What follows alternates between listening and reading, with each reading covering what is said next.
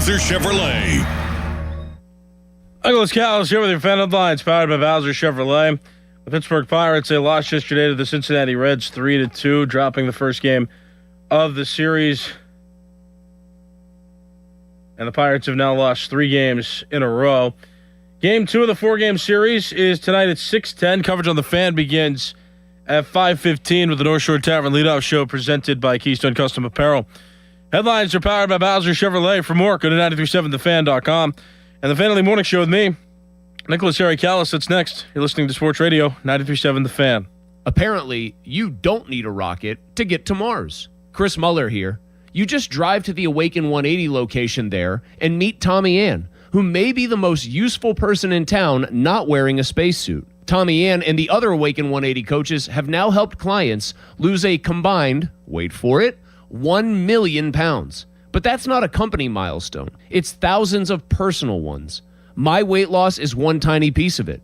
So is somebody's first 10 pounds. Somebody's knee hurting less. Somebody wearing a shirt they had quietly retired. I started with a torn up knee and a second kid at home. So I know what it means when a plan works inside chaos. If you choose in person, Tommy Ann meets with you face to face, reviews your week, answers your questions, and gives you practical ways to keep losing every week. And that million-pound number is still climbing. Don't memorize a phone number. Search Awaken 180 on your phone and tap the call button. Not a pitch, just answers. Awaken180weightloss.com. Hey, it's Mulsey. Let's talk about the roof on your home. A lot of you will need to replace your roof this summer, but be forewarned. There are roofing companies out there that skip over the most important part of the process, the attic ventilation. You see, if your attic doesn't have proper air circulation, it can cause problems such as mold and wood rot, leaks in the winter, not to mention higher AC bills in the summer. This is one of the reasons I recommend MHI Roofing to my listeners. Their process begins with a free 21-point roof inspection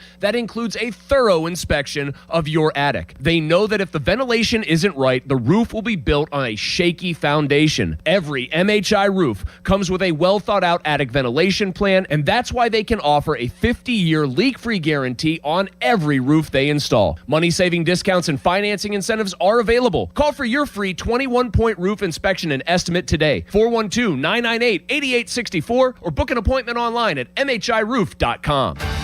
Someone had a birthday. Yep, 50. Can't believe it. 50 years of wisdom. Great segue. We have a health reminder from the CDC.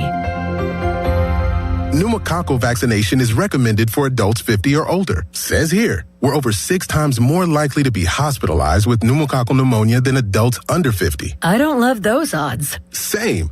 Look what I found. Pfizer's Prevnar 20 is proven to help protect adults against pneumococcal pneumonia and invasive pneumococcal disease in just 1 dose, and millions have already gotten it. Continued approval may depend on a supportive study. Don't get Prevnar 20 if you have a severe allergy to its ingredients. A weakened immune system may lower your response. Common side effects include injection site pain and swelling, fatigue, headache, muscle and joint pain. For full prescribing information, please call 1-855-213-2138. Visit Prevnar20.com or talk to your doctor or pharmacist. I'm on Prevnar20.com now, scheduling my appointment. Good idea.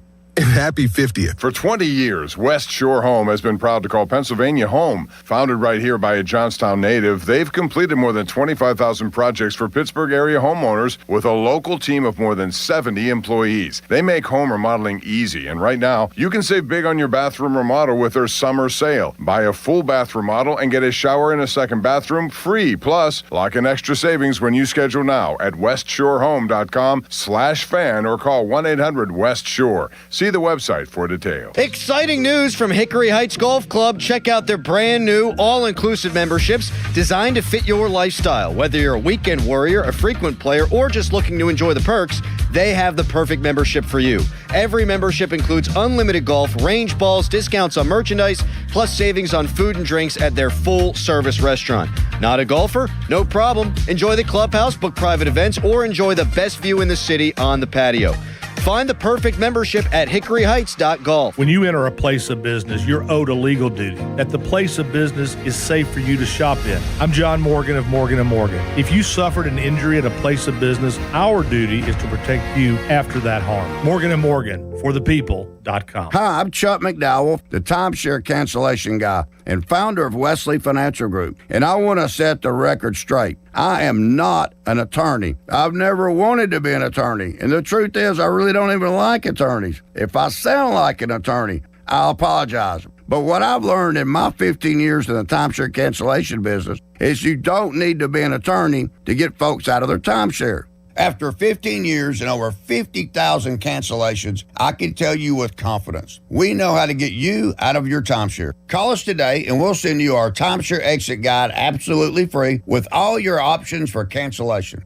Attorneys, this was meant to be funny, so please don't sue me, especially my friend Kenneth from Black River Falls, Wisconsin. Call now for your free timeshare exit info kit. 800-316-5454. That's 800-316-5454. 800-316-5454. Have you or a loved one recently needed nursing home care? This can be very expensive and you could lose your life savings without proper planning. The attorneys at Julie and Gray Associates have helped thousands of families navigate these difficult situations. Visit grayelderlaw.com. Oh, it's hot. Oh, yeah. Just in time for the summer sales event at Schultz Ford and SchultzFord.com. All those great locations. Schultz Ford Wexford, Schultz Ford Harmer, Schultz Ford South in West Mifflin, Schultz Ford down in Wheeling. And it's so hot, like, you don't want to do anything, right? How about this? Mobile service. That works. Something they can work on with your car, oil change, something quick. They'll come right out to your house and do it in your driveway.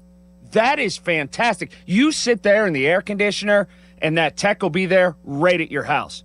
That's something you get from Schultz Ford. So check out the car you want. Go online right now, SchultzFord.com. There is a gigantic selection of inventory, so carve out some time, find the exact vehicle that you want right now.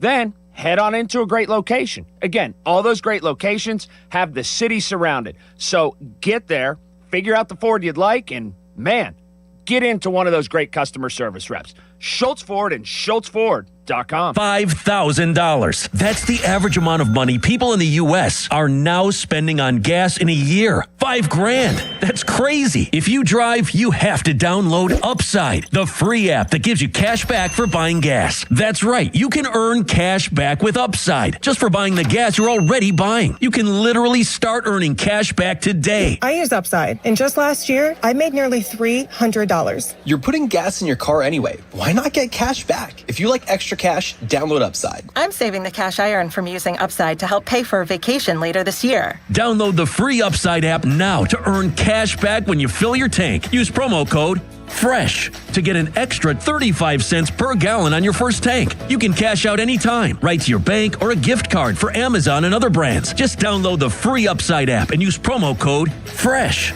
for a 35 cents per gallon bonus on your first tank. That's code FRESH for a 35 cents per gallon bonus. Hockey is a passion for fans of the sport, but also for the youth who fall in love with the game. With the ever-increasing cost of participating in hockey, many families face financial challenges. The Assisted Goals Foundation was founded to remove financial barriers and to create lasting growth in the sport for current and future players of all backgrounds and communities. Help the Assisted Goals Foundation make the game of hockey available and accessible to anyone, anywhere, at any time. You too can provide an assist. Donate today at assistedgoals.org. The success you've had in life matters. The late nights, the extra shifts, the moments you've stood up and said, I've got this. At University of Maryland Global Campus, we value your achievements because we're a school for real life. With UMGC, you can earn up to 90 credits toward a bachelor's for prior learning and relevant life and work experience, or transfer up to 12 credits toward a master's. We offer scholarships, affordable tuition, and online and hybrid classes, all with the support you need from your first day to graduation day and beyond. As an accredited state university, we've been transforming lives for over 75 years. Choose from more than 100 undergraduate and graduate degrees and certificates, and get ready to succeed again. At UMGC, success is yours for the taking and the making, and nothing should keep you from it, especially not an application fee. Apply now and we'll waive your application fee. Classes start August 12th. Learn more at umgc.edu. That's umgc.edu. Certified to operate in Virginia by Chev. You're still glowing, flirting, grooving. You've still got it. But your immune system weakens as you age, making it harder to fight illnesses like pneumococcal pneumonia and RSV. Vaccines are a key part of any health routine and can help protect you from getting really sick. Ask your doctor or pharmacist which vaccines you need. See more at PfizerForAll.com. Sponsored by Pfizer.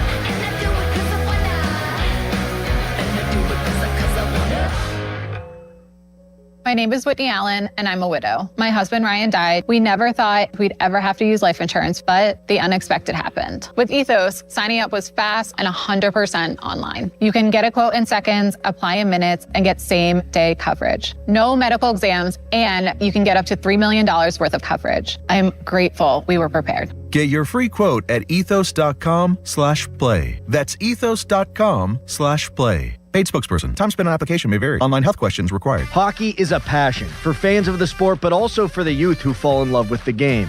With the ever-increasing cost of participating in hockey, many families face financial challenges. The Assisted Goals Foundation was founded to remove financial barriers and to create lasting growth in the sport for current and future players of all backgrounds and communities. Help the Assisted Goals Foundation make the game of hockey available and accessible to anyone, anywhere, at any time. You too can provide an assist. Donate today at assistedgoals.org. Let me tell you a little bit about Pittsburgh sports. The biggest name in Pittsburgh sports media. Ladies and gentlemen, Nicholas Harry Callis. Yay! Oh, Harry. We don't know how he does it. He doesn't know how he does it. But he's up at 5 every morning to get the sports talk day started in Pittsburgh. This is the Fan Early Morning Show with Nicholas Harry Callis on Sports Radio 93.7 The Fan, Pittsburgh's hometown sports station.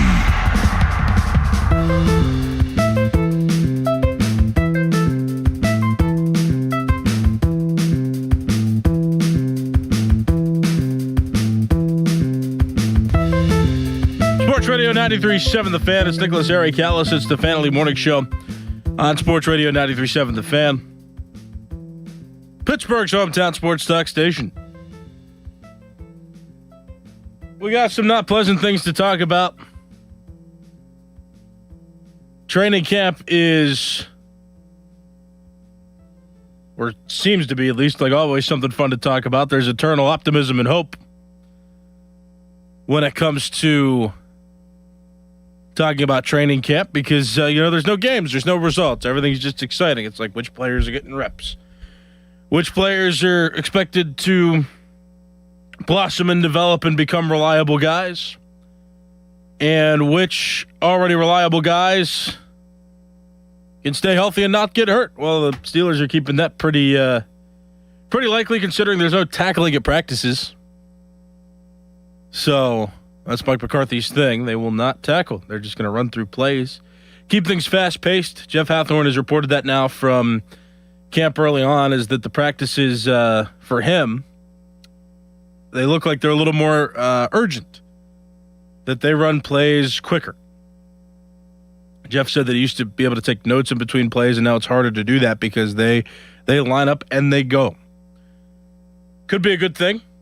It's just different. There's a lot of things Mike McCarthy's doing differently from Mike Tomlin that make everything feel fresh. And we can definitely get into that a little bit coming up here. But yeah, I mean, fresh is definitely good. There's nothing I've wanted to see more from the Steelers recently than just some fresh approach. And so, yeah, we'll keep going. We'll see what continues to happen here and how this preparation for the season affects how they play during the regular season. I'm also seeing some Rico Dowdle comments in the YouTube live stream. I don't know what the huge deal is. I did see the report that apparently Rico Dowdle and Jaylen Warren, they're splitting reps at running back. They're splitting starter reps. I mean, I know we all love Jaylen Warren. I think this is just a thing that they're doing early on. Make sure they both get reps. Jaylen Warren has split reps with another running back throughout the entirety of several other seasons when it was Najee Harris and then Kenny Gainwell. So why would they change that up? That was a formula that was actually working, how the running backs were being used. So we can get into that. 412-928-9370. That's 928-9370. Phil Boyd just posted, does he talk about his bathroom experiences? I don't know if you're talking about me. I was in the bathroom. So there you go. Y'all can know that. Some of you in the YouTube chat got here early and realized, whoops, Callus isn't in the booth.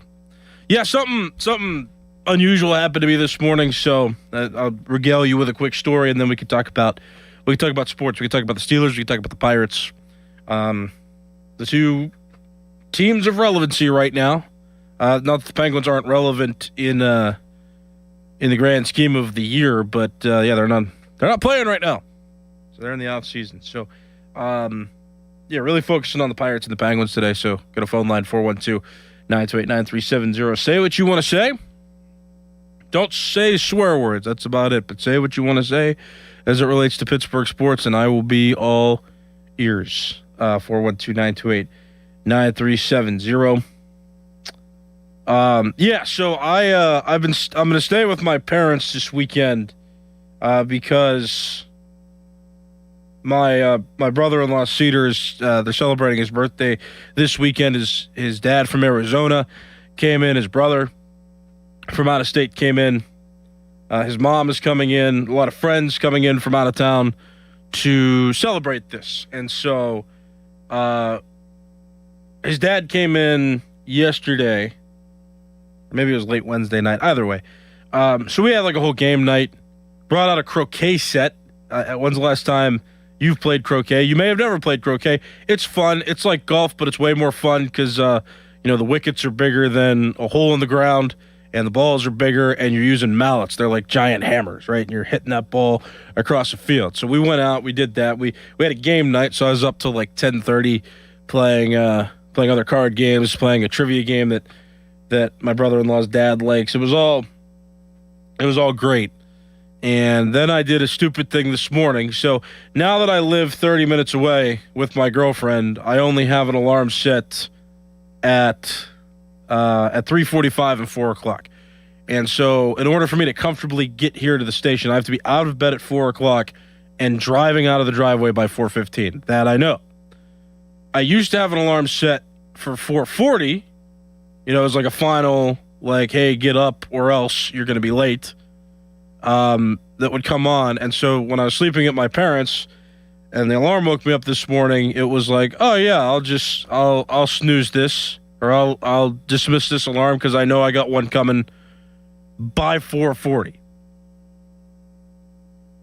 And sure enough, don't have that set anymore because, new lifestyle, living up north. Didn't have the 4:40 alarm set. So I dozed off, woke back up, and it was 4:48. So oops. So then I'm running in. I'm all urgent. I'm getting here. I did get here on time. I did get the headline done in time. But my stomach was a little bit topsy-turvy. Just coming in, I was like, ooh, gotta go. And it happens. So a quick wake up after sleeping on the couch all night. Yeah, I came in. Little bit of an upset stomach. But I'm here now, and that's all that matters, right? And we're talking. And you get me right up until 5:40, and then Adam Crowley will do the Fan Morning Show pre-show by himself because Doran Dickerson is not here. So there's that. So that's the explanation. Yeah, that's where I was. Usually that's where I am if you see the live streams on, but I'm not here. I always get in. I always start that, make sure that's done on time, and then I just displace some of the commercial breaks that we have, and then I just do the show up until 5:40 instead of having a break from 5:34 to 4:45 or whatever. So, all right.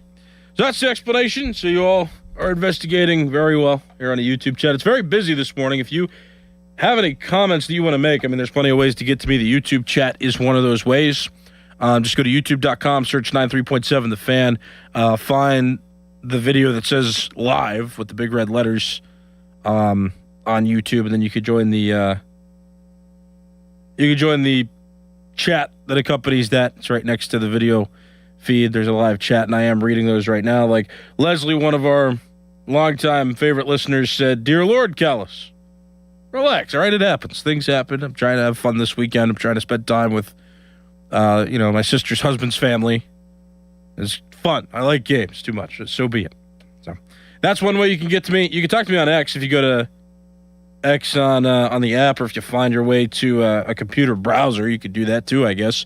At Callas_33 is the handle. That's CALLAS_33. And of course, traditionally the phone lines, 412-928-9370. That's 412-928-9370. You can join me, whatever you want to say. Again, primarily talking about the Pirates and the Steelers.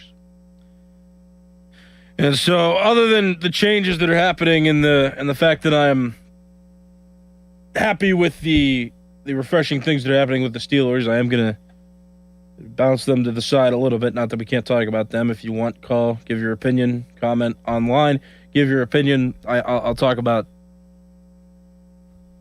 them for sure here at some point, but we're running out of, or I don't know about you. I could bet that you are too, but I am running out of patience for the Pirates.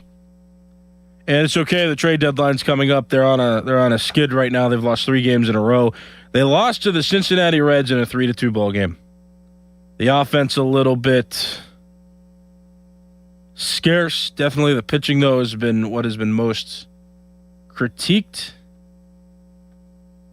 this season. I'm not even going to totally blame the offense. I mean, scoring 2 against the Cincinnati Reds at Great American Ballpark in Cincinnati, not great.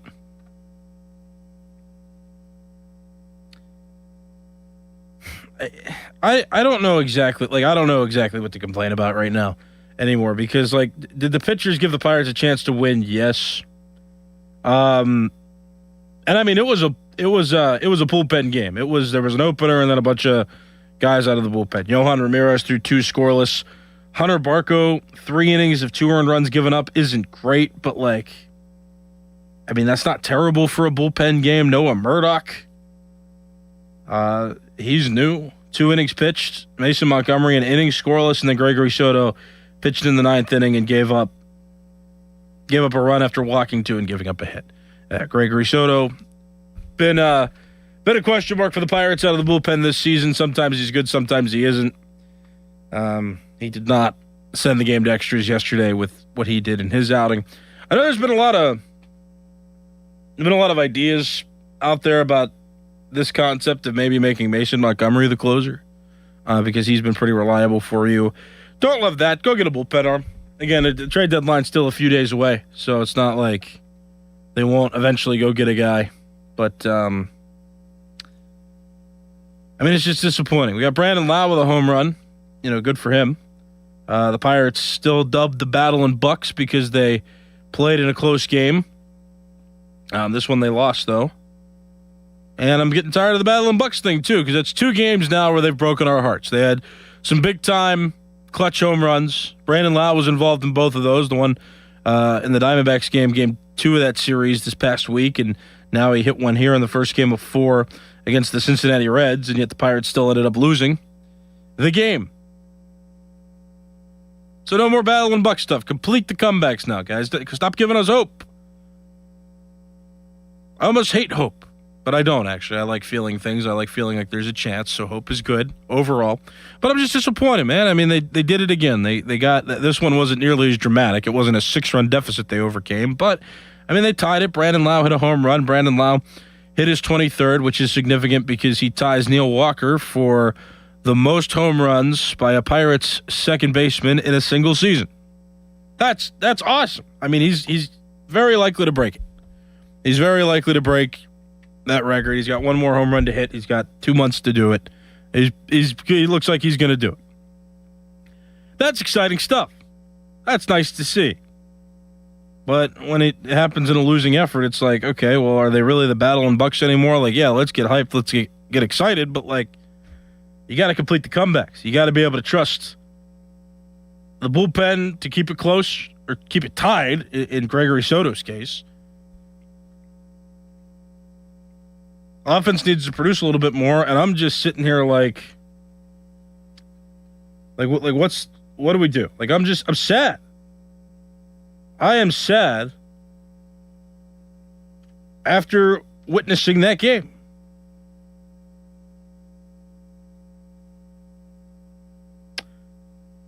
So the Pirates lost that first game. They also, and Rhett Lauder was the starter. He's got a 3-7 record now with a 5.42 ERA. The Pirates, see, now I'm losing it. I want to have hope.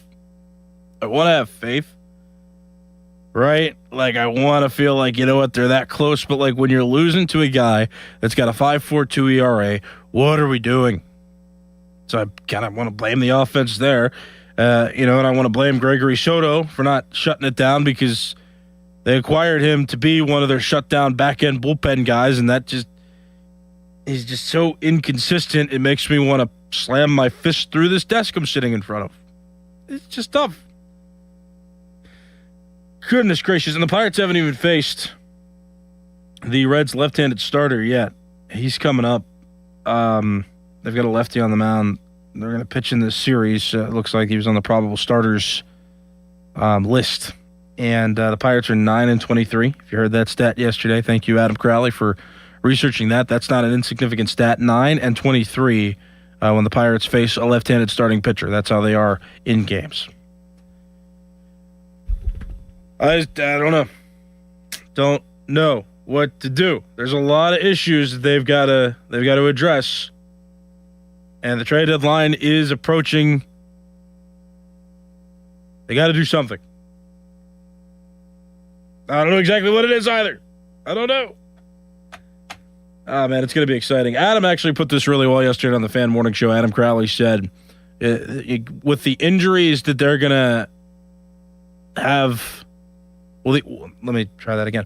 With the injuries that they have, the guys that are coming off the injured list in the month of August, it looks like early August, a lot of guys are expected to start to come back off the injured list. Those are going to feel like trade acquisitions because you got a lot of guys, a lot of hitters that were impacting this team that have been sidelined, like Connor Griffin, Spencer Horwitz.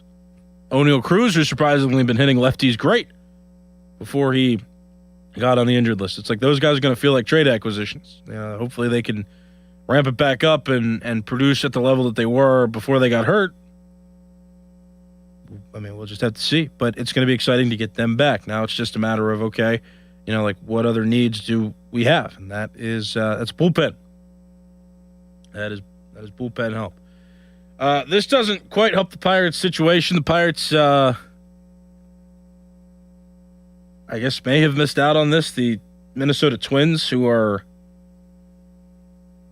in a similar situation, they're hunting for a playoff spot in the American League right now. They just made a deal with the New York Mets. The Mets sent their left-handed reliever, A.J. Minter, to the Minnesota Twins, and the Twins sent back to New York 2 minor league players. And they got 2 infielders. Those 2 minor leaguers were infielders. So that's one relief pitcher for the Mets that is off the table. Luke Weaver's the big prize, that's for sure. But the Mets established in this trade that they are, they are willing to start to sell. They're having a rough season. But that's one guy now the Pirates can't get because the Minnesota Twins got to him first. Again, he wasn't the big prize. And maybe this indicates New York's willingness to sell by the deadline. But, let's go Pirates. Let's go Bucks. Get something done. Do what you can. And I know Minter was a pretty solid pitcher at one point. I remember, I think he pitched for the Atlanta Braves at one point. And I remember he was pretty good. And now for the Mets, he has been traded. And he will now pitch for the Minnesota Twins. There you go. So that's the latest update on a bullpen arm that has been dealt from one team to another. And, now it's time for your calls. So what's the answer? I mean, how you feeling?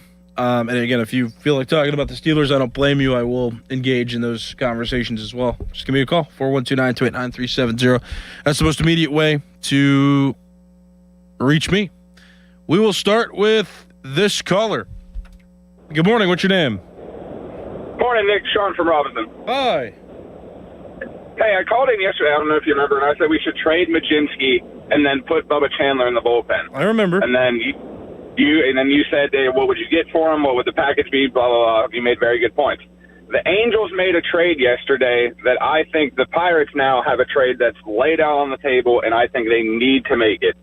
Carmen Majinski, and you send one of our catching prospects, whether that's Edwin Perez, Easton Carmichael, or Edwin Florentino, you send them to the Angels, him and Majinski to the Angels for Reed Detmers. That gets you the left-handed starter, and then instead of Bubba into the bullpen, that might get some crap for this, but you throw Braxton Ashcraft into the bullpen because he's had like a 12 ERA this last month, and he's already reached his career high in innings pitched. That's a trade that I don't hope the Pirates do. That's a trade that I'm literally if I could go to Ben Cherington, I would scream at him to do this trade. Did you hear the trade proposal that Donnie Football Chedrick made on social media? That I think was actually. I didn't. So how about this? What if they throw in a few more players, and Joe Adell is a right-handed bat outfielder for them, who's become one of the rising stars in their organization. So you get Adell and Reed Detmer for a package of Pirates prospects, including some of the ones you mentioned, the catching prospect. Maybe throw Carmen Majinski in there. What are your thoughts on that? I don't hate that, but then that kind of becomes, I feel like for the last couple of weeks we've been talking about, well, what do we do when Cruz comes back and we have four great outfielders and we don't know who to bench? You DFA Marcell Ozuna and make Brian Reynolds the designated hitter. Do you think Brian Reynolds or Ryan O'Hearn would be better out of the outfield and as DH? Oh, man. Well, you can alternate. I would say O'Hearn. I would say O'Hearn because Brian Reynolds is, he hasn't had the best defensive numbers in his career, but this year he's actually kind of much like Joe Adell, who's had very bad defensive numbers his whole career. Brian Reynolds is doing pretty good out there in left field. Not that O'Hearn's bad, but I think better fielder wise, I think it is Reynolds. Sure, man. All right, Sean, thanks for the call. I appreciate it. It's a nice conversation to have. That was way more productive than me shouting, I don't know, I'm mad. That was actually a proposal. You got some names in there, which I appreciate. These are logical questions to ask. These are reasonable questions to ask. I would totally make a deal with the Los Angeles Angels for something like that. If Majinski could be thrown in to a deal, I do love that. Like Donnie Football, Adam Crowley brought that to my attention yesterday, and completely missed that trade proposal. But that's solid. Reed Detmers gets you a left-handed arm in the rotation. Joe Adell gets you a right-handed reliable bat in the lineup. If Majinski could be traded with some prospects to them, and those two guys could come back in a trade, 100% would do that. No issue there. And it doesn't matter. I don't care who goes in the bullpen, whether it's Bubba Chandler or Braxton Ashcraft. One of them could go in the bullpen. To me, it's splitting hairs at that point. They both have had their ups and downs this season. They're both going to be limited for their pitch counts. The Pirates are going to keep them from pitching too much. I know that. That's just their plan. That's the way the game's going. Where you have these innings limits and you're going to gradually build guys up to longer innings as they grow in their careers. That's it doesn't matter which one it is. I'm not hell-bent on one versus the other. I understand either way, whether it's Chandler or Ashcraft, one of them could go to the bullpen. I would totally support that as an idea. All right, 412-928-9370. We got this caller now. Good morning. What's your name? Hey, my name's Robin. Thanks for taking my call. Sure, Happy man. Friday. Yeah, you too. What's up? I'm just want to ask Kelly the question why he would put Soto in the ninth, because best case scenario, you still have to pitch the 10th, and Montgomery just got 3 outs and 8 pitches. He dominated. Why not put him back? I'm not saying he should be the closer or anything like that, but it just seemed like a really bad decision to put Soto out in the ninth, and I wonder if Kelly's hands are tied for some reason, because I'm starting to think conspiracy that Nutting wants to sell and not buy. He's going to use all these injured players coming back, and he's going to use the minor league farm system and not make any big moves for a reliever arm. Thanks for taking my call. Yeah, man, I appreciate it. Thank you for the call. 412-928-9370. Does Bob Nutting really want this team to sell versus buy at the deadline? I don't know how much influence he's having. It's hard to say. That theory, I don't know. What I do want to address, though, is a good point that about Gregory Soto pitching in the ninth. I mean, who else are you going to throw out there right now? Like, I mean, there's, the bullpen's kind of, well, they weren't used in Wednesday's game against Arizona. I know that because Jared Jones and Carmen Majinski did the fun piggyback thing that we all love. I know we all love watching those two pitch in tandem. Jared Jones gave up 3 runs. Carmen Majinski pitched 3 innings, didn't give up a run, but Pirates didn't score at all, so the Pirates didn't win. They kind of piggybacked those two back-to-back again in a game. And so, yeah, I guess the bullpen was on a day's rest for the most part. And Mason Montgomery hadn't thrown since Monday. So that was his first appearance in a game since Monday. So he hadn't pitched in 3 days. So it's like, all right, if you got a tie game going into the later innings, yeah, why wouldn't you either have Mason Montgomery pitch after Gregory Soto, or why wouldn't you have Mason Montgomery go an extra inning, knowing that you're tied and that extra innings would be inevitable if you kept the game tied? Don't know. That's a mystery to me. I'm not sure exactly what they were thinking or what their plan would have been for extra innings. But that's a fair question. 412-928-9370. We got this caller now. Good morning. What's your name? Morning, Harry. Dustin here. How you doing? Good. What's up, man? What do you got to do to get Ozuna off this roster, man? He's this Pirates anchor that just does absolutely nothing. And to see him in the lineup, I don't care, DH, whatever, you got to get this dude off the team. So what do you got to do? I mean, could you do like a package deal? Him and Majinski, him and Henry Davis, something to get this guy off the team, because I don't even want to watch the game. He gets over the plate, and I want to turn it off. So yeah, I just want to see what your thoughts are to get him off. Can I ask you a question real quick? Yeah. You got a guy who's an aging veteran on the wrong side of 30, who's batting .202 this season with 8 home runs and 29 RBIs. What, if you're the general manager of one of the opposing teams, what are you willing to sell to get this guy on your roster? I would say probably an old box of cereal. Yes. Yes. You're right. And that's the problem. And thank you for the call. I appreciate it. 412-928-9370. Yes, you're going to sell a box of cereal. You're going to sell a bag of waterlogged balls for Marcell Ozuna. That's what you're going to sell for him. Because he's not hitting. I mean, that's the thing. You would have to have Marcell Ozuna thrown in there to get his contract off of your books. That's pretty much it. You would have to find a team. You would have to give such good players other than Marcell Ozuna to another team that they would be willing to take on the rest of the money he's owed on this 1 year, $12 million contract that he signed in the offseason. That's your best bet. Like Marcell Ozuna's not going to entice teams. You're going to have to sweeten the deal more to incentivize another team to also want to take on the rest of his contract. So it's tough. I mean, it's tough. It's a shame. We had so many high hopes for him, and he hasn't panned out. That's why I say acquire Joe Adell from the Angels and then designate this guy for assignment. Trade him, release him, whatever you're going to do, get him off the roster. But, yeah, I mean, teams don't want him, and that's not surprising. Teams have eyes. We all have eyes. We could see he ain't the key part of a trade. My name is Nicholas Harry Callis. This has been the Fan Daily Morning Show. Fan Morning Show pre-show with Adam Crowley's next. You're listening to The Fan. Now, from the Spitzer Toyota Traffic Center at SpitzerToyota.com. Happy Friday morning to you. Accident-free at this time. The roadwork update on I-279 northbound between Evergreen Road and Exit 8 Camp Horn Road. All lanes are now open. And if you're heading to the airport, the drive time from downtown to the airport's 15 minutes. From the voice of Pittsburgh, 100.1 FM and AM 1020 KDKA, I'm Trevor A. Jones on Sports Radio 93.7 The Fan.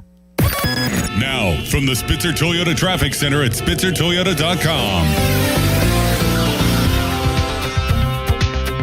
Happy Friday morning to you. No accidents are reported this time. There is a disabled vehicle on I-376 westbound, 0.3 of a mile east of exit 68. That's the Parkway Center Drive. There's a lane restriction there, 2 lanes instead of 3. Meanwhile, the Parkway East, Parkway North, and Route 28 are all flowing right along. From the voice of Pittsburgh, 100.1 FM and AM 1020 KDKA, I'm Trevor A. Jones on Sports Radio 93.7 The Fan. Your hometown building partner since 1956, 84 Lumber. Visit 84lumber.com. Live from the ShoreKeyMitsubishi.com studios, North Huntington and North Hills.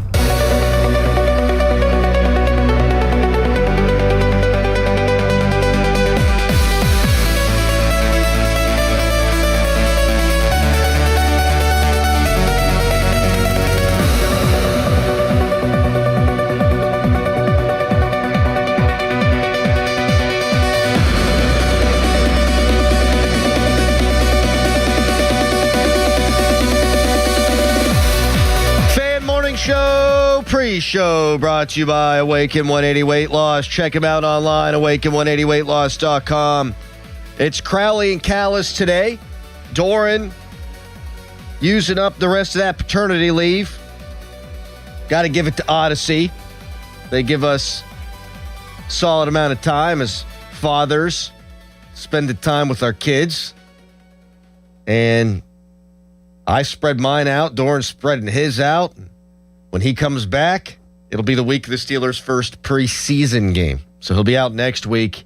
He'll be back the following week. The Steelers play that Thursday. The Bucs lost last night. We'll get into it. Harry, how you doing, my man? I'm great. May I use the restroom, Mr. Grelly? Are you serious? Did you hear my story? I'm not really interested in the story. I'm here alone. I'm here alone for the Do you want me to hop on the video stream? You're going to video while you're on the John. No, but I'll turn the camera off and I can just talk. Would you prefer that? You know you're letting me down here is what's happening. I'll talk to you on the toilet. You were just and you said yesterday this hasn't been happening and then it's happening again. Yeah, because I slept on my parents' couch yesterday because I'm staying because it's my brother-in-law's birthday weekend. So we played games late yesterday, so I stayed at my mom's, stayed on the couch, woke up late. Had to poop when I came in. Okay. And now I got to go again. So you don't want to talk to me while I'm on the toilet? I'm not sure how to answer that question. No, I don't think I do. All right. Well, then I'll be back as soon as possible. Awesome. Text me at 412-928-9370. What the hell do I do with this? What am I supposed to do? Are you sure you don't want me to talk to you on the toilet? I'm just going to sit here and monologue about nothing? What the frig, man? Are you kidding me? What? This happens every time Doran's gone too. Every time. This is your last chance. I'll hop on. I can talk to you. Nobody wants to hear you take a crap, Harry. Get out. Just get out. Get out. Get out. What the heck's going on? Texter. Yeah, we're probably going to have to do this. This is probably what we're going to have to do on the text line. What a loser Callis is. He's on the radio talking about his alarm being set and getting here on time and driving from his new place. This kid sounds like he's still in high school. He's 26. He has a job at one of the top radio sports stations in the country, and this is what we allow? This is outrageous. I don't think Harry's a loser, but this is outrageous.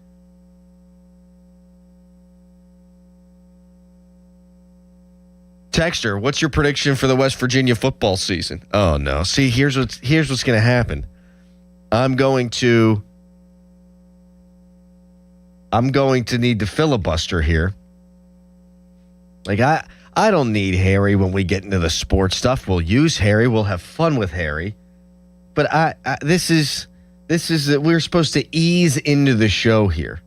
This is like the acclimation period at Steelers training camp. The pre-show. The pre-show, we screw around, we warm up the vocals, hopefully get a couple of chuckles in, and then 6 a.m. rolls around. That's like your first padded practice, and you're hitting and you're ready to go. Now I got a soliloquy. Now I got a BS. I think West Virginia football goes 6-6. I think Pitt goes 8-4. I think Penn State goes 8-4 as well. Texter, you guys are a joke. Don't let me in. Hell did I do? I'm a victim. Texter, speak for yourself, Adam. I want to listen to what is likely explosive diarrhea. Great. Texter, I think Harry should start wearing a diaper. I agree. Texter writes in, maybe Harry will need your help to wipe. Okay. Texter, Crowley, did you have any drinks last night? I may have had one. Ask me any questions you want on the text line at 412-928-9370. We'll do a Q&A. 412-928-9370. Wherever you want to take this thing, we'll go there. I'm not under oath, but I'll answer any questions to the best of my ability. Texter writes in, when you got to go, you got to go. I that is true, and we've all been there, but this is a repetitive problem, and it does seem to happen more when I'm by myself. Like at some point during the show today, I'm going to try to get a bunch of callers. Right? I mean, it's a Friday show. We're going to have fun. We're going to take calls with the Pirates, the Steelers. And he's probably going to be gone, and we're not going to be able to answer the phones. Texter, when is the appropriate time to crack a beer on a Friday? I mean, I think it depends. If you get done with work at 3. If you get done with work at 5. If you work overnight and you get done with work at 9 a.m., I'd probably wait until noon. Don't be a sicko. 412-928-9370. Texter, what is the purpose of life? That from Tim. I mean, what am I? I mean, I don't know. I ask myself that question every time I do the show with Harry. Texter, top 3 favorite local bands.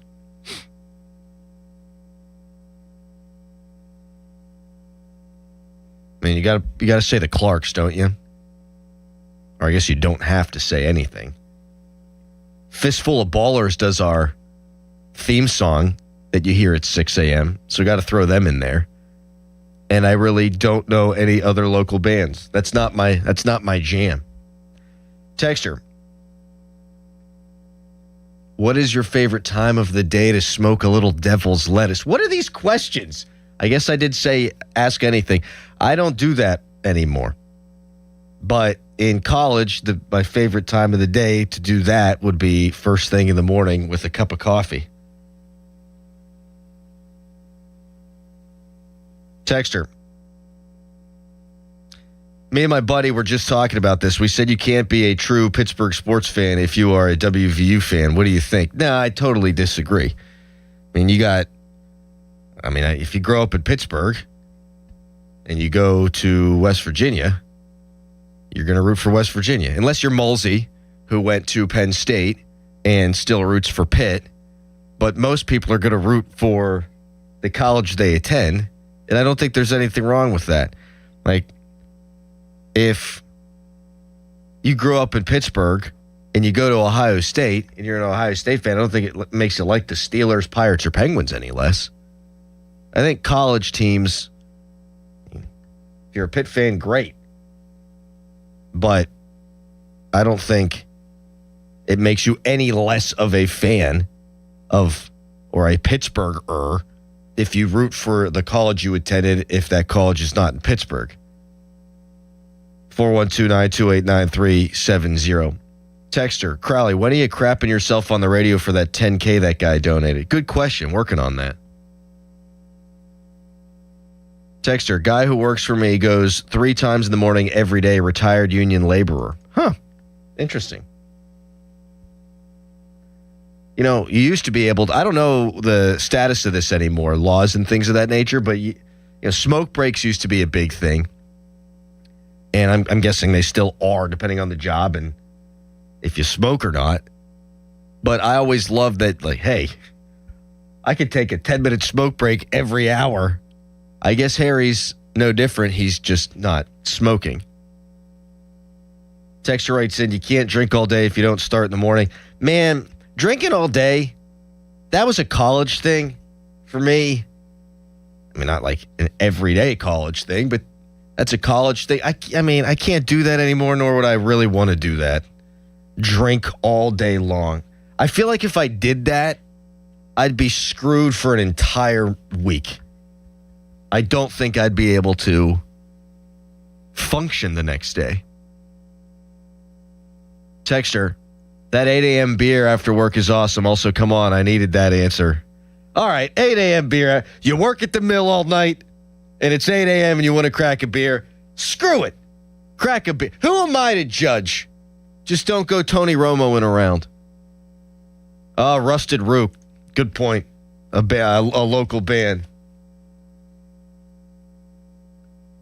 Texter, new drinking game. Take a shot for every run the opponent scores after the 9th inning. I believe that was the 10th game the Pirates have lost this season when tied or leading after 8 innings. Texter, Eulogy is the best local band. Never heard of them. Gonna check him out. Thank you. Texter, how is Callis not your favorite? He's the best, isn't he? I love Harry. And this is all part and parcel with for Harry. But this is not ideally how I wanted to start the show today. I want to have a little witty back and forth with my guy. Chop it up, shoot the breeze, get it going, get the juices going. But instead, what's going to happen here is I'm filibustering. We're asking me questions and I'm responding to them. And then I'm going to do 15 minutes on the Pirates before we hit our first break. I'm going to talk for 30 straight minutes with no help from my guy. Texter, if you think your morning's bad, my wife threw my work stuff in the trash last night. All right, please expand on that. Was this accidental? Or did you do something to piss her off?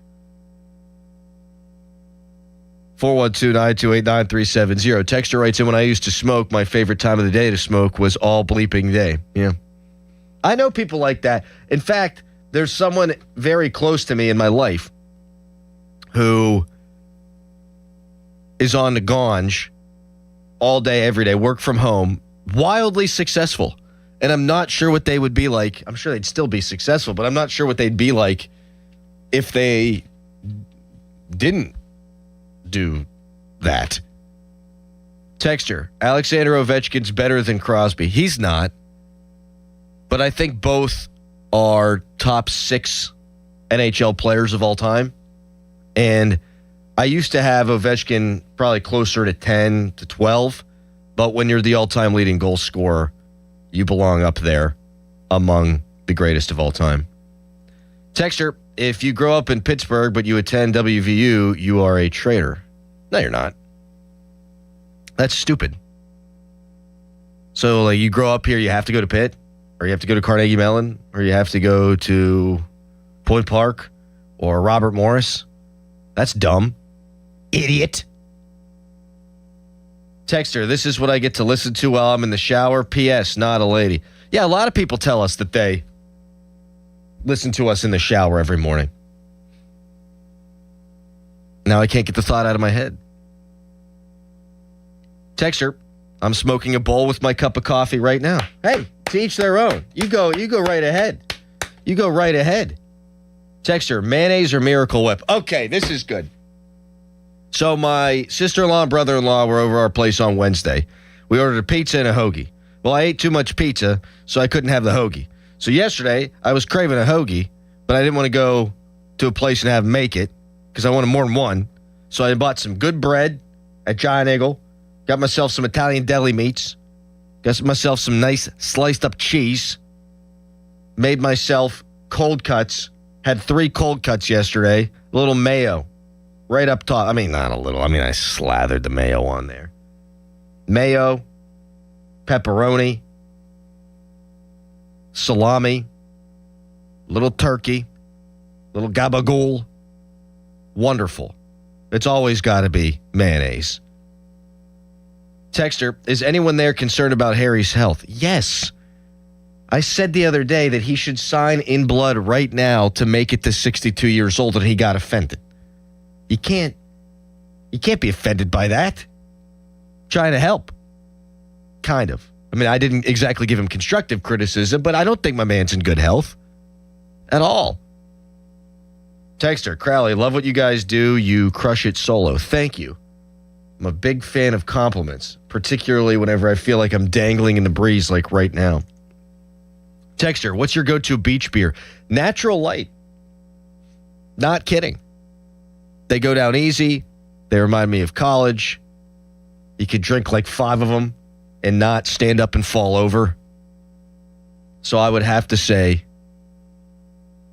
Natural Light. Texter, I have a local bar that opens at 8 a.m. I'll get beer and bacon and eggs sometimes after work. That's awesome. Yeah, I mean, I think it depends on your work schedule. Like 8 a.m., I think, for most of society, way too early to drink a beer. But if it's the end of your long, hard work day and you want to have yourself a beverage, I think that's fair.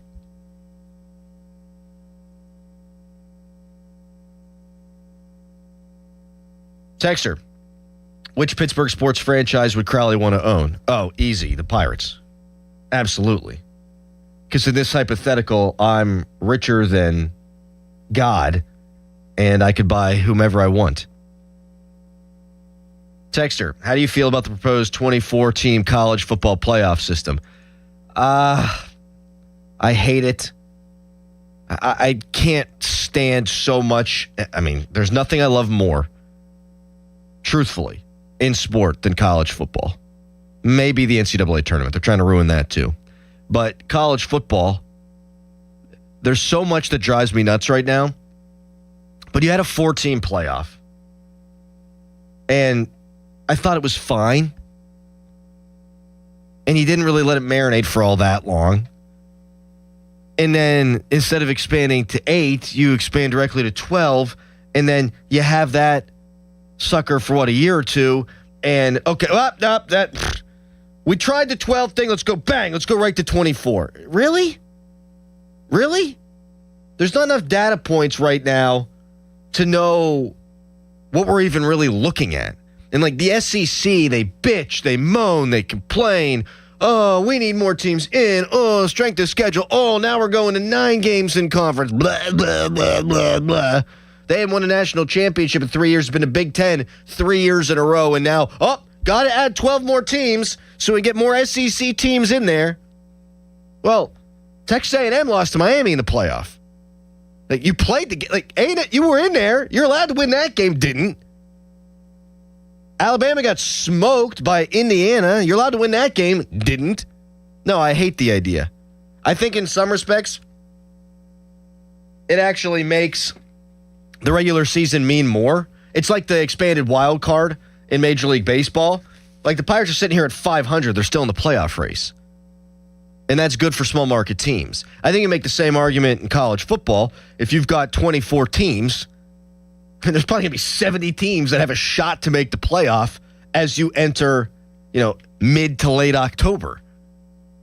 But one of my favorite things in college football used to be you had a margin of error. You lose a game, you probably aren't going to win the national championship. Some years that's not the case, but you lose 2, you're done. I like that. That to me was always the charm of college football.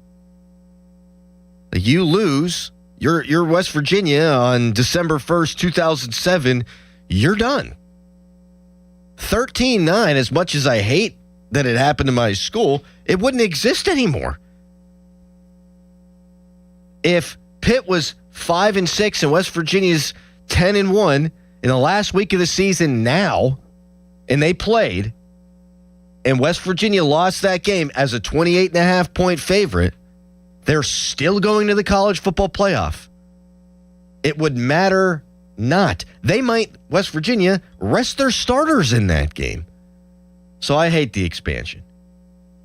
412-928-9370. Texter writes in, Crowley, you a Democrat or a Republican? All right, it's time to move on. Oh, hey, Harry, good to see you. Thanks. I have a couple of quick things. What's up, bro? I never really get to listen to the pre-show, and I listened on YouTube. Oh, great. Thanks. I'm so happy my producer got to listen to the show today like everybody else. So you read a tweet that said, how is Callis not your favorite? He's the best, isn't he? Yeah, that was for me. For frig's sake. That was for me. Let's go. And then, I give you a D+. You talk too much about sports. And I'm trying to survive here, Harry. I wanted to talk about how I played croquet yesterday, too. Great game. What'd you play? Croquet. I think it's just called croquet. Which one's croquet? Is that with the little mallets and you hit the ball through the wickets? The wickets. Yeah, my brother-in-law's brother and father enjoyed the game very much. We played out in the park.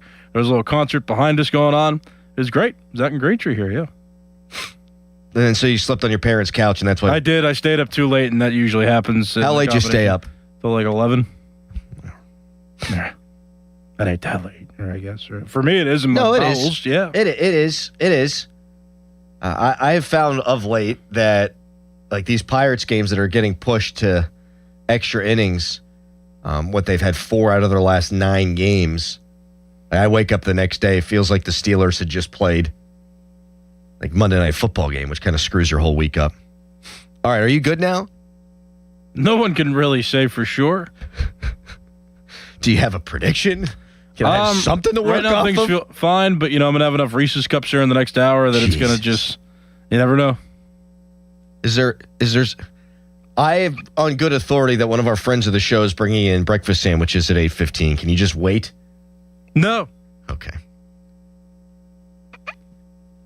Texture, last one here. Would younger Adam be surprised that he is now friends with Dickerson and Pat from Pitt? No, as much as I love West Virginia and hate that particular game that I've now referenced a couple of times, I mean, people are people. I mean, Bostic and Dickerson, they were just doing their jobs. I think they're asking if you're like surprised though that you get to like work with them now, being that they were football players before. No, I always knew I'd be a smashing success. All right, in 30 seconds, the Pirates lose last night in maddening fashion, and there continues to be something that the Pirates prioritize time and time again over winning. And it's time that we call them to the carpet. Bang. HD1 Pittsburgh, an Odyssey Sports Station. Live from the Jim Shorkey Mitsubishi.com studios, North Huntington and North Hills. Always live and free on the Odyssey app.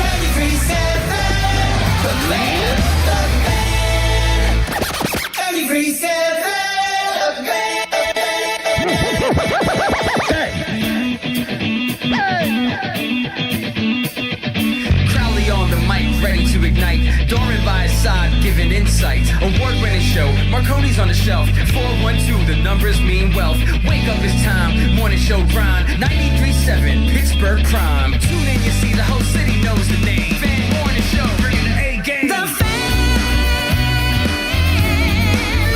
Morning Show. 93.7, Steel City Mornings, legends in their prime. Crowley and Doran.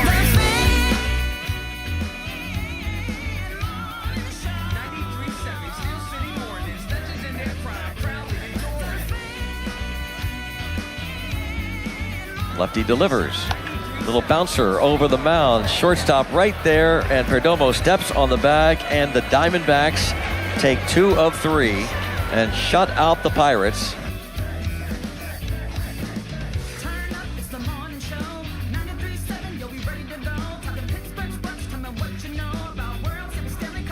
Well, we're just off to a great start. That was the wrong final call. That was the Pirates losing to the Diamondbacks and dropping their 4th game in that 6-game really important homestand. And then the Pirates lose yesterday to the Cincinnati Reds. The Cincinnati Reds, who came into the game at 8-23 against NL Central competition.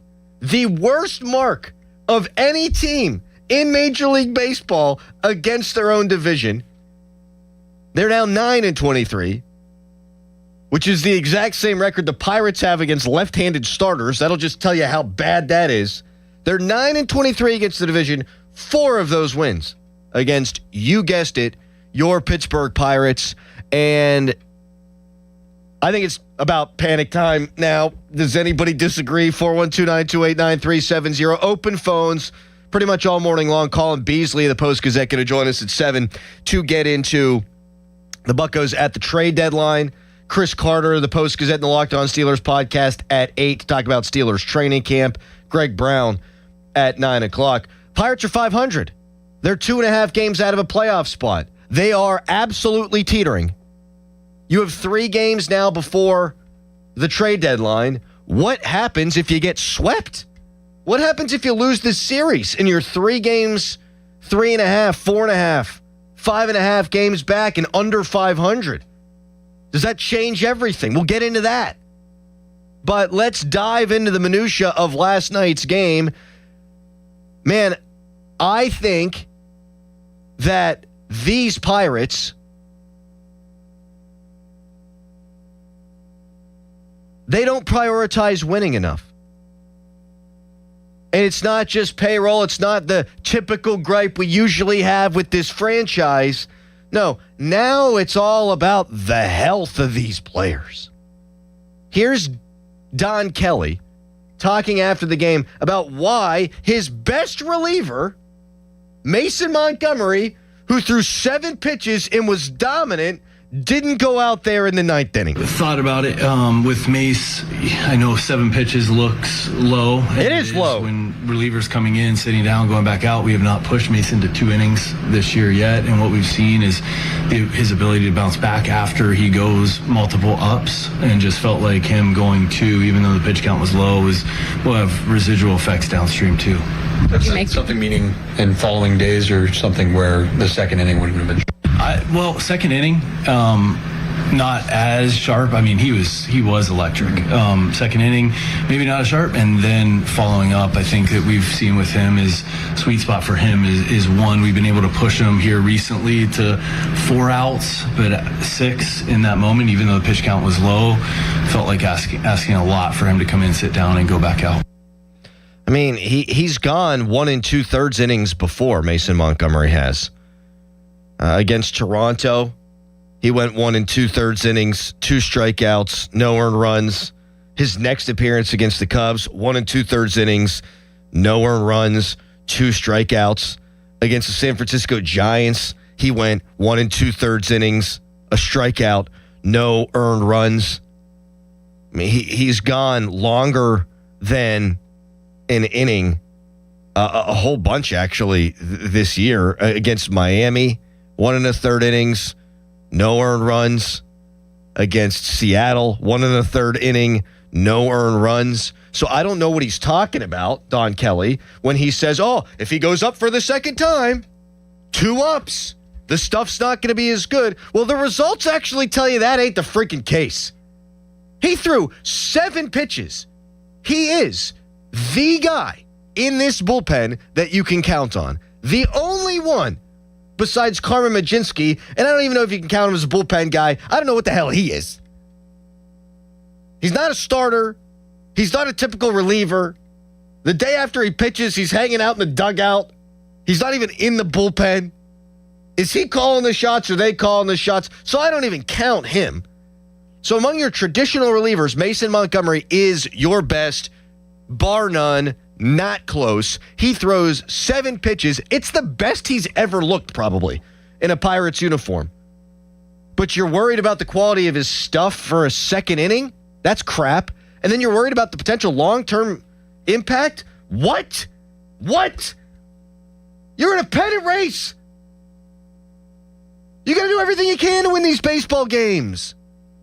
You have to manage these games like they're game 7 of a playoff series. You do. You don't have any margin for error. You've blown too many games this year to be screwing around like this.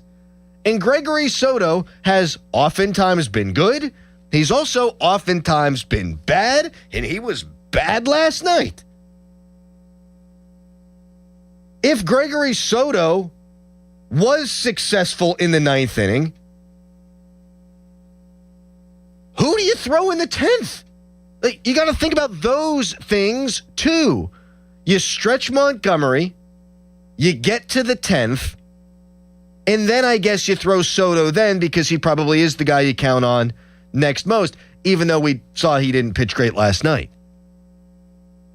But so often with this team, winning does not seem to be the number one priority in a given day. It's about health. Jared Jones, God forbid, he throws 90 pitches in a baseball game. I got it for a while. Arm injury, arm surgery. It's not Tommy John. You actually probably don't know as much about the recovery with the kind of surgery that he got. I got it initially, but when he's cruising through 5 and then he's cruised through 6, at some point the kid's going to have to throw 90 pitches again. But no, can't do it. Can't possibly do it. We've seen it with Bubba Chandler. He's cruising 6 1/3 innings. Let him keep going. Nope, can't possibly do it. Too young. Got to worry about the future. The future is now, damn it. There's probably not going to be a baseball season next year. Braxton Ashcraft might wind up in the bullpen. And at this point, performance could dictate that that's probably the best move. But they've been talking about an innings limit on him. It's the worst known secret in Pittsburgh sports all year long. Like at some point, they're going to have to be creative with Braxton Ashcraft. And that's why we saw the stupid bullpen game yesterday. So you could push each starter back a day. Well, let's just throw Yohan Ramirez out there. Let's throw Hunter Barco out there. Let's throw what's-his-frig out there. I already forget his name. The third pitcher who went for the Buccos yesterday, who in his major league career had walked 20 guys in 17 innings. Let's just throw some random schlub out there so that you can give each starting pitcher an extra day rest. It's not that you're punting on the game. It's not that you're intentionally trying to lose the game. You're able to win games like this. You're allowed to win games like this, I guess I should say. But Paul Skeens was supposed to have the start last night. He's going to go tonight. Who do you think gives them a better chance to win? Paul Skeens or Yohan Ramirez, Hunter Barco, and Rupert Murdoch? I know his name's Noah. He actually was fine, kind of. Hunter Barco flat stinks. But make no mistake, they threw Yohan Ramirez, Hunter Barco, and Noah Murdoch yesterday and made it a bullpen game to give each of their starting pitchers an extra day's rest. And not for performance reasons, but for health reasons. You're in a pennant race. You don't think of it like this. They don't think of it like this, but they punted on last night's game, and it's infuriating. They're protecting the health of their starting pitchers, and then they were protecting the health of their number one reliever after he threw 7 pitches in 1 inning. It's ridiculous. And now you're sitting here at 500 again, and the next 3 games legitimately can determine whether or not you're buying or selling at the deadline. Seriously. I mean, if you get swept, unlikely as it seems, if you get swept by the Reds, you're 55 and 58, and you're probably 5-ish games out of a playoff spot. That doesn't smell like a buyer to me. After you lose the series in maddening fashion to the Arizona Diamondbacks, you come out against a division opponent, one that you should handle, and you throw something called a Noah Murdoch at him? It should be unforgivable. It's ridiculous. I'm ticked. Are you? 412-928-9370. I'm not even going to ask the question, do you agree that they prioritize health over they prioritize winning? No, it's not even a question. It's the truth. They're trying to have their cake and eat it too, is what they're doing. 412-928-9370. I'm enraged. Are you? You want to vent? That'd be great. I'd love to talk to you about all this at 412-928-9370. Also, as I was preparing for today's show, I found a statistic that it actually hurt to read. Wait until you hear this coming up next, plus your calls. We'll get Harry's opinion if he's still here. Right now, it is a Nicholas Harry Callis fan headline.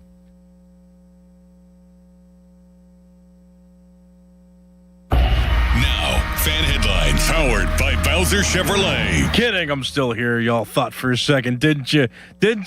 No, okay. Pirates lost 3-2. That's really sad. But Brandon Lau, though, bright spot, hit his 23rd home run of the season.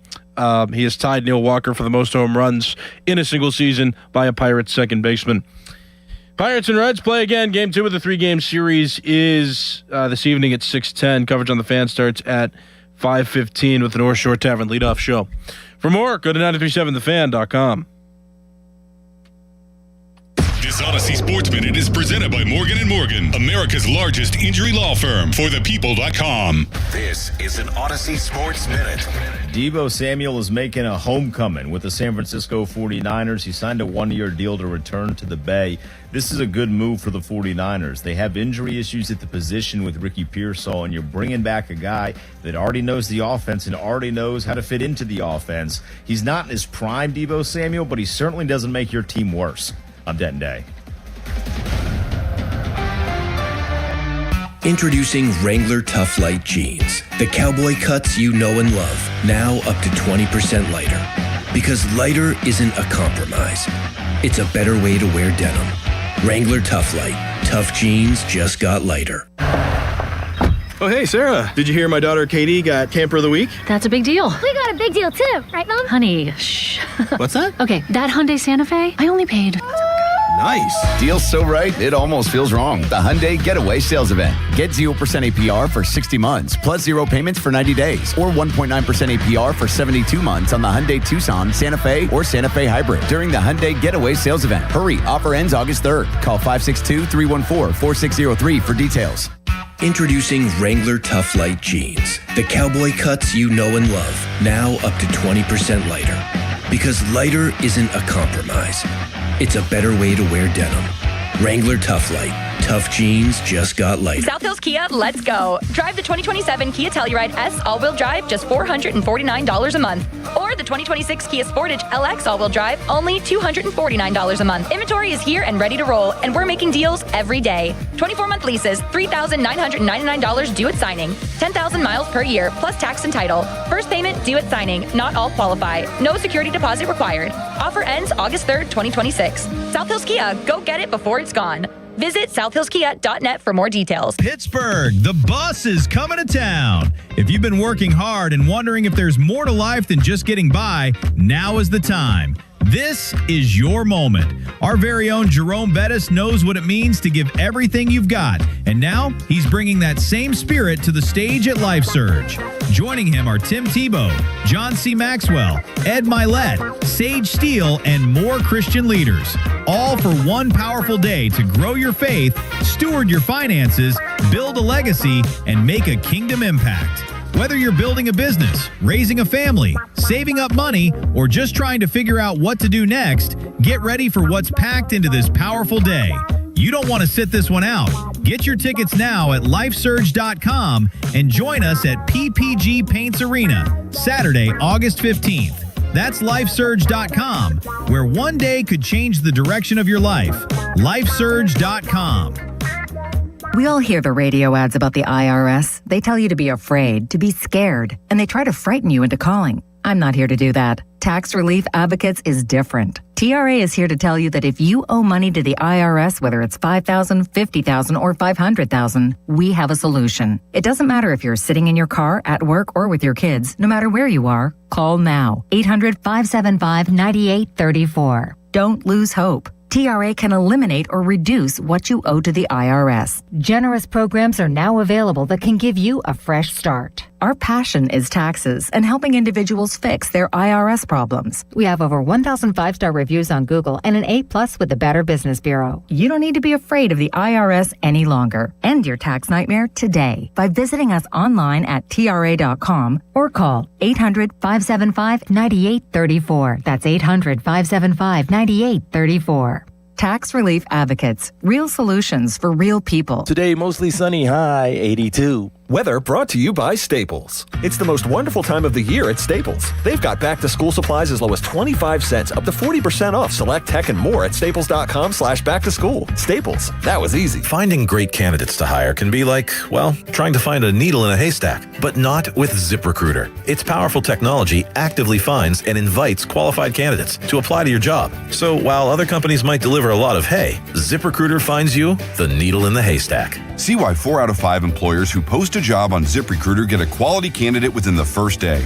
Try ZipRecruiter for free at ZipRecruiter.com/team. That's ZipRecruiter.com/team. ZipRecruiter. My name is Whitney Allen, and I'm a widow. My husband, Ryan, died. We never thought we'd ever have to use life insurance, but the unexpected happened. With Ethos, signing up was fast and 100% online. You can get a quote in seconds, apply in minutes, and get same-day coverage. No medical exams, and you can get up to $3 million worth of coverage. I am grateful we were prepared. Get your free quote at ethos.com/radio. That's ethos.com/radio. Paid spokesperson. Time spent on application may vary. Online health questions required. Now, from the Spitzer Toyota Traffic Center at SpitzerToyota.com. Happy Friday morning to you. No accidents to report at this time. The disabled vehicle reported earlier, I-376 westbound, has been cleared. That was just east of exit 68 to Parkway Center Drive. No longer any lane restrictions there, and the traffic is flowing. Meanwhile, the Parkway East, West, North, and Route 28 are also flowing right along. And if you're heading to the airport, the drive time is for 16 minutes. From the voice of Pittsburgh, 100.1 FM and AM 1020 KDKA, I'm Trevor A. Jones on Sports Radio 93.7 The Fan. This report brought to you by NJM Insurance. If you dread dealing with your insurance more than you dread yard work, with a swarm of hungry mosquitoes buzzing around, then you might have Insuranoia. You should have NJM Insurance. They go to great lengths to do what's best for their policyholders. Live from the ShoreKeyMitsubishi.com studios, North Huntington and North Hills. First pitch swung on, hit high and deep out to right, and Brandon Lau has tied this game. Home run number 23 for Brandon Lau. And the Pirates have knotted the score 2-2 here in Cincinnati. At least Brandon Lau, his slump appears to be over. Wait until you hear this statistic about the Pirates offense since the All-Star break. I almost fell out of my chair when I discovered it this morning. You can text us, brought to you by Edgar Snyder & Associates, a personal injury law firm where they always say there's never a fee unless we get money for you. And you can give us a ring on the hotline presented by Sullivan Super Service, Pittsburgh's trusted plumbing and HVAC provider for over 50 years. You know what? You actually did fall out of your chair last week. I did. That was just clumsiness. This was mind being blown. And I will give you that statistic here momentarily. Got a really good text during the break. Texter writes, and I can't be mad at a bullpen game that only allowed 3 runs on the road when the offense couldn't score more than 2 against the right-handed starter. I understand where you're coming from, Texter, but it's the principle of it. Mason Montgomery throws 7 pitches, and the manager comes out after and says, yeah, well, quality of stuff in his second inning is probably not going to be as good. I'm paraphrasing there, which just hasn't been true all season. We went through the games that he's gone more than an inning, and he's fared very well in those games. But then he's also talking about ramifications for a guy as you move forward. He's talking about health. Are you kidding me? You're 2 games out of a playoff spot. Mason Montgomery is your best reliever. He threw 7 pitches. Let him go back out there. It's the same conversation we had after the Pirates pulled Jared Jones in his perfect game. He goes 6 innings. He was never going to finish the game, but you absolutely could have let him go 7, and then you keep your bullpen out of it. Pirates didn't score any runs in that game. So you're not going to win. He could have thrown 11 perfect innings. You might not win that game. But it's the principle of it. Like, at what point do you let one of your better players, and Jared Jones has absolutely been that his last 5 starts, at what point do you let one of your better players go a little bit deeper into ball games? So, yeah, the offense was a big issue last night. The offense was a big issue in that Jared Jones game, as I've mentioned. The offense has been an issue since the All-Star break, but this team is still being managed in a way that is not putting winning first. And both things can be true at once. 412-928-9370. Your Fan Morning Show is brought to you by Guardian Protection, your hometown home and business security company. We'll take calls in a second. Here's the statistic. Callis, do you want to guess how many runs per game the Pirates are scoring since the All-Star break? They were averaging over 5 pre-break. They had scored the most runs in the sport pre-break, tied with the Nationals. Do you want to guess how many runs per game they're scoring after the break? 2.8. No. They've been better than that, but it's still not good. 3.6. I was close. 3.6 runs per game. Do you want to guess what the Pirates offense averaged last year when they were dead last in Major League Baseball in runs scored? 2.7. 3.6. Oh. The Pirates are averaging, since the All-Star break, as many runs per game as they scored last year. They have reverted to last year's Bucks offensively. And your bullpen hadn't gotten any better. So that's why you're losing ball games. Both things can be true. Offense has not been good enough, not near good enough after they've come back. And the manager and the organizational philosophy is putting health ahead of winning almost on a nightly basis. Tweet us, brought to you by South Hills Chrysler Dodge Jeep Ram, Route 19 in Peters Township. Let's go to Jesse. He's first up today for Pittsburgh. Good morning to you, Jesse. What's going on? Hey, good morning, guys. I'm a huge fan. Thanks for taking the call. I'm a huge fan of you, Jesse. Thank you for calling. Thank you, man. Hey, I grew up a Pittsburgh Pirate fan. I grew up in Pittsburgh, and it's sad to see this year is almost the first. I've had maybe one other season my entire life that's very exciting. This year's exciting, and it seems like they're just sitting on their hands, not making any moves. They're not getting any help for the bullpen. We're not changing the left-handed, not being able to hit the left-handed pitchers. And it's breaking my heart, man, as a diehard Pittsburgh fan my whole life to see nothing happening to compete right now and not seeing them go with Mason Montgomery another inning last night and putting it in, and we see the same results every time that's been happening. They've got a lot of problems right now, and it's really frustrating. And I feel your sadness, your palpable sadness and frustration, Jesse, because I feel the same way, because this team should not be at 500 right now. This is a better baseball team than that. And I think the organizational philosophy, in a lot of instances, putting health first is a big issue. Obviously, the bullpen has been a big issue. Now the offense here in the second half has been a big issue. The starting rotation that was supposed to be one of the best in the sport and was one of the best in the sport statistically last year has been dead-ass average. You got a lot of problems. And it's the mark, I guess, of an inconsistent and 500 baseball team that these issues seem to crop up at different times. Like the offense carried them in the first half, and now the offense can't do jack. And the bullpen actually did really well yesterday, like the texter mentioned. I mean, they gave up 3 runs in 9 innings on the road to a team that's hit the third most home runs in all of Major League Baseball. So, like, if you would have told me pre-break, oh, you're going to pitch a bullpen game, and your bullpen's going to give up 3 runs in 9 innings, I would have told you they win that every time. And they didn't, because now the offense is in the doldrums. 412-928-9370. Get in line. Let's talk. Vent. When we return, we will take your calls. And a trade was made in Major League Baseball yesterday, a trade the Pirates could have made, and it was an old friend or foe, depending on how you look at it, who was right in the thick of things. First, it's a Nicholas Harry Callis fan headline. Now, fan headlines powered by Bowser Chevrolet. Pirates are losers 3-2 yesterday to the Cincinnati Reds. It was a bullpen game for the Pirates that did not yield too many runs. I mean, the bullpen gave up all 3 runs, but that's because they were the only pitchers to pitch in the game. It was Hunter Barco that ended up giving up 2 runs in the middle innings of the game. He came in after Yohan Ramirez. Gregory Soto gave up the final run, the winning run to the Reds in the bottom of the 9th inning. So the Pirates on a 3-game losing streak now, going into Game 2 of the 4-game series against the Reds. Game time tonight is at 6:10. Coverage on the Fan begins at 5:15, and that coverage is presented by Keystone Custom Apparel.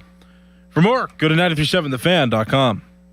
Hey, it's Pony back to talk about my guys from Comer and Cross. If your garage floor is cracked and stained, you already know that it's making your entire garage look bad, and a bad epoxy job makes it look worse. With one easy call to Comer and Cross, 1-800-NEW-FLOOR. You can get a quick estimate for a gleaming new Comer and Cross garage floor that you will love, just like I love mine. A Comer and Cross garage floor, gold standard. It is guaranteed to never chip, crack, or show tire lift like epoxy or paint ever. In just one Hyundai. Comer and Cross will fix all your cracks and pits perfectly. They'll apply the gleaming new Comer and Cross concrete floor you choose. They'll even move your stuff out of the garage for you. Several realtors now say a Comer and Cross garage floor can increase your home's value by up to 10%. With over 2,000 five-star reviews and 50% off installation right now, what are you waiting for? Call 1-800-NEW-FLOOR right now. That's 1-800-NEW-FLOOR or schedule us at COMERcross.com. Apparently, you don't need a rocket to get to Mars. Chris Muller here.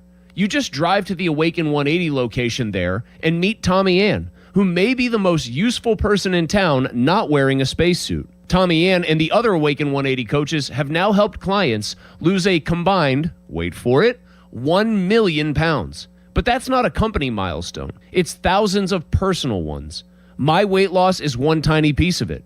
So is somebody's first 10 pounds. Somebody's knee hurting less. Somebody wearing a shirt they had quietly retired. I started with a torn up knee and a second kid at home. So I know what it means when a plan works inside chaos. If you choose in person, Tommy Ann meets with you face to face, reviews your week, answers your questions, and gives you practical ways to keep losing every week. And that 1 million pound number is still climbing. Don't memorize a phone number. Search Awaken 180 on your phone and tap the call button. Not a pitch, just answers. Awaken180weightloss.com. Finding great candidates to hire can be like, well, trying to find a needle in a haystack. Sure, you can post your job to some job board, but then all you can do is hope the right person comes along, which is why you should try ZipRecruiter for free at ZipRecruiter.com/radio. ZipRecruiter doesn't depend on candidates finding you. It finds them for you. Its powerful technology identifies people with the right experience and actively invites them to apply to your job. You get qualified candidates fast. So while other companies might deliver a lot of hay, ZipRecruiter finds you what you're looking for. The needle in the haystack. See why 4 out of 5 employers who post a job on ZipRecruiter get a quality candidate within the first day. ZipRecruiter, the smartest way to hire. And right now, you can try ZipRecruiter for free. That's right, free at ZipRecruiter.com/radio. That's ZipRecruiter.com/radio. ZipRecruiter.com/radio. ZipRecruiter. Precision Pointing and Restoration is pretty much booked for the remainder of the summer, and they have just a few slots available this fall. So here I am again to ask, can your long overdue masonry project really withstand another Pittsburgh polar vortex? Take a look up at your chimney, or better yet, get Precision Pointing out to your home to professionally assess. They guarantee all their work, and they don't require a down payment. Special discounts for vets, seniors, and first responders. BrickPointingPittsburgh.net. Procrastinating ends with a call to Precision Pointing. 93.7 The Fan is cleared by aquickdrain.com. Good radio, you guys. Love the banter. This is The Fan Morning Show with Doran Dickerson and Adam Crowley on Sports Radio 93.7 The Fan.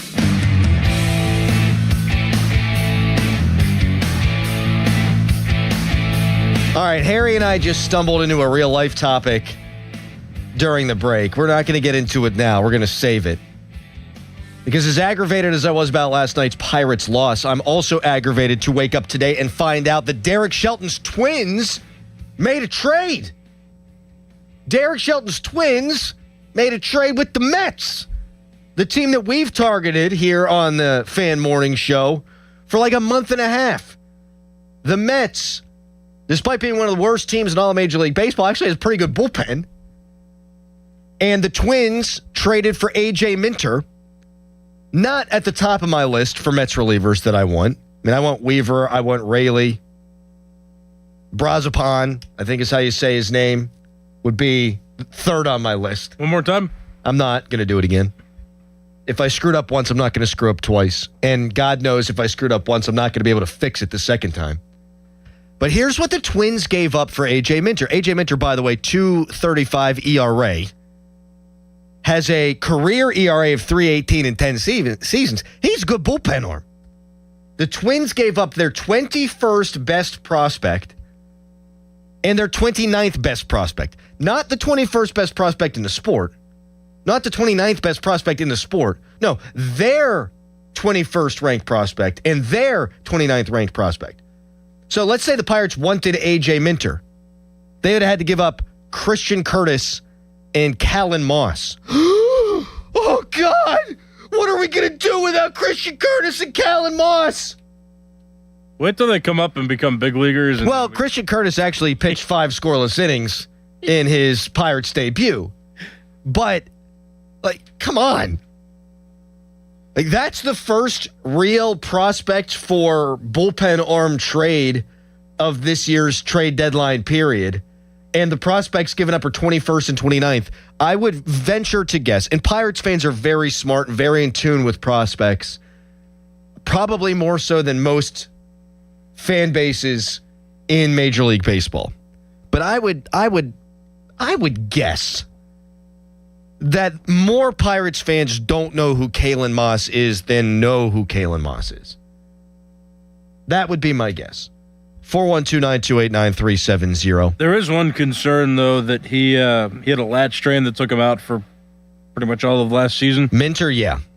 So he was hurt. And he's only pitched 23 innings this year in 23 appearances. A straight-up one-inning guy. Yeah, he was. And he's a lefty, and I would argue that they need a righty in their bullpen more than a lefty. I mean, you'll take anything, obviously. That would be an upgrade. But if push comes to shove, Ty goes to the righty for me.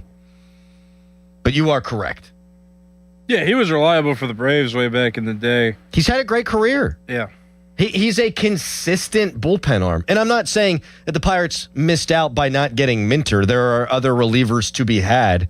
But you can get relievers that are going to upgrade your bullpen, and they don't all have to be Mason Miller or insert star closer here, Aroldis Chapman.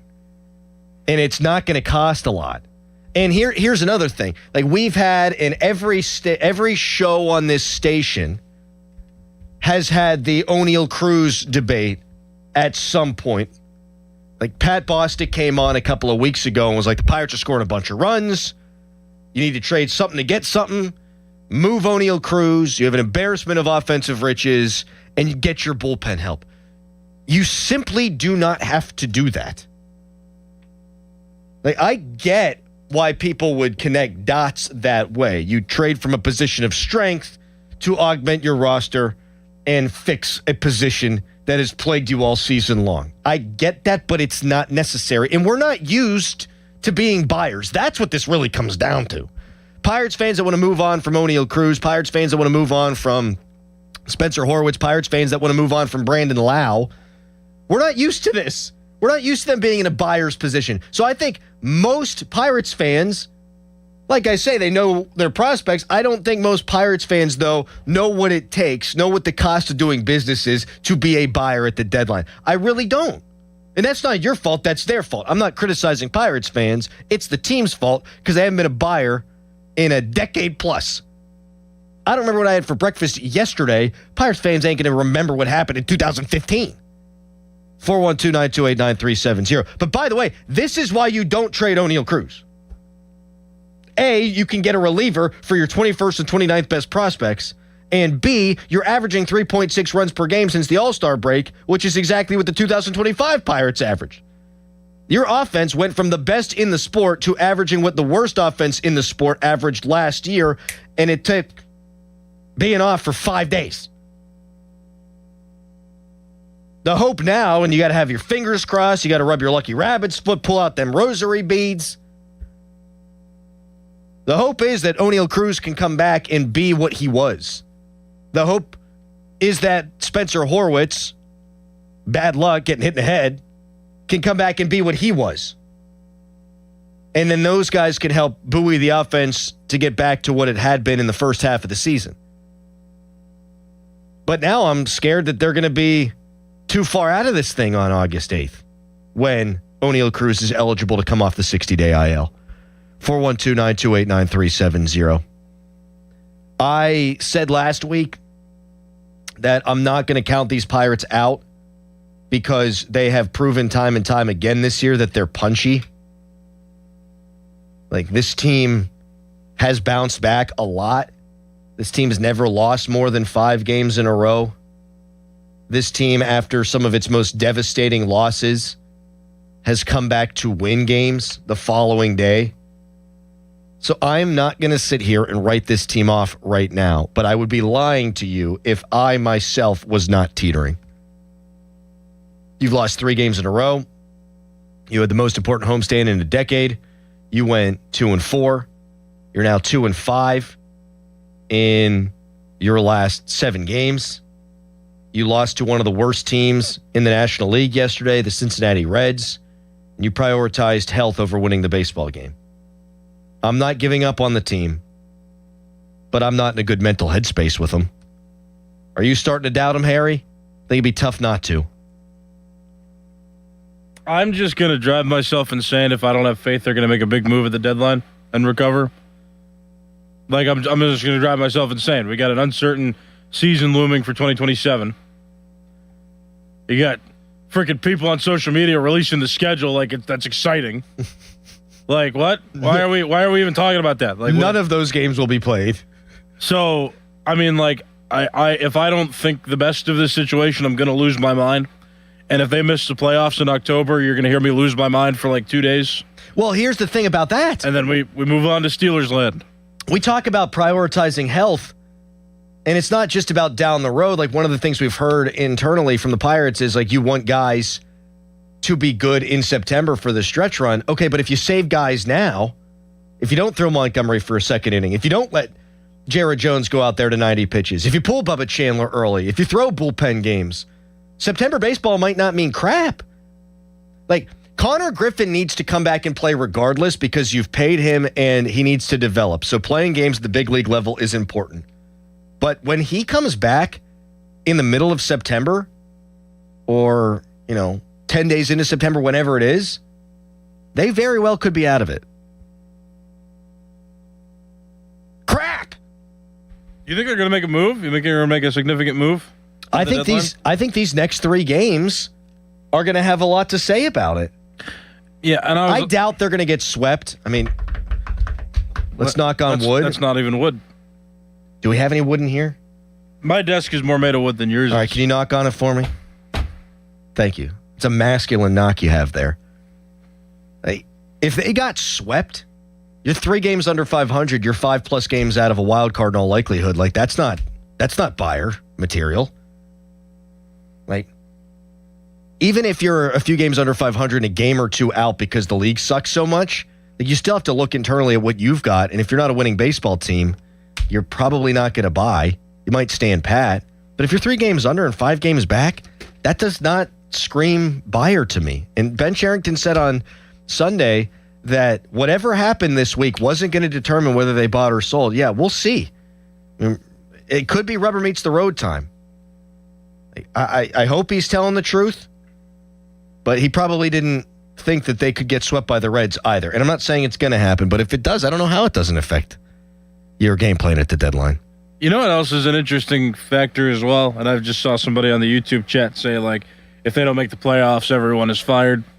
And I've had the opinion, like, well, if Ben Cherington's not aggressive enough at this deadline, like, I would support his dismissal. But there's also, when you think about the lockout too, like, I think that's an interesting conversation to have as we talk about the deadline, because even if he doesn't make a move, do you really want to go into a lockout without a general manager? No, probably not. Because I would think that the team would want a familiar face to reorganize everything once the lockout hopefully would end, whenever that may come. Yeah, I think you factor that in.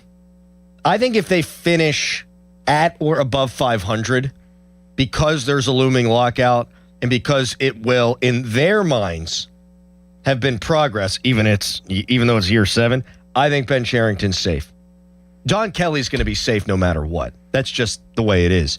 Texter writes in, I'm not losing faith in the team. I'm losing faith in the manager. Well, it's the same thing. I mean, the manager runs the team. Yeah, if you don't have faith. So if I don't have faith in my captain when I'm on a boat, like, I don't have faith in the boat. Like, if I don't trust who's driving on a road trip, like, I ain't trusting the car. Like, it's all about the driver. It's all about the pilot. It's all about the captain. Crap. Mike in Penn Hills. Good morning, Mike. My dad's from Penn Hills. How you doing? Hey, how you doing, man? I was calling you guys. I had a question not about the Pirates, but it was about the Steelers. Sure. So I was just thinking the other day, right? So Mike McCarthy come in. What is Mike McCarthy winning the next 2 or 3 years with Mike Tomlin's players? How do you guys view that? Do you view that he built the team on his own, or did he still or used Mike Tomlin's players like Mike Tomlin used Bill Cowher's players? Oh, I to win the Super Bowl. I think that's fascinating. And we touched on it a little bit yesterday. We're going to learn more about Mike Tomlin this year, and he's not even a part of the organization, than we might learn about anybody in the organization. If Mike McCarthy takes a group of mostly Mike Tomlin's players and outperforms Mike Tomlin, because Mike Tomlin basically did the same thing each of the last 9 years, then I think we're going to have a poor reflection on Tomlin. If McCarthy loses more than Tomlin has over the last 9 years, then I think people around here might have to say, maybe Tomlin did get a lot out of not super talented rosters. But yeah, if McCarthy wins, I don't think you're going to have a lot of people doing the Cowher's players thing. And that's not going to be right, Mike. I brought this up like a month or two ago. If McCarthy wins, I want to hear at least one person say on the air with a straight face he won with Tomlin's players. Yeah, that's what I want to hear. Thanks for the call, man. All right. We're going to get into the Steelers a lot more as the show progresses. Chris Carter's going to join at 8 o'clock. I think I have an interesting Mike McCarthy thing to bring up as well. Yeah, Harry? I just burped, that's all. Oh, good. But I did it off the mic, so you didn't have to hear it. Thank you. I farted on the air yesterday because we are, if nothing else, a marching band of nowhere? Correct. Texter, morning, Adam. Calm yourself. Tonight is the Skeens night. You can't even friggin' say that anymore. He's got a 3.65 ERA. Yeah, I brought that up months ago. I think I said we need to stop having Skeens Day because I think it puts undue pressure on him, and it's not even a guarantee at this point. Let's see how sharp I am. Yeah. So in Garrett Cole's second season, which was looked at as a little bit of a down season for him, even though he went 11-5. His ERA, 3.65. What year are we talking about then? 2014, yeah. 2014? Mm-hmm. Well, wouldn't this be Skeen's third season technically then? It is his third season, not even technically, just legitimately. Well, you said that you were comparing Garrett Cole's second to Paul Skeen's third? I'm just comparing a disappointing season from Garrett Cole to a disappointing season from Paul Skeens. Like the last caller said, hey, if McCarthy wins, he won with Tomlin's players. Well, I'm just comparing disappointment to disappointment.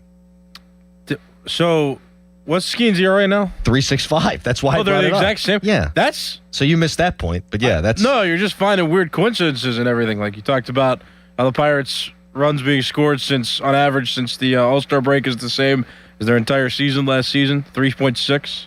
I just think it's interesting that you got a lot of same numbers here. I mean, I just think it's staggering. Yeah. You went from literally being the best offense in all of Major League Baseball to having the exact same runs scored as the worst offense in baseball did last year now in the second half. Mm-hmm. And that's why you have a losing record in 13 games since the All-Star break. 412-928-9370.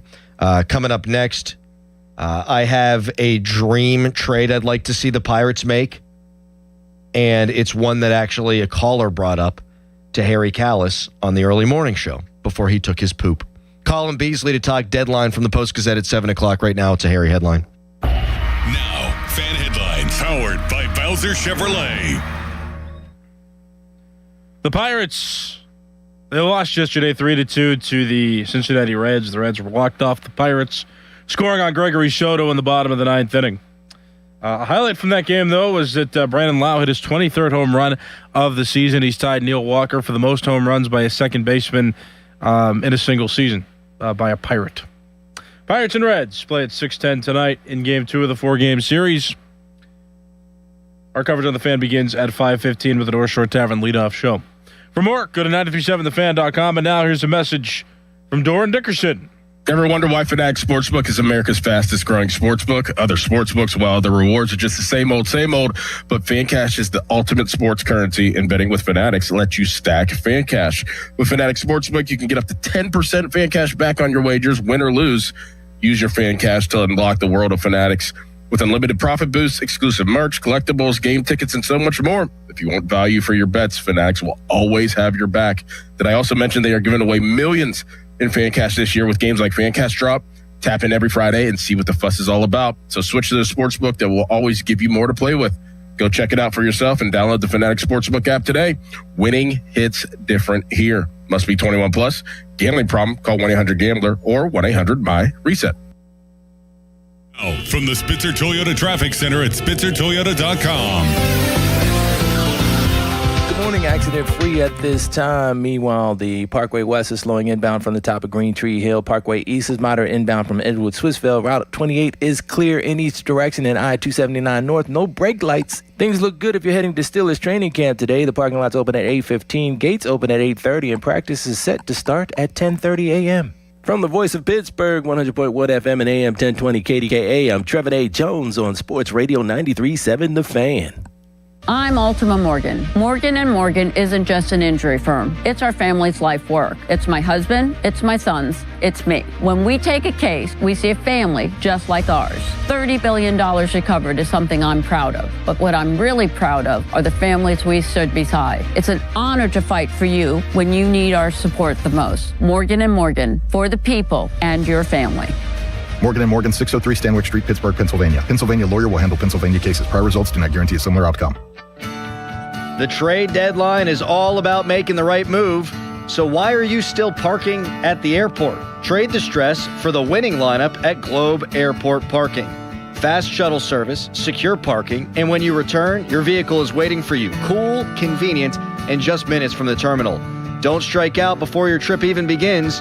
Make the smart trade. Choose Globe Airport Parking. Reserve your spot today and start your vacation like a champion. $5,000. That's the average amount of money people in the U.S. are now spending on gas in a year. $5,000. That's crazy. If you drive, you have to download Upside, the free app that gives you cash back for buying gas. That's right. You can earn cash back with Upside just for buying the gas you're already buying. You can literally start earning cash back today. I use Upside, and just last year, I made nearly $300. You're putting gas in your car anyway. Why not get cash back? If you like extra cash, download Upside. I'm saving the cash I earn from using Upside to help pay for a vacation later this year. Download the free Upside app now to earn cash back when you fill your tank. Use promo code SNAP to get an extra 35 cents per gallon on your first tank. You can cash out anytime, right to your bank or a gift card for Amazon and other brands. Just download the free Upside app and use promo code SNAP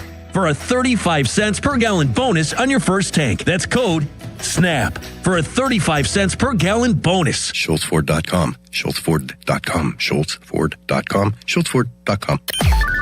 Text us on the Edgar Snyder and Associates text line at 412-928-9370. Edgar Snyder and Associates reminds you to text responsibly.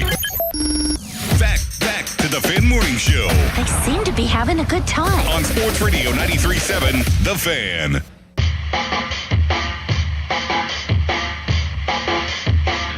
Fan weather brought to you by Secure Money Advisors. Looking to retire soon? Let Secure Money Advisors get your retirement on track. We'll let KDKA take care of that at the end of the segment here. Coming up in about 10 minutes, Colin Beasley of the Pittsburgh Post-Gazette. We're getting to last night's bullpen game. Blech. The struggling Pirates offense, and of course, let's get the scuttlebutt on what he's hearing about the Pirates pre-deadline. If they go into the deadline under 500 and 3.5, 4.5, 5.5 games back, are they going to be buyers or sellers? All that on the way with Colin Beasley. For now, they're still buyers. They're 2.5 back in that 500. And here's a trade that I'd like to see get made. And I actually heard Jordy Mercer bring this player up yesterday on the Pirates pregame show. This is somebody that I've had a man crush on for a while, and I've brought him up on the air a bunch, is Reed Detmers from the Los Angeles Angels. A left-handed starter, a quality pitcher. We know that left-handers have had a lot of success under Ben Cherington in PNC Park. It was a missing piece from this team construction during the offseason.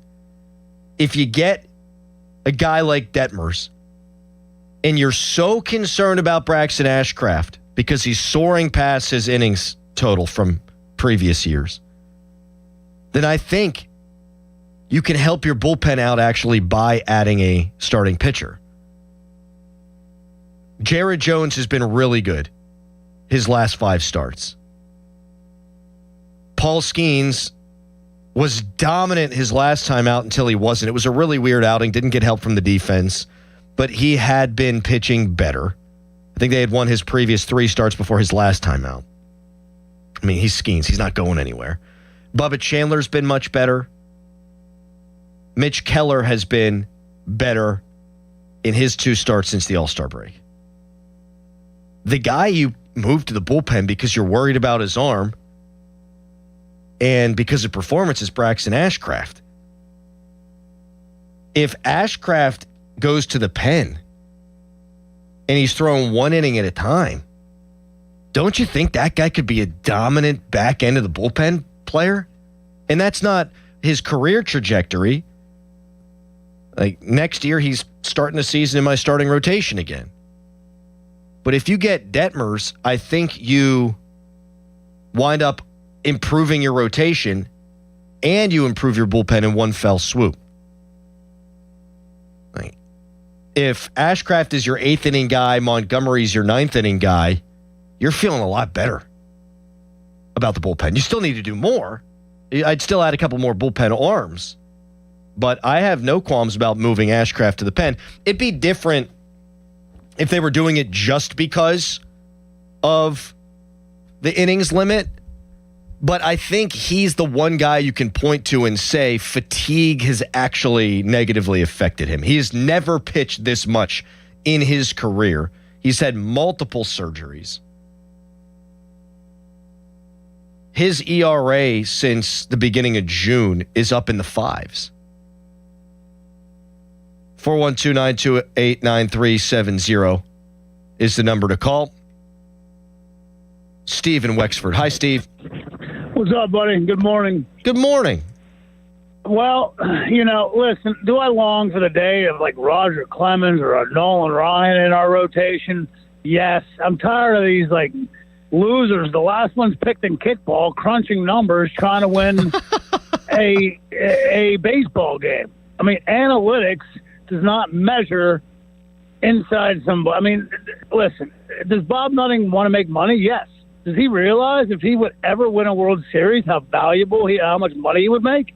Oh, my God. Look at the attendance in 13, 14, and 15, and then 16 and 17 because the team had been successful.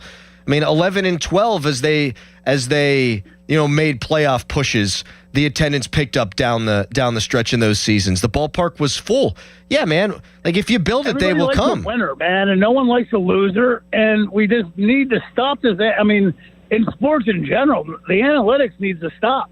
Well, and I think sometimes every day you need a guy. If a pitching coach or Don Kelly comes out and tries to yank him from the game, just like Nolan Ryan would have done, told him to go back in the effing dugout and shut up. Yeah, go bleep yourself. I'm staying in the game. Yeah, hey, believe me, I understand the frustration, Steve. I do think sometimes, we'll get callers who will just blanket statement like, "Oh, analytics are ruining everything." It depends. I think analytics can be incredibly useful, and I think in baseball more than really in any other sport. That being said, whatever they're looking at that makes them say 7 pitches from Mason Montgomery and 2 ups means he can't go out for the extra inning. Whatever they're looking at there, whatever piece of paper that is, yeah, you need to crumple it up and throw it in a fire and then probably nuke the house because that's ridiculous. I think it's easy to say, oh, they made a bad decision and always blame it on analytics. Whatever they were thinking there is the wrong thinking. And they may not win the game because they weren't scoring runs, and they haven't been scoring runs. But in principle, that's a joke to me. Best reliever, 7 pitches, didn't even break a sweat. All right, we'll get Colin Beasley's thoughts on the game last night and what the Bucks are fixing on doing before the trade deadline when we come back. It's Fan Morning Show.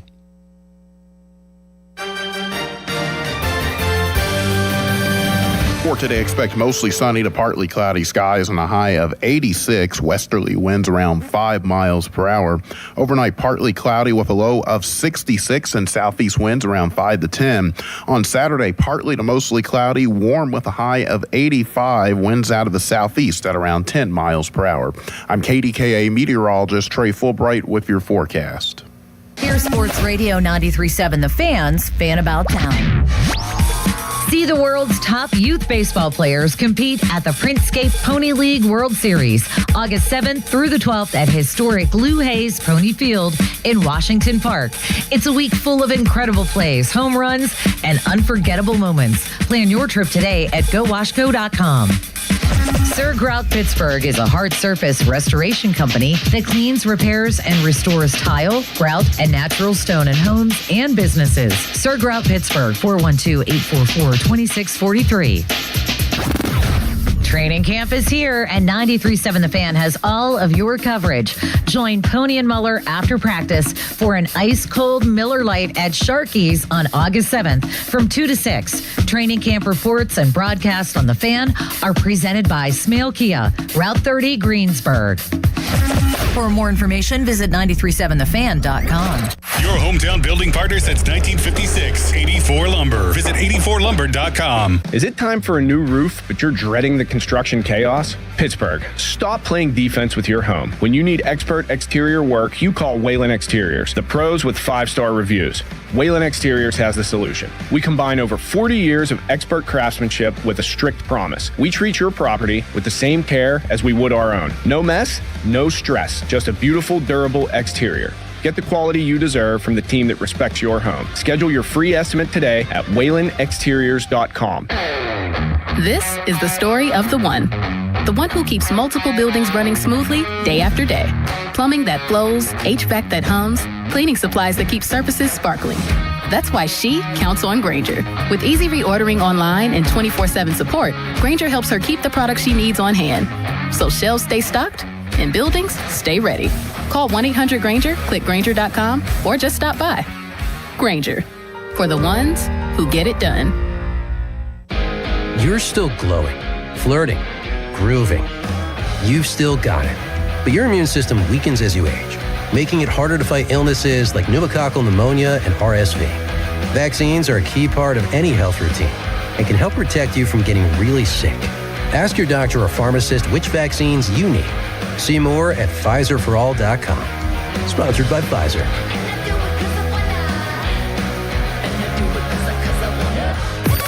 Now, from the Spitzer Toyota Traffic Center at SpitzerToyota.com.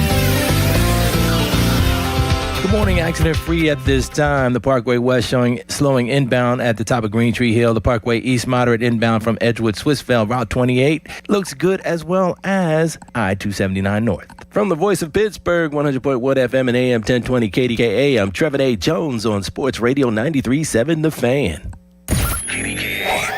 HD1 Pittsburgh, an Odyssey sports station. Live from the Jim Shorkey Mitsubishi.com studios, North Huntington and North Hills. Always live and free on the Odyssey app.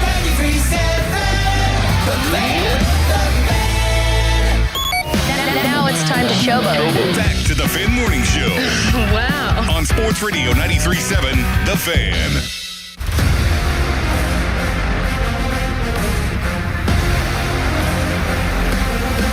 Oh, man, you know it's getting close to football season when the group chat's going.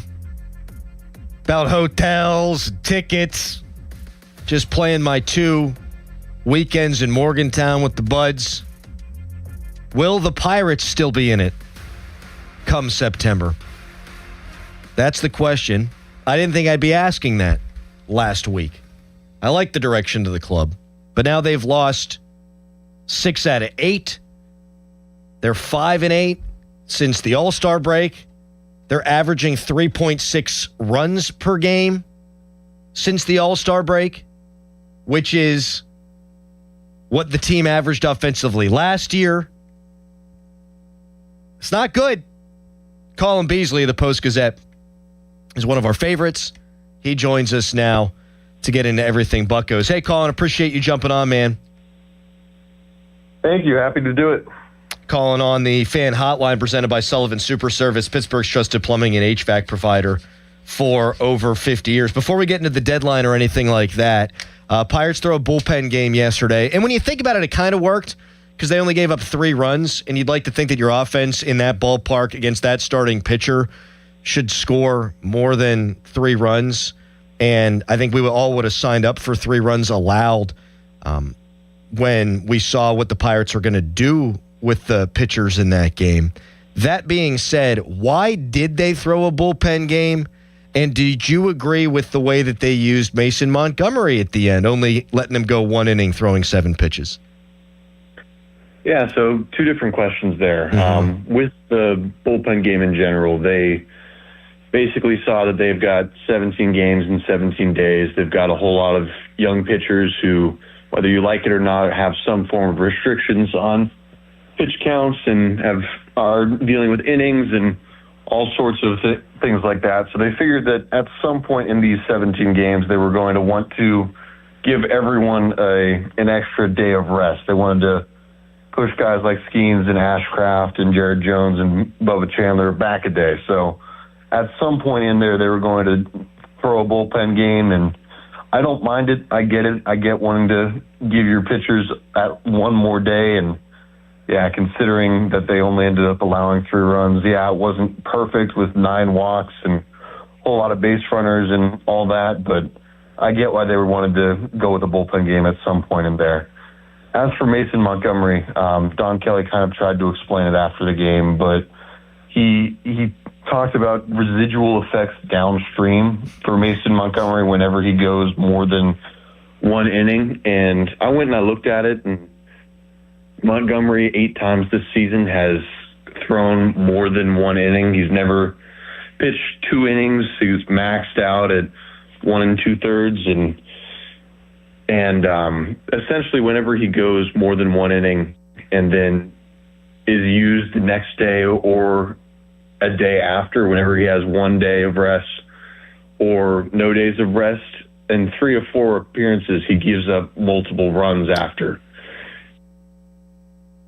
If he used Mason Montgomery for more than 3 outs, the next time he'd use Mason Montgomery, he wouldn't be as sharp and would struggle in the next appearance. And on one hand, I can understand what you're trying to do there. On the other hand, that's also managing without just the game in mind. Right. That's managing with the next day in mind. And I kind of disagreed with that part. I disagreed with going to Montgomery against 7, 8, 9 when saving Soto for 1, 2, 3 instead of vice versa. I can understand what you're saying, and that Montgomery hasn't pitched particularly well whenever you've used him for multiple ups, but it did seem like a decision that was made with future games in mind instead of doing everything you can to win what was a very winnable game last night. Well, and you were right to point out that was really 2 questions that I asked you, but the reason I tie them together is because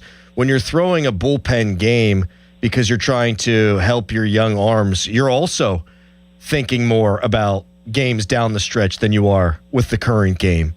And yes and no. Like I see what you're saying there, but if Braxton Ashcraft's getting 1 more day of rest, if Paul Skeens getting 1 more day of rest, that means that all of those guys are sharper.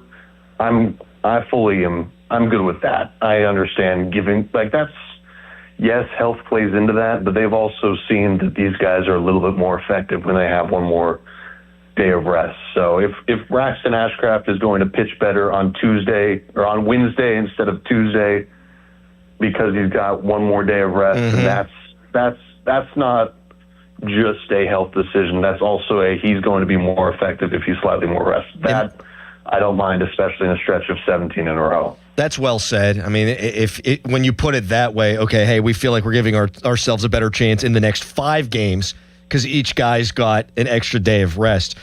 Colin Beasley does a great job for the Post-Gazette. He's with us here on the Fan Morning Show. Fan Morning Show brought to you by our great friends at Guardian Protection, your hometown home and business security company.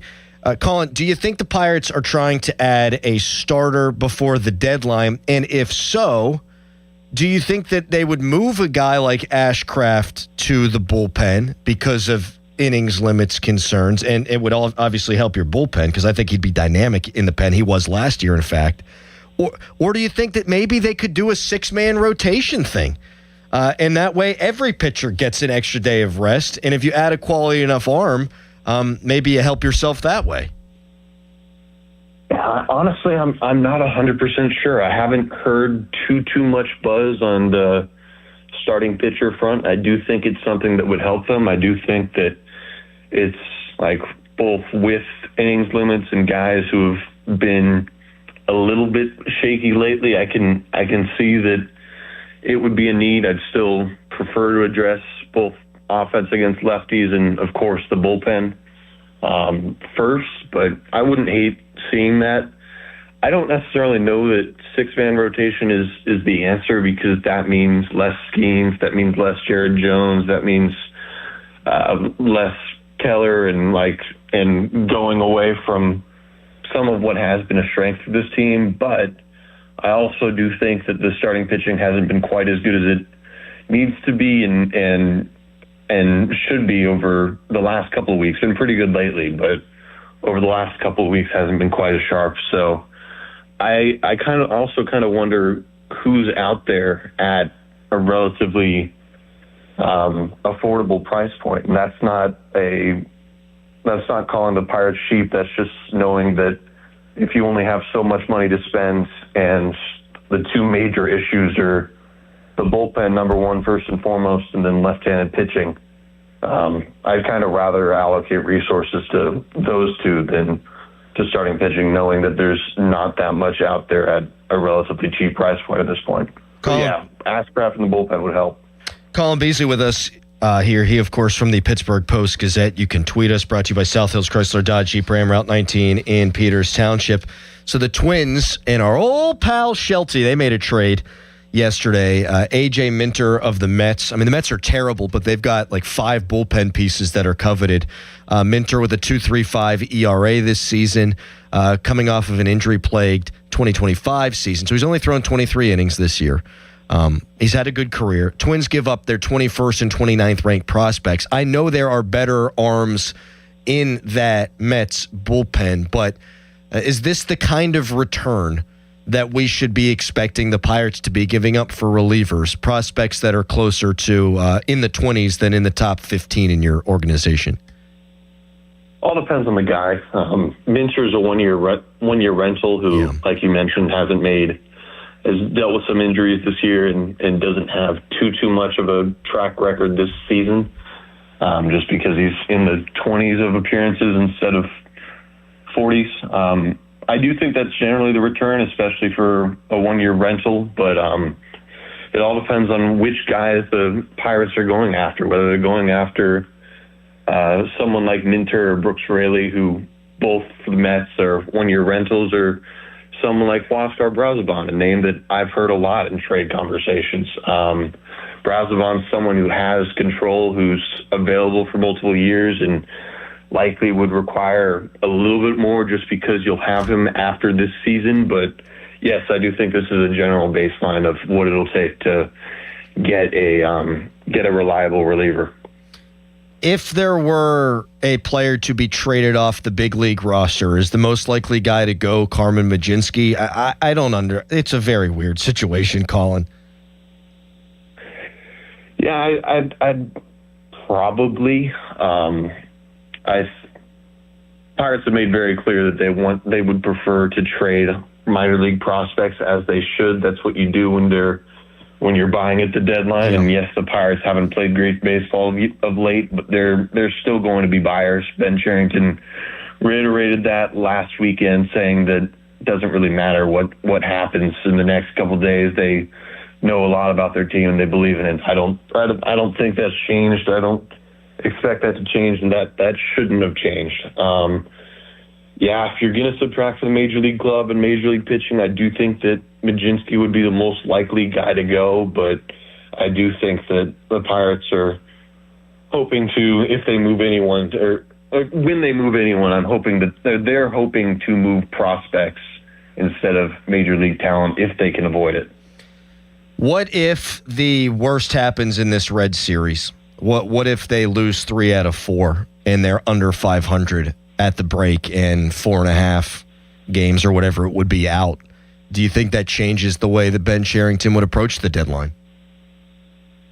Maybe slightly, and it makes you a little bit less aggressive in going after one-year rentals. But I really do think that there's a high level of belief in this team, and knowing both the Pirates and having a playoff drought and the crowded National League picture and all that.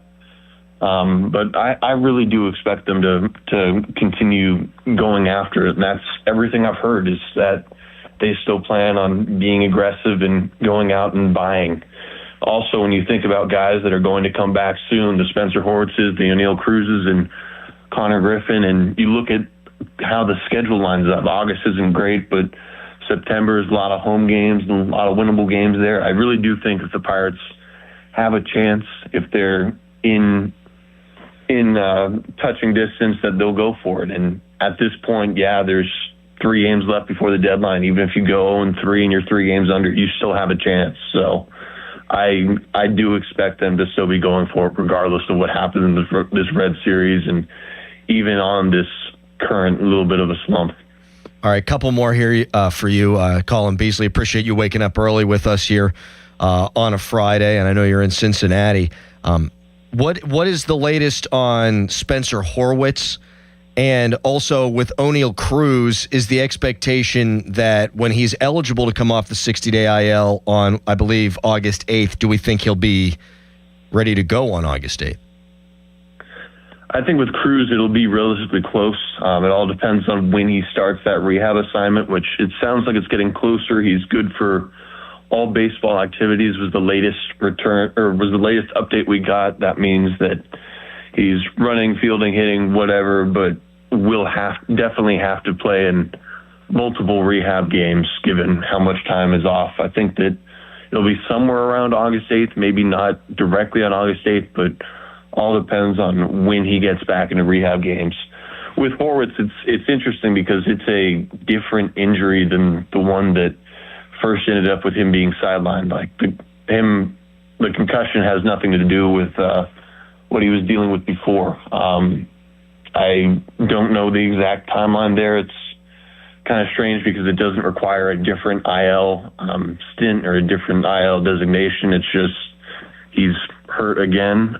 He's been in good spirits. He's been around. He's taken some grounders on the field. So I don't think that it's going to be too long, but with concussions, you never really know exactly when a guy is going to be ready to be activated. Yeah, it's not like you can just look at the X-ray. All right, I lied to you before. I got one more question for you because I meant to ask you this earlier, and I'm a moron.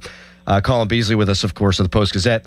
Do you think the Pirates are looking for a right-handed platoon bat? I do. I think that's someplace that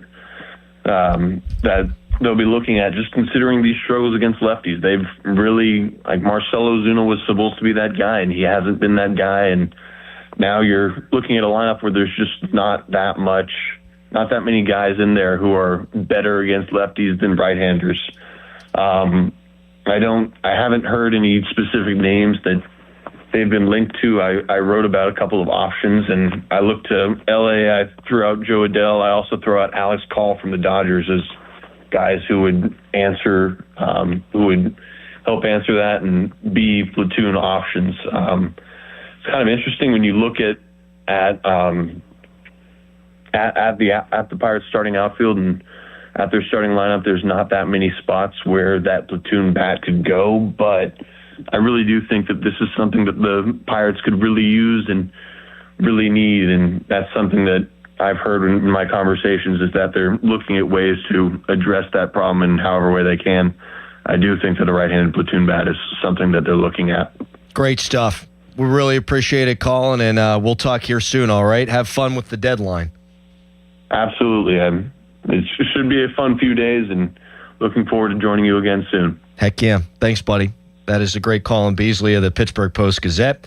You could text us, brought to you by Edgar Snyder & Associates, a personal injury law firm where they always say there is never a fee unless we get money for you. When we come back, we'll react to some of what Colin had to say, what these next 3 days will mean for the Pirates leading into the trade deadline. Then at the bottom of the hour, Mike McCarthy gave his 6 pillars of Steelers football.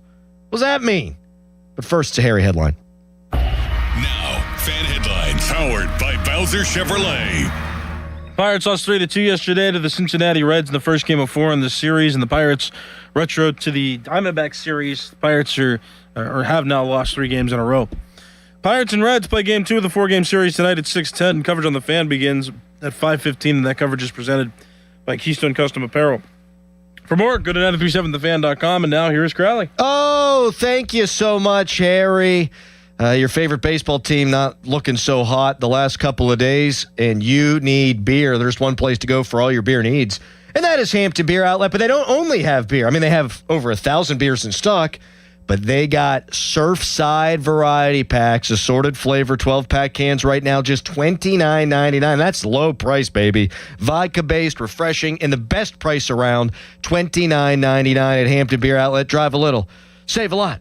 Hampton Beer Outlet, Route 8 in Hampton. Got junk? Too bad. And a junktruck.com. This is an Odyssey Sports Minute. Deebo Samuel is making a homecoming with the San Francisco 49ers. He signed a 1-year deal to return to the Bay. This is a good move for the 49ers. They have injury issues at the position with Ricky Pearsall, and you're bringing back a guy that already knows the offense and already knows how to fit into the offense. He's not in his prime, Deebo Samuel, but he certainly doesn't make your team worse. I'm Denton Day.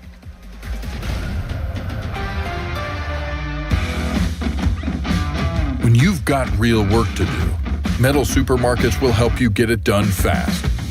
With a huge variety of metals in stock, we can help no matter what job comes your way. And we cut to size, because just like taxes and BS, we think metal is better when cut. Metal Supermarkets, the convenient stores for metal. Find a store or shop online at metalsupermarkets.com. Drip Drop is doctor-developed, proven fast hydration that helps your body and mind work better. Trusted by firefighters, medical professionals, and over 90% of top college and pro sports teams, Drip Drop is engineered to hydrate faster and more effectively than water alone, with 3 times the electrolytes of leading sports drinks. Stock up now at dripdrop.com and use promo code RADIO20 for 20% off your first order. That's dripdrop.com, promo code RADIO20 for 20% off your first order. Head to dripdrop.com now and use promo code RADIO20. State Fair food is getting smaller and pricier. We'll have room for fried cookies. Okay, you'd never overspend on food. What's your deal? What's his deal? He went to Metro and got $450 in value on the new Samsung Galaxy A37 5G for free and no activation fees. Free phone? Oh, sign me up. Get that more for your money feeling. Only on Metro by T-Mobile. For your number and activate $40 period plan. $450 based on device discount, waived activation fee. Not available if with Metro T-Mobile in the past 180 days. Summer won't last forever, Pittsburgh. While you're enjoying the sunshine, now is the perfect time to replace those drafty old windows and doors before the cold weather returns.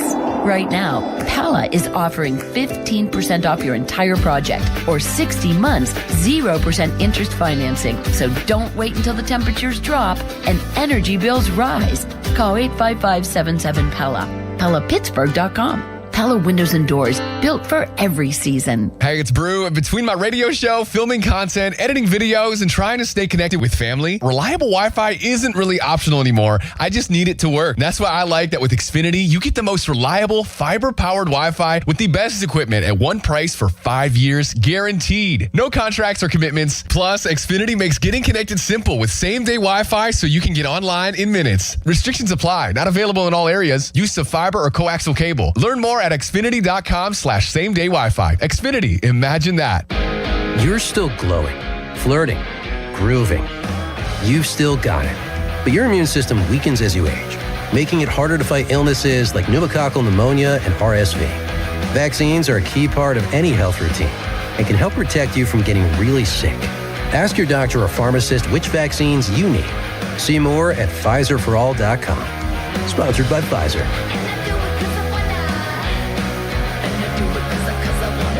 You're in charge of ordering boxes. Small boxes, big boxes, really big boxes. You're in charge of tape, labels, mailers, bubble wrap, extra bubble wrap. Just for fun. You're in charge of warehouse cleaning and safety supplies. Good thing there's Uline. Thousands of quality products for your business and warehouse needs, always in stock, ready to ship same day, and backed by Uline's legendary 24/7 customer service. Uline makes it easy because you already do enough. Uline. We warehouse for you.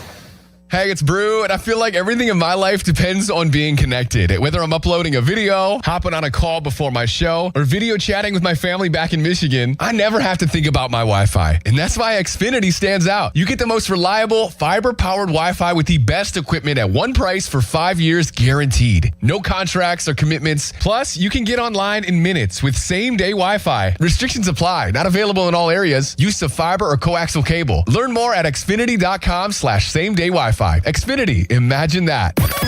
Now, from the Spitzer Toyota Traffic Center at SpitzerToyota.com.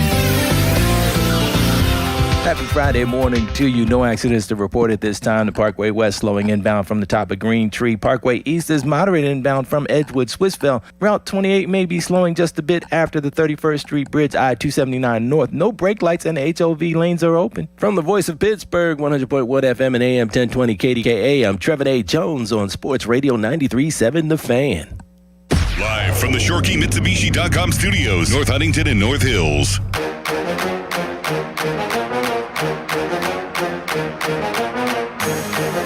Yeah, we have the resources to win games and be playing baseball in October.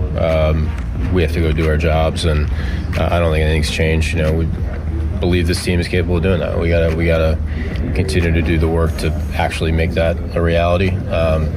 And in the next week, some of that work is going to be related to the trade deadline. That's the jobs we have.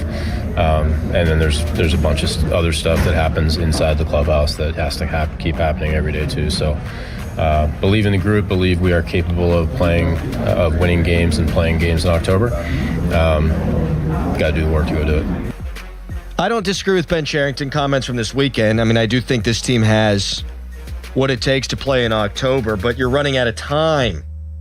You played 110 games and you're a 500 baseball team. So I don't think that's fluky. I think that's who you are.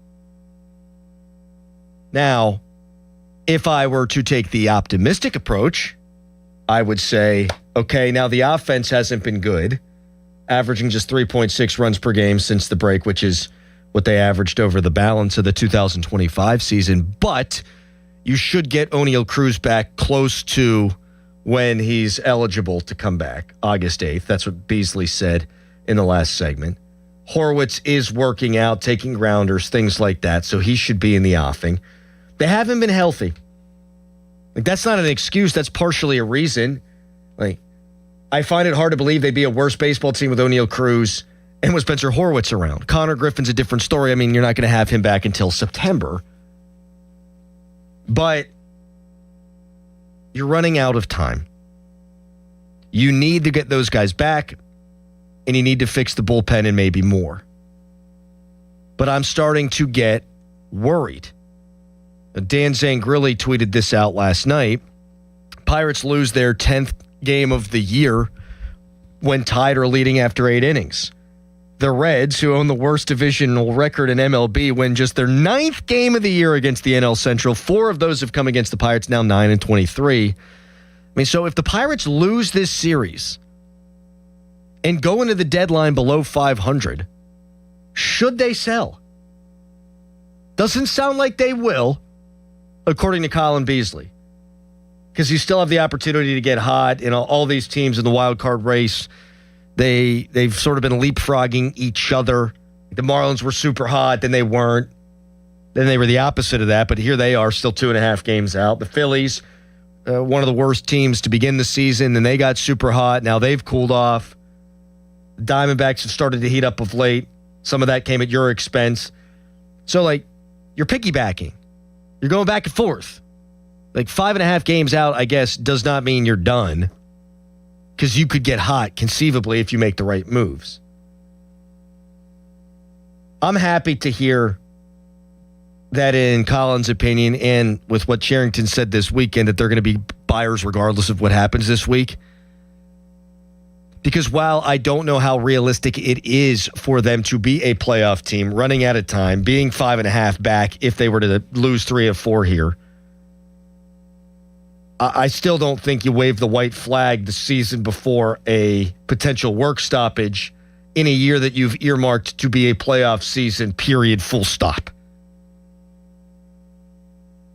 Like, I'd like to see them play out the final 50 or so games. They're what? They have 52 games left at the break, or at the deadline. They'll have 49 games left. Yeah, see it through. See it through. I think you got to do everything you can within reason to try to push this team into the playoffs, even if you have a fall-on-your-face series against Cincinnati. Texter's blowing us up. They're depressed about the Pirates. They want to talk about the Steelers. All right, we'll give you what you're asking for coming up next. Mike McCarthy with, I think, his most important quote that he's had as a Pittsburgh Steelers head coach. And I've got a question for all of you out there at 412-928-9370. I'll tell you how you can win tickets to see the Goo Goo Dolls. But first, it's Nicholas Harry Callis fan headline. Now, fan headlines powered by Bowser Chevrolet. Pirates are 3-2 losers yesterday to the Cincinnati Reds in the first of 4 games in the series. The Pirates are now on a 3-game losing streak going into Game 2, which is to be played tonight at 6:10. Coverage on the Fan begins at 5:15 with the North Shore Tavern leadoff show. For more, go to 937thefan.com. When disaster strikes your home or business, Panhandle Cleaning and Restoration of Pittsburgh is ready to help. Our certified team handles everything from emergency cleanup to full reconstruction, working directly with your insurance to make the process simple. Available 24/7, we respond fast and restore your property with care, honesty, and experience you can trust. Visit panhandlecr.com. Panhandle Cleaning and Restoration, restoring Pittsburgh's peace of mind.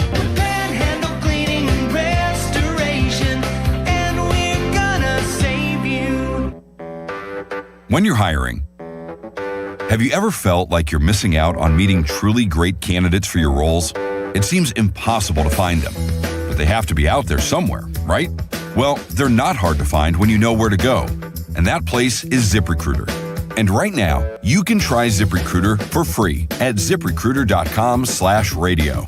ZipRecruiter helps 10 million people with their job search every day. And because these people are actively looking for jobs just like yours, it's easy to find the right person right away. In fact, 4 out of 5 employers who post on ZipRecruiter get a quality candidate within the first day. But if you're not using ZipRecruiter, you're missing out. So see what it's like when the impossible is easy. When you go to ZipRecruiter.com/radio right now to try ZipRecruiter for free. Once again, that's ZipRecruiter.com/radio. ZipRecruiter.com/radio. Never miss out on great candidates with ZipRecruiter.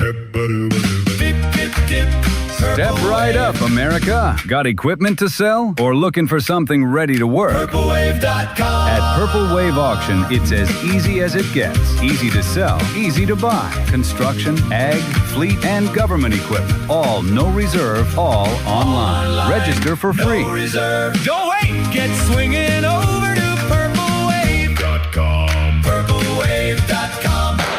For 20 years, West Shore Home has been proud to call Pennsylvania home. Founded right here by a Johnstown native, they've completed more than 25,000 projects for Pittsburgh area homeowners with a local team of more than 70 employees. They make home remodeling easy, and right now, you can save big on your bathroom remodel with their summer sale. Buy a full bath remodel and get a shower and a second bathroom free. Plus, lock in extra savings when you schedule now at westshorehome.com/fan or call 1-800-WEST-SHORE. See the website for details. The trade deadline is all about making the right move.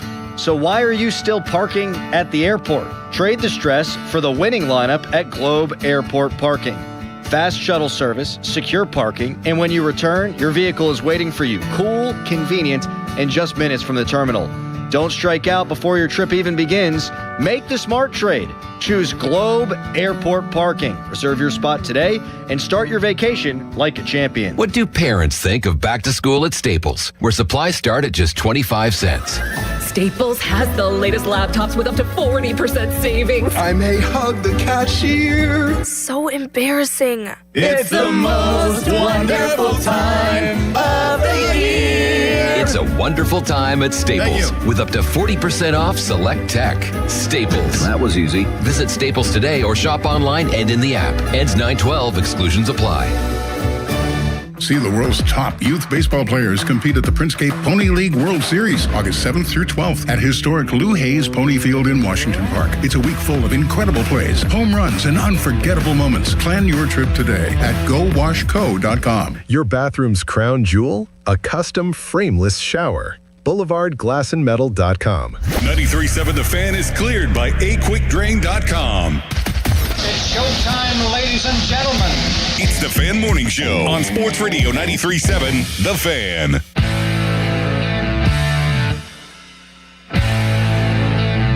Yeah, ball security, obviously taking care of it, extracting it. Ball security is number one. Blocking, obviously sustaining, right? Obviously getting off blocks. Already hit tackling. Big plays is the fundamentals. You can't win in the National Football League without big plays. Just each game. You look at the league average, average about 36 a game. So you got to emphasize it. The finish, the pursuit and finish, is clearly a big part of that too. And one that we spend a lot of time in, particularly because the way we have to train more than ever in the off season, is the mannerisms. Mannerisms in disguise is a big part of pro football. I think it's particularly coming from the quarterback position. In my history, you spend time there, but the game's evolved that way. Where both sides of the ball are doing it a lot more. You're even seeing it more in special teams. So those are the six, fundamentals of Steeler football. I love that from Mike McCarthy. The 6 fundamentals of Steelers football. I think Mike Tomlin's 6 fundamentals would have been: don't turn it over, don't turn it over, don't turn it over, don't turn it over, don't turn it over, don't turn it over. And while I acknowledge that keeping the football and not giving it to your opponent is very important, in modern football, the thing that's going to win you more games, the thing that is the number one predictor in whether you are going to win or lose, is which team has more explosive plays than the other team. The Bears head coach, who everybody loves, Ben Johnson, he's everyone's favorite hot, up-and-coming offensive head coach. He had a quote right after he got hired where he said, yeah, people look at turnover differential, and that's important. You never want to dismiss turnover differential, but you win like 70+% of the time when you have more explosives than your opposition. And to hear Mike McCarthy have explosive plays as one of the 6 fundamentals of Steelers football, ooh, baby, it got tingles going up my spine and down to my nether regions. That is an offensive-minded head coach. One that knows putting up points and making big plays wins you football games. Folks, we have been in the dark ages under Mike Tomlin. And he won a lot of games, and he might be in the Hall of Fame, and he won a Super Bowl, whatever. I respect Mike Tomlin. I think there's a chance he's good on television. He was a great steward of our franchise for a while. But it was time, because we've been living in the dark ages. When Kenny Pickett became the Steelers' starting quarterback, the Steelers were bad. It was the middle of that Jets game. He throws 3 picks. They lose a couple of games against Buffalo, against Philadelphia. And then after the bye week, it wasn't about throwing the ball a lot. Steelers actually had one of the better rushing offenses in the league after that point. It was all about Kenny, protect the ball, protect the ball, protect the ball, make some plays on third downs, make some plays at end of games. He did against the Raiders, but protect that football. And it was not about development. It wasn't about doing everything possible to see the forest through the trees and develop Kenny Pickett as the next franchise quarterback. It was all about that game for Mike Tomlin. Win that game. And that's admirable to an extent, because you've already heard me criticize the Pirates today for doing the opposite. But that Steelers team was never going to win the Super Bowl. That Steelers team didn't even wind up making the playoffs because they were 3-7. And you weren't ever going to win enough to really have that be a banner-hanging, impactful season. You see, Mike Tomlin was worried about winning that game. He wasn't worried about developing a quarterback who could throw the ball downfield, make explosive plays, and win the modern way like you're supposed to win in 2026. Mike McCarthy might not be the right hire for the Steelers. None of us know yet. But Mike McCarthy's got the right mindset. And I'm wondering how you feel today compared to when he was hired. Because I'll tell you, I was not the biggest fan of the hire. I didn't give it an F- like Chris Mueller did. But it didn't inspire a ton of confidence. I wanted an offensive-minded guy, but I wanted a younger offensive-minded guy. Well, now I'm really starting to buy in. This season for Mike McCarthy is important because you don't want to have the national media come down upon Steelers Nation if this team should lose more than it wins for the first time since 2003. You would be a national embarrassment, and we'd all have to hear how wrong we were to push Mike Tomlin out of town. But the true value in Mike McCarthy lies beyond this year. It is what Mike McCarthy can do to develop and foster a franchise quarterback. And after having heard his 6 fundamentals of Steelers football and big plays being right smack dab in the middle of it, and hearing all the reports of how he's handling the quarterbacks in training camp and everything he did to work with the quarterbacks throughout the offseason activities, I think they've hired a guy that gets that aspect. And so I am higher on the Mike McCarthy hire today than I am when he was brought in to be the next head coach of these Pittsburgh Steelers. And I'm wondering if Steelers fans feel the same way. 412-928-9370. I'd love for you to give me a ring on the hotline presented by Sullivan Super Service, Pittsburgh's trusted plumbing and HVAC provider for over 50 years. The question, do you feel better about Mike McCarthy than you did before? Are you buying what he's selling? Best caller on this subject wins a pair of tickets to go see the Goo Goo Dolls. 412-928-9370. Football Talk on the Fan, presented by Xfinity. Score the most reliable Wi-Fi, one price, 5 years guaranteed. Xfinity, imagine that. We had Aaron Rodgers talking the other day about modern day football 2026. You can't be in shotgun all the time. Steelers were in shotgun as much as just about any team in the league last year. Can't be in shotgun all the time. First and second downs, you got to be willing to throw the football. Mike McCarthy is a guy who historically throughout his career, his offenses have thrown the ball a lot on first downs. We're coming out of the Stone Ages, folks. It's not about just protecting the football. It's not about just relying on the defense.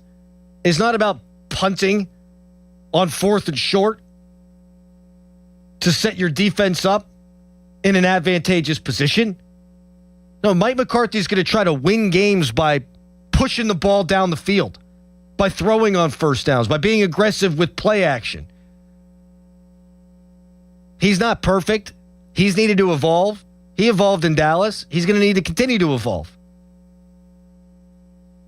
He's not the best offensive coach in the NFL. He's not Sean McVay. He's not Kyle Shanahan. But you got a guy that actually understands what it takes to win in modern football.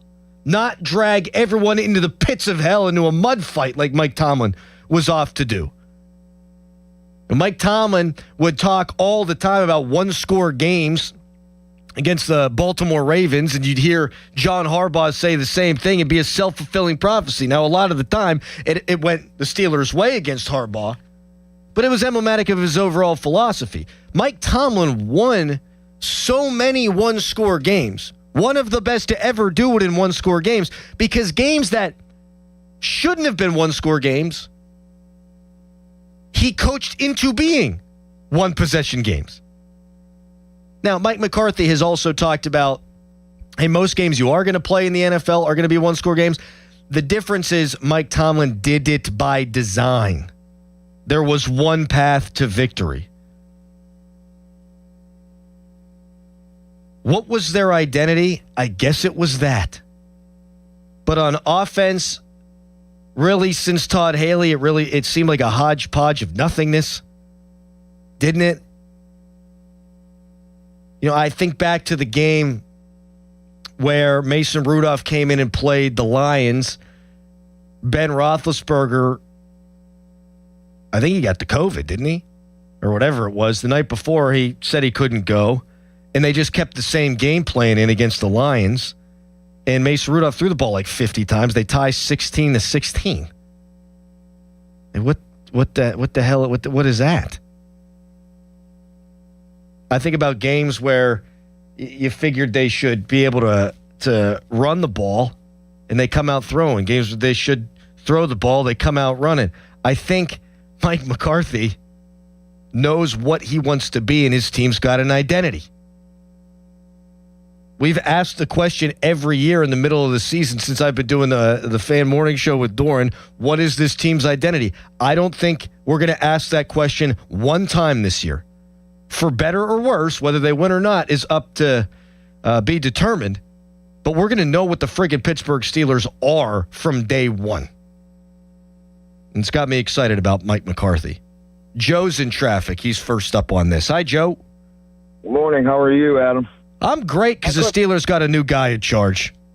Yeah, me too. And I'm for the first time, it's going to be nice to see that we don't have to actually go in with a plan to rely on our defense to win the game. We actually have I feel with a coach like him, he can get the ball downfield, and he's not afraid to throw over the middle. He's not afraid to go for big plays, no matter what it takes.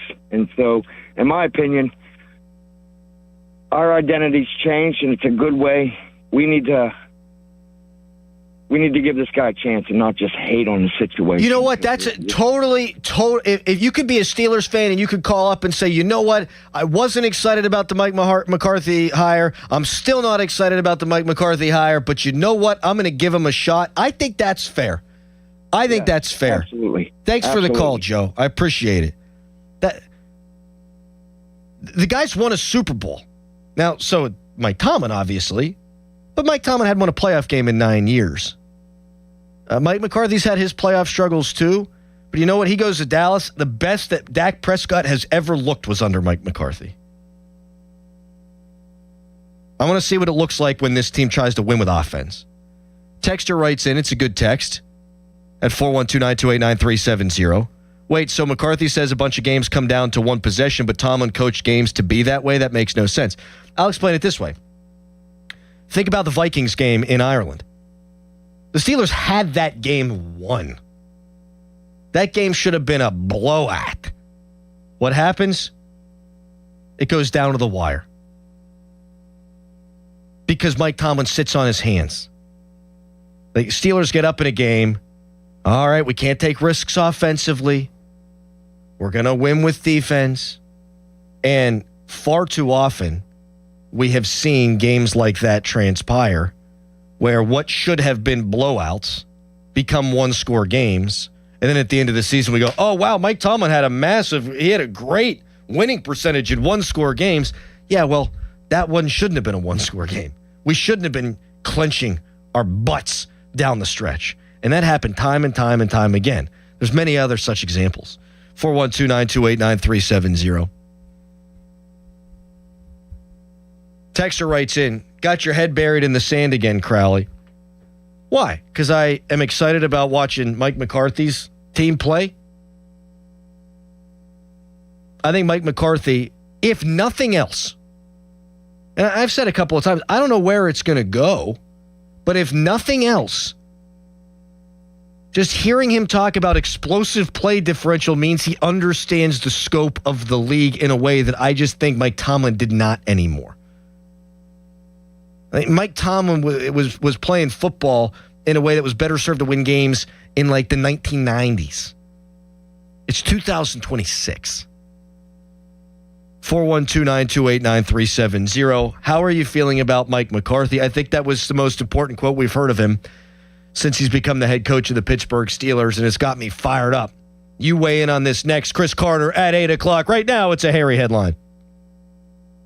Now, fan headlines powered by Bowser Chevrolet.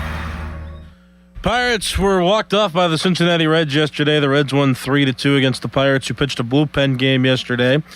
2 runs were given up in the middle innings by the Pirates. It was Hunter Barco that gave up those runs. The rest of the bullpen was scoreless. Johan Ramirez, Noah Murdoch, Mason Montgomery all didn't give up any runs until Gregory Soto pitched the 9th inning, and he gave up a run after getting 2 outs in the inning. He did walk 2 batters, no one give up a hit in that 9th inning. So the Pirates now on a 3-game losing streak going into Game 2 of this 4-game series. That Game 2 is tonight at 6:10. Coverage on the Fan begins at 5:15, and that coverage is presented by Keystone Custom Apparel. For more, go to 937thefan.com, and now here is Doran Dickerson. Thinking about tackling a project this summer but not sure where to start or where to get your materials? Give Reed Building Supply a call. I know the team at Reed Building Supply for years, and what sets them apart is their customer service. They're knowledgeable, reliable, and always willing to help you find the right products for your job. Whether you need TimberTech decking, flooring, vinyl windows, Hardy LP, or vinyl siding, doors, cabinets, stone, or more, Reed Building Supply has you covered. Plus, they pride themselves on being dependable and on time. And right now, they're offering special savings on select AZEK siding products, including discounts and rebates for a limited time. Visit them online at reedbuildingsupply.com or give them a call, 412-875-6320. That's 412-875-6320. And make sure you tell them Doran sent you. Now, from the Spitzer Toyota Traffic Center at SpitzerToyota.com. Happy Friday morning to you. No accidents to report at this time. Meanwhile, the Parkway East, I-279 North, and Route 28 are flowing. The Parkway West, you have plenty of company inbound. It's slow but moving from the top of Greentree. And all looks good if you're heading to Steelers training camp for day 3. Parking lot's open at 8:15. Practice starts at 10:30 a.m. today. From the voice of Pittsburgh, 100.1 FM and AM 1020 KDKA, I'm Trevor A. Jones on Sports Radio 93.7 The Fan.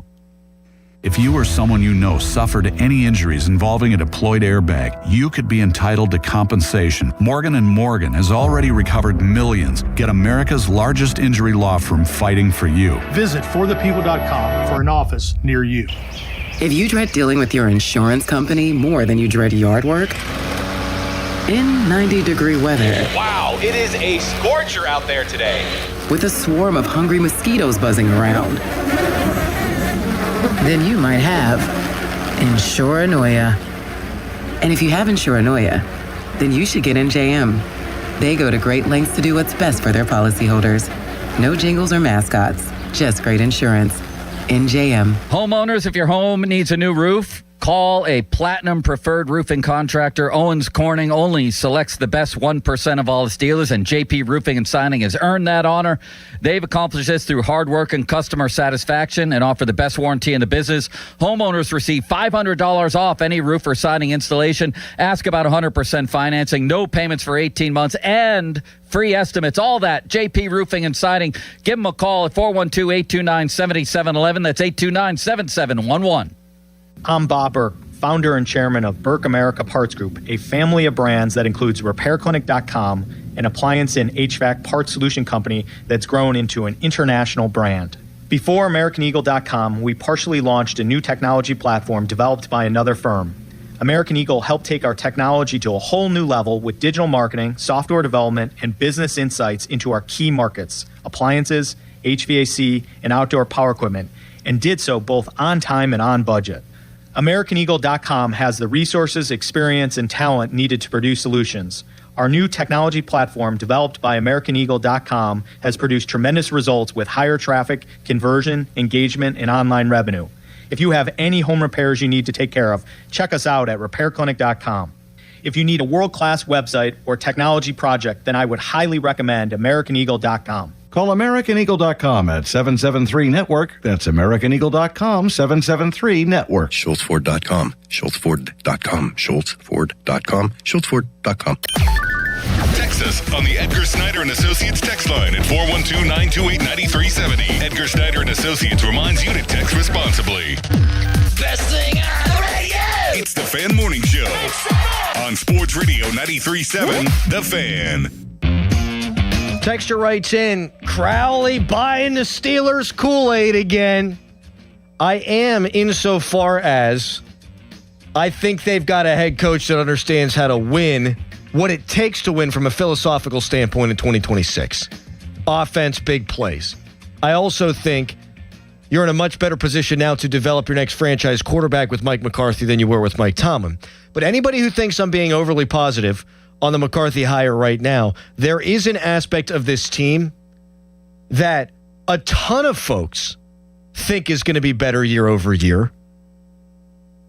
And I'm not going to give them that benefit of the doubt. And I'll tell you about that coming up in the 8 o'clock hour. Chris Carter joins us in about 7 minutes. Jeremy and Mercer, he's next up. Good morning, Jeremy. Hey, I just wanted to say when they first announced that they were hiring Mike McCarthy, I'm like, what the heck are they doing? This is a fail. And then as it's progressed, he's changing not only the tradition of what they've been doing with their practices, but he's changing the offense. It's like he's giving them a booster shot. You know, and I love Mike Tomlin, but for the past several years, his offense was stagnant.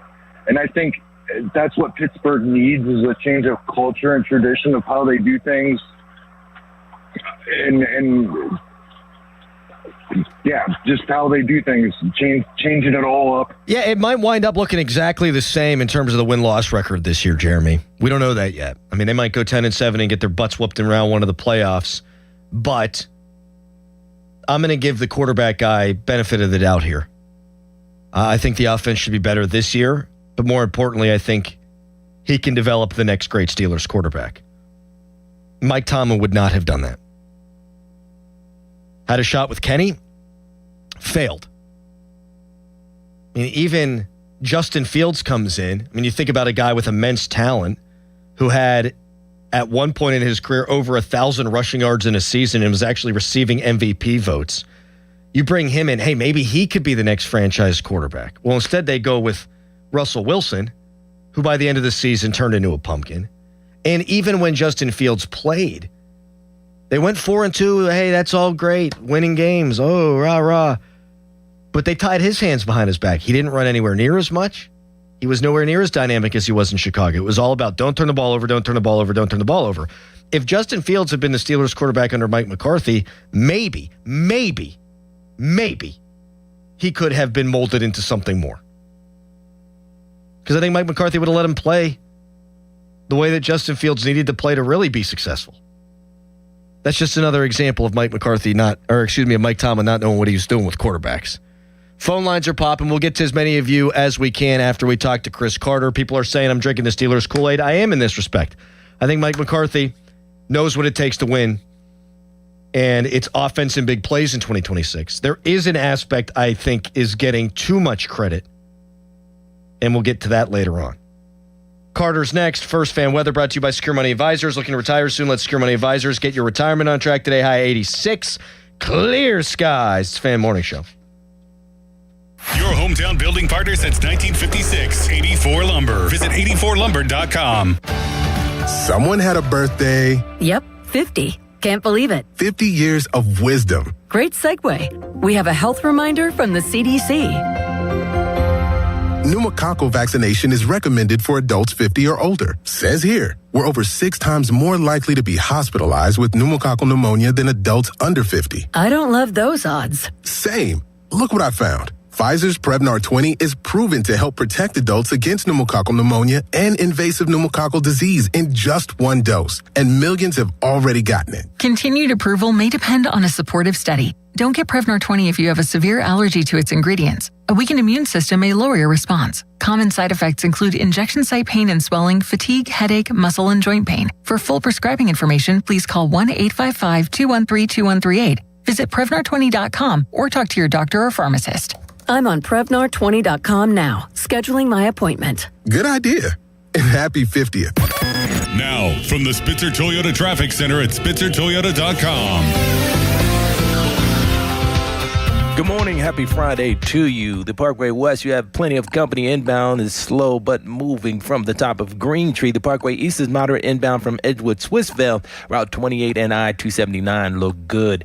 Also looking good if you're heading to Steelers training camp for day 3. The parking lot's open at 8:15. And practice is set to start at 10:30 a.m. today. From the voice of Pittsburgh, 100.1 FM and AM 1020 KDKA, I'm Trevor A. Jones on Sports Radio 93.7 The Fan. This report brought to you by Liberty Mutual Insurance. Liberty, liberty, liberty, liberty. Brought to you by Liberty Mutual Insurance. Why pay full insurance when you can customize and save? Switch to Liberty Mutual and they'll customize your auto and home insurance so you only pay for what you need. Liberty, liberty, liberty, liberty. HD1 Pittsburgh, an Odyssey sports station. Live from the Jim Shorkey Mitsubishi.com studios, North Huntington and North Hills. Always live and free on the Odyssey app. The summer sales drive is in high gear at Jim Shorkey Mitsubishi North Hills. Drive home the savings of the summer with exclusive offers on our lineup of Mitsubishi, like the new 2026 Outlander Trail Edition. Drive yours home today and save $7,000 off MSRP or finance for 0% APR for 72 months. Have a trade? Ask us about our $3,000 push, pull, or tow trade assistance. Your deal. Your way. What a great day. At Jim Shorkey Mitsubishi in the North Hills. Call 412-453-8035 for offer details. The summer sales drive is in high gear at Jim Shorkey Mitsubishi North Huntington. Drive home the savings of the summer with exclusive offers on our lineup of Mitsubishi, like the new 2026 Outlander Trail Edition. Finance yours today for 0% APR for 72 months. And ask us about our $3,000 push, pull, or tow trade assistance. Plus, every new Jim Shorkey Mitsubishi includes 2 years of limited maintenance standard. Your deal. Your way. What a great day. At Jim Shorkey Mitsubishi North Huntington. Call 724-995-3658 for offer details. End of commercial. Yep, it's on. Back to the Fan Morning Show. Sports Radio 93.7 The Fan.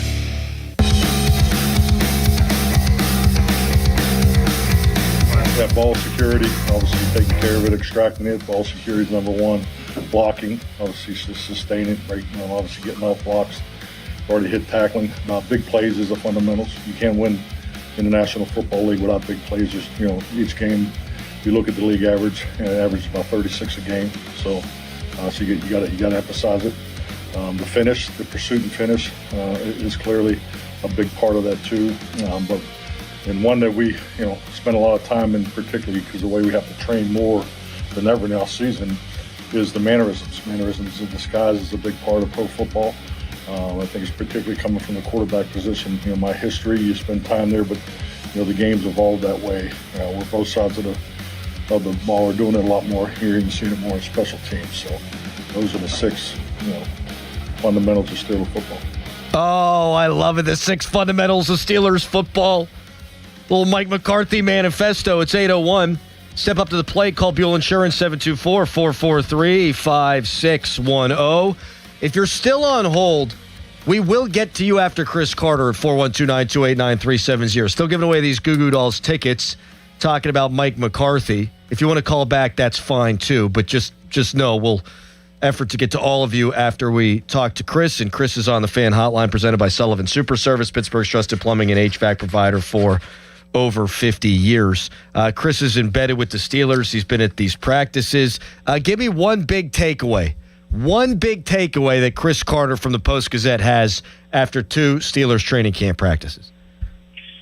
Adam, when I'm here and I'm looking at these practices, I think there's 2 big differences that kind of contrast with each other. One, a lot of people are telling you these practices are moving a lot faster. And that doesn't mean that they're shorter, but from drill to drill, there's not as much stopping, taking a second, and going to the next thing. And there's not time in between things. It's we're done with this. All right, we're moving right into the next thing. And that's a little bit different from how things had been under Mike Tomlin. But I think the biggest reason for that is because these practices aren't as focused on competition.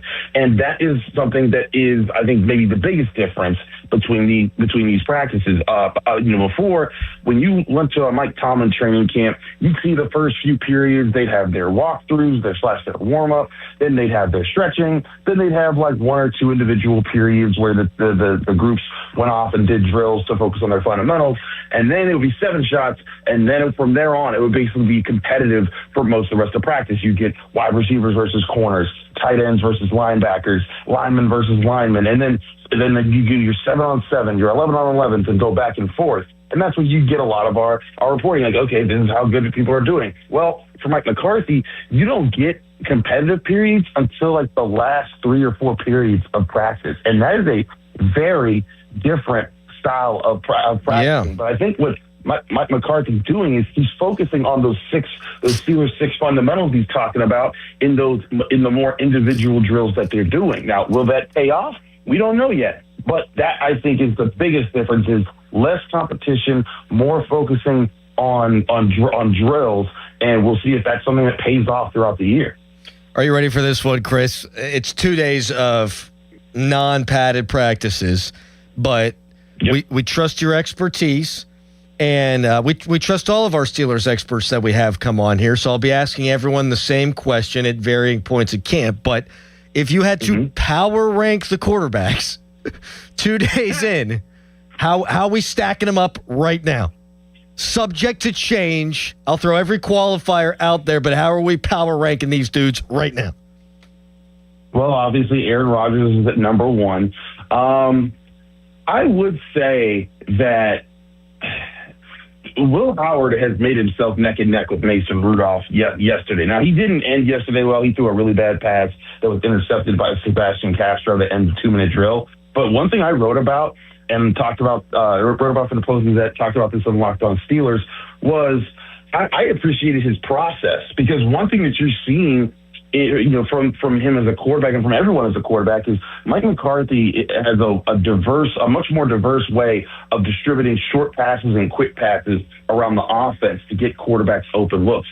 But he does that to set up the deeper passes. And I could sort of see Will Howard's brain going through the progressions a bit. There was one pass that I was really impressed by where he even talked about it afterwards. He said, we're coached to keep our stripe, which is, the stripe of the helmet, pointed in the same direction every play, because you don't want to tip off where you're going. And there was one play where he kept his eyes down the middle part of the field. He gave a slight pump fake. It froze the secondary, and then he turned and was able to hit Levi Wentz, who's a Pine Richland guy, on a deep corner route. And I was really impressed by, that, going through his progression and using that. And, I don't know if that's going to translate to a game, but I was impressed by that. So I'd say they're neck and neck. I'd still give Mason Rudolph the 2 spot in the power rankings, but Will Howard is slightly off in the 3. And something that I've said all off season is that if by the end of training camp, at the end of preseason, if Will Howard is neck and neck with Mason Rudolph by the end of this thing, then I think they're going to keep Will Howard and try to trade Mason Rudolph. That's just how I see it playing out, because he's younger. It's kind of what Josh Dobbs got to do to Landry Jones maybe 10 years ago or so. So that's what I think they'll approach it. Drew Allar still in 4th, but I will say after a really rough first day, I thought his second day was a lot smoother. He made a lot less mistakes, made some more standard throws, and that's the kind of stuff that he needs to this camp to get his feet under it. Yeah, it's not going to be linear. It never is, but you want to see, every week, if you feel like maybe they've been better at the end of the week than they were at the beginning of the week. I mean, that's a pretty good place to be. Chris Carter, the Post Gazette and the Locked On Steelers podcast here, joining us on the Fan Morning Show. Chris, DK Metcalf, I've seen some of the still shots of a catch that he made yesterday. It just looks freaking incredible. He's talked about being on the same page with Aaron Rodgers more now that you're entering year 2. We also heard Rodgers talk about wanting to be under center more, throwing the ball on first down, more play action. I think that's what the Steelers wanted to do last year. And then the Jets game happened. They had a lot of success doing it, but Aaron Rodgers also got his butt whooped. Is the offensive line going to be in a better position to allow them to be under center more, to allow them to take more play action shots? Because you can say you want to do it, But if the offensive line can't hold up in those situations, you're not going to be able to do it.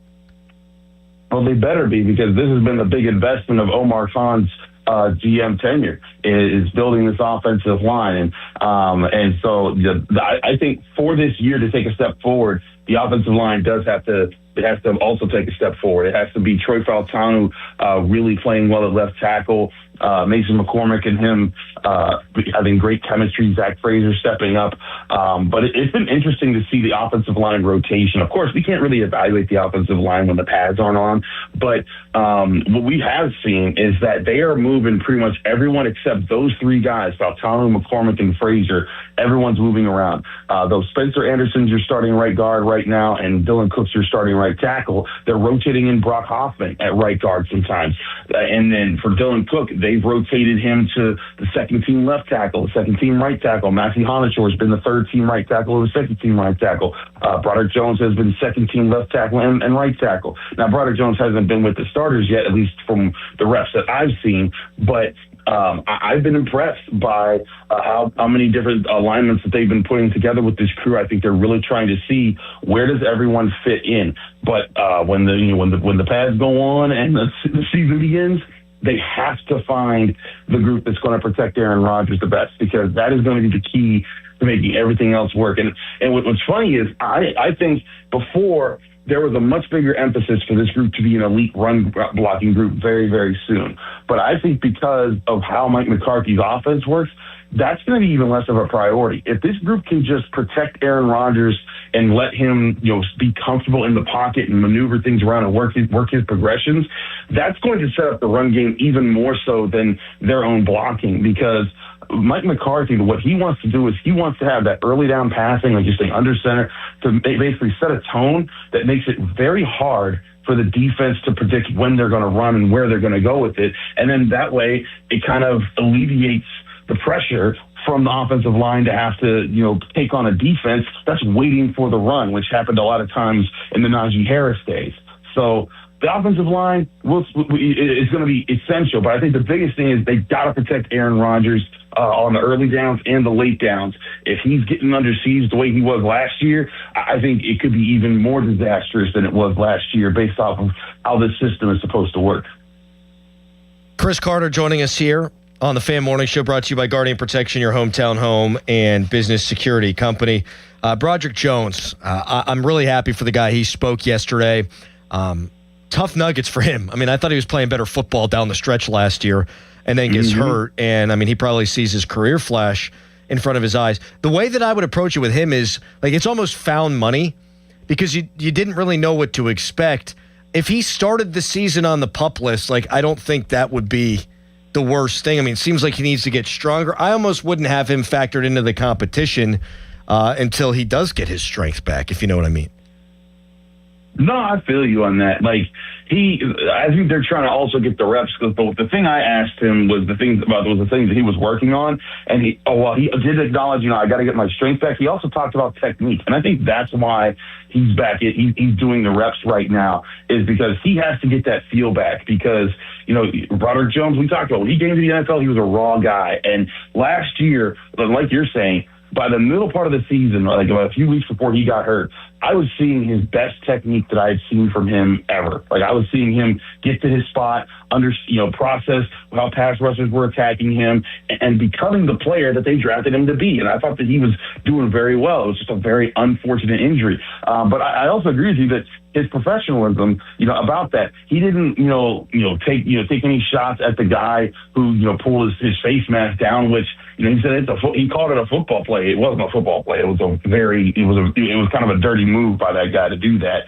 So he didn't have to do that, but he's kind of just took it on the chin and said, hey, you know what? I didn't even know that I was hurt at first. I just thought it was, I thought it was something minor. I thought I had a stinger, and, it turned out it was a very serious injury. But, I got to be focused on what I got to do right now. And I think that's a really good attitude to have, in his situation, because, we see a lot of young athletes when they come to the NFL, they become a first round pick. They've been a superstar athlete all their life, and now they got all this money to throw around. They get careless, and they don't think things through, and they can say a lot of wild things, and you're not seeing that from him. You're seeing him be poised and composed and taking on this challenge Honestly, I think there's an appreciation for that. Now, I don't know if there's going to be space for him to stay on this team, after this season, because, this is the last year on his rookie contract, and they've drafted Fautanu and drafted Maxi Honachor, and Dylan Cook looks pretty solid. But I do think he can play, if he can get his strength back and his weight up throughout the season, and he gets throughout the training camp, and then maybe gets some preseason action eventually. That could be his ticket to get back to and get some starts this year. And, if we get to like week 8 or so, and he's playing well, and the Steelers are like, well, we do like, he's playing well, he might be a trade bait candidate because teams want offensive tackles. Oh, my God, yes. Robert Saleh is like praising Dan Moore over in Tennessee right now, and Steelers fans are like, what, are you kidding me? But Dan Moore is an experienced veteran offensive tackle in the NFL. Broderick Jones will be that with a higher pedigree if he was to hit the open market. So the Steelers might be able to put a nice little bow on Broderick Jones and say, hey, who wants this? And that extra draft capital, people have been wondering how the Steelers are going to get it. He might be the ticket to that if they can get him out there, show that he's back and that he's healthy and he's still athletic and he's grown in his technique. Someone's going to say, I want that guy, and I want to get him before he hits the open market, and I have to pay him a buttload of money to compete with him. So that might be the goal for Broderick Jones this season if Omar Khan's keeping an eye on things. Well said. It always is well said by you on the Locked On Steelers podcast. Chris Carter of the Post-Gazette. Appreciate it, man. Love that we actually have real ball to talk about. Thank you. Yes, sir. Same here. I love having things to talk about. I won't be there today and tomorrow, but I will be back on Monday when the pads go on. So it's going to be a fun week next week. Pads, baby. All right, Chris. Thanks, bud. Thank you, Adam. The great Chris Carter of the Post-Gazette. How about Cook's Catering LLC? Our great friends, big-time listeners of the show. I thought they were going to bring me and you each a breakfast sandwich. They brought everyone breakfast sandwiches. They brought a whole tub. What do we got out there? So we got biscuit sandwiches, some bacon, some sausage, but with the egg and cheese. Oh my God. We got little hash brown patties. Oh my God. Jelly and jam. And orange juice and iced tea. Cook's Catering LLC. You can get more on them. Info at cooksculinary.com. You can also follow them on Instagram. They have brought us tremendous food before. Nolan and Manny came today, very kind. They say they listen all the time, but they were like, we don't need the credit. And I said, no, we're going to give you the credit. This is a very kind gesture by these two. Very kind. We started off the show. I was in a bad mood. You were in the bathroom. There's no door in today. Now I've never been happier in my entire life. When we come back, I promised we'd get to all these callers on hold. How you're feeling about Mike McCarthy now compared to Mike McCarthy when he was hired. And also, there is one component to the Steelers team that seemingly every Steelers fan's excited about. And the more I've looked into it, the less excited I am. I will tell you about that, too. You can text us, brought to you by Edgar Steiner & Associates, a personal injury law firm. They always say there's never a fee unless we get money for you. Right now, it's a hairy headline. Now, fan headlines powered by Bowser Chevrolet. Pirates losers 3-2 yesterday against the Cincinnati Reds in the first game of 4 in that series, and the Pirates have now lost 3 games in a row. They continue to slide down the wild card standings. The trade deadline a few days away as well, so they've got a little bit of time left to make a move that may impact the remainder of their 2026 season. The Pirates and Reds play again. Game 2 of that 4-game series is tonight at 6:10.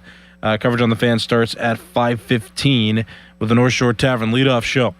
For more, go to 937thefan.com. This is an Odyssey Sports Minute. Deebo Samuel is making a homecoming with the San Francisco 49ers. He signed a 1-year deal to return to the Bay. This is a good move for the 49ers. They have injury issues at the position with Ricky Pearsall, and you're bringing back a guy that already knows the offense and already knows how to fit into the offense. He's not in his prime, Deebo Samuel, but he certainly doesn't make your team worse. I'm Denton Day. When you first saw her, she was out walking her dog. You didn't notice her at first. But when you finally did, it was too late. Because at that moment, you were speeding. She was out walking her dog and only had a second to let go of the leash. Your foot was on the gas, and her life was on the line. Speeding catches up with you. Paid for by NHTSA. Hey, this is Lauren. And a little thing I love about the hash brown scrambled burrito is that it's going to add the protein that you need. The eggs with those crispy nuggets. It's the ultimate combo. Hi, this is Maya. And a little thing I love about the hash brown scrambled burrito is that it's packed with protein. Having Chick-fil-A chicken in a breakfast burrito is just phenomenal to me. You have the chicken, you have the eggs, and then you add these hash browns. It's just complete, honestly. Order the Chick-fil-A hash brown scrambled burrito and Simply Orange Juice on the Chick-fil-A app today. Real guests paid for their testimonials. Oh, it's hot. Oh, yeah. Just in time for the summer sales event at Schultz Ford and SchultzFord.com. All those great locations. Schultz Ford Wexford, Schultz Ford Harmer, Schultz Ford South in West Mifflin, Schultz Ford down in Wheeling. And it's so hot, like, you don't want to do anything, right? How about this? Mobile service. That works. Something they can work on with your car, oil change, something quick. They'll come right out to your house and do it in your driveway. That is fantastic. You sit there in the air conditioner, and that tech will be there right at your house. That's something you get from Schultz Ford. So check out the car you want.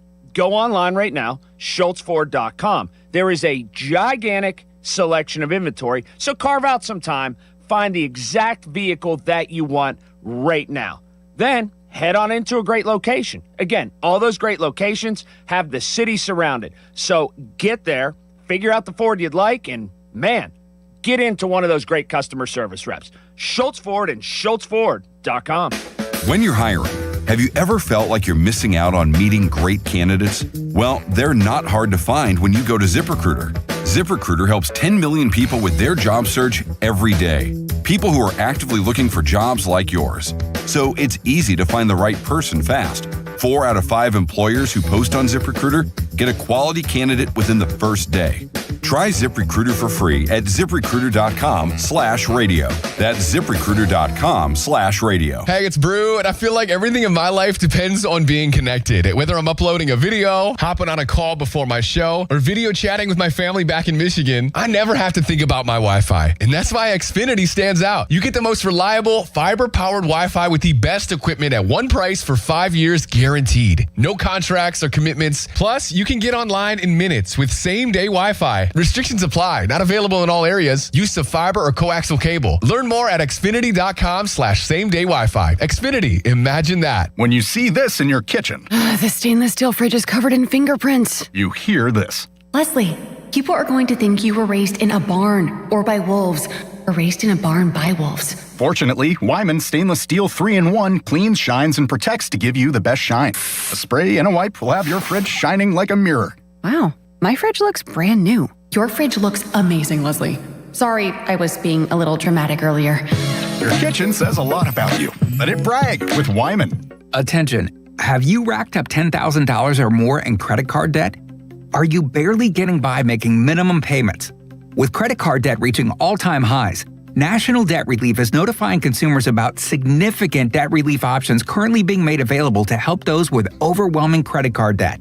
These options may reduce a large portion of credit card debt for those who qualify. You don't need to declare bankruptcy or take out a consolidation loan, and you may only have to pay back a fraction of what you owe, even if you have bad credit. National Debt Relief has already reduced the credit card debt for more than 550,000 consumers, so don't wait. If you owe $10,000, $20,000, or even $100,000 in credit card debt, you can now take advantage of this financial debt relief as the cost of living continues to skyrocket. To check what debt reduction you may qualify for, call 800-358-6868.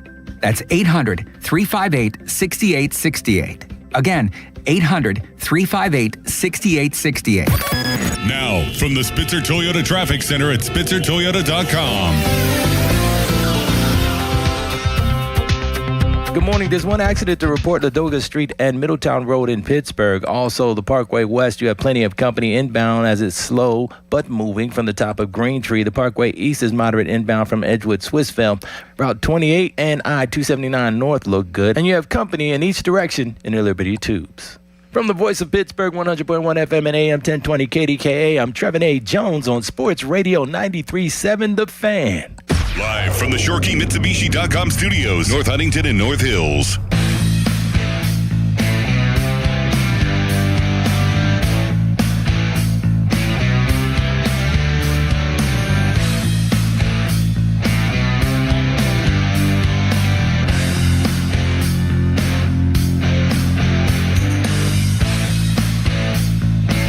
thanks to our buddies at Cook's Catering LLC for bringing in breakfast sandwiches. Sausage, egg, and cheese biscuits. Bacon, egg, and cheese biscuits. Little potato home fries. Is that what you'd call those? Would you call those home fries? What do you call those? Hash browns. Yeah, they're hash browns. Little potato medallions that are delicious. Some fruit that hasn't been touched. So thanks to our friends. And if you have a big event or anything coming up, email them info@cooksculinary.com. You can follow them on Instagram, too, for mouth-watering images. Mm-hmm. Yes, Harry? Yes. Harry's eating right now. Yep. And I'd be lying if I said that I wasn't eating 6 seconds before I turned the microphone on. This is a great sandwich. Mike McCarthy gave his 6 tenets, his 6 fundamentals of Steelers football. And one of those was explosive plays. Imagine that. I don't know that Mike Tomlin would say that getting explosive plays on offense is one of his key tenets. Limiting them on defense, I'm sure he tried to do. But getting them on offense has never been part of his philosophy. And not since Ben, but you had Ben, and he trusted Ben. But when he didn't have quarterbacks that he didn't trust, even though he brought them all in, it was protect the ball at all costs. That was the number one tenet. And this is the evolution of football in 2026. You got to throw the ball downfield. You got to have explosives. You got to throw the ball on early downs. All things that Mike McCarthy's brought to the helm in the past. And so I'm buying Mike McCarthy as the next guy. I'm buying this hire, at least from an offensive standpoint. Now, defensively, we'll get to that coming up in about 10 minutes. But do you feel better about the McCarthy hire today than you did when the Steelers made the hire? Because I do. Dave in North Huntington. Hi, Dave, one of our favorites. Hey, Adam, how you doing? So, yeah, when they announced McCarthy as coach, I was not really thrilled. But at the same time, none of it could diminish my enthusiasm for the season because finally Tomlin's gone, along with the 3 yards and a cloud of dust mentality and winning by defense at the game. I mean, think about this, man. Yes, I'm excited. Dave, when the Steelers put up, 44 points against the Bengals in the Russell Wilson season, it was as good as the offense has looked since Ben Roethlisberger was here. And then after that, we find out because of a couple of pieces written, I think one by Jerry Dulac, they told Russell Wilson no more audibling at the line, no more of that stuff. And the Steelers offense averaged, I think, 13.7 points per game down the stretch after that game. It's their best offensive game in like a decade. He throws for 400 yards, and they were like, whoa, we can't be having that. That's what you were dealing with Mike Tomlin. That right there. He was more worried about maintaining that non-losing season streak than he was about winning or, God forbid, winning a playoff game, because you're never winning a playoff game, as we know now, obviously. Well, at that particular point, Dave, at that particular point in the season, it seemed like they were more interested in winning Tomlin's way than just what was the best way to win. And that's insanity. Good call, Dave. You're the man. So is Emmanuel in Carnegie next up. Hi, Emmanuel. Hey, man. Initially I was kind of reserved with this hiring, but I'm starting to come around a little bit. I'm still hesitant about our defense. I don't think that T.J. Watt and Cam Hayward and Ramsey and these guys are going to, go into a time machine and, go back to their prime. But I really do trust our offense. You also talked about what McCarthy said in the press conference. He said mannerism, also meaning don't be too predictable. I think Mike Tomlin, the whole entire Steelers identity, be we're going to do it one way and we're not going to change. And we heard that from several opponents, including the Bengals. So I think I'm going to give Mike McCarthy definitely a chance. I'm going to go out on a limb and say that I think that we're going to see a resurgence of Aaron Rodgers that we haven't seen since his MVP season. I think he's going to have it. Wow. I'm not going to go that far, but if he stays healthy, I do think he's going to outperform his numbers from last year. That's not too of a high bar to set. He's got talent, and what I'm hearing now is even Roman Wilson is starting to play better. So I think this offense is going to be great. Thanks for the call, Manuel. Appreciate it. I'm not buying into Roman Wilson until I see him do it on Sundays whenever he's playing against number one defenses and getting his head taken off. We hear this about Roman Wilson all the time. I predicted this. I predicted this 3 days ago. I said, you're going to get a lot of reports that the receivers look great. Because you know what? That happens every year. Because they're not hitting. They're not even thudding at this point. They don't have pads on. Receivers better look good in those circumstances. But most of the other stuff that Emmanuel said there, I do agree with, including my concerns about the Steelers' defense. I am here, and I've been doing this all day, giving Mike McCarthy's offense some benefit of the doubt. I think too many people are doing that with Mike McCarthy and Patrick Graham's defense. The more I've looked into this, the more I've thought about it, the less excited I get about the defensive side. We'll talk that through next. Phones are still popping. 412-928-9370. I was thinking about giving the Goo Goo Doll tickets to Emmanuel, but he jumped off the line. So those are still up in the air. Best caller wins a pair of Goo Goo Dolls tickets. Right now, it's a Nicholas Harry Callis fan headline. Now, fan headlines powered by Bowser Chevrolet. Pirates did not win yesterday against the Cincinnati Reds. They had their struggles to score. Brandon Lau had a highlight on offense, though. He had a home run. That's his 23rd of the season. And he's now tied Neil Walker for the most home runs by a Pirates second baseman in a single season. The Pirates are going to Game 2 of the series on a 3-game losing streak. Game 2 is tonight at 6:10. Coverage on the Fan begins at 5:15. And that coverage is presented by Keystone Custom Apparel. For more, go to 937thefan.com.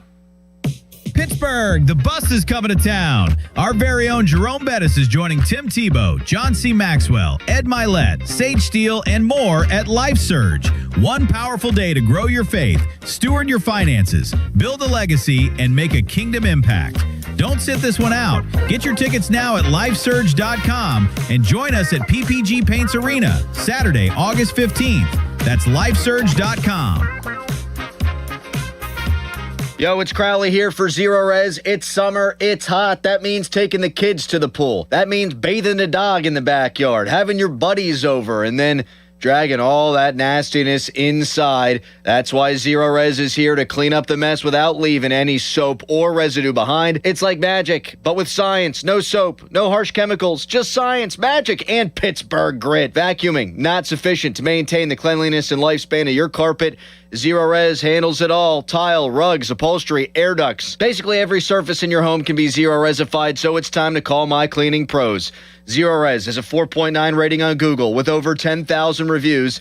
This month, get 3 rooms of carpet cleaned starting at just $129 and get your air ducts cleaned starting at just $599 per unit. Schedule your appointment at ZeroResPGH.com or call 412-701-1188 and ask for the 93.7 The Fan special. Spell it backward or forward. It spells the same, Zero Res.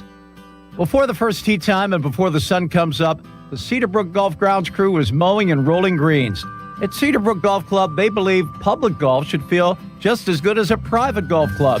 Cedarbrook Golf Club works hard every day to keep the greens smooth and fast and fairways nicely mowed. Come experience the difference and book your tee time today. Check it out at CedarbrookGolfCourse.com. That's CedarbrookGolfCourse.com. Hey, it's Pony. You can ignore your kids when they say, I'm bored. You can ignore that pile of laundry, but don't ignore a slow drain or a gurgling toilet. Those are warning signs your sewer line could be in trouble. Don't let a small clog become a drain backup that causes a big mess and expensive repairs. Call the sewer and drain experts at McVeigh Plumbing, Heating, Cooling, and Electric. McVeigh will find the problem and get your home flowing again. Need a repair? Call McVeigh to get a free second opinion on any sewer line repair or replacement. Call McVeigh or visit callmcveigh.com. Bring the family to Washington County to see the best youth baseball players of the Princecade Pony League World Series, presented by Dick's Sporting Goods, August 7th through the 12th. Enjoy the Champions League game, Military and First Responders Day, giveaways, and so much more. Daily admission is just $10, $5 for kids. Go to ponyworldseries.org for a complete schedule. History will be made one batter at a time at the Princecade Pony League World Series. Don't miss it for the world. Sponsored by Washington County Tourism Promotion Agency.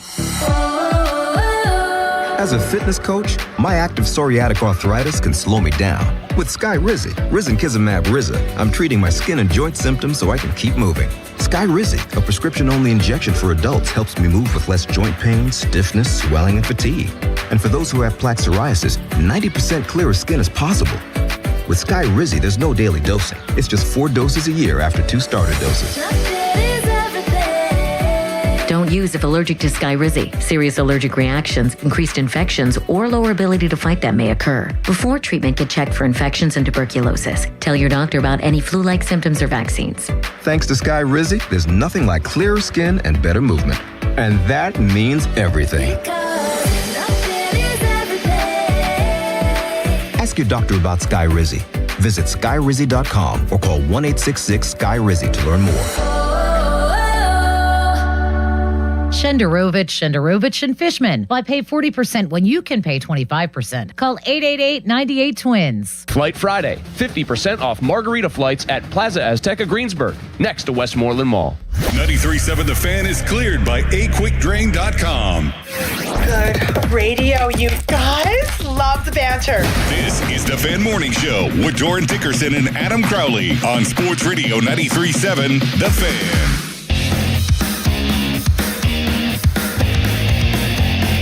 Adam, I figured something out over the break. Oh, yeah? So I was like, Adam, you're stupid. And you were like, no, you're stupid. And you looked like a kid. And then we started talking, and I realized, I think I look like an adult, but I act like a child. You look like a child with a beard, but you act like an adult. Sometimes. I wasn't listening. Texture writes in, you'll like this, though. I completely dropped the ball getting married in a baseball Pittsburgh-themed wedding in 2 weeks, and I didn't ask Callis to introduce me and my wife at the reception dressed in his umpire uniform. I would have. I would.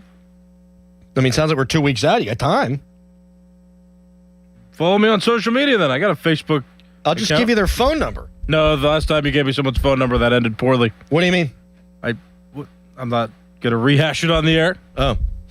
You think Starkey's going to be mad that I accidentally squirted ketchup all over the workspace over here? Yes. Yeah. Austin's mad at me, though, because sometimes I'll be kind. I'll leave him crumbs. And he'll be like, Callis, which is actually my fault. Yesterday, there was a Band-Aid in a package. It was like a fresh Band-Aid. Like, it didn't have any germs on it or anything, but it was out of my way. I ignored it. So he comes in here. He gets all mad. He's like, Callis, what is this? I'm like, I don't know. I can't imagine caring about something so stupid. Yeah, he's like, Callis, why didn't you pick it up? I'm like, it wasn't in my way. I don't care. If it's not inconveniencing me, it's not a big deal. Who gives a rat's ass? Yeah, he was yelling at me. I'm like, what? Who cares? So I'm optimistic about Mike McCarthy, the offensive mind, the play caller, the offensive coordinator, if you will. And I think that he gives the Steelers a good chance of finding a quarterback for the future. I also think that the offense is going to be better this year than it was last year because of Mike McCarthy and because of the weapons that they've added. I like what he said about explosive plays being one of the 6 most important fundamentals for the Steelers. They are the Steelers' pillars. One area that I'm not as optimistic on, and a lot of people seem to be, is the defense.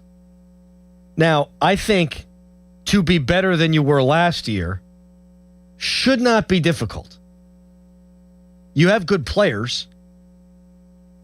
If you have less breakdowns on the back end, that might be enough to push you into the middle of the pack defensively. But I don't know that this is going to be an elite defense because I don't know that I actually should trust the people in charge of this thing. Like, so many folks have said, oh, you're moving TJ Watt around. Defense should be better. And I've been guilty of that too. Like I say, so many people, I've been guilty of that too. Oh, they should. At least it's not Mike Tomlin. Okay. Just because it's not Mike Tomlin, and we're all thrilled about that, doesn't mean it's going to be good defensively. And here's what I mean. Mike McCarthy's been the head coach for 2 decades in the NFL. On average, his defense are 16th in the league in points allowed per game. So, dead ass in the middle of the league, average. Now, that would have been an improvement year over year. That'd be a big improvement. 16th in the league in scoring defense. Patrick Graham, who has 7 years as a defensive coordinator, averages 21st in points per game allowed. So McCarthy is head coach, 16th in points per game allowed on average. Patrick Graham, 21st in points per game allowed. We can make excuses for Patrick Graham and say he hasn't had a ton of good players. He has had some good players. He's had Max Crosby and others. That's what people want to do. And make excuses. Oh, it was with the Raiders. No one could coach good defense with the Raiders. Or the Raiders, they sucked. It's like the Jets.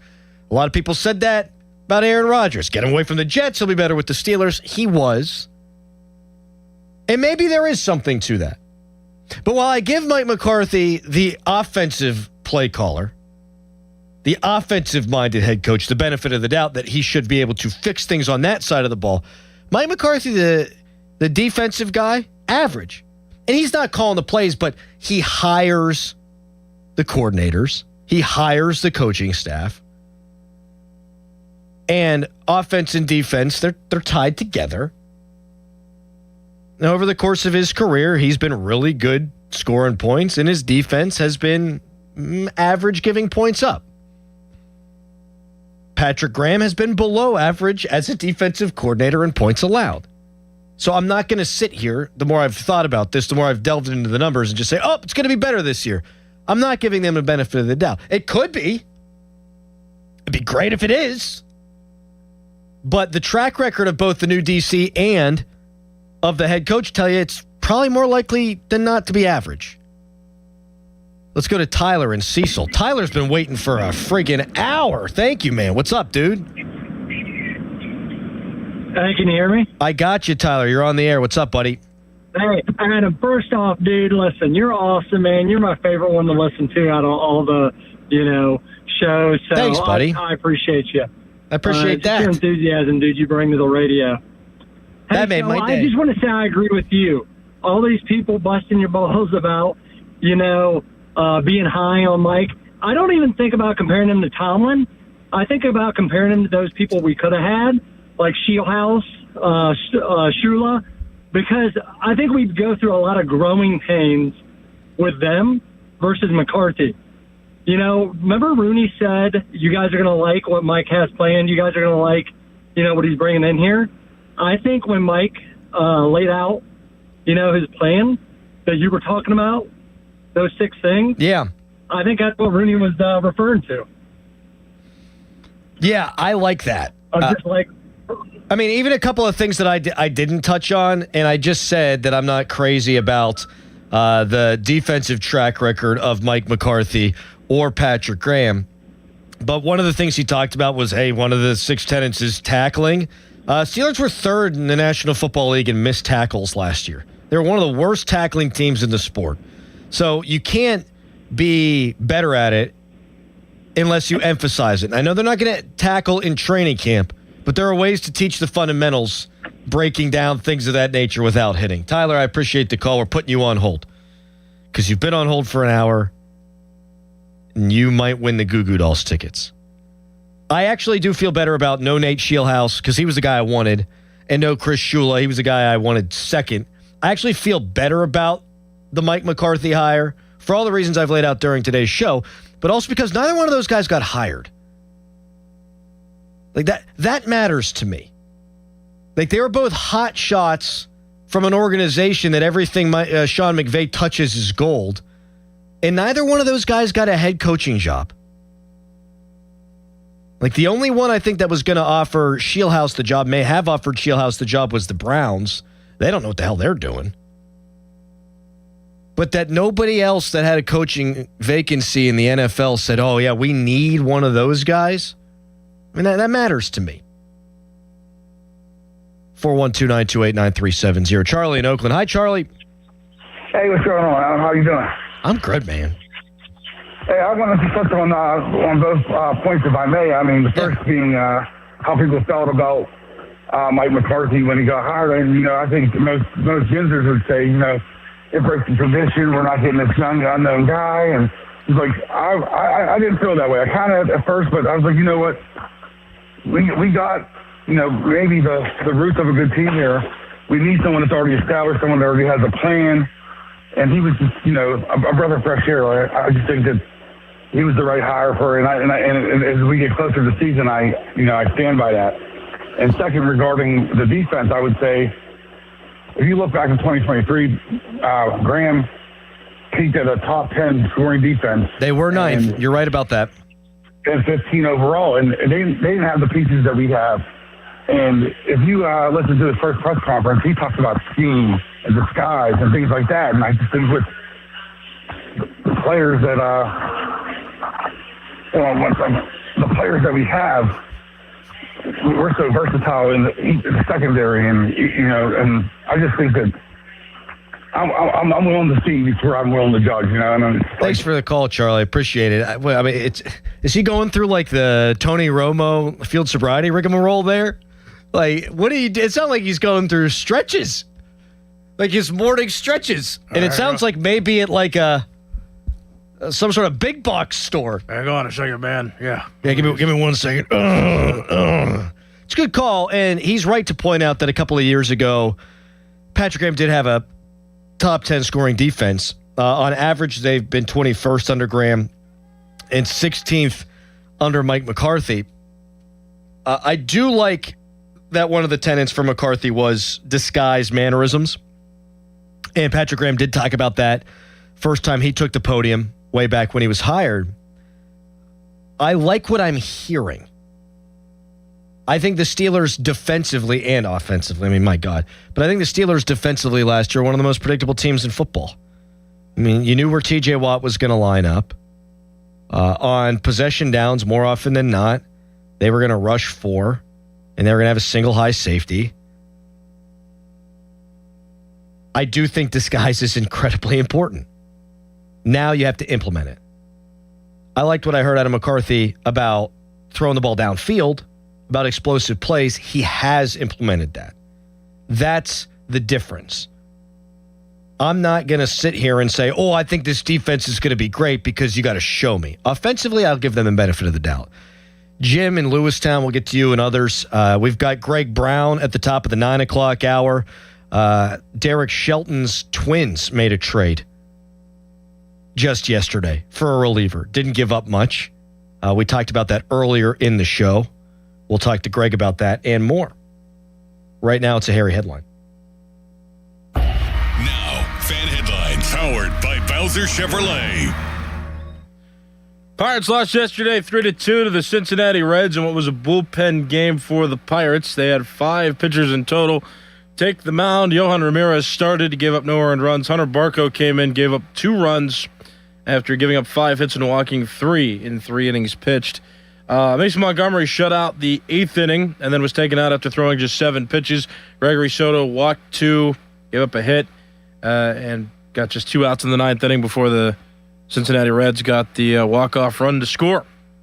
So the Pirates are now on a 3-game losing streak. They're falling further behind in the standings for the wild card race as they go into Game 2 of this 4-game series against the Reds, which begins at 6:10. Coverage on the Fan starts at 5:15 with the North Shore Tavern leadoff show. For more, go to 937thefan.com. Now, from the Spitzer Toyota Traffic Center at SpitzerToyota.com. Good morning to you. The accident reported on Ladoga Street and Middletown Road in Pittsburgh, that is still active at this time. Meanwhile, the accident reported 500 block of McNeely Road in Baldwin Township, that's been cleared. The Parkway West, you have plenty of company inbound as it's slow but moving from the top of Green Tree. The Parkway East, Route 28 and I-279 are moving right along. From the voice of Pittsburgh, 100.1 FM and AM 1020 KDKA, I'm Trevin A. Jones on Sports Radio 93.7 The Fan.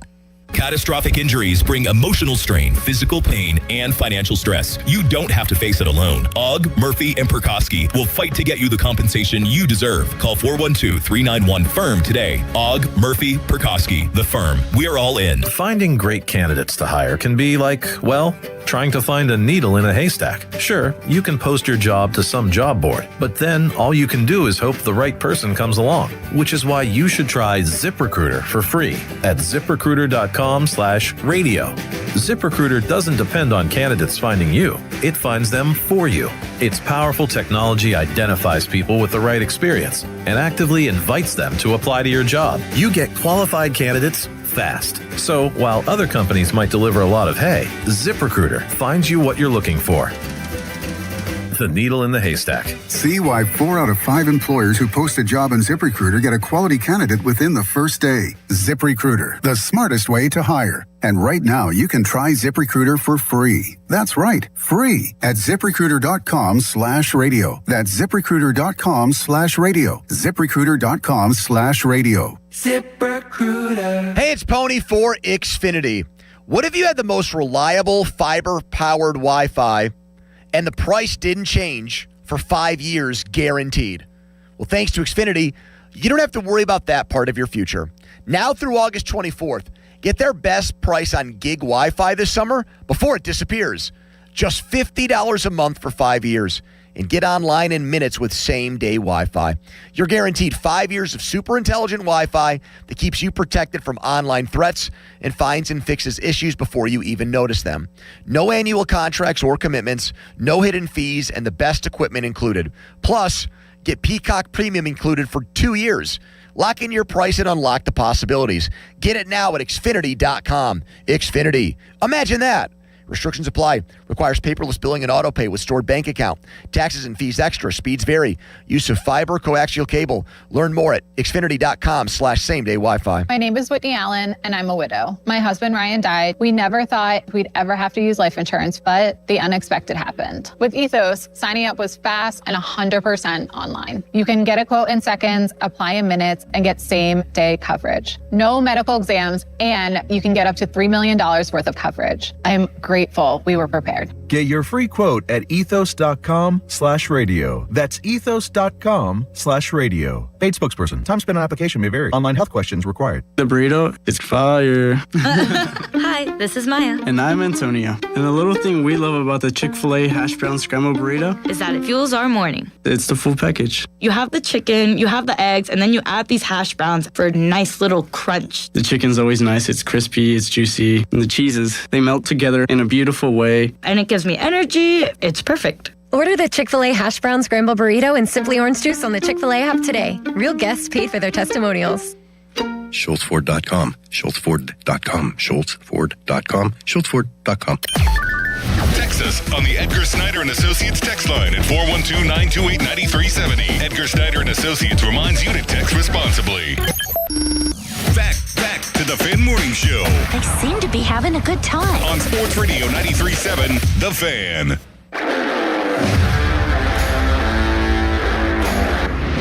Can I just real quick? No, wait, this is better. Damn it.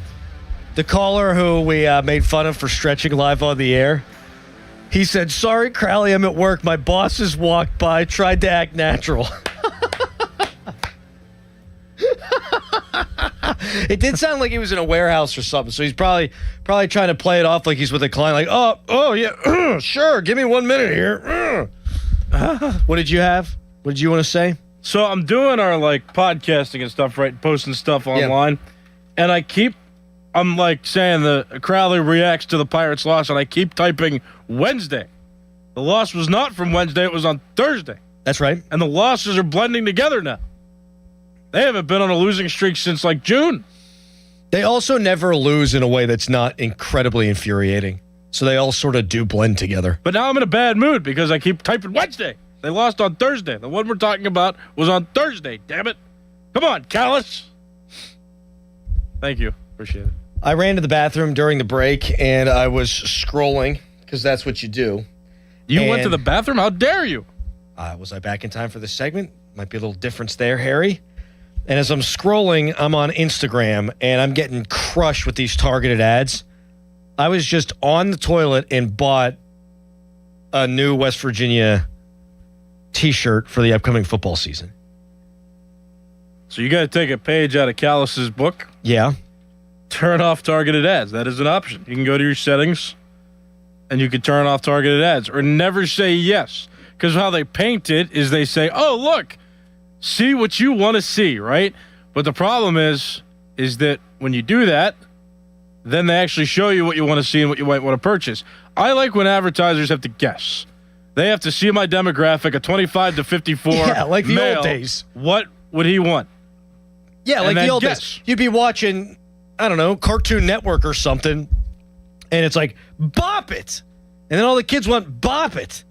But it's based only on the demographic. This thing... Right, but those people have to guess. I know, it's what I'm saying. Instagram knows me better than I know me. Yeah. Because it picks up on, you scroll a little bit slower on something. That means you're interested in it. They know the ins and outs of the Crowley brain, messed up as it is, better than I do. Well, do you know how many... They know what I want. It's sickening. I didn't know you could turn it off, though.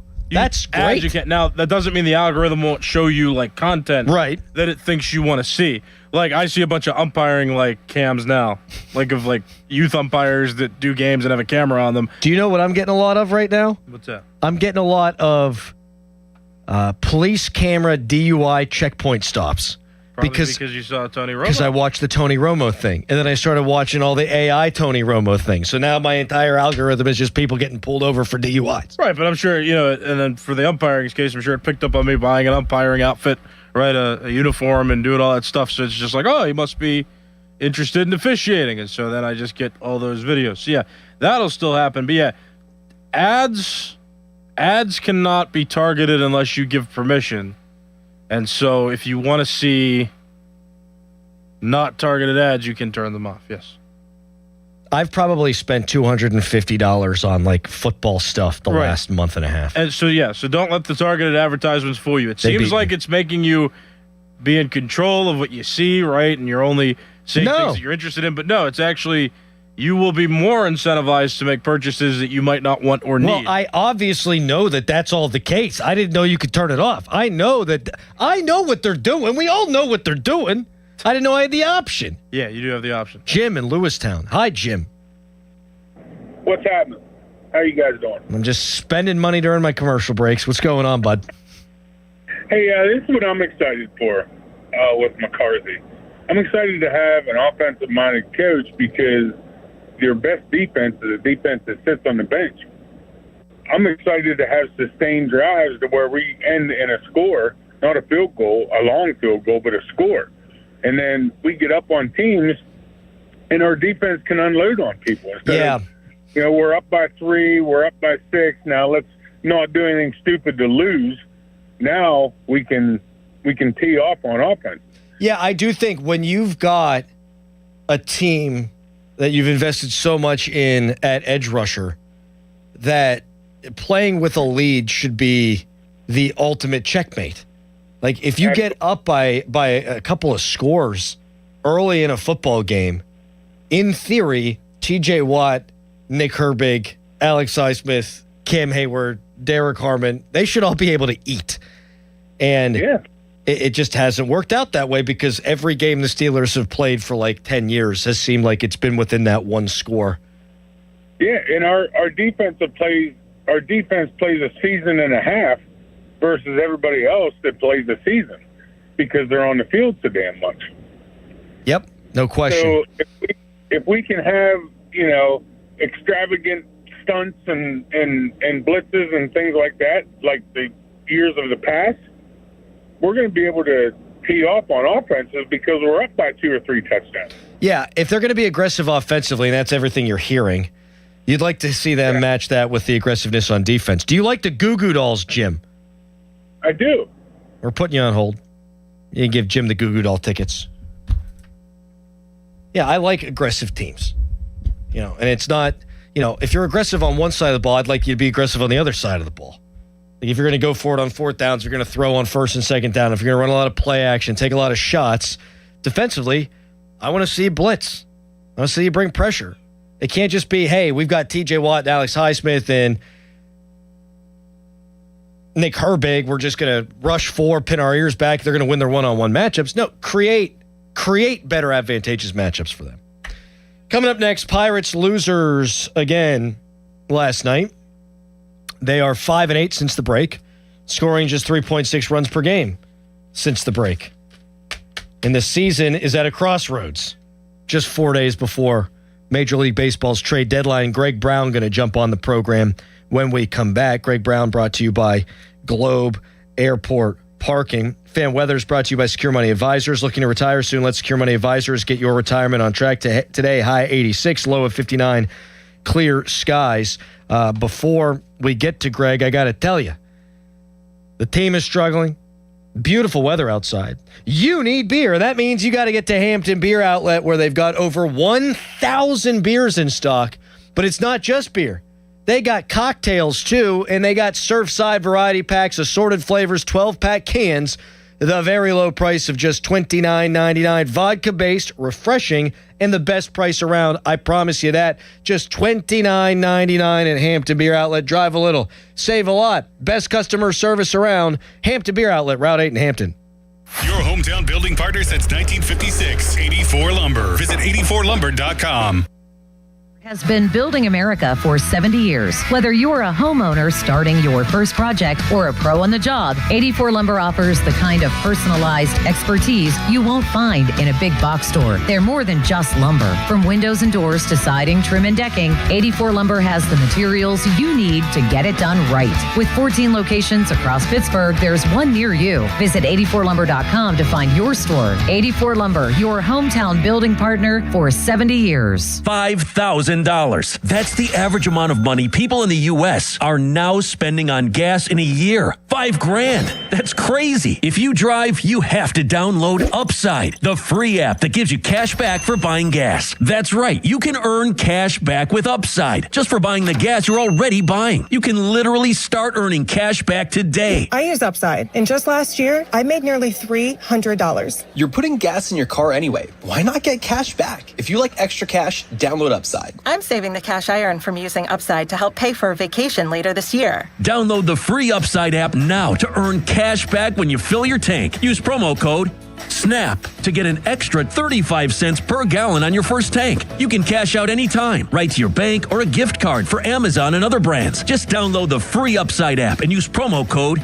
SNAP for a 35 cents per gallon bonus on your first tank. That's code SNAP for a 35 cents per gallon bonus. Hey, it's Pony back to talk about my guys from Comer and Cross. If your garage floor is cracked and stained, you already know that it's making your entire garage look bad, and a bad epoxy job makes it look worse. With one easy call to Comer and Cross, 1-800-NEW-FLOOR. You can get a quick estimate for a gleaming new Comer and Cross garage floor that you will love, just like I love mine. A Comer and Cross garage floor, gold standard. It is guaranteed to never chip, crack, or show tire lift like epoxy or paint ever. In just one day, Comer and Cross will fix all your cracks and pits perfectly. They'll apply the gleaming new Comer and Cross concrete floor you choose. They'll even move your stuff out of the garage for you. Several realtors now say a Comer and Cross garage floor can increase your home's value by up to 10%. With over 2,000 five-star reviews and 50% off installation right now, what are you waiting for? Call 1-800-NEW-FLOOR right now. That's 1-800-NEW-FLOOR, or schedule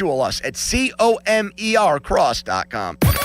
Now, from the Spitzer Toyota Traffic Center at SpitzerToyota.com. Happy Friday morning to you. The accident reported at Ladoga Street and Middletown Road in Pittsburgh is still active at this time. Meanwhile, the Parkway East at 279 North and Route 28 are flowing. The Parkway West, you have plenty of company inbounds. It's slow but moving from the top of Green Tree. And you will have plenty of company inside the Liberty Tubes. Traffic is slow to moderate. From the voice of Pittsburgh, 100.1 FM and AM 1020 KDKA, I'm Trevin A. Jones on Sports Radio 93.7 The Fan. This report brought to you by Liberty Mutual Insurance. Liberty, liberty, liberty, liberty. Brought to you by Liberty Mutual Insurance. Why pay full insurance when you can customize and save? Switch to Liberty Mutual and they'll customize your auto and home insurance so you only pay for what you need. Liberty, liberty, liberty, liberty. HD1 Pittsburgh, an Odyssey sports station. Live from the Jim Shorkey Mitsubishi.com studios, North Huntington and North Hills. Always live and free on the Odyssey app.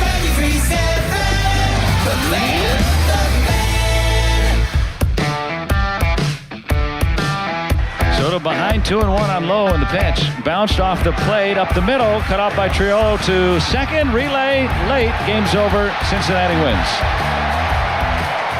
And the Reds walk off the Pirates.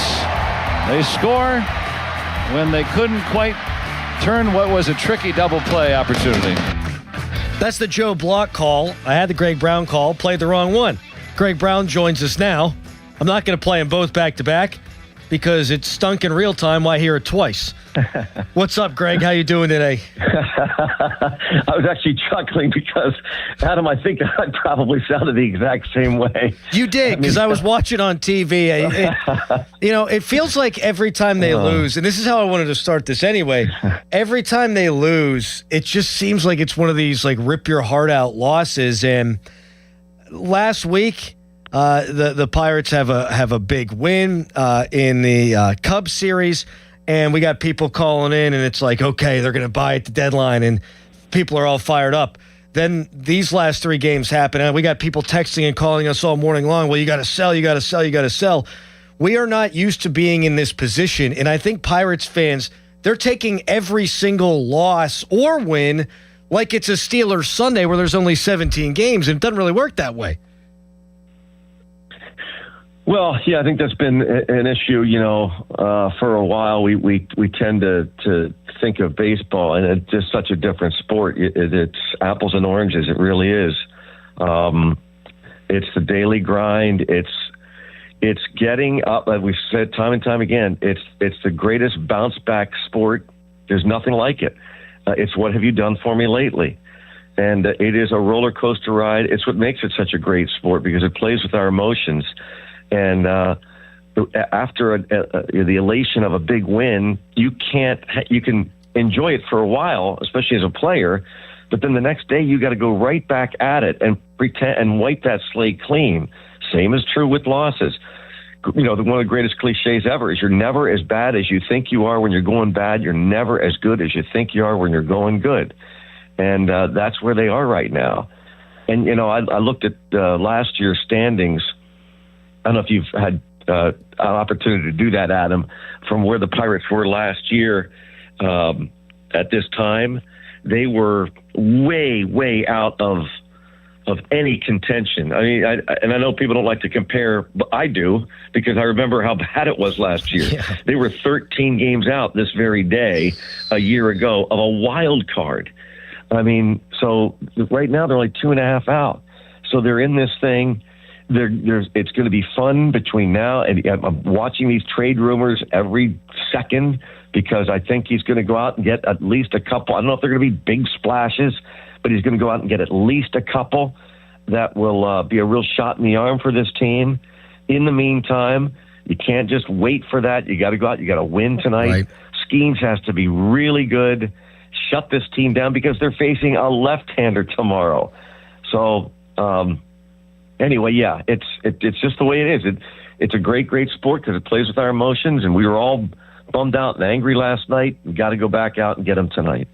Greg Brownie joining us here on the Fan Morning Show, brought to you by Guardian Protection, your hometown home and business security company. You mentioned a lefties on the mound tomorrow. Pirates 9-23 against left-handed starters. I never thought I would have said this coming into the season, but my goodness, you need O'Neal Cruz to come back to help you against left-handed pitching.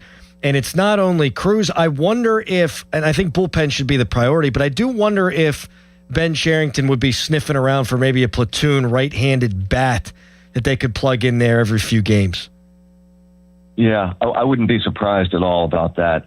But as time has gone on, it especially, I think it was underscored when, I don't want to use the word desperation, but the other day when the day of the game against on Wednesday against Eduardo Rodriguez, the password comes out Justinson Garcia.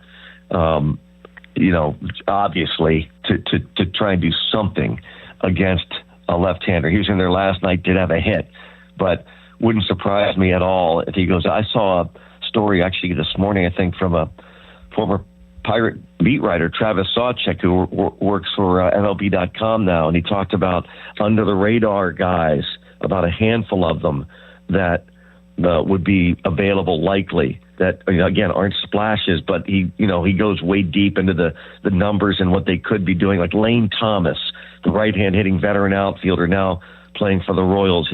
His numbers against lefties really good. Elliot Ramos, outfielder for the Giants, a right-hand batter. Talked about that. Talked about Luis Torrens, the catcher for the Mets.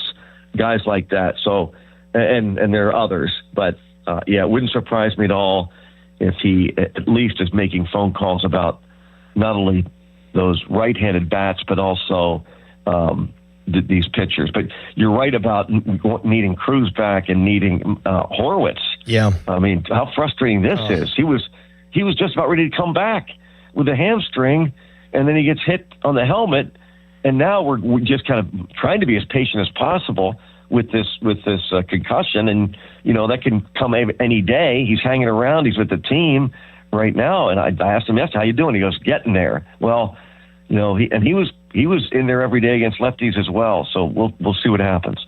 Greg Brown joining us here on the Fan Morning Show. Getting him back is huge. I mean, obviously Connor Griffin further down the line, not until September, and hopefully things are going well for the Buccos at that point. I saw a bunch of people on social media. This kind of goes into what we were discussing initially, Greg. That said, if the Pirates, lose 3 out of 4 to the Reds, you sell at the deadline or you stand pat. I don't think they're going to lose 3 out of 4 to the Reds. I think they're going to respond with Skeens on the mound tonight, and you see what happens. But I think regardless of what happens in this series, because everyone else in the wild card race is so flawed, I don't think you just wave the white flag.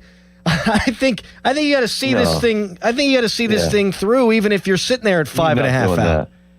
Yeah, no, there's no way. He's not doing that. He's not going to wave the white flag based on this series. I think he said that on to Jason Mackey, didn't he, last Sunday? He did. That in so many words, what happens day to day is not going to dictate what happens at the trade deadline. He came out and said it. So no, he is. He's on the phone with all of his lieutenants. Right, he's been doing it.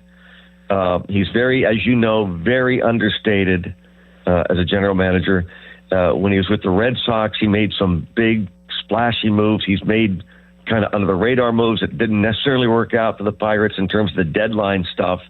He's already shown that he can make the best deal, again, over the winter. It's been the best trade by far of any team in baseball. With the Lau, how about Lau, Montgomery, and Mangum, the 3 they got? So he's shown that he can do it in the wintertime, and I'm sure he can do it at the deadline, and that's another reason why I'm really, really anxious. It's almost like I want the deadline, I want Monday to get here. Pirates will be in Milwaukee. I think it's a 6 o'clock Eastern time deadline. Pirates play Central time in Milwaukee. But they'll get something. They'll get at least, and I've been saying this for, way longer than the last couple of weeks, that he will be getting something between now and Monday. In baseball, Goofy, the Reds are 9-23 now. Same mark, ironically, that the Pirates are against left-handed starting pitching, but they're 9-23 against the NL Central. 4 of their wins are against the Pirates. And yet the Pirates are 5-1 against one of the very best teams in all of baseball, the Milwaukee Brewers. That's just the sport.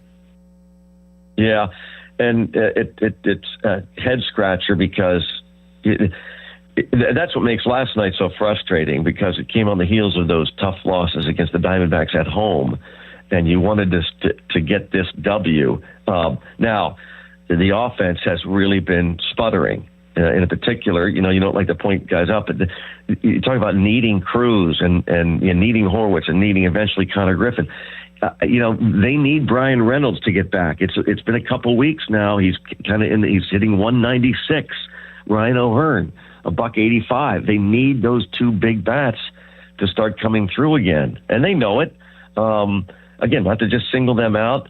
You also need others to pick them up, like Nick Gonzalez has. Andy Rodriguez, good to have him back. That game could have gotten out of hand in terms of pitching. They were fortunate it was just 3 runs. The Reds left a dozen men on base, so they got through this bullpen game. Now they need, this is how they set it up, this rotation, so that Skeens could get an extra day and the other guys get an extra day. So that's why this is so huge tonight. It's Skeens against Hunter Green, Hunter Green pitched a little bit better recently. His ERA isn't great. He's been out much of the year with injury. His name, Adam, has come up as a trade possibility. Imagine what we're talking about with the Pirates adding, and think about what's going on in that Reds clubhouse where they pretty much know there is, I don't know if a fire sale might be too strong, but almost everyone is on the block from what we're hearing with the Reds, including Brady Singer, who another pitcher, and as we mentioned, Hunter Green. But they've got a lot of guys on expiring contracts, and just about anybody can go. So there's a lot going on there. Really need, again, emphasizing this, to win this one tonight and then take your chances for the next two. But go into that trade deadline and into Milwaukee really strong. Win the next three convincingly. Just beat the Reds and then head to Milwaukee and look forward to the additions that are coming. Greg Brown with us here on the Fan Morning Show. What did you make last night of Mason Montgomery comes in, throws 7 pitches? I mean, as dominant as he's looked, and he's been really good for a little while now for the Pirates, and then he does not go back out for the 9th inning. I heard Don Kelly's explanation after the game. We talked to Colin Beasley earlier in the show about it.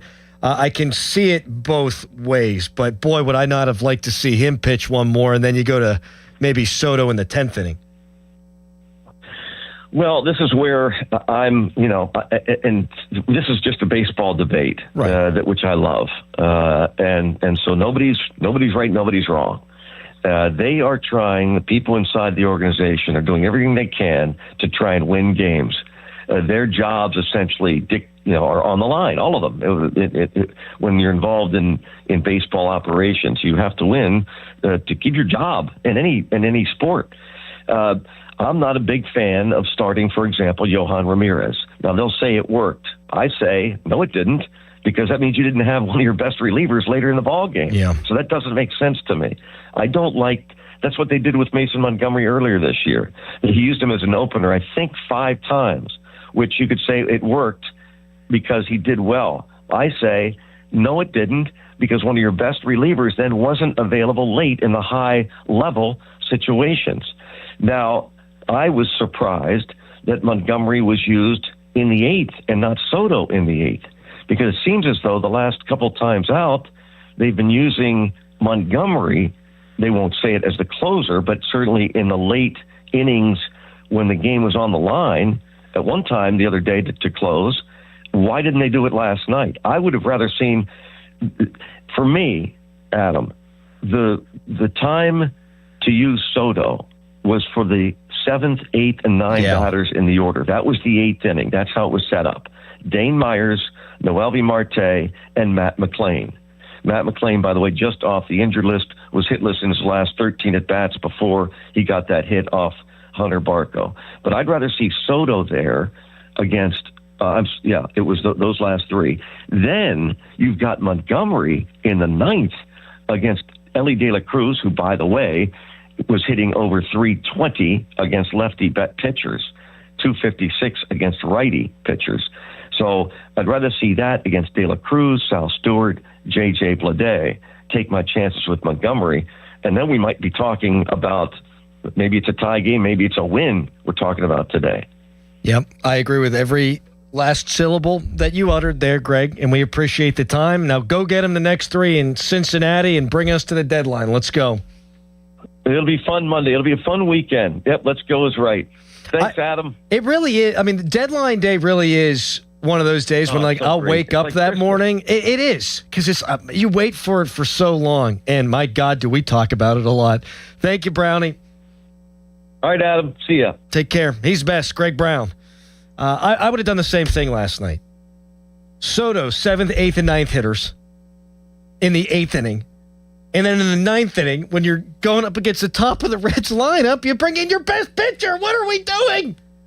And then the explanation from Donnie Kelly after the game, and Greg didn't say this, but the explanation from Donnie Kelly after the game basically was, okay, if he goes 2 ups, Mason Montgomery, so if he pitches into a 2nd inning, they have found he has been less effective his next time out. I don't care. Win the game. Win the game in front of you. And Brownie's right. Like, they're trying to win the game. I would have tried to win the game differently, and I think my way would have been better. 412-928-9370. Text us brought to you by Edgar Snyder and Associates, a personal injury law firm, where they always say there's never a fee unless we get money for you. Tweet us brought to you by South Hills Chrysler Dodge Jeep Ram Route 19 in Peters Township. There is a player that is highly coveted by general managers around the league on this Pirates club. There is reporting out there, one guy that all these rival executives really want. We'll tell you who that is next. Right now, it's a hairy headline. Now, fan headlines powered by Bowser Chevrolet. Pirates lost yesterday 3-2 in the game against the Cincinnati Reds. It was the first game of 4 in the series. Game 2 of the series is tonight at 6:10. Coverage on the Fan begins at 5:15, and that coverage is presented by Keystone Custom Apparel. For more, go to 937thefan.com. This Odyssey Sports Minute is brought to you by McVeigh Plumbing, Heating, Cooling, and Electric. Call McVeigh today. This is an Odyssey Sports Minute. Deebo Samuel is making a homecoming with the San Francisco 49ers. He signed a one-year deal to return to the Bay. This is a good move for the 49ers. They have injury issues at the position with Ricky Pearsall, and you're bringing back a guy that already knows the offense and already knows how to fit into the offense. He's not in his prime, Deebo Samuel, but he certainly doesn't make your team worse. I'm Denton Day. Hey, it's Black. And Abdallah. When you speed while driving, you have less time to react to whatever comes across your path. A sharp turn could take you by surprise. Another car could turn out in front of you. A large truck could brake suddenly. A pedestrian could be walking their dog, and you won't have time to course correct. The speed limit doesn't just protect you, it protects everyone around you. So slow down, obey the law, and keep everyone on the road safe. Speeding catches up with you. Paid for by NHTSA. Indeed presents hires you can't afford to get wrong, like a social media manager. Did you just post our Q4 earnings to your personal social media? Oh yeah, used the trending audio and everything. That's confidential financial data. Relax. It only went a little viral. The SEC just commented with the eyeball watching emoji. This is a job for sponsored jobs. This is what happens when you don't sponsor your job on Indeed. Next time, get matched with quality candidates with Indeed sponsored jobs. Visit Indeed.com/hire now and sponsor your job today. Summer's calling, and it tastes like flavor.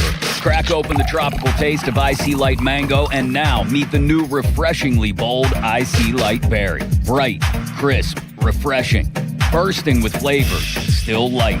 Because when the sun's out, the good times deserve a beer that brings the summer flavor rush. Icy Light Mango, Icy Light Berry, now in sleek cans and available at Bridge City Beer. Icy Light Berry and Icy Light Mango 15-pack cans, $18.99 plus tax.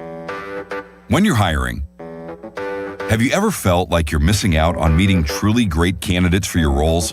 It seems impossible to find them, but they have to be out there somewhere, right? Well, they're not hard to find when you know where to go, and that place is ZipRecruiter. And right now, you can try ZipRecruiter for free at ZipRecruiter.com/radio.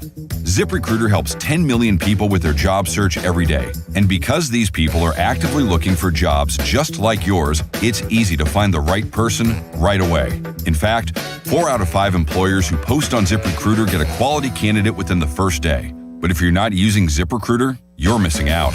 So see what it's like when the impossible is easy. When you go to ZipRecruiter.com/radio right now to try ZipRecruiter for free. Once again, that's ZipRecruiter.com/radio.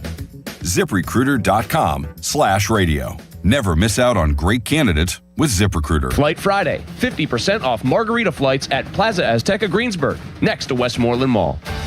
Someone had a birthday. Yep, 50. Can't believe it. 50 years of wisdom. Great segue. We have a health reminder from the CDC.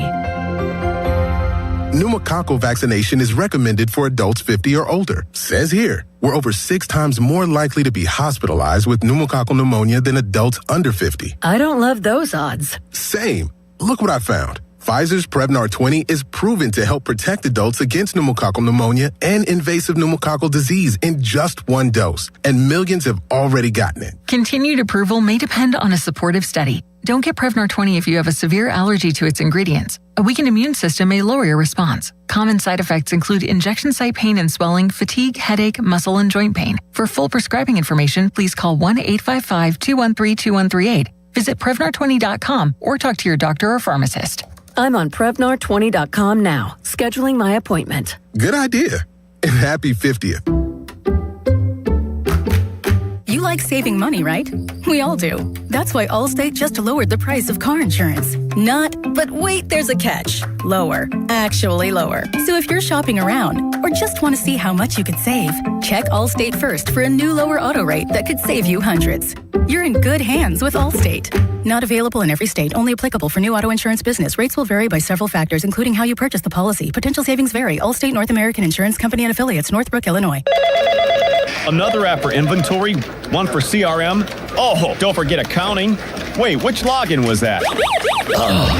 Or you could use Odoo, one fully integrated system that does it all without the hassle. Ditch the app overload. Get everything your business needs on one platform. Try Odoo free today at odoo.com. That's ODOO.com. Now, from the Spitzer Toyota Traffic Center at SpitzerToyota.com.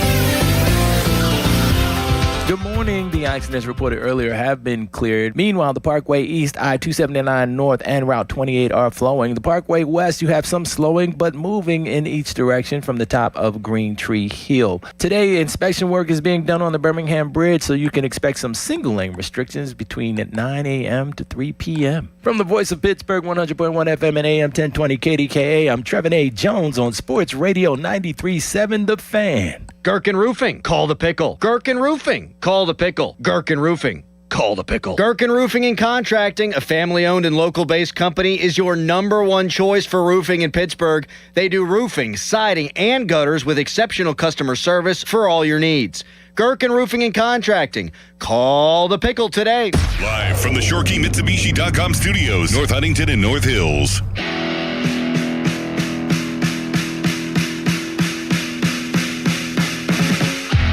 Soto behind 2-1 on low in the bench. Bounced off the plate, up the middle, cut off by Triolo to second. Relay late. Game's over. Cincinnati wins. And the Reds walk off the Pirates. They score when they couldn't quite turn what was a tricky double play opportunity. Frustrating. Probably doesn't begin to describe it.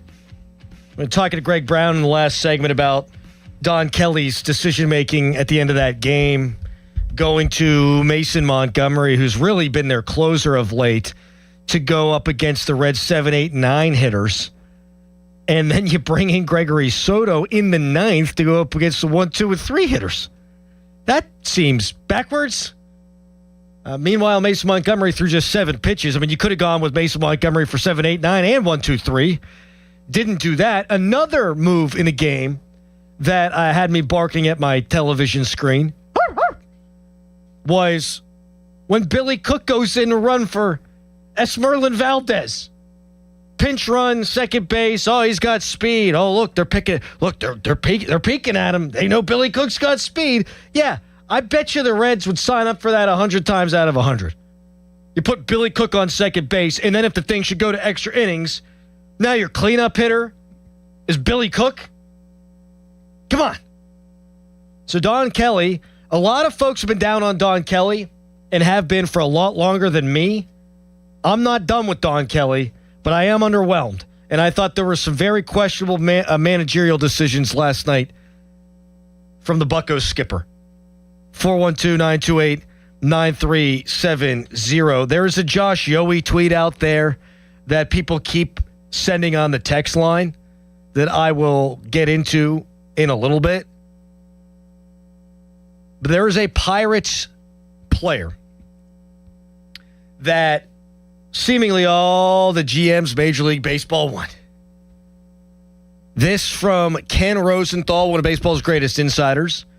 Though the Pirates are unlikely to trade him, numerous teams are asking for right-handed pitcher Seth Hernandez in trade discussions, according to people briefed on the Pirates discussions per Ken Rosenthal. There is no untouchable player in the Pirates organization for me. Not one. But Seth Hernandez would be close. Look at what the Minnesota Twins gave up to get Minter from the Mets yesterday. Their 21st ranked prospect in their system and the 29th ranked prospect in their system. If you look at the Pirates' top 30 prospects, MLB.com, the Pirates, to get Minter, would have given up Christian Curtis, who did have 5 scoreless innings for the Bucks before he got optioned, and Callan Moss. Now, if you're not some Pirates prospect insider, if your name is not John Parado, if you're not one of the guys like Jim Rosati, whom I love, Northside Notch, if you're just a run-of-the-mill everyday Pirates fan, do you know who the hell Callan Moss is? No. You can upgrade the bullpen, what I'm saying, by not giving up even top 15 prospects. The Twins did yesterday. They got better. They also picked up $3 million of additional salary. Pirates can do that. You do not have to give up Seth Hernandez to make your bullpen better. If you're going to move Seth Hernandez, it's got to be for an end-all, be-all kind of player. And I'm not sure that player even exists right now. Mason Miller. Not Mason Miller. I love that guy. You should get him. I love Mason Miller, too. I love him on a different level. I know. We probably have an inside track of having him on our show every week. And that would be wonderful. That'd be good for business. Because him and Callis, they go way back. They're thick as thieves.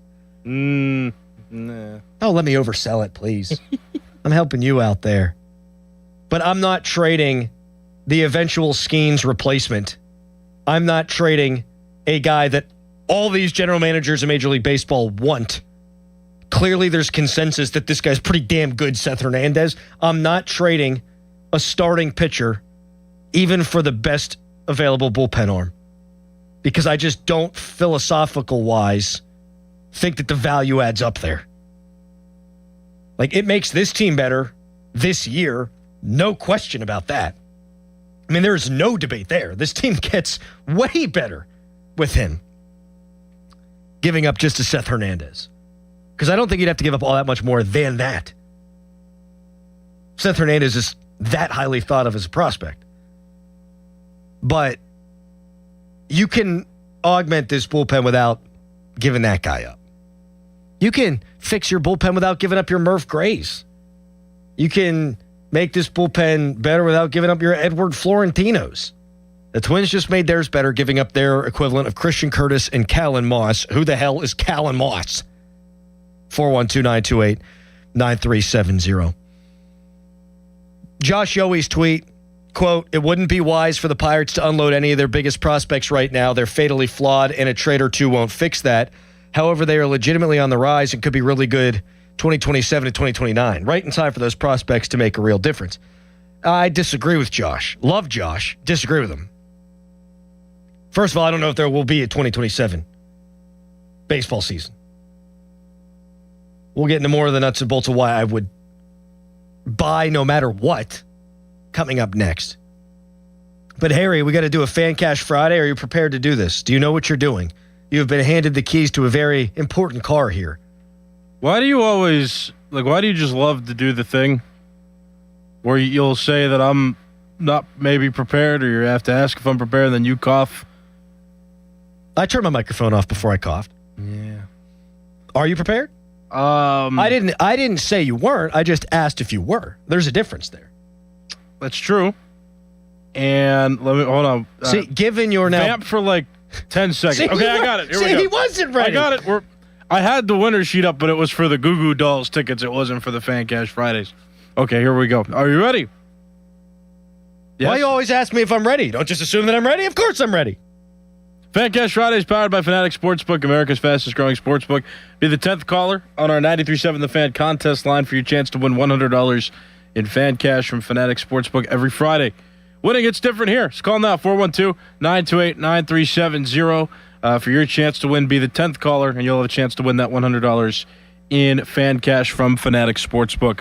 And now, a Harry headline. Now, fan headlines powered by Bowser Chevrolet. And I'm Harry. Hi, Harry Callis here with your fan headlines. The Pirates, they did not win yesterday. 3-2 was the final score. Pirates made it through 9 innings where the score was tied 2-2. But Gregory Soto, he struggled in the ninth, walked 2, gave up a hit, and that was all that she wrote for that game. Pirates fall further down in the standings. They're on a 3-game losing streak, and now they're going to have a game against the Cincinnati Reds again. Game 2 of that 3-game series is this evening, 6:10 start time. Coverage on the Fan begins at 5:15 with the North Shore Tavern leadoff show.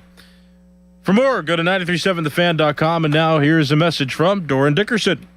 Ever wonder why Fanatics Sportsbook is America's fastest growing sportsbook? Other sportsbooks, well, the rewards are just the same old, but FanCash is the ultimate sports currency, and betting with Fanatics lets you stack FanCash. With Fanatics Sportsbook, you can get up to 10% FanCash back on your wagers, win or lose. Use your FanCash to unlock the world of Fanatics. With unlimited profit boosts, exclusive merch, collectibles, game tickets, and so much more. If you want value for your bets, Fanatics will always have your back. Did I also mention they are giving away millions in FanCash this year with games like FanCash Drop? Tap in every Friday and see what the fuss is all about. So switch to the sportsbook that will always give you more to play with. Go check it out for yourself and download the Fanatics Sportsbook app today. Winning hits different here. Must be 21 plus. Gambling problem? Call 1-800-GAMBLER or 1-800-MY-RESET. Brad Evans here to help you beat the booze with Westwood One Sports. Like a good neighbors, Malik will be there. Looking spry and spry in Giants camp, the uber-talented receiver is poised to bounce back. Given his large target share, soft hands, and downfield abilities, he crosses a 1,000-yard mark at plus 125. Hashtag Team Huevos. Bet smarter and beat the books. Download the BetMGM app today. I'm David Ortiz. When I lost my mom, she was only 46, and I lost my dad to cancer. It was the worst pain I ever felt. It made me think, what will happen with the people I love when my time is up? That's why I have life insurance. Ethos makes it easy. It's all online, take about 10 minutes, and you can get up to $3 million in coverage. Get your free quote at ethos.com/game. That's ethos.com/game. Paid testimonial. Time spent on application may vary. Online health questions required. Must finance HMF and OAPR Tier 1 through 2, plus tax, acquisition fee, title, and plate. Select models only. Must finance HMF. Dealer's choice for rebate. In-stock units only. Not all buyers will qualify. See dealer for details. Offer expires 7/31/2026. Get to Mike Camlin Hyundai for huge 4th of July savings all month long. New 2026 Hyundai Tucsons and Santa Fe's, both available with 0% financing for 60 months. Or receive $3,000 in bonus cash. MikeCamlinHyundai.com. All Mike Camlin Hyundais are backed by owner assurance. America's best warranty. 10 years, 100,000 miles. And the Mike Camlin Advantage. Oil changes for life. Is reviewing life insurance on your to-do list? Now's the perfect time to add it. A friend recently told me that securing life insurance sooner rather than later can help you lock in lower rates for years to come. So I bumped this up on my list and got it done. I called SelectQuote and couldn't believe how easy and affordable life insurance is. I'm 40 and got a $500,000 policy for $16 a month. My husband's also 40 and his $500,000 policy was only $18 a month. Plus, with SelectQuote's same-day coverage, there was no medical exam required, and we were covered by the time we hung up. Knowing I have this checked off my list feels amazing, but the peace of mind knowing my family is protected feels even better. Call SelectQuote at 1-800-329-1010. That's 1-800-329-1010. Or go to SelectQuote.com to get your free quote today. That's 1-800-329-1010. Details on example rate at SelectQuote.com. Baird is proud to call Pittsburgh home. And with 6 locations in the region, we're even prouder to be helping so many of our neighbors build confident financial futures. From our big picture global perspective and business expertise, down to the personalized financial plans we create based on your unique goals and aspirations, your financial confidence is our first priority. Discover the Baird difference. Visit rwbaird.com/Pittsburgh. Robert W. Baird & Company Incorporated, member SIPC. Sometimes historic events suck. But what shouldn't suck is learning about history. I do that through storytelling. History That Doesn't Suck is a chart-topping history-telling podcast, chronicling the epic story of America decade by decade, from the 18th century to the 20th. Original music and immersive sound design accompany us on our storytelling journey.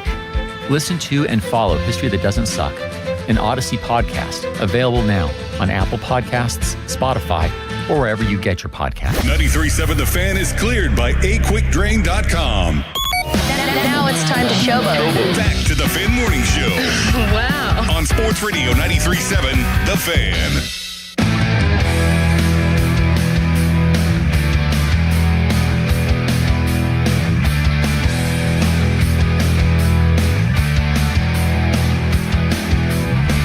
Josh Yohe, typically known for his Penguin stuff, had a viral tweet about the Pirates.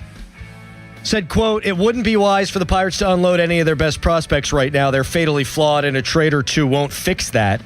However, they are legitimately on the rise and could be really good 2027 to 2029, right in time for those prospects to make a real difference."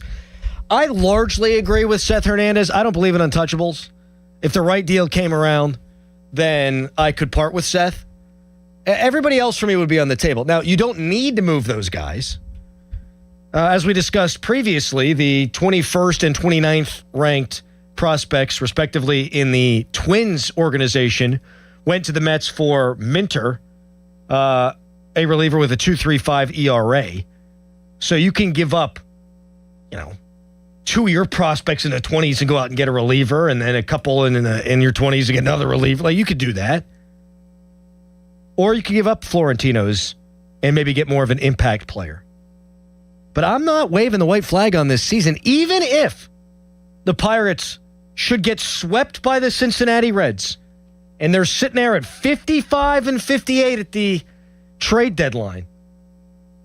And let's just say 5 games, doing math in my head. Yeah, they could be 5.5 games out of a wild card spot. I'm still not selling. I'm not standing pat. I'm buying, baby. Never say die. Never surrender. There might not be baseball next year. It's year 7 of this doggone general manager's regime. The season's not just 110 games. At that point, there'll be, 49 games left in the season? You don't just quit then. Was it over when the Germans bombed Pearl Harbor? That's an Animal House reference before everyone tells me that it was actually Japan. Because every time I make that reference, people call me an idiot. I minored in history. I did, and theater. Double minor. WVU. You don't give up on a season that is a season that your team president said before the year is a playoff or bust season, period, or full stop. You don't give up when you still got about a quarter of that thing to go. And the reason I don't give up is because of all the things I just said, and the Marlins are flawed, the Cardinals are flawed, the Phillies are flawed, the Diamondbacks are flawed, the Padres are flawed. You're far from the only team competing for one of those final 2 wild card spots that has issues. They all got issues. They've all been up and down. The Cardinals at points have been very hot. They've cooled down. The Phillies were terrible to start the year. They got super hot. Then they've cooled down. The Marlins, they won 24 out of 32 games, and they lost 14 in a row. The Padres, I think, have a negative run differential. These teams aren't God's gift to baseball. And you've still got Oneil Cruz coming back. You've got Spencer Horwitz coming back in September. If you're in it, you're going to have Connor Griffin coming back. We've talked about this hypothetical great Pirates lineup, what it'll look like when they're healthy. We haven't seen it once all year with Esmeralyn Valdez in there and them being all the way healthy. I want to see what that looks like. A healthy version of this Pirates team with a couple of added bullpen arms and maybe a starter, you're telling me they couldn't make up 5 games down the stretch? I mean, percentages aren't great. Believe me, I get it. But I'm going to take the shot instead of saying, oh, darn, we gave it the old college try for 113 games and we came up short. No. That's bad. That's bad business. I don't know what they'll do, but for me, regardless of what happens these next 3 games, I'm buying. And I'm not giving up Brandon Lau either. They being under 500, being 5 games back in this hypothetical, I'm still not giving up Brandon Lau. Because I want to see what this team looks like healthy and with some bullpen help. And see if you can get hot. Because I've said all these other teams, they've been up and down, up and down, up and down. The Pirates really haven't been up and down. The Pirates have just been mediocre all year. There's got to be a hot streak in there. And, hey, maybe there's not. But I'm going to try to find out. 412-928-9370. Harry, what am I supposed to do with this fan cash thing? Nothing. Can I take phone callers? You can always take a phone call. Okay. Jimmy and Shaler. Hi, Jimmy. So you're a theater grad or a theater major at WVU. That's like, I'm a merman. I'm a merman, Dad. I'm a theater minor, a double minor in history and theater. Thank you very much. All right, can I make my real point? So I'll make it quick. So I think the Pirates did themselves a disservice, even if they came to the same conclusion, that they didn't interview other managerial candidates. Because I feel like, you have a team that's ready to win and a rookie manager, and I just can't help but thinking what Terry Francona would have done with a team like this. And it's not unfair to think that, I know the bullpen guys have to perform, but it's not unfair to say maybe Kelly didn't push the right buttons with these bullpen guys. Well, he definitely didn't push the right buttons yesterday, in my opinion. But I still think the biggest issue with the team this year, thanks for the call, Jimmy, is I think the bullpen construction is the biggest issue. You spent $12 million on Marcell Ozuna. That's not a Don Kelly decision. That's a Ben Cherington decision. Marcell Ozuna stinks. And he was supposed to be someone that could help you hit lefties. You can't. So he factors in big time there. And also his $12 million could have been used to fix the bullpen, a reliever or two. So the Marcell Ozuna signing in a couple of different ways has kind of killed this season.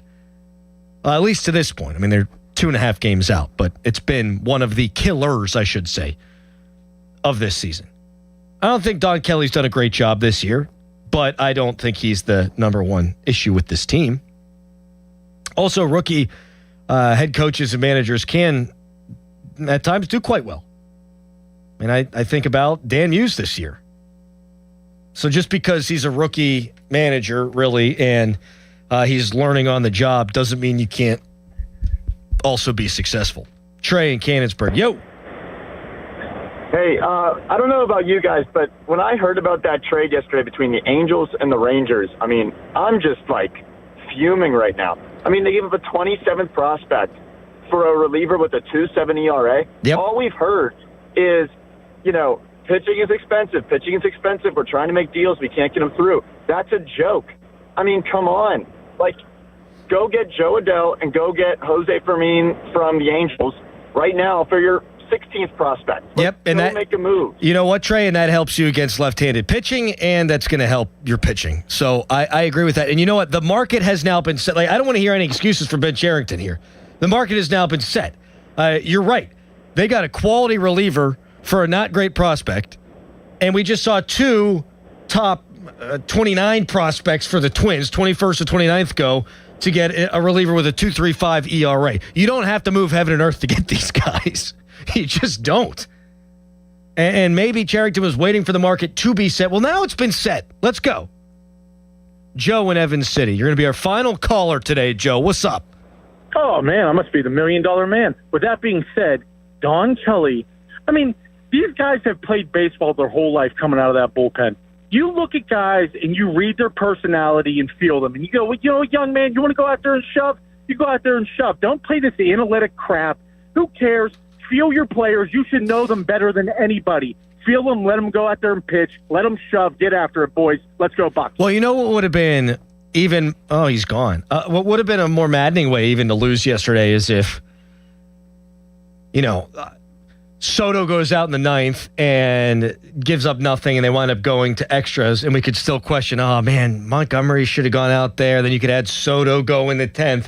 But then in a massive spot with a runner in scoring position, oh, it's supposed to be Esmeralda Valdez, but no, here comes tiny little Billy Cook. Looks like he's swinging a toothpick up there. That was dumb, too. So I'm not saying that Don Kelly is faultless. I don't think he's bathed himself in glory this year. But he's still, I don't think, the big issue. All right, one more, and then we hand it over to Joe Starkey. Monday's show, Deadline Day. Right now, it's a hairy headline. Now, fan headlines powered by Bowser Chevrolet. The Pirates 3-2 losers yesterday against the Cincinnati Reds in what was a bullpen game for the Pirates. It was a decent job, all things considered. Yohan Ramirez, 2 scoreless innings to start. Hunter Barco gave up the most runs of anybody. He gave up 2 earned runs over 3 innings pitched. Mason Montgomery did well. He threw 7 pitches in the 8th inning and gave up no runs on no hits. And then Gregory Soto, he pitched into the 9th inning. He walked 2 batters, gave up a hit, and gave up the winning run to the Reds in 2/3 of an inning. So he only got 2 outs, and then the Reds walked it off. Pirates and Reds playing Game 2 of the 4-game series tonight at 6:10. Coverage on the Fan starts at 5:15, and that coverage is presented by Keystone Custom Apparel. For more, go to 937thefan.com. And now, Adam. Thank you, Harry. It's the weekend, and you need beer. Hampton Beer Outlet's got you covered with over 1,000 beers in stock. Great customer service, and oh yeah, the best prices anywhere. It's not just beer, though. You can keep cool with Surfside Variety Packs, assorted flavor 12-pack cans, just $29.99. Vodka-based, refreshing, and the best price around, just $29.99 at Hampton Beer Outlet. Drive a little, save a lot. Route 8 in Hampton. Now, from the Spitzer Toyota Traffic Center at SpitzerToyota.com. Good morning to you. There's an accident reported in the 200 block of Avenue A in Forest Hills in the borough. We'll keep an eye on that for you. Meanwhile, the Parkway East, I-279 North, and Route 28 are flowing. The Parkway West still slow, but moving inbound from the top of Green Tree. From the voice of Pittsburgh, 100.1 FM and AM 1020 KDKA, I'm Trevin A. Jones on Sports Radio 93.7 The Fan. This report brought to you by Duke's Mayonnaise. This is the Duke's Country Song. It's a song about good mayo, Duke's Mayo. It'll make any dish sing. Get Duke's Mayo in store. It's got twang. Homeowners, if your home needs a new roof, call a Platinum Preferred Roofing Contractor. Owens Corning only selects the best 1% of all its dealers, and JP Roofing and Signing has earned that honor. They've accomplished this through hard work and customer satisfaction and offer the best warranty in the business. Homeowners receive $500 off any roof or siding installation. Ask about 100% financing, no payments for 18 months, and free estimates. All that, JP Roofing and Siding. Give them a call at 412-829-7711. That's 829-7711. Purple Wave Auction Box. Hey there, folks. If you're buying or selling equipment, ride the wave. Ride the wave. Purple Wave Auction makes it easy to sell. Easy to buy. Construction, ag, fleet, and government equipment. All no reserve. All online. All online. Cruise on over to purplewave.com and get in the groove today. Purplewave.com. The world comes to Washington County for the Princegate Pony League World Series presented by Dick's Sporting Goods, August 7th to the 12th at historic Lou Hayes Pony Field. Catch all the action as the best youth baseball teams play for the World Championship. Daily admission is just $10, $5 for kids. Go to ponyworldseries.org for a complete schedule. History will be made one batter at a time at the Princegate Pony League World Series. Don't miss it for the world. Sponsored by Washington County Tourism Promotion Agency. What do parents think of back to school at Staples, where 24-pack Crayola crayons are just 50 cents? Staples has folders, notebooks, and pens at great prices. I'm smiling from ear to ear. It's the most wonderful time. Mom, I missed the bus of the year. It's a wonderful time at Staples, where school supplies start at just 25 cents. Staples. That was easy. Visit your local Staples today or shop online and in the app. Ends 9/12. Exclusions apply. SchultzFord.com. SchultzFord.com. SchultzFord.com. SchultzFord.com. Text Text us on the Edgar Snyder and Associates text line at 412-928-9370. Edgar Snyder and Associates reminds you to text responsibly. It's showtime, ladies and gentlemen. It's the Fan Morning Show on Sports Radio 93.7, The Fan.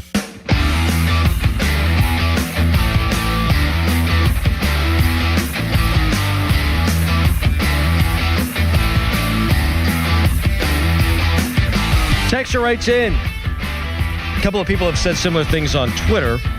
When will you guys get it? This organization isn't concerned with winning. They're not going to add payroll. They're not. It's all about money. Blah, blah, blah, blah, blah, blah. I'm telling you what I would do. If I were the GM, and I would do it for $80K. You want to save some money? I could be your GM. $80,000. What I would do is I'm buying at the deadline, even if you're 3 games under 500, 5.5 back in the wild card race. Like I don't give up on a season that was supposed to be, playoffs or bust. 112 games in, 113 games in. I think there'll be 49 games left after the deadline. 5 games, 5.5 games, a lot of ground to make up in that short amount of time. But like, if this is supposed to be the year, then don't punt on third down. That's what they'd be doing, in my opinion. Harry, how'd you think it went today? I think you did a terrible job, and I think that you deserve to be reprimanded for this performance. As punishment, should I have Tuesday off? I can't take Monday off. It's deadline day. Yeah. But if you want to suspend me with pay your for punishment Tuesday, should be, that's you should fine. have to follow me into the bathroom and wait through that. Someone texted earlier whenever I was saying that I was buying things on my phone while on the toilet that I needed to look into bathroom flumes or plumes or whatever. Have you looked into bathroom plumes? No. Or toilet plumes? No. So a toilet plume, I had never thought about this once in my life. A toilet plume is the invisible aerosolized cloud of microscopic water droplets, bacteria, and viruses ejected into the air when a toilet is flushed. These energetic particles can travel up to 5 feet high within seconds and remain suspended in the air or settle on nearby bathroom surfaces. Gross. That's awful. Yeah. You know how we got the automatic flushers? Yes. They should flush when you leave the bathroom then. They flush when you walk away. Oh, yeah. Yeah, I understand that. That's why I said what I said. They should flush when you leave the bathroom. They should be able to sense that. Are we arguing with each other? And then that way the plumes, they don't affect you. They affect the next guy who walks in. I'm not going to lie to you, and I know you do this to me all the time, so it's fun for me to do it back to you. I am not paying attention at all. I have no idea what you just said. You just went on a whole rant about fumes, and I was trying to Plumes! Plumes, yeah. See, exactly. Why? What are you doing back there? My job. I got to make you look good online. Texter Crowley, you keep forgetting when talking about buying at the deadline in this hypothetical that there's a ton of teams that they'd have to jump. Yes, but I don't know. Like, I bet you everyone listening right now who's a Pirates fan doesn't think the Pirates are super good. But can you meet me here on this? I don't think the Marlins, the Cardinals, the Padres, or the Diamondbacks are really all that good either. So I'm taking my swings until I get knocked the bleep out. And that doesn't mean punting on a season with 49 games to go. Texter. Or you could just close the lid. Good point by you. We'll talk to you on Monday at 5:40 on trade deadline day, and it's the first day of pads at Steelers training camp. Not that they're hitting. Starkey is up next. Goodbye. Just kidding. Fan weather brought to you by Secure Money Advisors. You thought you were rid of me. Looking to retire soon? Let Secure Money Advisors get your retirement on track today. High at 86, low of 59, and clear skies. All right, see you for real.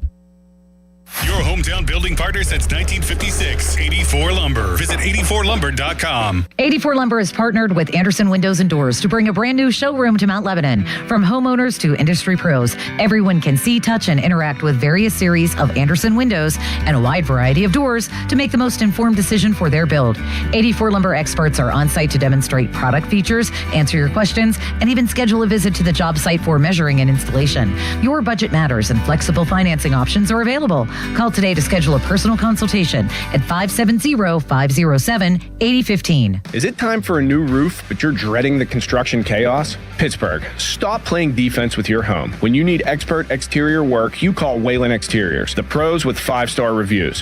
Whalen Exteriors has the solution. We combine over 40 years of expert craftsmanship with a strict promise. We treat your property with the same care as we would our own. No mess, no stress, just a beautiful, durable exterior. Get the quality you deserve from the team that respects your home. Schedule your free estimate today at WhalenExteriors.com. At RamofPittsburgh.com, it's Ram Truck Month. Bring us your best offer on any new Chrysler, Jeep, Dodge, or Ram truck, and we're going to beat it. No games, it's as easy as that. Visit RamofPittsburgh.com for all the details. We truly are Pittsburgh's Ram store. Life-changing is happening every day at UPMC. With the work that we do here at UPMC and Environmental Services, we are here to make everyone's work possible.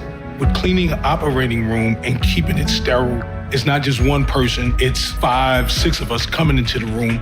Being part of the Environmental Services that keeps the hospital clean and up and running is a beautiful thing. That's life-changing medicine at UPMC. Celebrate the month of July with Zero Res and get 3 rooms of carpet clean starting at just $129, and get your air ducts cleaned for $599 per unit. Book online at ZeroResPGH.com and take advantage of the savings. At LendSeek, we know running a business takes heart, hustle, and sometimes a little help.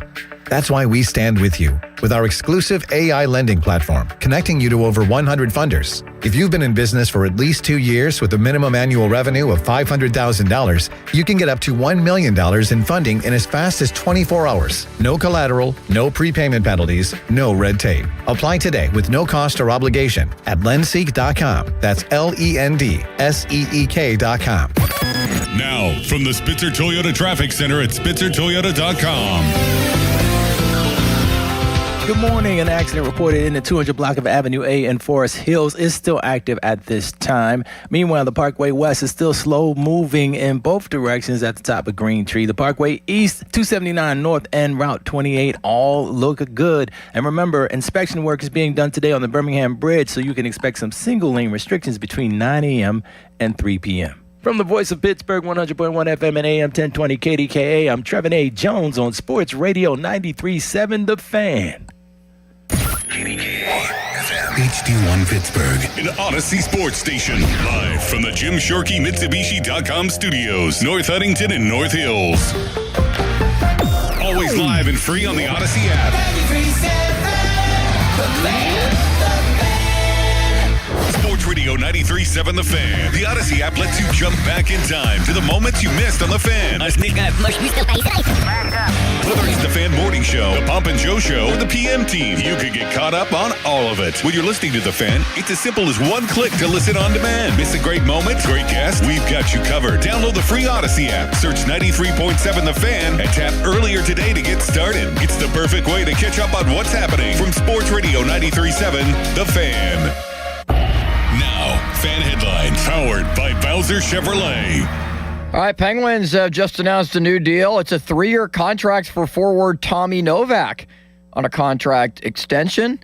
The Pirates lost yesterday to the Cincinnati Reds, walk-off fashion in Game 1 of the 4-game series, as Gregory Soto ended up loaded the bases in the bottom half of the 9th inning. Reds win 3-2.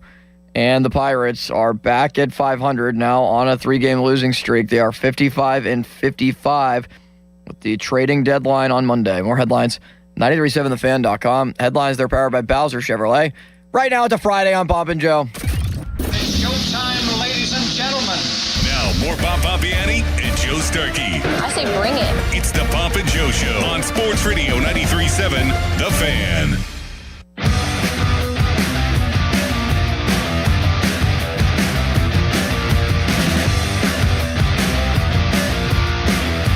First pitch swung on, hit high and deep out to right, and Brandon Lowe has tied this game. Home run number 23 for Brandon Lowe. And the Pirates have knotted the score 2-2 here in Cincinnati. Soto behind 2-1 on Lowe in the pitch. Bounced off the plate, up the middle, cut off by Triolo to second. Relay late, game's over. Cincinnati wins. And the Reds walk off the Pirates. They score when they couldn't quite turn what was a tricky double play opportunity.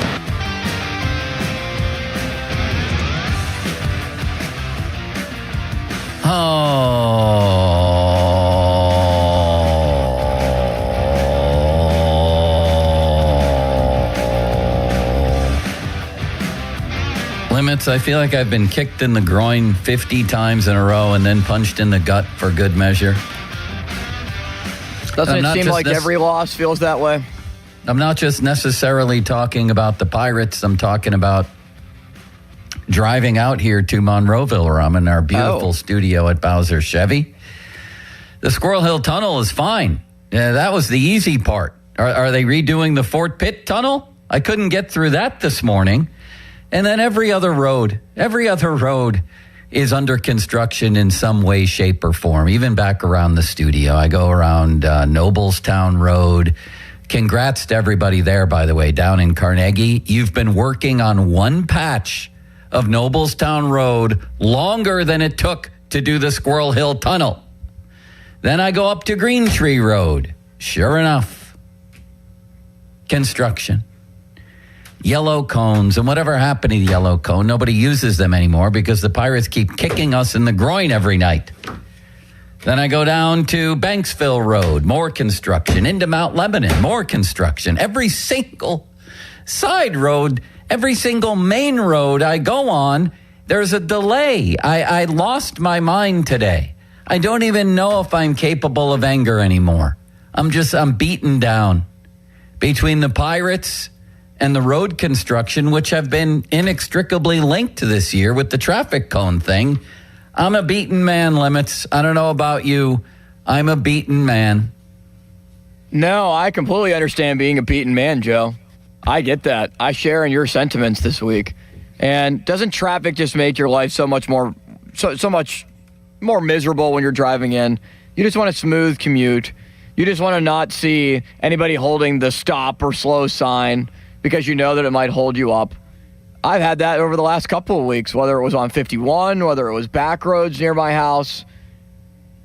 51 is the worst road ever invented. What were they thinking when they invented 51? I don't know that it was going to be horse and buggies forever. What are we doing there? And down on Noblestown Road, I was gone for 2 weeks. I went to Cape May for a week. I went to the retreat in West Virginia for a week.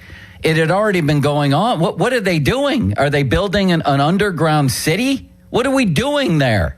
It's not their fault. It's not the workers' fault. The workers are working like we all work. They're working very hard, as a matter of fact. But the planning, the project. What the hell is going on? I came back after 2 weeks and they're still there in the same spot doing the same work. What are they doing? It's been over a month. It's just a little spot in Carnegie. I lost my mind yesterday. And then today, getting out here, I figure, well, this will be easy. The Squirrel Hill Tunnel's been redone. I don't know what they did, by the way. Everything looks the exact same to me. Did they do anything? Was this a hoax? Another internet hoax? What did they do? Limits? No, there's a phone that's ringing back here that never rings. Wait, don't phones usually ring back there? Yeah, it's a different phone. Answer Can you hear it? See who's there. I'll continue to rant. Are you going to answer it? They stopped calling. Oh.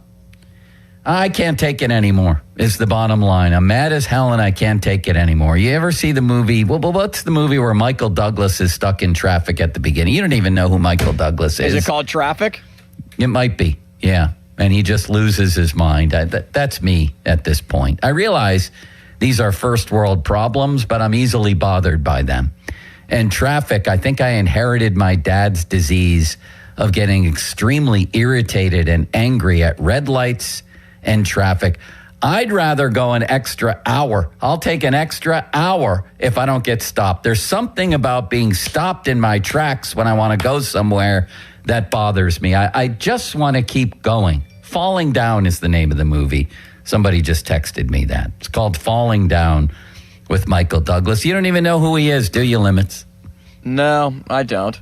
Of course you don't. You need to see The War of the Roses, too, the greatest divorce movie ever made.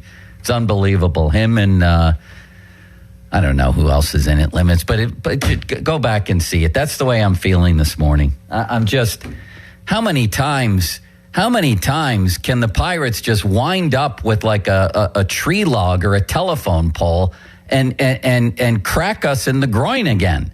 Huh? How many times can they smash our nuts in, Limits? Daily. It's been 100 times. Limits? Doesn't it just feel like it's a never-ending cycle, Joe? Where yes, I think I'm trying to explain that. It's like the GIF where the karate guy squats down and somebody just kicks him right there like 1,000 times in a row, machine gun style. It never stops. We've talked about it all year. We've said this should be a fun year. Instead, even when it was fun, it wasn't fun. It's just because the nature of every single loss is just this crack across your face. You just want to get up and scream and fight back. It's just maddening. The whole thing is maddening.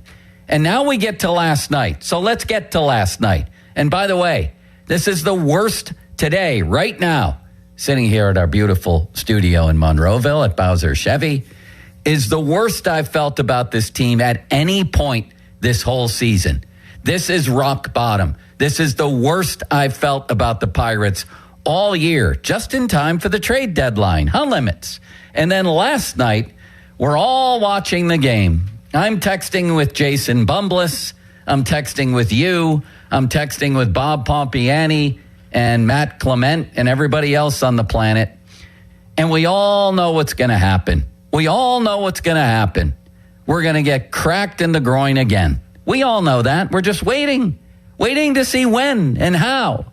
And you know, Limits, you know better than anybody that I have defended Don Kelly more than most this season. Would you agree with that? I would 1,000% agree with that. You have had his back, what others have not. For the most part. Well, part-time, I would say. Now, he's made some insane moves this season. Twice using a minor leaguer to pinch hit for his best hitter, Brandon Lau, I didn't think was the best use of his time. And I've been critical at other times, but yes, I've largely defended him. I have, especially on use of the bullpen, because there were so many times this season where he had no good options. You know what I mean? It's just a pile of crap. There's no way to shovel it or turn it this way or turn it that way and make it look better. You're stuck. So I defended him. I've also defended him and the organization, Ben Cherington, namely, to a large degree on how they've babied their young pitchers, particularly Jared Jones. I've defended them on that. I have. I understand it. I get it. I defended them just yesterday in a very loud battle against you and Bob on their use of Carmen Mlodzinski.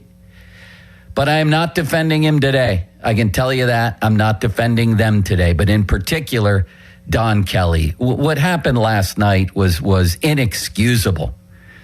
In a gigantic game, they had already played 4 extra inning games in their previous 8. So the bullpen is taxed. The bullpen's pitching pretty well, by the way, since the All-Star break. It's just that the rest of the team sucks. But they're pitching pretty well. They're obviously taxed, however, because they started the game with Ramirez and you have bullpen guys already pitching. Plus, you have the prospect of an extra inning game staring you in the face. So if there was ever a time where you were going to have to push somebody just a little bit, last night was the time. In comes Mason Montgomery in the 8th inning. That didn't make sense, first of all, because he's been pitching the 9th. So why not Soto in the 8th? Okay, Montgomery comes in the 8th. Okay. He absolutely blows them away on 7 pitches. And then watches the rest of the game? What are we doing here? What are we doing? We're likely going to go, or hopefully at this point, since the offense can't hit anymore, going to go into extra innings. Who was going to pitch the 10th and the 11th? Instead, Montgomery throws 7 pitches and then is sat down for the rest of the night. Soto comes in, gives up a smash double to De La Cruz, and from there the game's over. Were there questionable check swings? Yes, I thought they got both calls wrong. But when you give up a smash 100-mile-an-hour leadoff double to a guy who can run like that, you're in trouble. You're probably going to lose. Then he winds up walking a guy, and we all know what happened next. We just heard it. You just played it. You just played Joe Block's call. So my question, lingering from this game, is why in the world do you not bring Montgomery back to pitch the ninth? What are we doing? Are we babying people to this point? At this point in the season? He's a 26-year-old professional athlete who's coming off at least 2 days rest. I don't even remember, but at least 2 days rest.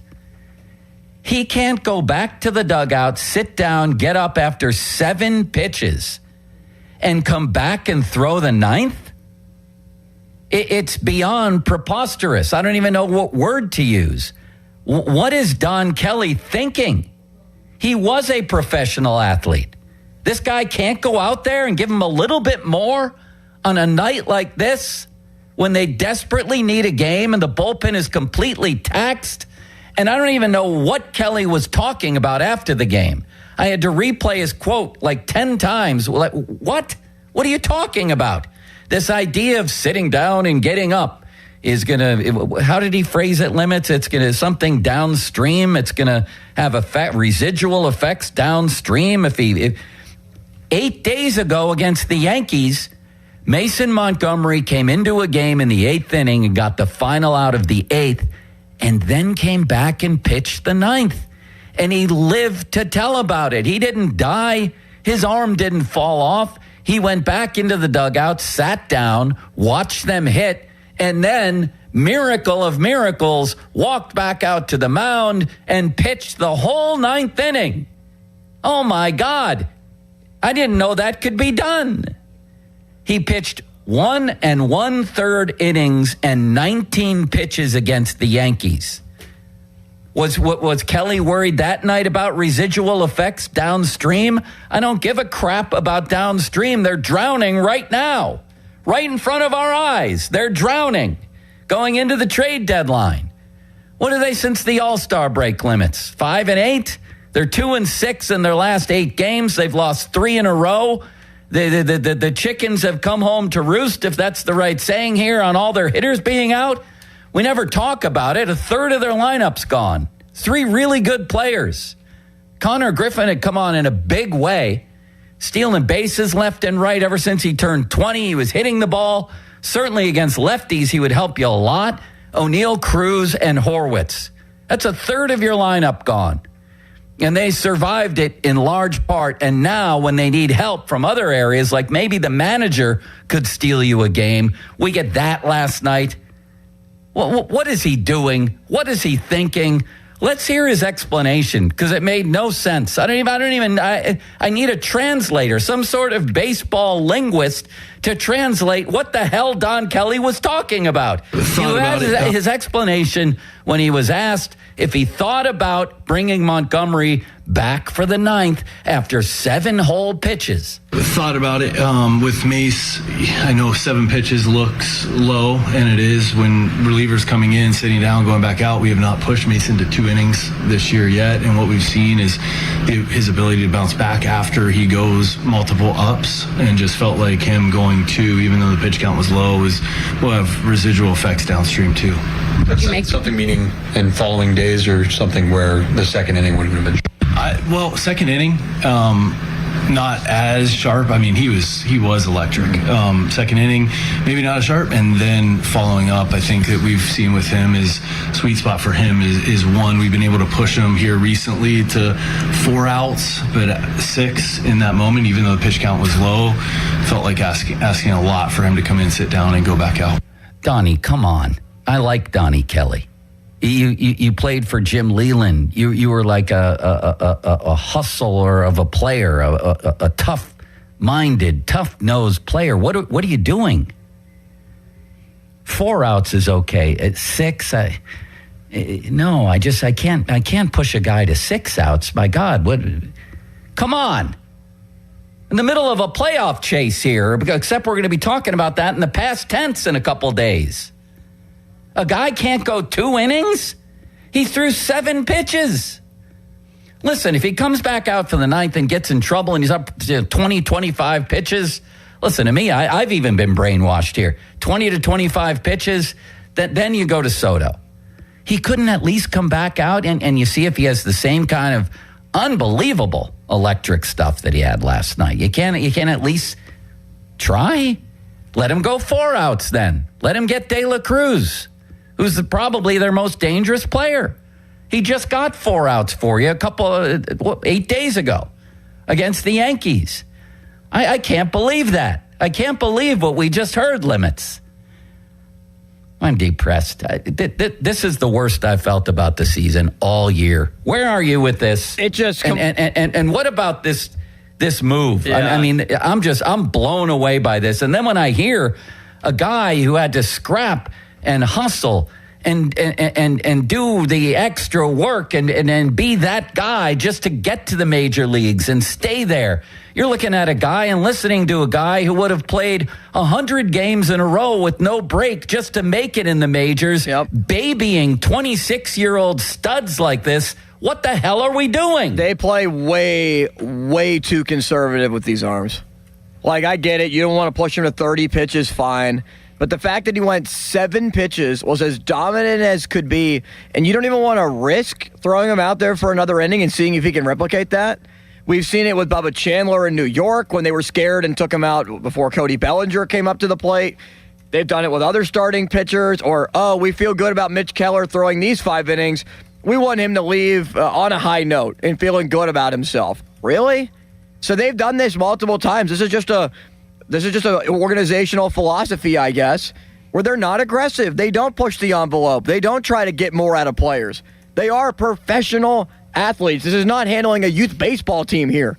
I think it's just completely ridiculous that they're not doing what is best to win games, I don't think. Is this the worst you felt about them on this very day? Because it is for me. This is the most concerned I've been that they're actually not a playoff team. Yeah, because it's the closer and closer that we're getting to the end of the season.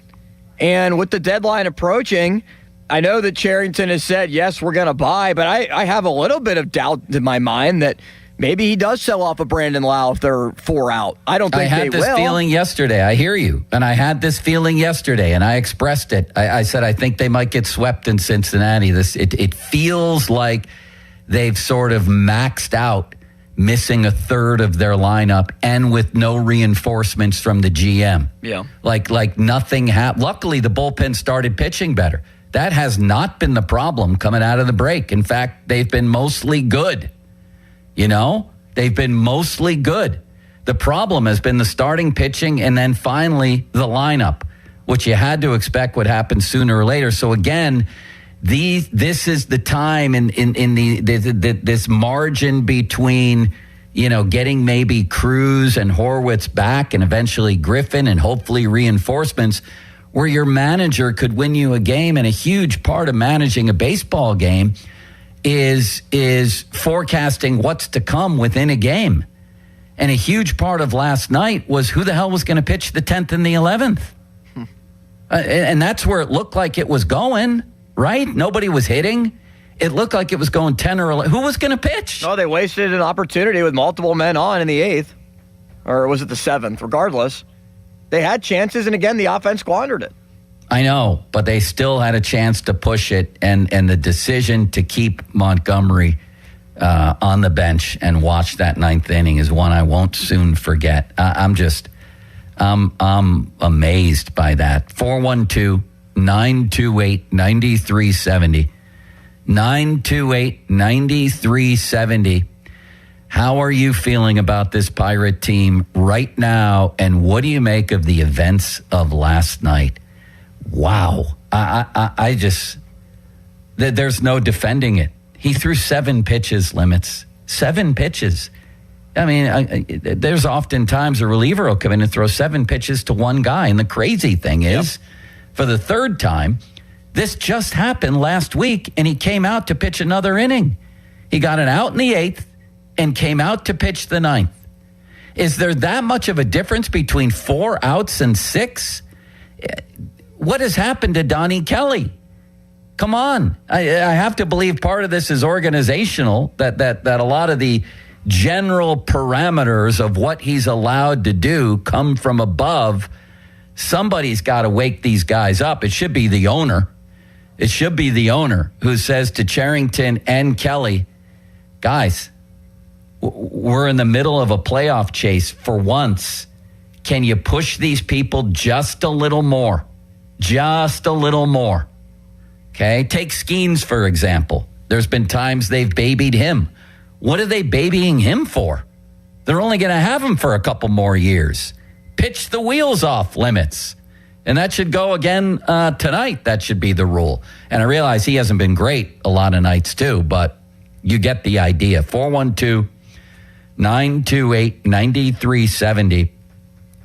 Off the top, brought to you by JP Roofing and Siding. We have all kinds of treats today. Well, they're really not treats. I mean, they're treats in a certain sense.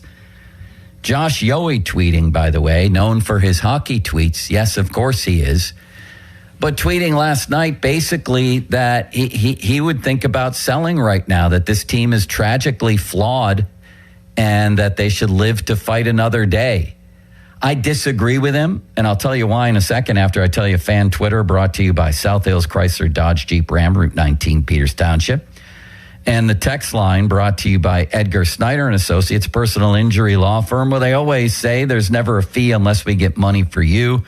And give us a call on the fan hotline, presented by Sullivan Super Service, providing trusted plumbing and HVAC service for over 50 years. And they're lining up right now, Joe. Yeah, I bet they are. Unfortunately, negativity sells. When people are outraged, they want an outlet, and we provide it here. What I want, and I just said it the other day, remember how long ago Tuesday was, Limits? Or Wednesday, when I said the Pirates have done it. They were coming off a win in the first game of a huge Diamondback series. I said, coming into this year, would they be able to be the bigger story on the first day of camp? And I thought they were going into camp. And now it's all gone south since then. They stink since the All-Star break. I'm not sure how this gets better before reinforcements arrive. That's the thing. How does this get better? I don't know. And Ben Cherington's done nothing. We just saw another reliever go yesterday. And of all places, they went to the Fighting Shelties, who went on a walk-off grand slam. Another good relief pitcher was traded. That's 2 in 2 days, while this guy just sits and watches. I'm not sure he doesn't need a right-handed bat. I'm not sure he doesn't need a starter. But he's just basically sat and watched the whole damn season, Ben Cherington. So here we are. Back to 500 for the 11 millionth time this season. They lead the majors in times right at 500, and here they are again. They can't get any traction. They just can't. But I'll tell you why I disagree with Yohe and with others who say, you know what, they should sell. Even if they get swept, even if they lose 3 of 4. And I thought Crowley said it very well today.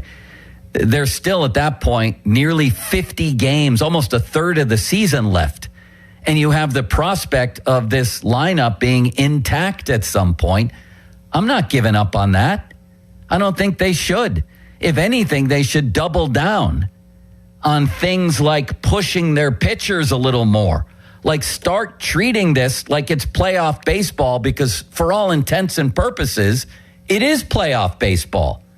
Do you mean to tell me if last night, last night a little unrealistic, I guess, because it was a bullpen game, but still, if that were a playoff game against the Dodgers and Mason Montgomery came in and did what he did in the 8th inning and set them down with as dominant a relief performance as we've seen all season out of a Pirate or maybe anywhere else in baseball, you're telling me you wouldn't have brought him back for the next inning?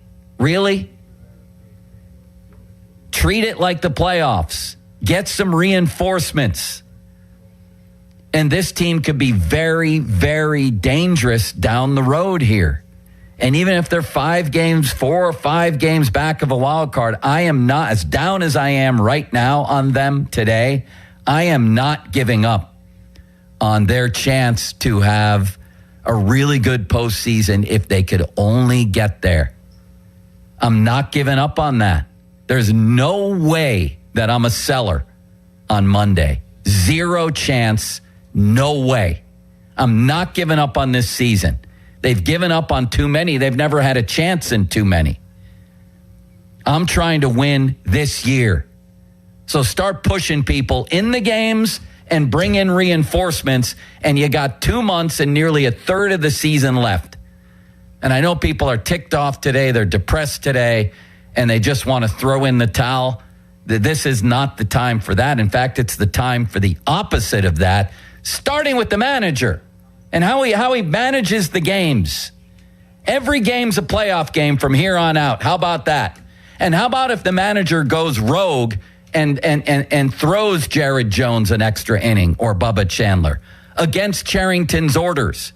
How about if we add a little bit of that tension into the organization? Something other than the day-to-day niceness and calmness that we see. That's all we see. Everybody's nice. Everybody's calm. Well, guess what? Right behind you, the season's going up in flames. So do something. 412-928-9370. Let's hit the phone lines, shall we, Limits? Yeah, let's start with Josh in Green Tree. Hello, Josh. How are you? I've never been worse, and I appreciate you asking. How are you?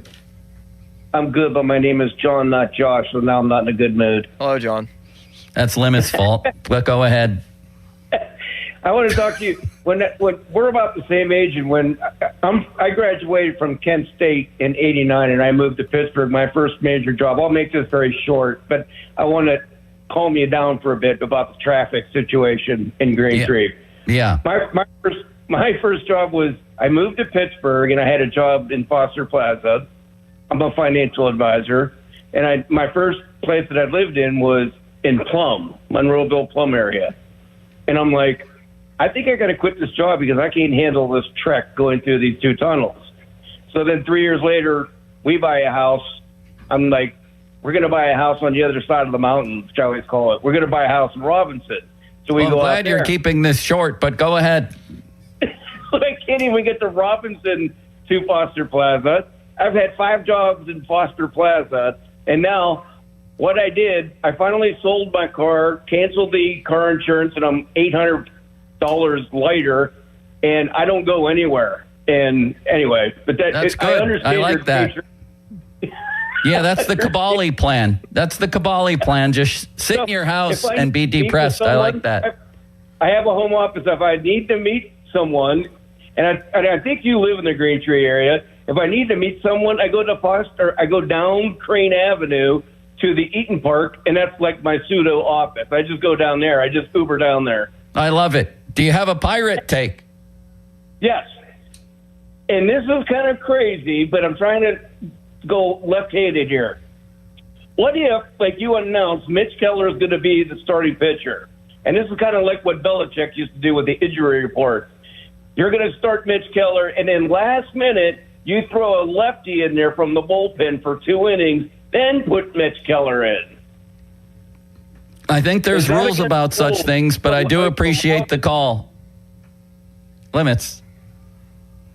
Yeah, I don't know what that was. Can you vet people a little better? He was a nice man, though. He was a nice man. I didn't think he'd go on that type of tangent about traffic for a minute and a half. Come on, John. He would keep it short. And he did. Come on, Don. Here is Jim in Jefferson. Was his name Don? No, it was John. Go ahead, Jim. Good morning, Joe and guys. I am totally frustrated as well. But, you know, he did another thing last night, Kelly, which I've seen him do before. And I tell you, the look on Valdez's face when he walked into that dugout after being pinch run for by Cook in the 8th inning. Now, you know, the way Kelly's going, I wouldn't be surprised if it was Ron Cook who came in the game. But go ahead. But Kelly, you know, Kelly's talking about worrying about Montgomery for the future games, okay? But he's got to worry about the future innings, and he pulls one of the best hitters he had that night, Valdez, and sets him on the bench to put a pinch runner in the 8th inning, which made absolutely no sense. Every time he does that, he's done it many times. It drives me crazy. It does make sense, and I'll tell you why. And I know Limits agrees with you on that. And the thought came to me, what if this goes extra innings? You don't have the magician. Right. You needed to score there, and the magician is slower than Harry Callis after he smokes dope. I mean, the magician's not going to score on a single.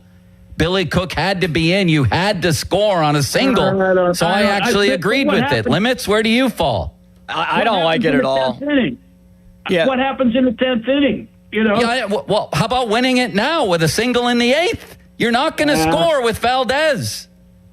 But who else do you have that's actually hitting these days? I don't know. I mean, you can't take your power out of the lineup if you have to go to the extra innings.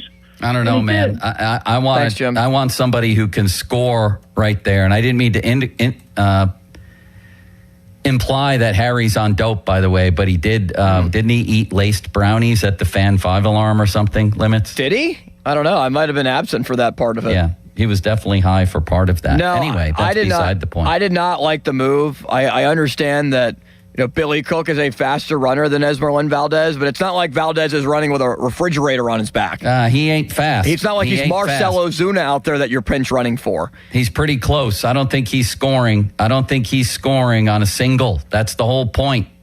I disagree. I think he would have scored. Not as easily as Billy Cook, but I just don't like the optics and also just the reality of taking Valdez out in that situation. What if the game does continue?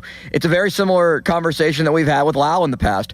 I just don't like taking one of your best bats, especially when guys like Reynolds and O'Hearn are slumping right now, and even with the possibility of them coming back up again, and it's Billy Cook in the cleanup spot needing to come through for you. I don't know. I need to score on a single. I didn't have a problem with it. We can agree to disagree there, and I don't think Valdez. When's the last time this dude stole a base at any level of baseball? He hasn't stolen one here yet. He's a very, very slow runner.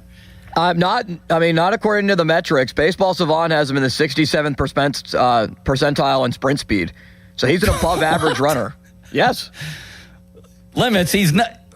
What? That's what the numbers say, that he's an above average runner. He is not an above average runner. Period. Average is the 50%. He ain't above average. 50th percentile. Unless the average is Marcell Ozuna. He is. That's what the numbers say. That's what Baseball Savant says. That's what Baseball Savant says, yes. Okay. Go back to the lines, please. Here is Greg in Harmony. Hey, in addition to bullpen help and a right-handed bat, they need to hire a bench coach to babysit Donnie Kelly. But if you guys think the organizational philosophy is they pull these guys too soon, that comes from the owner. And the third thing is they need to get rid of Sherrington because I don't trust him to make a good move. So who do they need to get rid of? Happens. Pardon? Who do they need to get rid of? Sherrington. I don't trust his judgment to make any moves. Limits, the last time, I just might add, and I'll throw this over to Baseball Savant, the last time the magician stole a base at any level was 2024 when he had won with the Red Sox. Yeah, I'm not claiming that he's a base stealer, but I'm also not claiming that he's Daniel Vogelbach routing the bases. I think Vogelbach laps him going around the bases. Oh, come on. Limits. You don't Let's actually be serious believe that. Here. Let's be serious. You've seen the guy run. There's a very good chance he's not. He played for a team called the Fayetteville Woodpeckers back in 19. Listen to some of the teams he's played with. Are you ready for this, Limits? This is Valdez? Yeah. The Tri-Valley Cats, Tri-City Valley Cats, the Quad Cities River Bandits, the Fayetteville Woodpeckers, the Asheville Tourists, the Corpus Christi Hooks, the Sugarland Space Cowboys. What's the best one of those nicknames, Limits? I'll go over them again. I didn't even include the Dominican Astros Orange. You have the Orange. Are you sure you're looking at the right Valdez? Am I? I don't think you are. I think you're looking at maybe Manuel Valdez and not Esmeralyn Valdez, because none of those are Pirates affiliates. Oh, yeah, you're right. I am looking at Manuel. That explains it. That's beside the point. For the other Valdez, what's the best nickname? Valley Cats, Orange, bandits, woodpeckers, tourists, hooks, or space cowboys? I like space cowboys. Space Cowboys is good. That is absolutely incredible. Hooks, that's kind of bland. Oh, I would you like to go to a Woodpeckers Just game, orange. Limits? I would. What Down do you in think they Fayetteville? Do you think they have a team mascot? And They might. The woodpecker just pecks on the bats? Yeah, he pecks on the bats in the on-deck circle. And how about the Asheville Tourists? I think we'd like to see them, wouldn't we? Could you imagine a woodpecker just carving out a torpedo bat for somebody just by pecking away? Can you imagine that? All right, now my whole thing about Valdez has been ruined because I was looking at the wrong Valdez. Correct, and that makes my point correct. No, it doesn't. Yes, it does. Because I've also seen him with my eyes. He's not a fast runner. Hold on a second here, Limits. What? Why doesn't the baseball cube have his stats in there? It's like he never played in the minors. No, he barely did because he skyrocketed through the system. Skyrocketed? I mean, he did start in high A last year. I mean, hold on a second here. Forget it. Something just broke on The Athletic about the Pirates' interest in Luke Weaver and where that might go. Just about to bring that up. Yep, I have an anecdote from The Athletic on that. If you would like me to read it. Let's do that next in a classic radio tease, shall we? Let's do it. The issue from last night, anyway, isn't Valdez. It's Mason Montgomery throwing 7 pitches and absolutely blowing away the Reds and then watching the rest of the game. And the fact that whatever your complaint is, the Pirates have hit a new low here. This is the worst I've felt. 412-928-9370.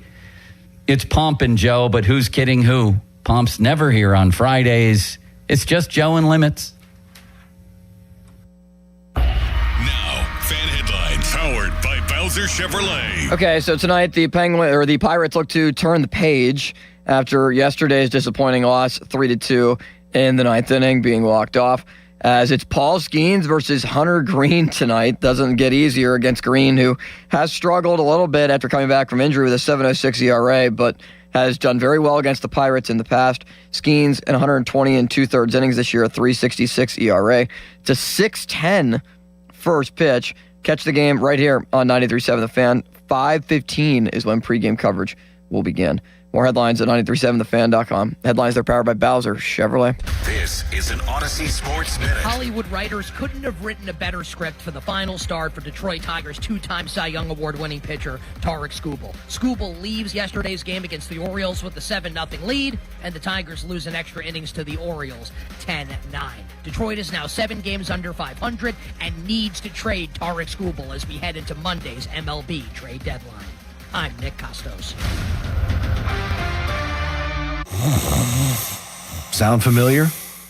At Mattress Firm, we understand there are many problems that can keep you up at night, like snoring, aches and pains, or sleeping hot. Our sleep experts have the unrivaled know-how to match you with a mattress that can help. And now at Mattress Firm, upgrade to a Tempur-Pedic and learn how you can get 3% back plus an instant gift. For the great sleep you deserve, visit Mattress Firm. We make sleep easy. Restrictions apply. See store or website for details. Drip Drop is a doctor-developed, proven fast hydration that helps your body and mind work better. Trusted by firefighters, medical professionals, and over 90% of top college and pro sports teams. Drip Drop is engineered to hydrate faster and more effectively than water alone, with 3 times the electrolytes of leading sports drinks. Stock up now at dripdrop.com and use promo code RADIO20 for 20% off your first order. That's dripdrop.com, promo code RADIO20 for 20% off your first order. Head to dripdrop.com now and use promo code RADIO20. This summer, the Honey Pepper Pimento Chicken Sandwich and Pineapple Dragon Fruit and Sprite are back at Chick-fil-A. Let me tell you about the Pineapple Dragon Fruit and Sprite. It's bright, it's bubbly, it's back. The Honey Pepper Pimento Chicken Sandwich, it's so rich, and you can choose between the original or the spicy filet. Ooh, boy. And then you got those pickled jalapenos tucked right under the filet, and then just to top it all off, you've got a little honey drizzle right on top. Okay, now I'm a pimento fan. And I'm feeling the dragon fruit. Which fan favorite will you choose? Real customers paid for their testimonials. Having insurance isn't the same as having State Farm. It's like needing a lawyer, but getting some guy who just watches courtroom dramas. How does the defendant plead? Guilty. Wait, what? Also, objection. You object to what? Erroneous. Counsel, approach the bench. Hey, can I get a whack at the gavel? You wouldn't settle for just any lawyer, so don't settle for just any insurance. Get the real deal with State Farm. Like a good neighbor, State Farm is there. Finding great candidates to hire can be like, well, trying to find a needle in a haystack, but not with ZipRecruiter. Its powerful technology actively finds and invites qualified candidates to apply to your job. So while other companies might deliver a lot of hay, ZipRecruiter finds you the needle in the haystack. See why 4 out of 5 employers who post a job on ZipRecruiter get a quality candidate within the first day. Try ZipRecruiter for free at ZipRecruiter.com/radio. That's ZipRecruiter.com/radio. ZipRecruiter. Attention. Have you racked up $10,000 or more in credit card debt? Are you barely getting by making minimum payments?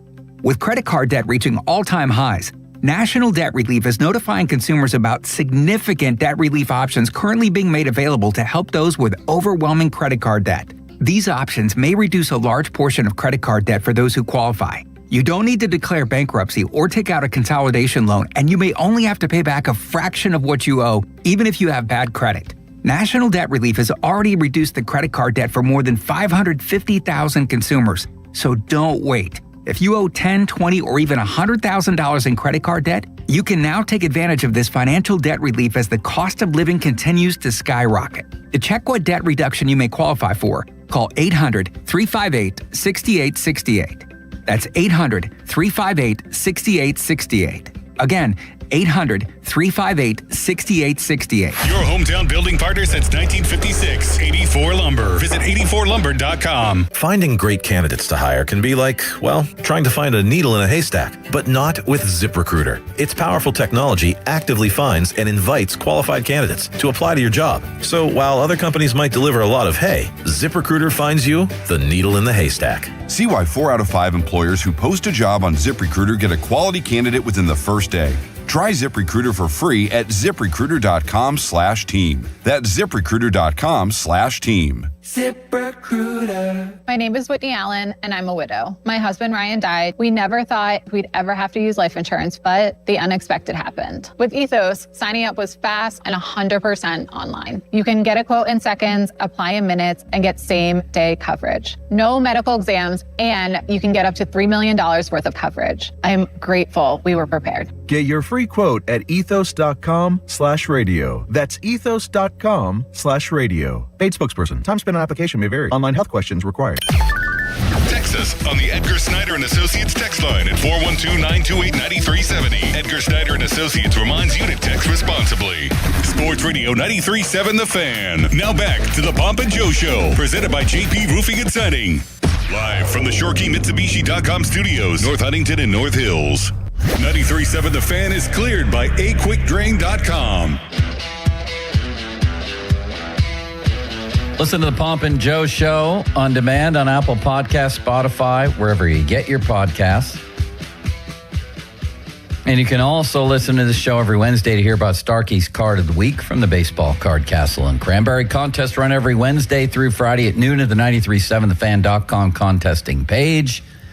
I'm out at Bowser Chevy in Monroeville today having the time of my life. They built a studio just for us.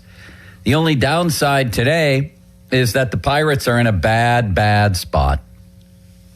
And I have no idea what Don Kelly was doing last night with Mason Montgomery. Just no idea whatsoever. As a side note, Limits, both those check swings that the Reds got away with in the ninth were obvious strikes to me. You? I thought so as well. I was very surprised that they were not called swings.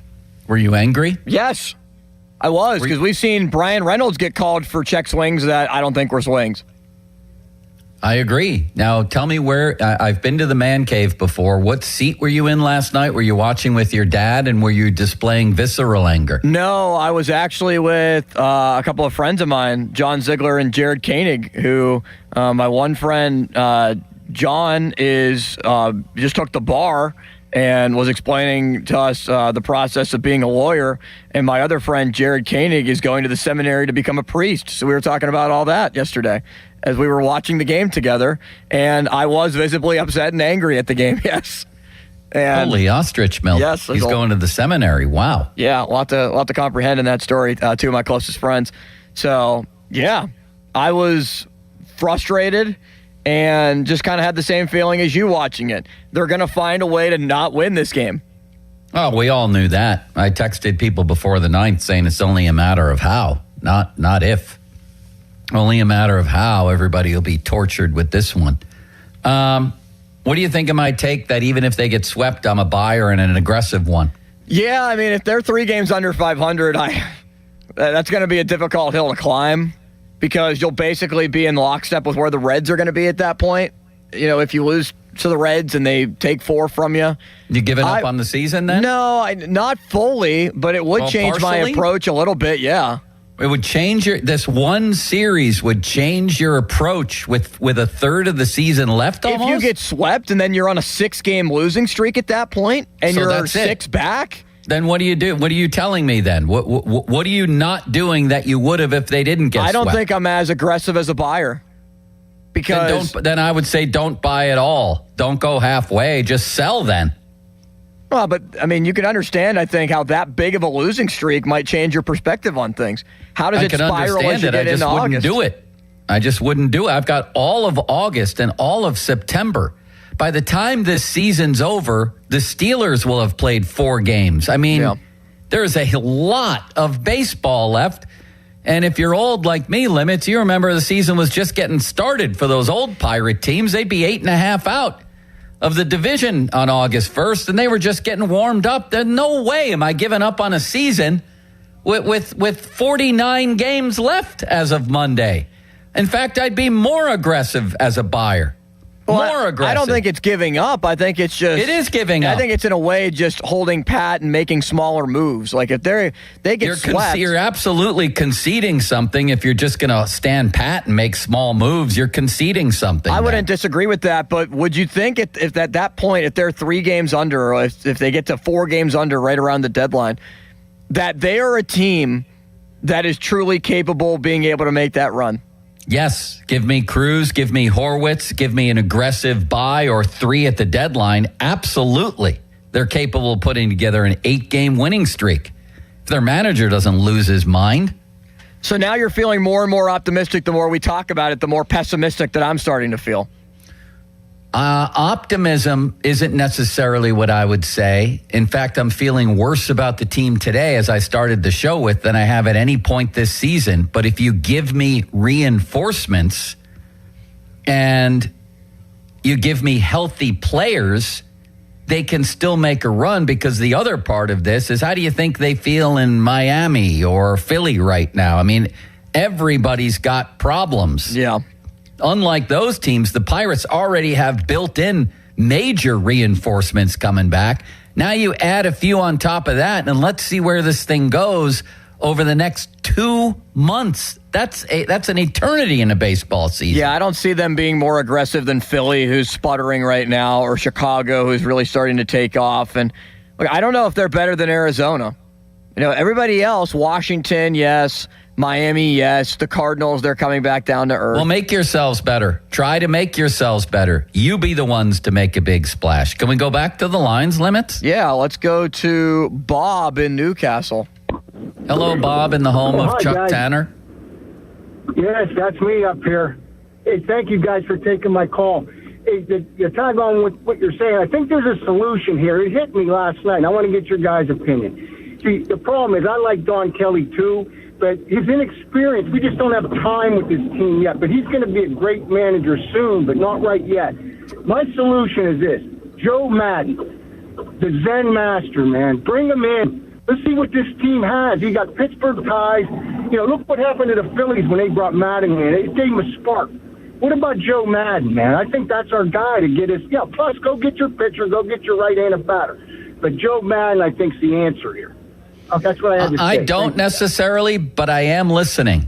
And I am noting that across sports, teams that have needed jolts late in seasons, the Vegas Golden Knights spring to mind, have gotten that jolt from a coaching change.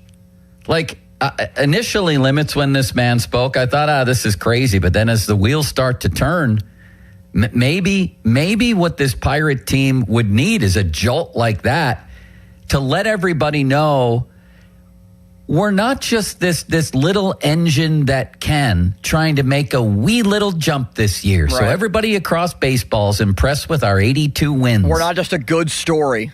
Right. It's like when the Penguins arrived a year early and Ray Shero was pushed by the owners to go out and get Marian Hossa. That sends a jolt through your locker room that this isn't just a cute story. We want to win a championship now. Now, when Josh Yohe says they're fatally flawed, in some ways they are right now. But you come back for these final, whatever it's going to be when Cruz and Horwitz and Griffin come back. You put that lineup together. You start a rotation with Skeens and Jones, and you have reinforcements in the bullpen. Suddenly it looks like a lot less of a flawed team. And the question then is there still time? Yeah. Is there still time to see that happen? But this idea of sending a jolt through the entire organization by bringing in suddenly and unexpectedly a guy who's been there and done that at the very top as your manager, I don't think it's that crazy, honestly. I really don't. No, I don't think it is either. I don't think it's anything that they would even consider at this point. Maybe as a consultant or a bench coach. That's a different question. Yeah. I don't think so either. Or what Don Kelly did with Gene Lamont and bringing him in. That's what they should do with Joe Madden. Bring him into the dugout as a consultant. Let him be a part of this major league roster, even if it is just for the final 2 months. I don't know if I could see Joe Madden, of all people, just sitting there as a consultant limit. Yeah, I really can't either. But somebody of that profile, somebody that has that type of experience, that's managed in postseason games, that's won a World Series, that can help Don Kelly through some of these shortcomings. What does he need a consultant for? Hey, he clearly needs one. Hey, Joe Madden. That guy just went out there and blew away the Reds on 7 pitches off 2 days rest. Should I bring him out for the 9th? Yes, bring him out for the 9th. If it's as simple as that, why isn't Don Kelly doing it? I don't know.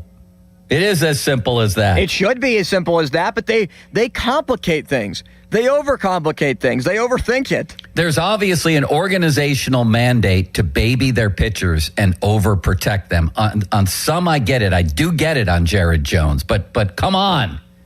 We're trying to win baseball games here. Next.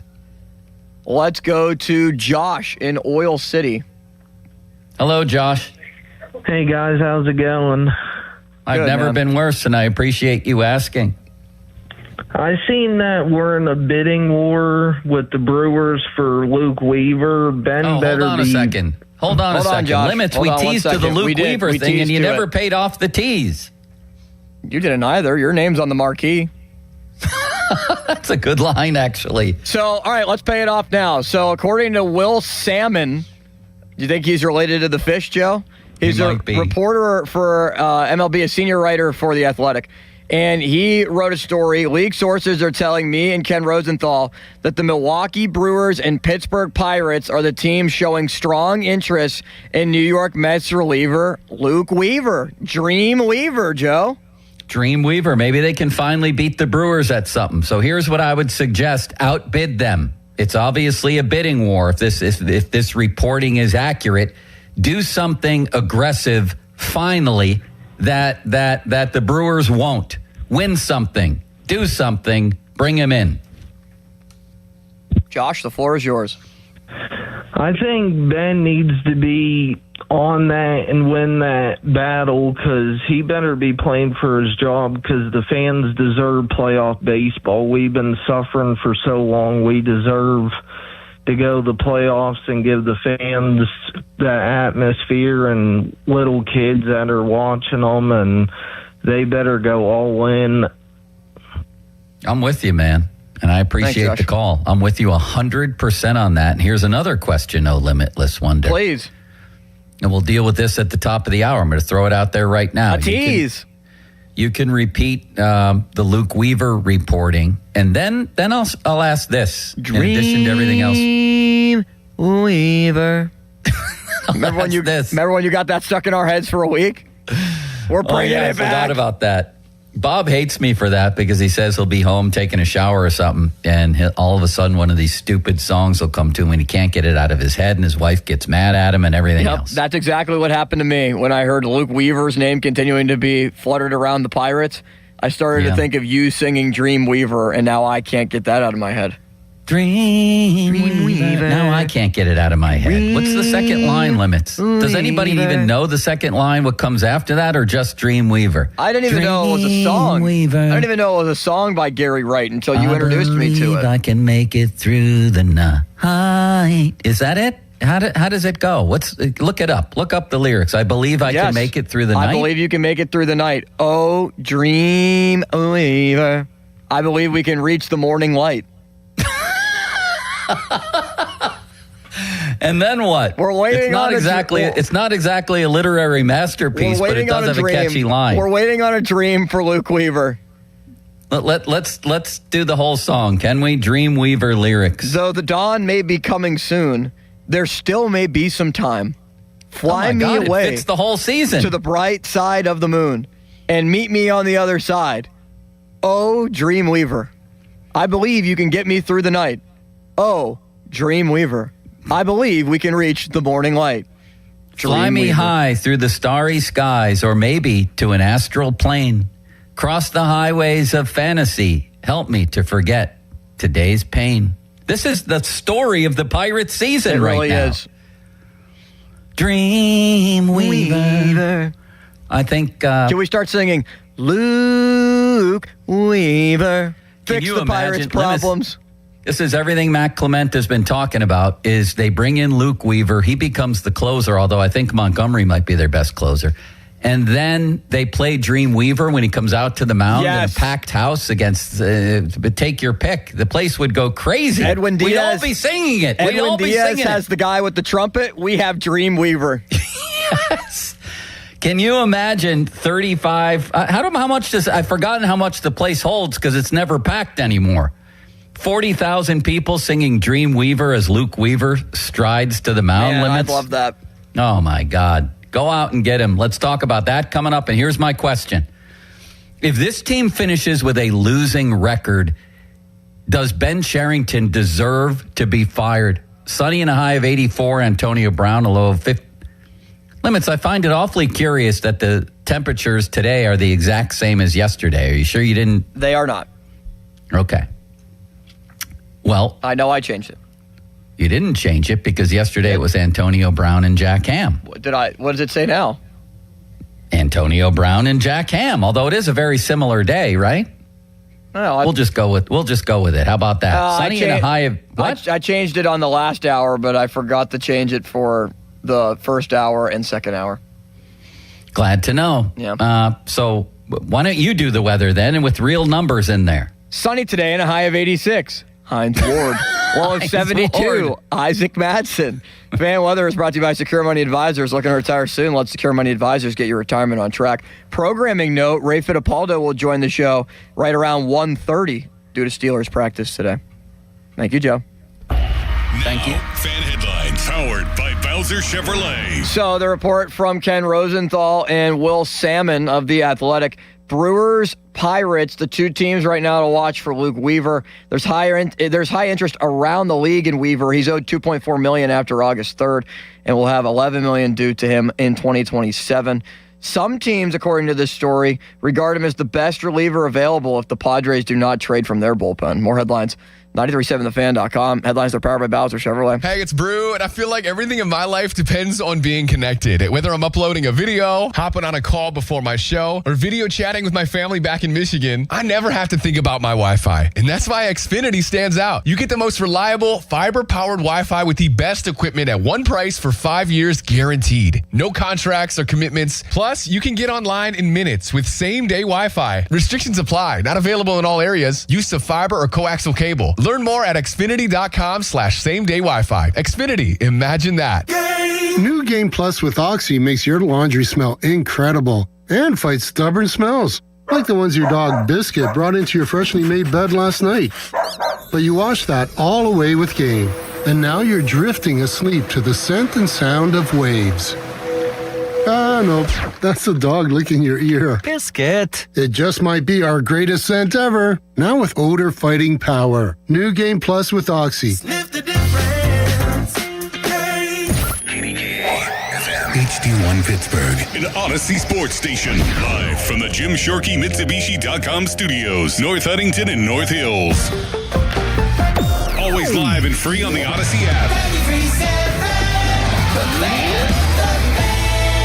Moon Beer and Pop for Less has July Summer Slam deals like Bud Light, Coors Light, or Coors Banquet 18-pack cans, $14.99. And Michelob Ultra 30-packs are just $27.99. Moon Beer and Pop for Less in Moon Township, right across from Robert Morris University. 84 Lumber has been building America for 70 years. Whether you're a homeowner starting your first project or a pro on the job, 84 Lumber offers the kind of personalized expertise you won't find in a big box store. They're more than just lumber. From windows and doors to siding, trim, and decking, 84 Lumber has the materials you need to get it done right. With 14 locations across Pittsburgh, there's one near you. Visit 84lumber.com to find your store. 84 Lumber, your hometown building partner for 70 years. This is attorney Ed Shenderovich.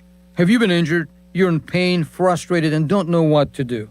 We lawyers know what to do. So in your time of need, other law firms want to charge you 40%, almost half your settlement.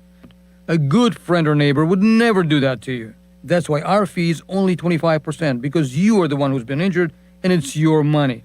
And there is never a fee unless we win your case. So call us at 888-98-TWINS.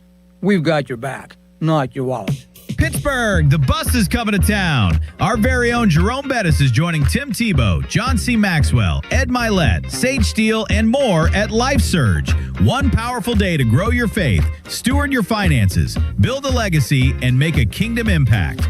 Don't sit this one out. Get your tickets now at lifesurge.com and join us at PPG Paints Arena, Saturday, August 15th. That's lifesurge.com. SchultzFord.com, SchultzFord.com, SchultzFord.com, SchultzFord.com. We are Pittsburgh. In Pittsburgh, we drink local. We drink Iron City beer since 1861. Cold, smooth, crafted for generations.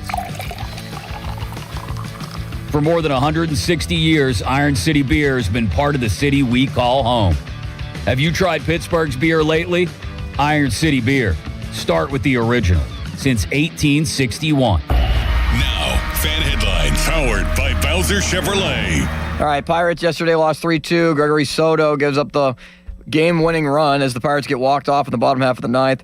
So everyone lost yesterday in the wild card race, so that's good, other than Arizona.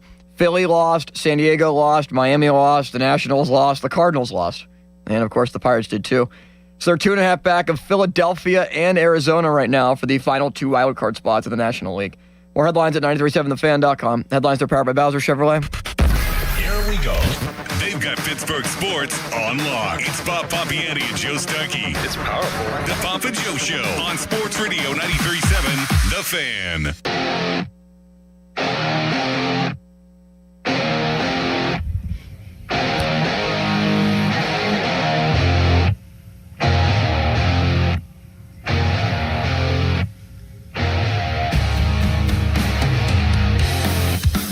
Welcome back, Limits. The phone lines have lit up like Crowley at a couch burning over a couple of different issues. Don Kelly's malfeasance last night. Is that the right word here? Malfeasance? Malfeasance? I don't think there was any intent behind what he did. I don't but think so. Incompetence would be a better word. How about that? Sure. And also, should Cherington be fired if they don't finish this season with a winning record, if he blows the trade deadline, possibly? And also Dreamweaver, Luke Weaver, is out there, and the Athletic reporting that the Pirates and the Brewers are going head-to-head for Dreamweaver. Limits and I are dreaming big. We're picturing a packed house and a huge game down the stretch with the Pirates needing to win. I don't know. Let's say they're playing the Phillies. I don't even know if they play the Phillies the rest of the year, and I don't care. Just pick a team. And everybody singing Dreamweaver, which is at once one of the best and worst written songs of all time. Would you agree with that? one of the worst written songs of all time. Yeah, we just read it. The lyrics are they're not horrific, but the catch line is incredible. One of the great hooks in music history, is it not, Limits? And Donnie even gave us some lyrics here. He did. On how Dreamweaver can be transformed into maybe a new pirate generation. Could you imagine? What? Could you imagine they just break up a new pirate generation with a Dreamweaver verse? That would be great. Luke's a Dreamweaver. Will he be in the black and gold tonight? He's a Dreamweaver. Can he make the Pirates bullpen right? Donnie wrote a better song than... Who sings Dreamweaver? It's a great job by Donnie. Dreamweaver is sung by Gary Wright. Gary Wright. You talk about a one-hit wonder. He was Gary wrong with everything else he wrote, right? I mean, he did write... well, no, I guess there is really nothing else that he wrote that is notable. He didn't. Love He is didn't even alive. write a good song. He wrote one good line and somehow fit it in there where it's Dreamweaver. Nobody can get it out of their mind for the last 60 years since he wrote it. Well, especially you. And you have brought it into a new age, a new dawn of people have been able to learn about Dreamweaver, including myself. Did you know this song before I mentioned it to you? Never heard of it. Yeah. But now you like it, don't you? I've never listened to it other than you singing it. Of course, we're not allowed to play it, but that would be nice. Maybe the Pirates will be if he comes here. Give us Luke Weaver's stats, Limits. I'm in a difficult situation here in a studio away from home. Sure. I'd love to do that for you. So Weaver on the season has an ERA of 1.88, 44 strikeouts, a whip of 0.84. That's very good. Now, here are the numbers, Joe, for him month by month, because I think Tell me July. I'm only interested in July. Well, I think you're going to want to know about the others because it adds to the full story. Please. In April, he had an ERA of 7.20. He gave up 8 runs in 10 innings. Why are you bringing up April, I might ask? May, he did not allow a run in 12 2/3 innings. June, he did not allow a run in 11 1/3 innings. July, he's allowed 2 runs, 1 earned in 7 innings, a 1.29 ERA. Since May, since the start of May, Luke Weaver has allowed 2 runs, only 1 earned. Okay. So Michael Marino, baseball reporter, reports sources. Mets have interest in Pirates prospects Murph Gray and Sammy Stafura and have discussed both players and potential trades between the clubs. Gray is the 99 prospect in baseball. Stafura is the Pirates' number 9 prospect. Would you have to give up both in this deal, oh Limitless Wonder? I don't think so, but I am curious because Weaver does have an additional year of control. I'm also concerned because Greg in Youngstown thinks Murph Gray is going to be a star, so that always concerns me, what he thinks, right? He might become a star. It is possible. But that's great. But I want a pitcher now that can help this team now. I would make that deal in a second, wouldn't you? Those 2 players for Weaver, I would strongly consider it, yes. I think I would do it. It would be difficult to part with Murph Gray, but, I mean, then again, nobody really knew who Murph Gray was at the start of the year. Would it really affect you and, concern you and be on your mind that Murph Gray is no longer a Pirate prospect? I'd be in tears if Murph Gray was traded away. Come on, man. Joe. At some Mr. point, they have to do something to try to win. How about now? If not now, when? That's got to be the mentality that they work under. If not now, when are they ever going to be aggressive? When are they ever going to buy? That's right, because the next time there's baseball might be 2 years from now, but even if it's next year, you're going to be 1 year deeper and on the other side of Paul Skeens' career with the Pirates. It'll be diminishing at that point because he's going to get traded at some point. Brandon Lau won't be here. We don't know what becomes of the magician. I do like his future, but will it ever be quite like this? Is he a surefire star? He's delivered this magic this season, and I love it. And maybe he will be. But, man, one baseball season to the next is a lifetime. They have a chance to live it up here. Jim Duquette. Live it up in the only life they have. Only the present limits. The future's but a dream. The past no longer exists. We live in the present. That's why they call it a gift. Jim Duquette, former general manager in baseball, he's now on MLB Network Radio.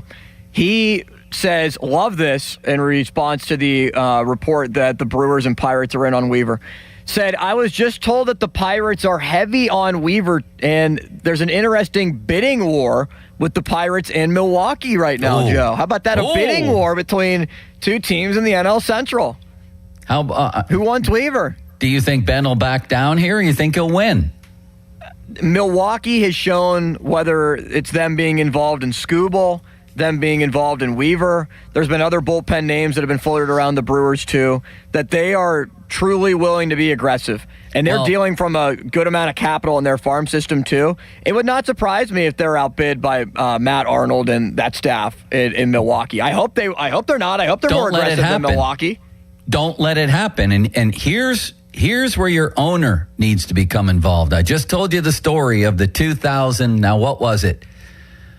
2006-7 Penguin. No, 7-8. The 2007-8 Penguins, who took a huge stride, the Sidney Crosby Penguins, and were, contending, looking like a playoff team around the trade deadline that year. But that wasn't good enough.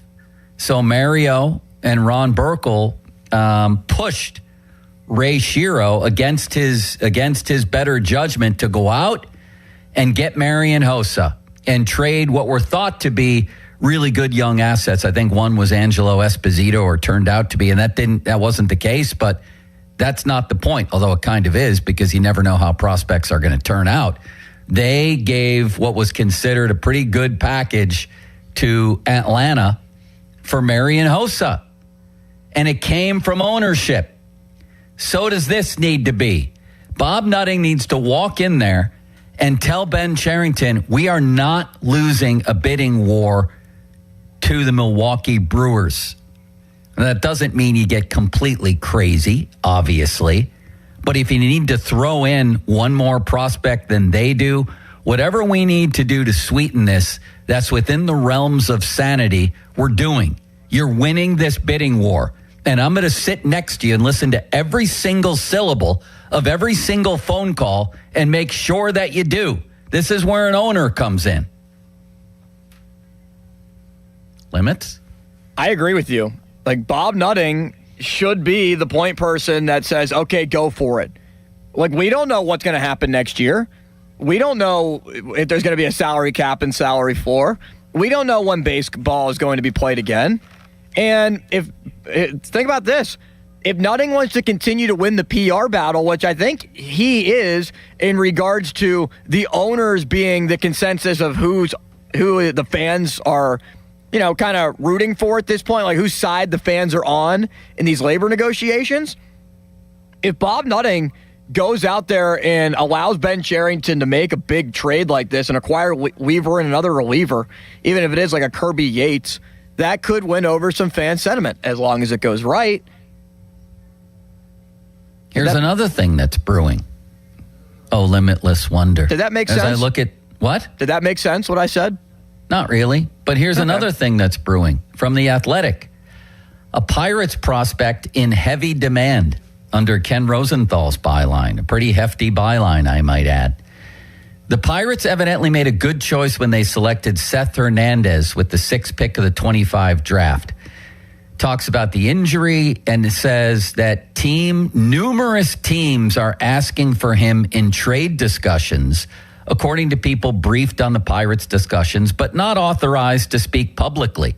Does that mean Mackey's involved here, Limits? I don't know. It might mean somebody inside the building, though.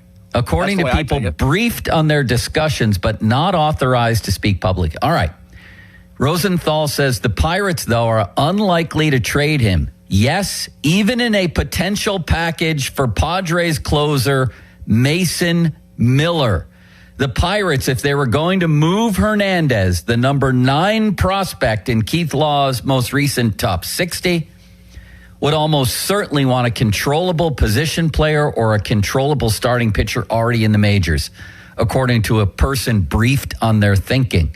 So the interesting part here is that this is even being mentioned, and that we even get to the point of what the Pirates would want in exchange for Hernandez. They have an incredible bargaining chip here. They really do. and he's just a child at this point in the baseball world.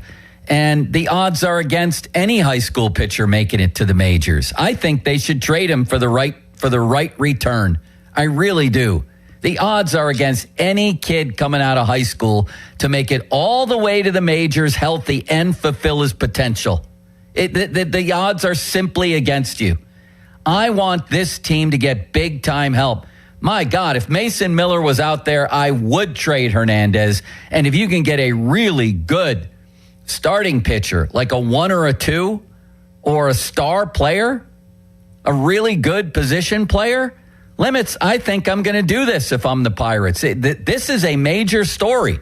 The fact that tons of teams are asking for him and that the Pirates are telling people like Ken Rosenthal, or at least people who are authorized to speak for them, I guess, that they're entertaining this. That's what it sounds like. Yeah, I mean, I think it's interesting because obviously Hernandez is in high demand because the Pirates are seen as aggressive buyers at the deadline, or at least that's the reporting out there. He's seen in high demand because he's a great prospect. Well, that's the thing, and because he's great. And if somebody has something incredible in their organization, and there's a desperate team out there, which the Pirates are, desperate to acquire bullpen help or maybe another starter like a Robbie Ray, of course Hernandez is going to be the first thing that is asked for. But I don't think that they would move Hernandez unless they get, like if Mason Miller was a starter with 3 years of club control, I think they'd be much more willing. Well, let me ask you a question. Okay, parting with him.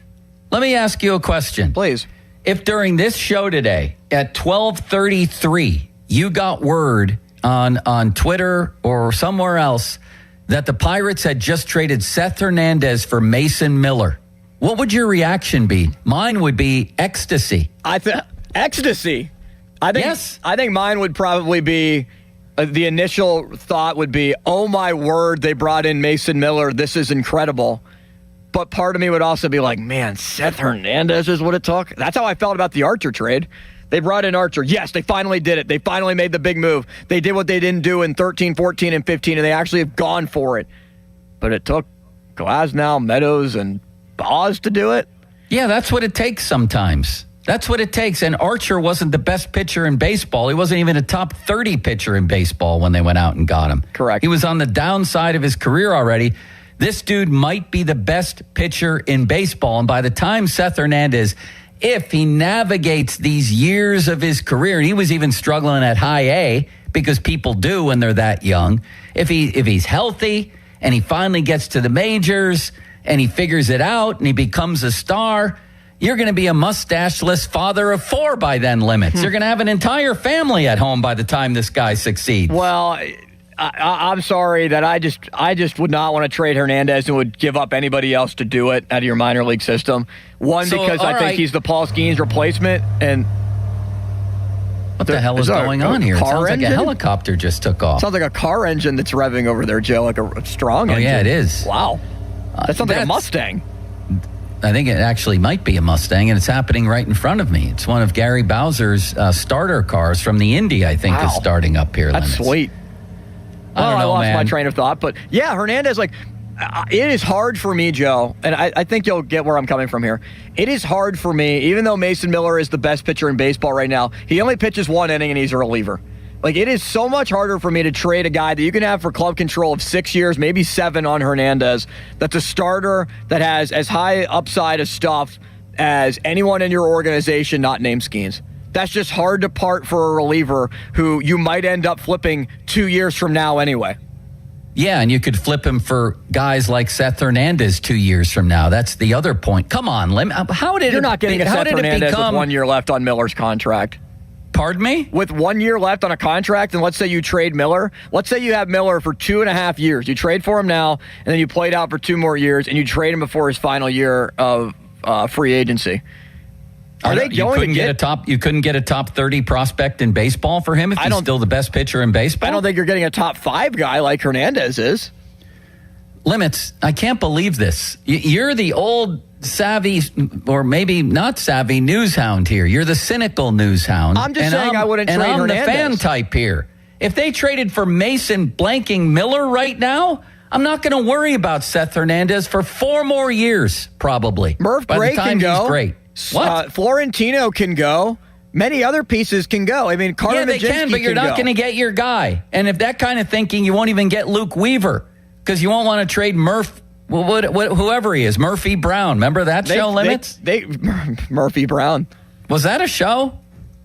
I don't remember. With that model in it. Was Murphy Brown a show? No idea. You'll have to look it up. But, I agree with being aggressive, but I think you also can't be foolish. You can't. I don't think under any circumstances it's foolish to bring in the best pitcher on the planet Earth. It's not. But what are you giving up to do it? I think can be the case. I don't think the word foolish comes to mind when you wake up tomorrow and you've got the best pitcher, arguably, on the planet Earth. I don't think that's foolish. I mean, San Diego has made a lot of trades. Look where it's gotten them over the years. What have they ever won? I mean, well, look that's at these one moves. team. Juan I could Soto point to 5 others that have made tons of trades where they've actually helped. That's also a team. That's the team that you're dealing with, though. Well, good. You can Miller. keep Seth Hernandez, and you can monitor him if he stays healthy, or like most power pitchers, has an arm injury along the way, so he's delayed by another year. And then, like I said, the odds on any high school arm making it to the majors and becoming a star are pretty tough odds. By the way, Candice Bergen starred as Murphy Brown. Thank you. Go back and watch it, Limits. It was a wonderful story about a famous investigative journalist. A texter said, Joe, how's 250 at Totteridge sound? Not good. I mean, it always sounds good. But now you have me sidetracked, Limits, because people are talking about Mason Miller in regard to the... I just can't believe that... What would happen at 12:30? You'd come on the air and say, oh, this sucks. They got Mason Miller. I told you what I would say. Boy, are they going to be sorry about this. I told you exactly what I would say. I'd be excited that they got Mason Miller. You'd be the first guy sitting out there at PNC Park with a giant beer and your mustache and your pirate cap going crazy when he comes out on the mound. I would be excited, but that doesn't mean that I wouldn't think they gave up too much. Can we hit the phone lines? Yeah, let's go to Craig in Uniontown. Hello, Craig. Hey, guys. How's it going this morning? We've never been worse, but thank you. Well, I called to talk about something else, but I'm also going to touch on this since you guys been on it. You absolutely trade Seth Hernandez for Mason Miller. There's not a whole lot of other guys you do that for, but for Mason Miller, absolutely 100%. I agree with every syllable and half syllable you just uttered, and I can't believe a 25-year-old Pirate fan is the cynical one of us, because combined, you and I are well over 100. I'm actually the logical one here. By the way, what's your name again? Gary in Uniontown? Craig. This is Craig in Uniontown. Same thing, but I apologize. Alex Stump says, listen to this. The Pirates bullpen has more losses than saves, 23-21. They've allowed 187 runs from the 7th to the 9th inning, the second most in all of baseball. Their 4.83 ERA is around the 8th worst in franchise history. They don't just need bullpen help, they need a stud. And we all know who that stud would be if he's available. And yeah, I know. Mason Miller likely won't be available. Everything's likely not available, Limits, including my house. But guess what? If somebody offers me the right price, my house is for sale. Go ahead, Gary. The only other way you trade Seth Hernandez is for possibly a Hunter Goodman package coming from Colorado that addresses a daily catcher. That's about it. The reason why I called in today, guys, is because if we are certain that we're throwing a bullpen game 1 against the Reds in division, why do you throw Mlodzinski for 3 innings 2 days prior? Why don't you just save him and start him and give the guy a start? You know he likes to do it. Did you have a problem with the pitching in yesterday's game? I have a problem with burning up a taxed bullpen in yesterday's game. I mean, it was a bullpen game. You're going to throw your bullpen guys, and they pitched well. It wasn't about the pitching, I don't think. I think it worked out fine. I don't want to get into this again, Limits. I was even yelling at Bob yesterday and even got him to yell about the Mlodzinski situation. It turned out to be a nothing burger. Well, there's that. Thank you, sir. Next. Let's go to Dominic in Baden. Hello, Dominic in Baden. How you doing? First time caller. I like you guys' show. Thank you, sir. Thanks, man. Just have a couple questions. First, about the bullpen. We've known for months the bullpen sucks. Why is everybody so worried about it now? I mean, nothing's going to happen. And the second question is, when Cruz, Horowitz, and Carter gets back, who's to say they're going to just be like they were before they got hurt? Thank you. Well, you're right. You're right about on both counts, really. There's no guarantee they'll come back. And a lot of times guys come off injury, and it takes them a while to get... Look at Endy Rodriguez coming off his injury. He's been struggling, so there's no guarantee, but I'd sure like to find out what they'd be like with a full lineup. Limits, let me ask you this. If they trade Murph Gray, Greg and Youngstown's favorite player... Yes. For Luke Weaver, are you going to be depressed about that too and be cynical? I mean, I might be bawling at that point. I might have tears in my eyes. No, I mean, here's my point, Joe. Like, there was a trade that was made yesterday with Minnesota. They acquired one of the relievers, Minter, from the Mets. And yes, he is on an expiring contract, but he's had a pretty good year. And all it took were two prospects inside their top 30 that were ranked between 20 and 30. And I understand that it's going to take more for Luke Weaver. I just don't think that it's going to cost you as much as we think for some of these relief pitchers. Now, for Mason, none of those relief pitchers are Mason Miller if he were to become available. And like I said, everybody's available. Mason Miller would be different, especially considering, I mean, San Diego, I think, is just ultimately overly aggressive in trades. Like, they just blew the A's away to acquire Mason Miller to start with giving up a top 5 prospect and more. So I don't think that the Padres can really expect to get that type of return back. I think that was the Padres just significantly overpaying. So, like, I think that we're going to see some deals where, yes, good prospect capital is going to go, but it's not going to be as big as we might expect. Yeah, I agree with that. But that's a different question of what we would do. Let me tell you about a little trade, Limits. Pull up a chair and listen to Grandpa Joe. Do you need a cup of hot cocoa? Sure. Here you go. Little marshmallows or big? Please give me the large. I like the large ones too, as a matter of fact. Way back on August 8th, 1990, the Pirates were a rising team then, but they couldn't get past the Mets. They needed a lefty to go against the Mets. So they went out and found a guy named Zane Smith from Montreal. And in that deal, they gave up Moises Alou, who turned out to be a star years later.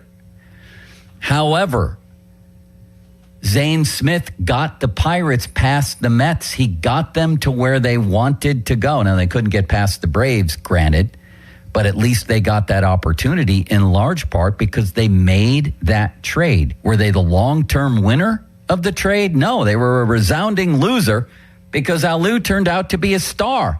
But they did what they needed to do at the time to push themselves to a place that they hadn't been since 1979. This team hasn't been anywhere since in over a decade.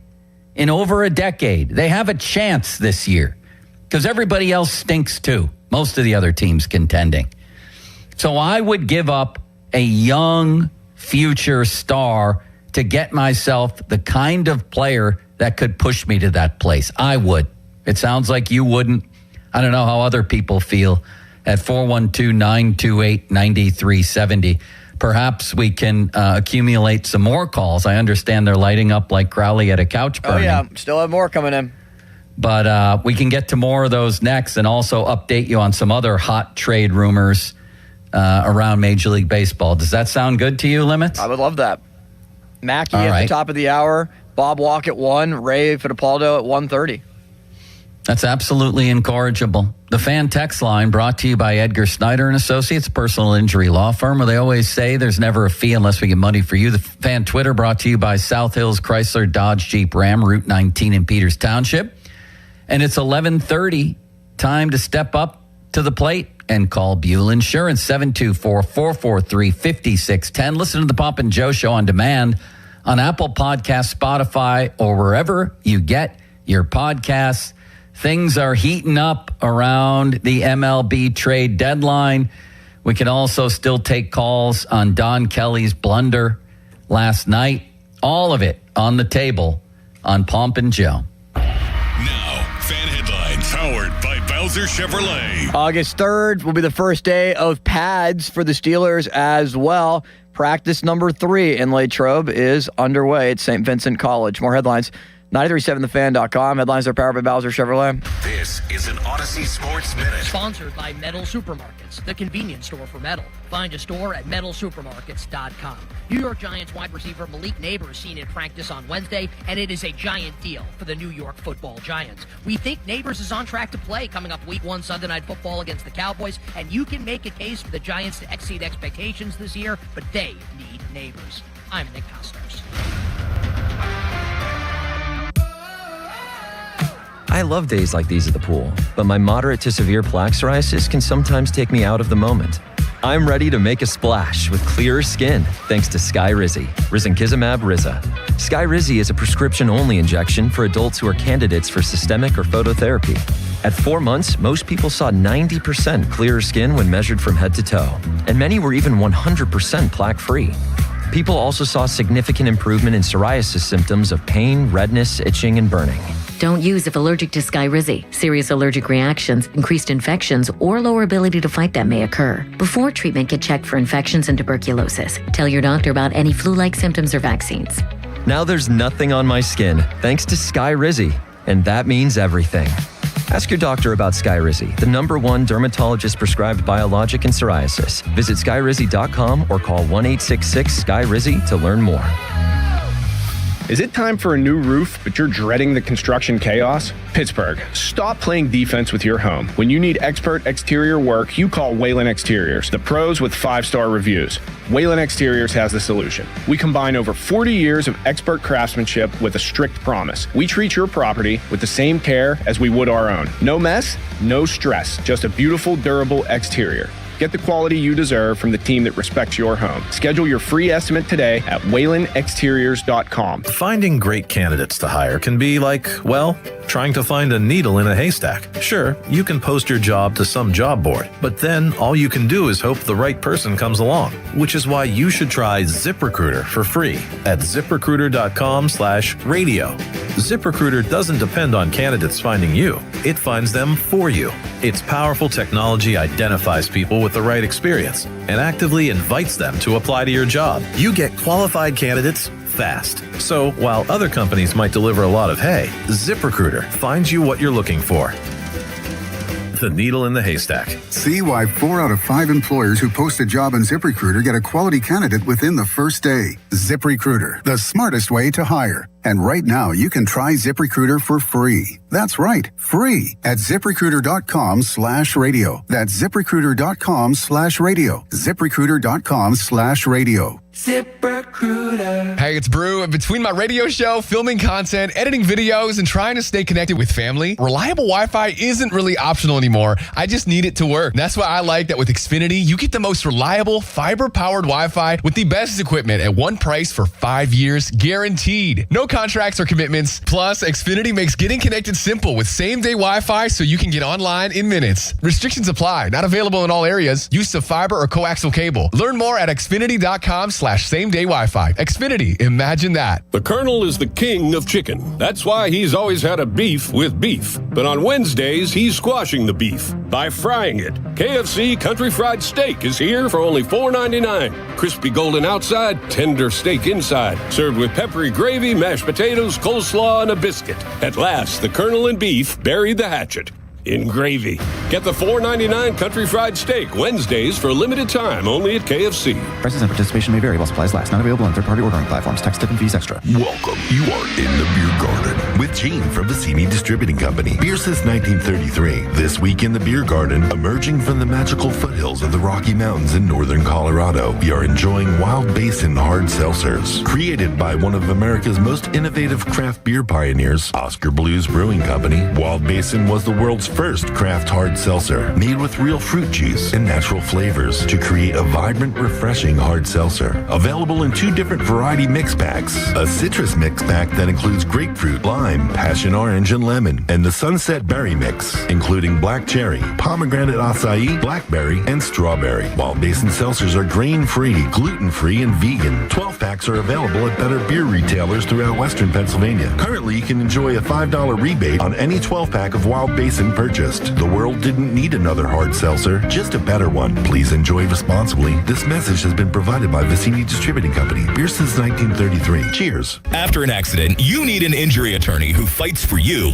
Ogg, Murphy, and Perkoski are ready to take on the insurance companies and win you the compensation you deserve. Call 412-391-FIRM.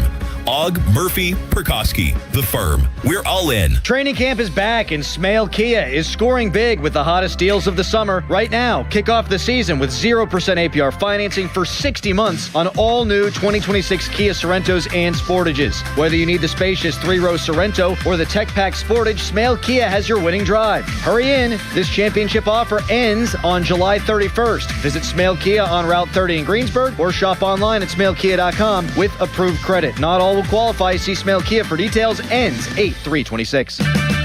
Check engine or ABS light on? Take the guesswork out of your warning lights with O'Reilly Veriscan. It's free. Ask for O'Reilly Veriscan.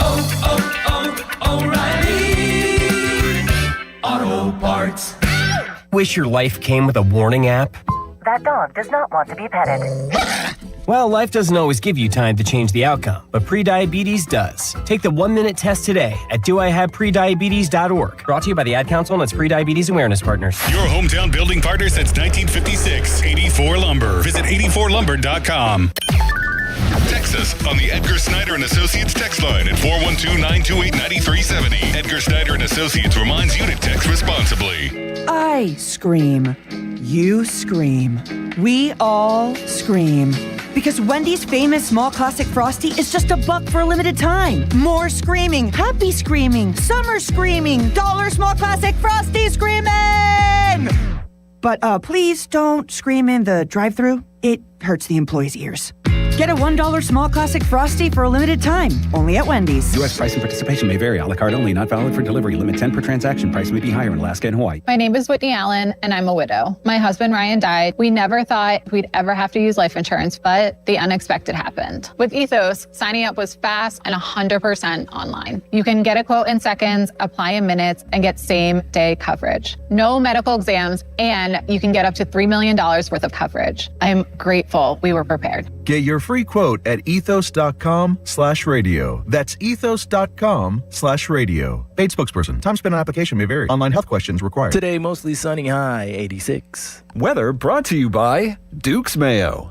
Welcome to Duke's Mayo Country, where the mayo is so smooth and creamy, it makes every bite better. Duke's Mayo. Look for the yellow lid. Sports Radio 93.7 The Fan. Now back to the Pomp and Joe Show, presented by JP Roofing and Siding. Live from the ShoreKeyMitsubishi.com studios, North Huntington and North Hills. 93.7 The Fan is cleared by AQuickDrain.com.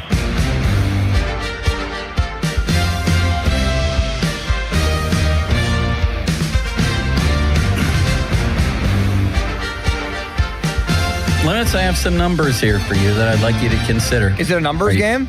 Are you open-minded? Yeah, I can be.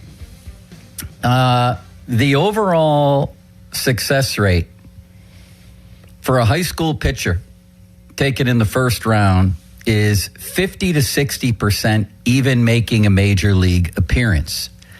So almost half of them, high school pitchers taken in the first round, will never appear in the majors. Only about 35 to 40% have a career that lasts 3 or more years. So now we're almost down to 2 out of 3 will not even have a meaningful career. And then we get to how many become stars, and they don't even have the number here.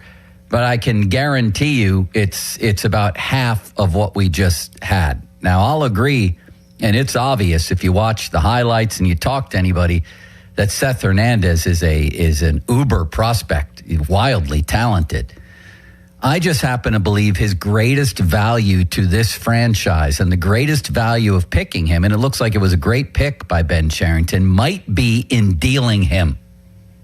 That's what his greatest value to this franchise might be, because you're looking at an extremely small percent chance with him and any arm out of high school taken in the first round becoming a big league star. I just wanted to throw that out there, Limits.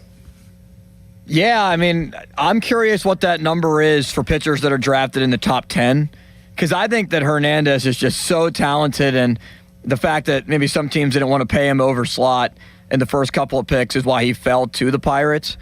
I just feel like he's a different cat, man. He's just a different beast out there on the mound. He's different than a lot of other high school pitchers that have been selected high. So, that's what gives me pause. And I feel like they'd be able to get the deal done with other pieces that are not named Miller, especially because Florentino's a top 30 guy. Maybe you're not going to get a top 10 if you're San Diego, but a top 30 with Miller a year, further out on his contract than when they acquired him. It's still viable. I just think if that opportunity ever presented itself to get the best pitcher in baseball, and I think Mason Miller is actually the best pitcher in all of baseball, for a kid who has whatever percent you want chance to become a star 3, 4, 5 years from now, I'm doing that every time. So you don't think they can? You don't think they can make the deal happen without Hernandez? Is what you're saying? A Mason Miller deal? Correct. I don't think so. No. Okay. See, I don't think so. I mean, maybe Bubba Chandler and some other pieces would get it done. Maybe, I don't know. But in any case, whatever this year or next Seth Hernandez might fetch, all I know is Ken Rosenthal's reporting that all these teams are asking about Seth Hernandez. All these teams are after him. Wouldn't you love to know what they're offering in return limits? Yes. Wouldn't you love to sit down and peruse that for a while? Because when you hear that the Pirates would only consider that for a controllable starter or a position player with control, you would think that has to be 3 years, right? Like that would have to be, you'd have to be acquiring somebody who's on the market right now that has considerable time left on their contract that's basically signed for the longevity of the Paul Skeens era. Like if you're giving up Hernandez, who could be the Skeens replacement, you need somebody that's going to be here for the next 2 years, at least, ideally 3, to be able to play with Skeens while he's still under contract. Well, I still think the Pirates should leverage Mason Miller's friendship with Harry Kalas as perhaps a way to get him here. The Brewers, nobody else could match that, could they, Limits? No. Has anybody moved to Milwaukee from Waynesburg? Are there any Bethel Park alum that are living in Milwaukee right now that might be able to become friendly with Miller? And speaking of that, I'm so proud of our friend Matt Clement because I'm looking at all these odds now. 1 in 6,000. That's the approximate chance of a high school senior reaching a baseball player reaching Major League Baseball. That's a minuscule 0.015%. So I'm even prouder of Matt Clement. And then when you think to become a winning pitcher in Major League Baseball, to win, what did he win, 88, 87 games? 87. Strike out 200 batters. The odds are astronomical, and I'm equally proud of Harry Kalas for almost making it to the majors, aren't you? Almost making it to the majors. I mean, he made it to Waynesburg, at least for part of his freshman year. Yippee. You're not proud of Harry at all? I am proud of Harry. I'm proud of how Harry has grown as a broadcaster and has grown as a person and has grown as a friend. But he didn't play baseball for that long, Joe. I mean, he's more accomplished than I am in baseball. I'm not saying otherwise. Who are you texting? Matt Clement. He said that with Hernandez is beyond just being a first-round pick, so he doesn't necessarily fit those stats. Yeah, that's what I was trying to say. Yeah, but you didn't say it very well. No. Whatever he says, the idea that Seth Hernandez is going to be a star in Major League Baseball, the odds I would argue are still against that. I would argue that. So I'm trading a high school pitcher for, whether it's realistic or not, we're talking a hypothetical here. If I get the best pitcher in baseball in his 20s with 3 years of control, I'm taking that. Maybe I'm crazy. Yeah, I disagree. I think you're just too easy to trade a lot of players and prospects, and very easy to part with what you have to acquire something else. No, there's nothing easy about getting the best pitcher in baseball. It'll be a very difficult But again, he pitches 1 inning. If you're acquiring a starter, I think it's different, but I don't think that the value in acquiring Miller for Hernandez and whatever else that it would take is worth it. I just don't agree with that. Have you seen the 1 innings that have cost them a playoff spot this year? Yes. I have. Yeah? Did I read you the quote that they have more losses than saves this year? I mean, I just value starting those pitching one a lot innings more would than add up bullpen to them arms. challenging the Brewers right now for the division if they had those one innings. Would you rather acquire Miller in a trade where you give up Hernandez, he pitches one inning, and he's dominant in that inning? Or would you rather keep Hernandez, trade from the Merv Grays of the world and other prospects to acquire Luke Weaver, who's also been very good, and another player? You're complicating I would do the it. second. Yeah, I'm let's not all wake up complicating it. Let's all wake up 10 years from now when they've still done nothing to make their team better and they're still at 500 again. One of these years, one of these decades, one of these millenniums, maybe they'll do something to try to win the World Series. Do you think they're one relief pitcher away? Are they Mason Miller away from being a playoff team, from making the playoffs? With a healthy lineup? Abso-bucking-lutely. See, yes. I don't agree. I think there are multiple. You don't agree? I think there are multiple relievers away, and that's why I would rather trade capital to acquire Actually, multiple the guys relievers have improved. If you give me Ramirez, Soto, and Montgomery before a guy like Mason Miller, then we're talking a real bullpen. They've improved, but we know what they are. They've had a sample size of over 100 games where they have failed. I'm glad they've had a 2-week since the All-Star stretch. break is pretty good. Yes, Limits. but it's You still a don't like 2-week Mason stretch. Montgomery right now? I do you don't like Mason Montgomery. I want to add What? to the. I do. I want them to You add. like Soto? No, look what he did yesterday. Yeah. I want them to add to what they have already been able to improve on and add multiple arms to that. I'm still not confident with a lot of pieces in this bullpen. So you'd rather add multiple arms than Mason Miller? I would, yes. Oh And I my think that God. would much Oh my rather God. that would definitely benefit this team more, I think. You'd Like, rather add I'm some not of the crazy no-names that have whatsoever gone for the that. past few days than Mason Miller. I would rather No, I said I'd rather have Luke Weaver and Brazabon from the Mets than bring in Miller. Yes, I would. Okay. All right, because I let's go think to the phone lines. covering multiple innings would help them more than just the one that Miller can provide them, because they need people that can provide multiple. The bullpen's gotten better. Joe, I do you would really love to- think that the bullpen is going to be able to keep this up the rest of the way for 50 No, more that's games? why I want to go out and get a closer. And that's Limits. why What I are we want talking multiple about guys. here? That's why I want multiple guys, because they have problems. It's not just a one-inning thing. Good. We can both build our own teams. You go out and get multiple Luke Weavers. I'll take Mason Miller, and we'll see who wins. I think mine would. Here's Dave on the Pirates. What's up, Dave? Dave? Dave? This is Dave. Hello, what's up? Hey, how's it going? So I have a comment, and then I need some counseling from you two. So can you imagine, this obviously is not going to happen in Pittsburgh, but can you imagine a playoff game, the atmosphere in the ballpark, if the 8th inning, everybody's singing Dream Weaver, and then the 9th inning, Mason Miller coming out to blind for Bourne? How awesome would that be? And then, so why am I a Pirates fan? Can you help me on that? Why are you? Why are you? Like, what? I'm glutton for punishment, I guess. I don't know. Like this organization, like I'm a baseball fan, you know, first and foremost, but like this, I forgot how much I love baseball until my kids got old enough to like start wanting to play it. Yeah. You know, like I feel like it's been stolen from me for the last, 30 years or whatever it's been. And I want everything to happen as far as us to get like help at the deadline, but I think all you need to know about the general manager is in his interview, like a week ago or whatever it was, where he was saying how every season's precious, blah blah blah. We need to take every minute up until the deadline on what he said, the words out of his mouth or whenever. What's your point? What do you want? What do you want?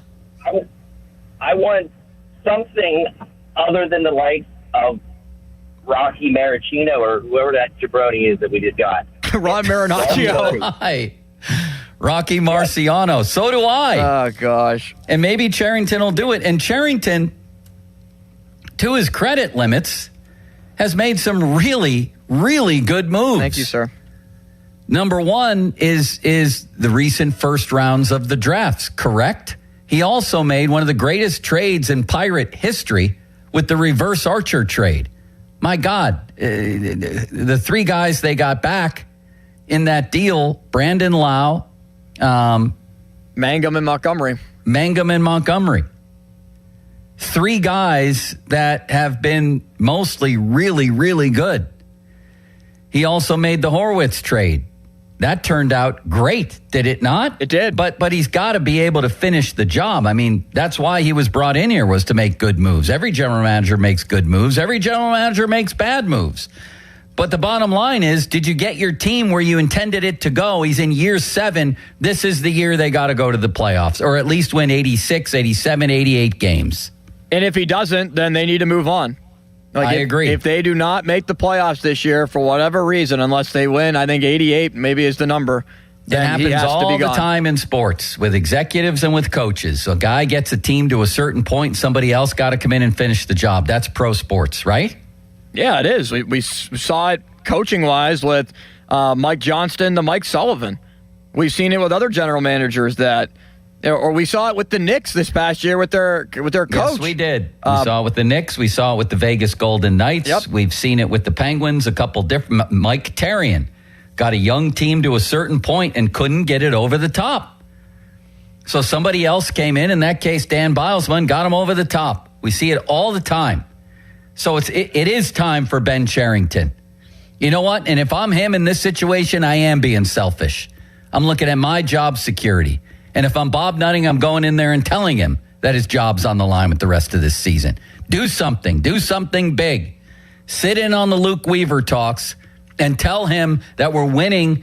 If it's us and the Brewers in a bidding war, we're winning that bidding war. We're obviously not giving up Hernandez in that deal. It won't take Hernandez to get Luke Weaver, for God's sakes, but it'll take more than what the Brewers are offering. Maybe an extra prospect. I think we'll all survive. I think the franchise will survive. Get it done. It's time. It's time right now. This cheese is good, Limits. Have you ever had this? What is it? All right, Ron, even on the air. Great for talk radio, my man. Jeez, you want to chew any closer to the mic? You want us to... Ron used to eat cheeseburgers and fries on the air during the show. It's he used Organic to eat pizza Valley on the show, too. What do you do? He used to eat his pizza on the show, too. Organic Valley stringless cheese. Except it is stringless cheese? How can they call it stringless and then right under that call it string cheese? That makes no sense. There is It string doesn't, on Limits? the cheese. No, it looks like there's string on the cheese. All right, let's go back to the phone lines. All right, sounds good. Let's go to Jack. Jack is in Bridgeville. Hello, Jack in the box. How are you? Hello, thanks for accepting my call. Very quickly, I understand you're looking into the crystal ball, Joe, and here is where, very quickly, we have one of the top scoring offenses in baseball, and that's hard to say being a Pirate fan. Yeah. And we're getting back Griffin, Horowitz, and Cruz back within about 3 weeks or so, or maybe a month or whatever the heck. I don't analyze. Well, hopefully Cruz by August 7th. Hopefully Horowitz very soon. Griffin's a little bit of a wild card, but I get your point. Go ahead. And then if we can get Dreamweaver as a pitcher for the Pirates, what would that team look like? I agree. And that's why even if they lose this series, even if they get swept, there's still 2 months left in the season, almost a third of the year left. I'm going all in. Limits, we should have people sing the chorus line from Dreamweaver. Could you sing that, sir, Dreamweaver? Actually, I think you got to be on acid to sing the whole song. Just sing the hook. Sing Dreamweaver for us. No, I will not. No. Come on, Jack. Think with all that happening, we got all those 3 players back, the way we're scoring now, and we got Dreamweaver. Yeah, since the All-Star break, they're not scoring. Do you think anyone would even think about we lost Hernandez? No, I don't think they would for a couple of years anyway. But let's sing Dreamweaver together, Jack. You ready? 3, 2, 1. Dreamweaver. Did he sing it? I don't know. He said something, but I don't know if he sung. I think we can get us through the night. There we go. Very good. There we Very go. good, Jack. Thank you. Imagine this, Jack. That was a very bad rendition. I thought it was great, and I appreciate the call. Limits, imagine how this would bring the city together if Dreamweaver came here. I mean, I think we would be the ones to have to bring the city together. Does anybody else remember the song? Yeah, he clearly did. He even knew the lyric after Dreamweaver. I think in order to actually make a point from now on the show, you have to start out by at least singing those two words, Dreamweaver. Who's next? Let's see if Jimmy and Shaler does that. Jimmy? Okay, so I am aggressively... You got to sing Dreamweaver first, Jimmy. Dude. All right, listen. I'm aggressively shopping Hernandez. They have to take Ozuna's contract, okay? Yeah. If Skubal lands anywhere in the NL, it's game over. So you go out and you get Skubal. And then, yeah, you do. And then you go back and you bring in a guy that's hanging around out there who has an 894 career OPS against lefties, and his name's Kutch. And if you don't get Skubal, you punch back, you move Hernandez, you go get a guy with a 915 career OPS against lefties, and his name is Mike freaking Trout. I'm thinking about all of that. I appreciate the call. First of all, I'm not giving up. I'm not going out and getting Skubal because that's a rental, and that's a lot different than a theoretical Mason Miller deal. Correct, Limits? Yeah, I agree with that. I just don't think you give up Hernandez for a one-year guy like Skubal, like the Dodgers. How about your guy Kutch? How about your guy Kutch? Would you bring him back because he used to hit lefties when he was young? I would consider it, but he's in AAA right now. Even me, I don't think that he's a major league player anymore. I'll tell you who I would bring in, and Matt Clement is listening right now, and this would be dedicated to him. It's Weimer Schnitzel from the Nationals. No, it's because he's on your home run team. That's the only reason why you want him here. The reason I want him here, Limits, is because against lefties this year, albeit in a limited sample size, he hit .351 with an 1199 OPS. Yes, I said 1199. That's when he wasn't in AAA. He crushes left-handed pitching. I know they sent him down because they have like the best offensive team in all of baseball. I've never seen anything like it. So if they have one of the best offensive teams in all of baseball and he can't make their roster, what makes you think he's going to be able to make the Pirates roster that is the second best offensive team behind Washington? Because they stink against lefties and he crushes lefties. That's is he in the majors answer. Right now? What? Is he in the majors right now? No, the last I checked, he was in AAA. He's been in AAA for months then. It's not my fault. Well, that means that he must not be good enough to be on a major league roster. Small sample size roster against those lefties. You're not listening, Limits. He's not good enough to be on that roster. Actually, he is good enough. He got off to an incredible start this year, and he hammers left-handed pitching. He stinks against righties, which you face most of the time. He's perfect for the Pirates, and I'm going to make a prediction. I'm going to say by the end of the day Monday that Schnitzel will be part of the Pirates organization. How do you like that? I don't like it at all. Who's next? Jason Mackey? Yes, top of the hour coming up. Let's ask Mackey about all these rumors, what's true, what's not, what it would take, he thinks, to outbid the Brewers for Dreamweaver. All kinds of things, Limits. Can you clip that guy singing Dreamweaver for us? That was sure. Tremendous stuff. And it took a lot of guts for Jack to sing Dreamweaver. Limits? I will cut it up. Yeah, what do I owe you here? Just about everything? Just about everything. No, I don't. I owe you the weather. Sunny today and a high of 84, even though the high is really 86 and Limits got it wrong. Hines Ward, a low of 72. Whoever you want to fill in there. Who is it? Moon Mullins? Is that what we go with, 72? Moon Mullins. Fan weather brought to you by Secure Money Advisors. Looking to retire soon. Limits, you disappeared there. You went off the map late in the segment. I'm way out here at Bowser Chevy in Monroeville. I'm reading off calls, my phone, Joe. and you just leave me abandoned. I'm doing my job, screening calls so that they can go on the air and talk to you. That's my job. There are no more calls. We're going to Mackey after this, and you just leave me stranded out on an island in Monroeville. The people want to talk, right, Paul? Hey, Joe. Paul? Can I help you with something? Oh, Paul Alexander. Yeah. Incorrigible is a word that would describe you after you would blade a pitch across the green. You would be incorrigible after that shot. Right. But you made it sound like incrinculant. Right, because I go by sound, not meaning. Oh, okay. That's a weird way to communicate, but God bless you. Thank you, Paul. Let's play golf this weekend. 2. Thank you, Paul. Limits. How about that interaction, Joe? I enjoyed it. He was on the fan hotline. What? He was on the fan hotline.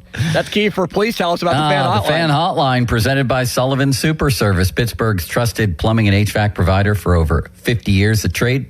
I'm not even there yet, Limits. Why you... Fan weather brought to you by Secure Money Advisors. Looking to retire soon? Let Secure Money Advisors get your retirement on track. And the Fan 100.1 FM and AM 1020 KDK and Whammo 107.3 partnering to support Pittsburgh public school students for the school year by providing stuffed backpacks for the Pittsburgh for PPS Back to School event. You can support by purchasing backpacks or dropping at a location near you. For details, visit 937thefan.com. Coming up next, Jason Mackey on all this Pirates deadline stuff, on Don Kelly's horrendous decision last night. All things Pirates next with Mackey. Now, fan headlines powered by Bowser Chevrolet. All right, so the Pirates tonight will play against the Reds in Game 2 of 4. As they send Paul Skeens to the mound, Hunter Green goes for the Reds. It's a good pitching matchup tonight. You can listen on the Fan beginning at 5:15 with the North Shore Tavern leadoff show hosted by Dan Zangrilli. More headlines at 937thefan.com. Headlines there are powered by Bowser Chevrolet.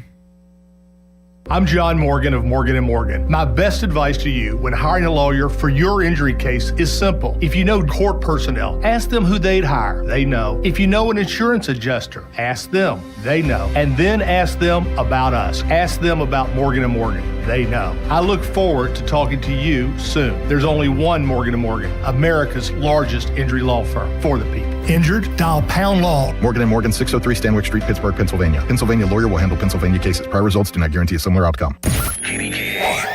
HD1 Pittsburgh, an Odyssey sports station. Live from the Jim Shorkey Mitsubishi.com studios, North Huntington and North Hills.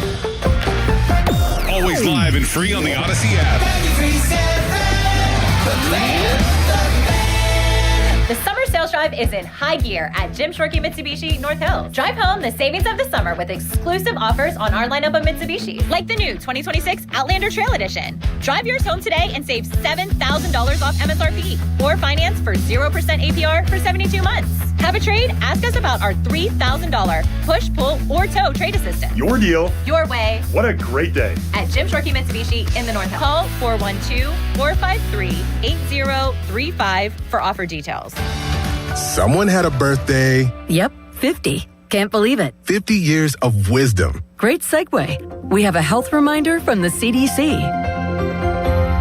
Pneumococcal vaccination is recommended for adults 50 or older. Says here, we're over 6 times more likely to be hospitalized with pneumococcal pneumonia than adults under 50. I don't love those odds. Same. Look what I found. Pfizer's Prevnar 20 is proven to help protect adults against pneumococcal pneumonia and invasive pneumococcal disease in just 1 dose, and millions have already gotten it. Continued approval may depend on a supportive study. Don't get Prevnar 20 if you have a severe allergy to its ingredients. A weakened immune system may lower your response. Common side effects include injection site pain and swelling, fatigue, headache, muscle, and joint pain. For full prescribing information, please call 1-855-213-2138. Visit Prevnar20.com or talk to your doctor or pharmacist.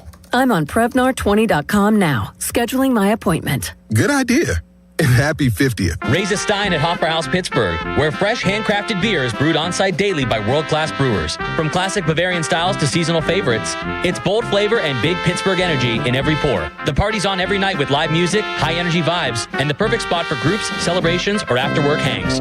Come hungry, because the comfort food is big, bold, and built for Pittsburgh appetites. Now open for beer garden season, grab a cold one and soak it all in outside. Plus monthly keg tappings, happy hour deals, and $9.99 weekday lunches. Hofbrauhaus House Pittsburgh. Good times are always on tap.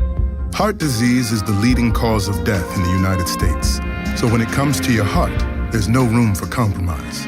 At UPMC Heart and Vascular Institute, innovation, technology, and world-class expertise come together to treat the most complex heart cases, redefining what's possible for patients who need it most. Getting your heart checked can save your life. Schedule your appointment with the region's leader at upmc.com/heart. 84 Lumber has partnered with Anderson Windows and Doors to bring a brand new showroom to Mount Lebanon. From homeowners to industry pros, everyone can see, touch, and interact with various series of Anderson windows and a wide variety of doors to make the most informed decision for their build. 84 Lumber experts are on site to demonstrate product features, answer your questions, and even schedule a visit to the job site for measuring and installation. Your budget matters and flexible financing options are available. Call today to schedule a personal consultation at 570-507-8015. Saturday, July 11th at 5 p.m., the Pittsburgh Riverhounds host Loudoun United FC at Highmark Stadium. Enjoy $1 IC Light specials and a Pittsburgh Brewing collaboration night. Come early for an afternoon of soccer and summer fun.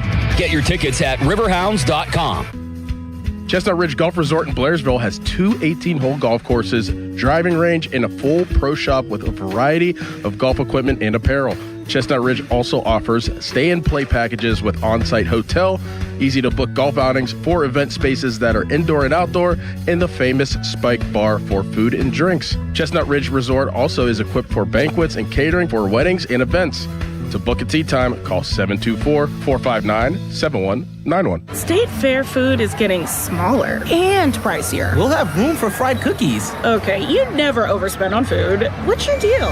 What's his deal? He went to Metro and got $450 in value on the new Samsung Galaxy A37 5G for free and no activation fees. Free phone? Oh, sign me up. Get that more for your money feeling. Only on Metro by T-Mobile. For your number and activate $40 period plan. $450 based on device discount, waived activation fee. Not available if with Metro T-Mobile in the past 180 days. SchultzFord.com, SchultzFord.com, SchultzFord.com, SchultzFord.com. Sometimes it feels like the news is full of things that have never happened before. And that is not exactly true. In fact, it may have happened this very week, hundreds or thousands of years ago. I'm Sally Helm, host of the podcast History This Week from the History Channel. Trade embargoes? Thomas Jefferson tried them. Rent too high? We've been arguing about that for a while. Each episode is proof. The past isn't that far away.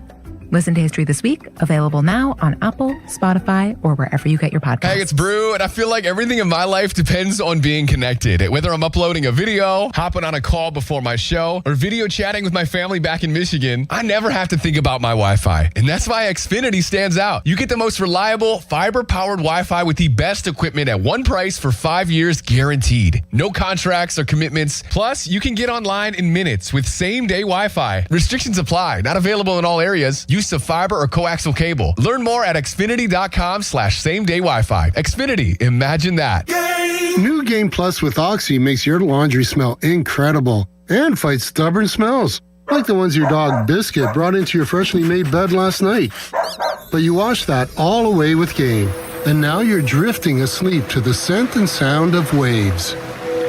No, that's the dog licking your ear. Biscuit. It just might be our greatest scent ever. Now with odor fighting power. New Game Plus with Oxy. Now,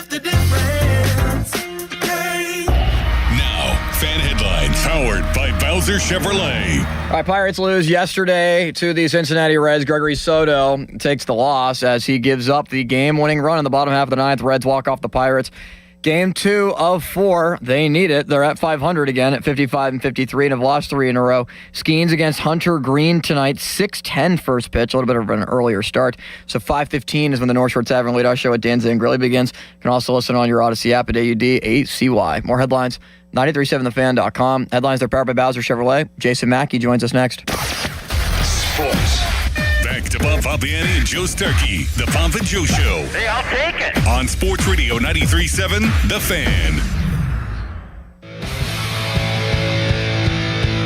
Look, Weaver, I believe we can make it through the night. Mackey's a Grateful Dead fan. Who's the guy who wrote Dreamweaver, Limits? The guy who wrote Dreamweaver is a man named Gary Wright. Mackey, ever heard of Gary Wright? Certainly you've heard of the song Dreamweaver, yes? Yeah, I didn't know it was Gary Wright who wrote it, but you know what it brought me back to, Joe? I know you've seen Wayne's World. I was like, I know I've seen that in a movie somewhere, and that's yes. I love that song. So, all right, Jason Mackey of the Pirates, what's it going to take for the Pirates to get Luke Weaver? And is your reporting similar to The Athletic in that it might come down to the Brewers or the Pirates? Yes. I wouldn't be surprised if there are more teams in there, Joe. I mean, Luke Weaver's a very good reliever, so I don't think it's going to be just two teams. But, does he fit the Pirates' needs? Absolutely. Do I think they're going to be interested in him down to the deadline? Yes. And a weird call buzzing in. It's going to take somebody, I'd imagine, a Murph Gray. I don't know if Florentino would be somewhere in there. I'm sure he's going to be discussed.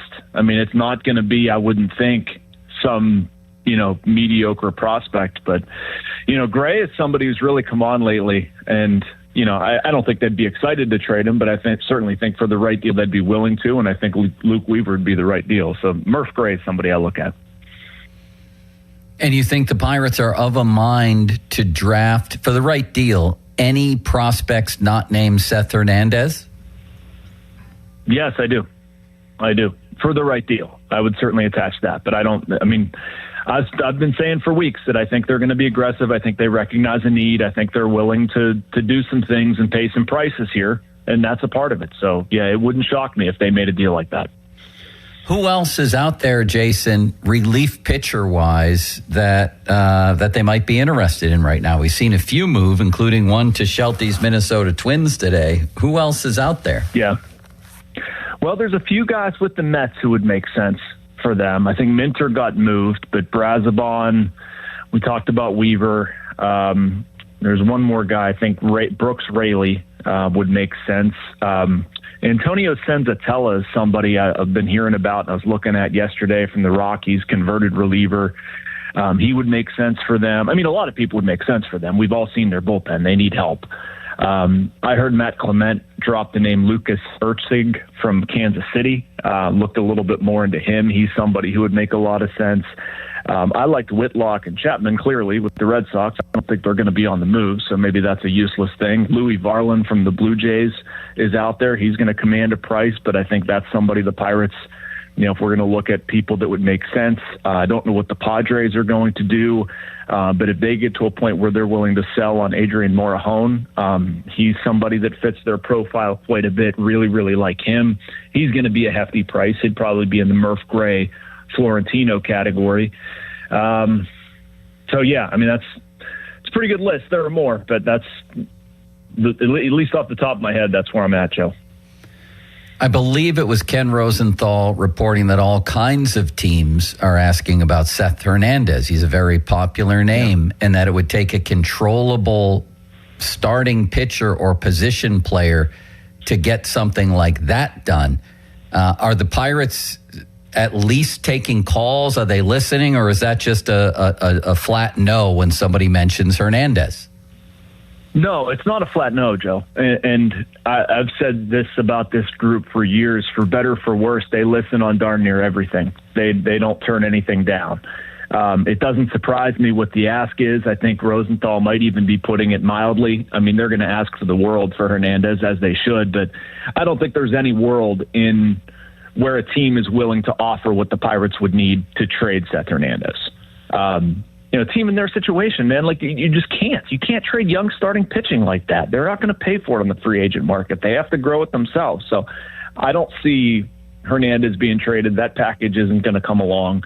Teams are going to call. I understand. Their ask should be a major league position player and probably a major league pitcher as well.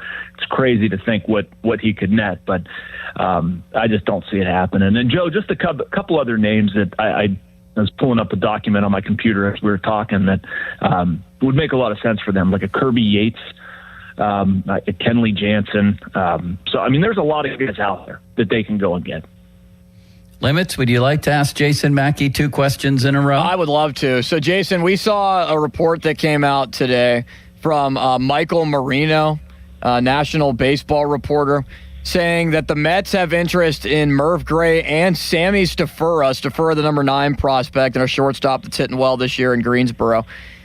When you hear that, does that sound like a package that it would take to acquire Luke Weaver, or is Sammy Stafura becoming someone who could be a headliner? To me, Stafura is becoming somebody who can be a headliner. Now, that's not to say that they couldn't add another piece on the Mets end. Like if the Mets are really interested in those guys, I think there's a deal to be had.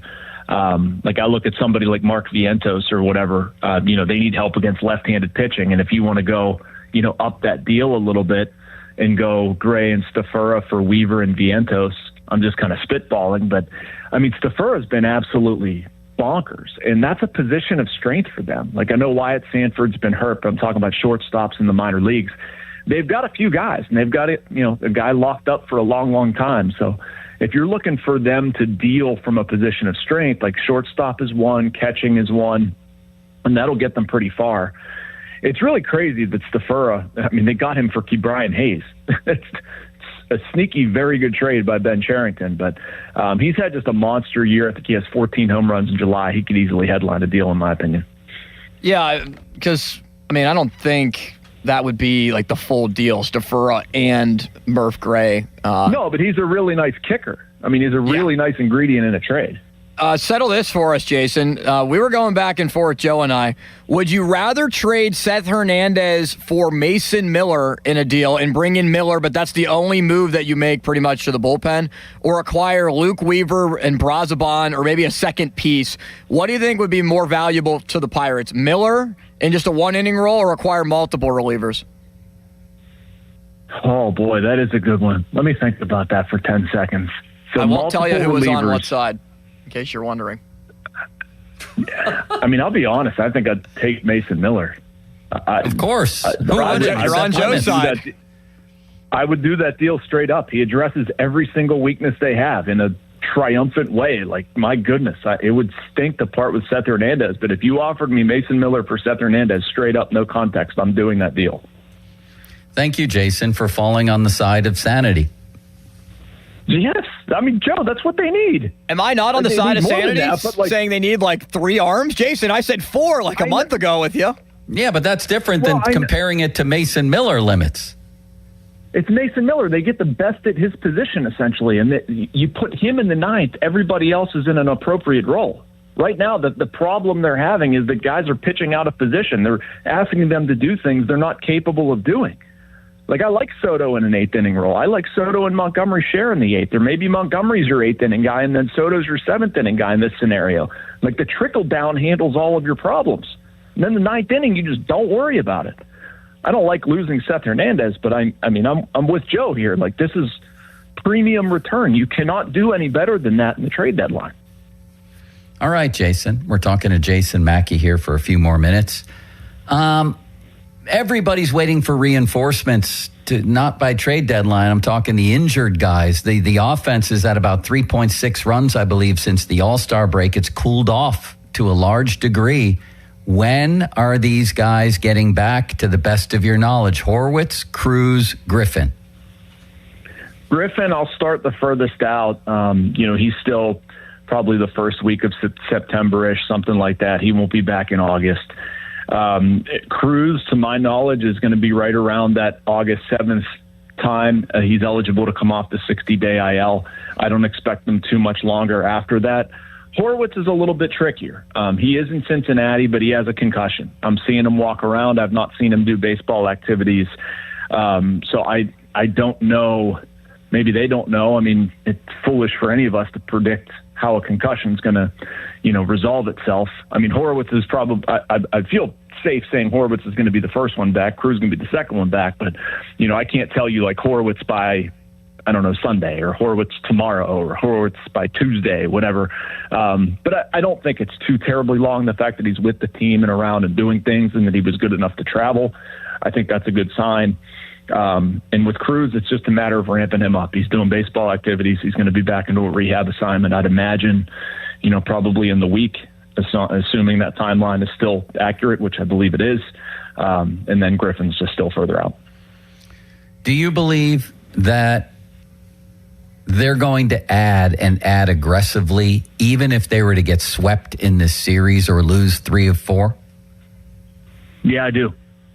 I don't think this is going to tilt things one way or the other, Joe. I don't. I mean, you have to think about, obviously the playoffs are the most important thing. Obviously winning is the most important thing, and it needs to be. But if I'm Ben Cherington, I'm looking at this saying, like, my job's kind of on the line here. If they win 78 games and don't make it 7 years into a rebuild, I don't know how, if you're Bob Nutting and Travis Williams, to stick with that. Now, personally, I think they're going to do better than that. I think they're going to address what they need at the deadline. But, I mean, he has to go out and get things. It's been long enough. He has to get reinforcements. There's a very clear weakness to this team. And I thought he said that this past weekend with the group of reporters in the morning and then on the show with me in Sunday afternoon. Like, he said, we know what this team is. We don't expect it to change. You know, we know what our position is. Like, if you're saying those things, you very clearly have to identify the fact that you're going out and you're going to add to the team. Like, you couldn't say that and say, no, we're good, we're going to stand pat. Like, come on. They have to add to the bullpen. So based on everything that I'm hearing, the other reporting that's out there, whatever, I do very much feel like they're going to be aggressive. Our baseball coverage on The Fan, presented by Xfinity. Score the most reliable Wi-Fi, one price, 5 years guaranteed. Xfinity, imagine that. Jason Mackey, brought to you by Westminster College, where real experience leads to real success. And Fan Twitter, brought to you by South Hills Chrysler Dodge Jeep Ram, Route 19, Peters Township. I'm out at our beautiful Bowser studio here, Bowser Chevy in Monroeville. Limits, would you like to ask Jason Mackey 2 consecutive questions? Jason, the starting rotation is starting to wear down a little bit. I'm not talking about Jones, but Ashcraft, you can kind of tell. Bubba Chandler's up and down. Mitch Keller's been better of late, but still it's been a bumpy season. Is it a desperation type of thing that they need to add a veteran lefty starter like a Robbie Ray? Well, I mean, my goodness, if they could get Robbie Ray and a top shelf reliever, that would be incredible. I'm not expecting that to happen. I mean, I look at this with a pecking order, Limits. I mean, they have to address the bullpen first and foremost. I think we're also seeing a right-handed bat that's successful against left-handed pitching wouldn't be the worst thing they could add either. Into that mix, can they get a starting pitcher? Yes, I think they can, and I think that would be a smart add. I'm a little bit worried about the rotation, too. It's one of the reasons why you're seeing them stick with this Carmen Mlodzinski experiment. I know it's gotten criticism from the outside, and I get it. But, I mean, he's their only other option. It's not like they can go down to the minor leagues and go add, Thomas Harrington. That's not going to inspire hope at this point. So, I mean, their starter depth, they need to build it out. So do they add a starter at the deadline or somebody who's kind of like a tweener type, can go to the bullpen, can add some bulk innings, can start? Yeah, I don't think that's beyond the realm of possibility at all. I just don't think it's going to be Robbie Ray. What do you think the possibility is that they trade Mlodzinski in any type of package? Low. I mean, he helps them. He helps them in the role that he's in. I just don't think they've utilized it to the best of its ability all the time. But, I mean, he helps them as starter insurance. Like, we're talking about the starting rotation and adding a starter. They're making themselves worse by trading Carmen Mlodzinski. Like, one of the packages I saw out there included him in a deal for Isaac Paredes. Like, people are talking like Paredes would obviously help them against left-handed pitching, but you're also robbing your starter depth, and I'm not sure that makes sense for them. So I just, unless there's another deal or a 3-team trade or something, some way to backfill the starting situation, I really have a tough time seeing them move Mlodzinski. Jason, yesterday, Bob and Limits both intimated that Carmen Mlodzinski is dictating his role to the Pirates. True or untrue? Untrue. Can you elaborate on that? Sure. He's not. I mean, they have a game plan here. And this isn't me totally defending it. Like, I think they could be better with how they've deployed it. I also think sometimes when Carmen pitches, like Sunday was an example of this, people got on them about Carmen pitching in that game. They don't have enough other depth, so like Carmen is their best option. But no, is he sitting there like telling them when he's going to pitch, telling them what he's going to do? No. It's part of a plan. It's part of something they value. Does he want to be, aware of when he could potentially pitch? Yes. Does he want to start? Does he want to work multiple innings? Yes. I think all of those are fair requests. Like, if you're going to pitch 3-4 innings in a game, you probably want to know at least some range when those are going to be. So, I mean, there have been back and forth conversations with Carmen, the pitching coach, Charrington, Don Kelly, obviously. It's just a different sort of thing. Like, I don't know. I kind of bristle at this because, like, a lot of people are reacting to Carmen based on the interview that he gave when it was, like, in the flesh, in the moment. He was very upset. Like, I know Carmen pretty well. He's not a bad dude. He's actually a really good person, like, wants to help the team win and wants to have an impactful role. And people are reacting like he's some sort of malcontent. He's not. Does he want to be a starter? Sure. A lot of people in his position do, but he's not telling the team what he's doing, what he's not doing, or something like that. I mean, even if he tried to do that, there's no major league team that would tolerate it. It's just, they're all trying to work together and understand people's desires, wants, needs, talents. I don't think that's too terribly different than other positions. The reason why I kind of think that, Jason, is don't you think that he would be best in a closer role? What if they don't want him in a closer role? I mean, he's their best reliever. Why wouldn't they? Is he their best reliever? You'd rather have him closing than Mason Montgomery right now? I would. You would as a closer? Yes. Go ahead, Jason. I'm with Joe on that. I would rather have Mason Montgomery closing, and I would rather have Carmen Mlodzinski working multiple innings.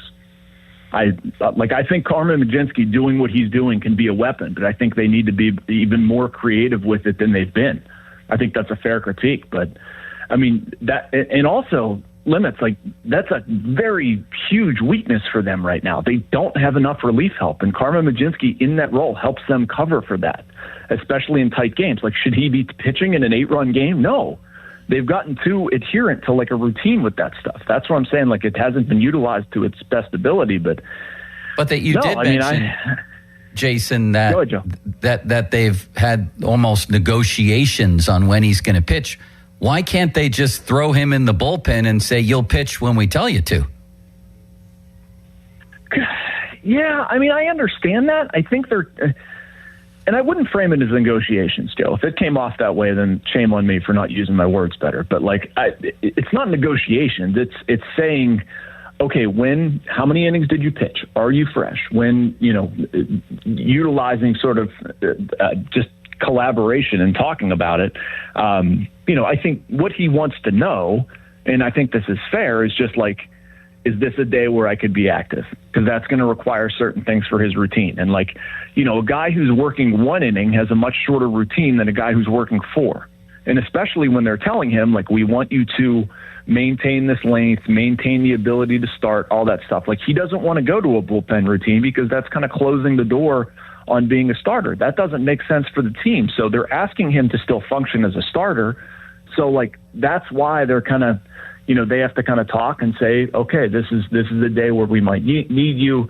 Whatever that day's starter, he might be shorter in his start. We could need 4 innings out of you. This is just sort of having that heads up. It's not really a negotiation. It's more just like huddling on what the strategy is for that given day so he can be prepared. It's maybe negotiate. If it came off as negotiation, I'm sorry.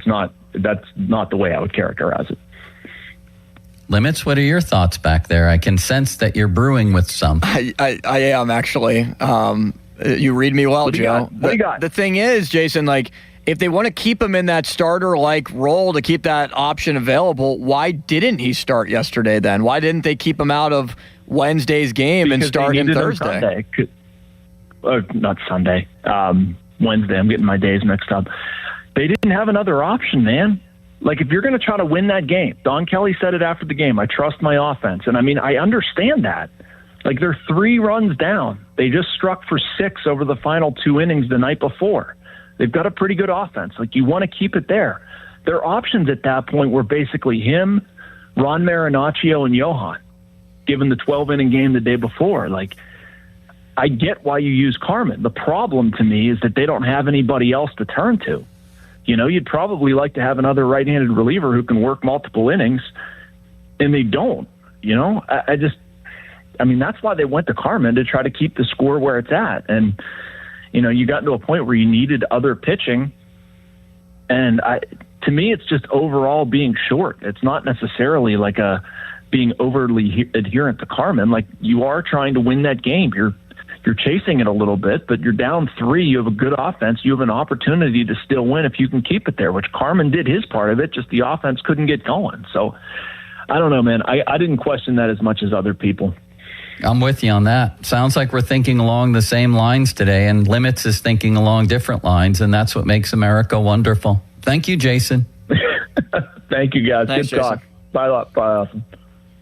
Fan Hotline, presented by Sullivan Super Service, Pittsburgh's trusted plumbing and HVAC provider for over 50 years. The trade deadline fast approaching. Who's buying? Who's selling? 93.7 The Fan will have up-to-date moves across Major League Baseball. Trade coverage on The Fan, presented by Globe Airport Parking. If you want to get a hold of Limits and register your own opinion with him and perhaps get it on the air, the Fan text line, brought to you by Edgar Snyder and Associates, a personal injury law firm where they always say there's never a fee unless we get money for Limits or you. Limits, let's go to something we haven't done in a while, the Limitless Express, which today would be a Bechtold breakdown. Tony Romo news, Tommy Novak news, lots of things happening in the world of sports as we obsess over the Pirates. TJ Watt news as well. There you go. We'll do it all next, won't we? Yes, we will. Thank you, Joe. Now, Fan Headlines, powered by Bowser Chevrolet. All right, Steelers' third day of training camp is today in Latrobe at St. Vincent College. They will put the pads on for the first time on Monday, which is the same day as the MLB trade deadline. We'll have coverage for you throughout the day. Deadline is at 6 o'clock on Monday, right after the PM team. More headlines at 937thefan.com. Headlines are powered by Bowser Chevrolet. Sports Radio 93.7 The Fan, the PM team, presented by Mike's Beer Bar. You like that song Love and Marriage from Married with Children? Yeah, it's a good song. And they go together like a horse and carriage. Can you finish it? This I tell you, brother, you can't have one without the other. Yeah! Let's go. You can't have one without the other. Your dad loved that show, didn't he? It's like his all-time favorite. I think sitcom. loved implies that he no Al longer Bundy's loves it. his all-time favorite character. The PM team at 2 p.m., live and local, just like Mike's. This is an Odyssey Sports Minute. ESPN has reported that the NBA's investigation into Kawhi Leonard and the Los Angeles Clippers could now stretch into 2027. What the hell is going on here? We've known about this situation with Kawhi for a year, and it still isn't resolved. And to make things worse, the Toronto Raptors are trying to complete a trade for Kawhi Leonard. The NBA needs to get this figured out sooner rather than later for the upcoming season. I'm Nick Costers. Sound familiar? At Mattress Firm, we understand there are many problems that can keep you up at night, like snoring, aches and pains, or sleeping hot. Our sleep experts have the unrivaled know-how to match you with a mattress that can help. And now at Mattress Firm, save up to $700, plus get a free adjustable base with select Sealy Posturepedic mattresses. For the great sleep you deserve, visit Mattress Firm. We make sleep easy. Restrictions apply. See store or website for details. Indeed presents hires you can't afford to get wrong, like public works supervisor. Hey, this water main is under a ton of pressure. Did you ever fix it? Yeah, 3 layers of duct tape. Wait, should I have added a 4th layer?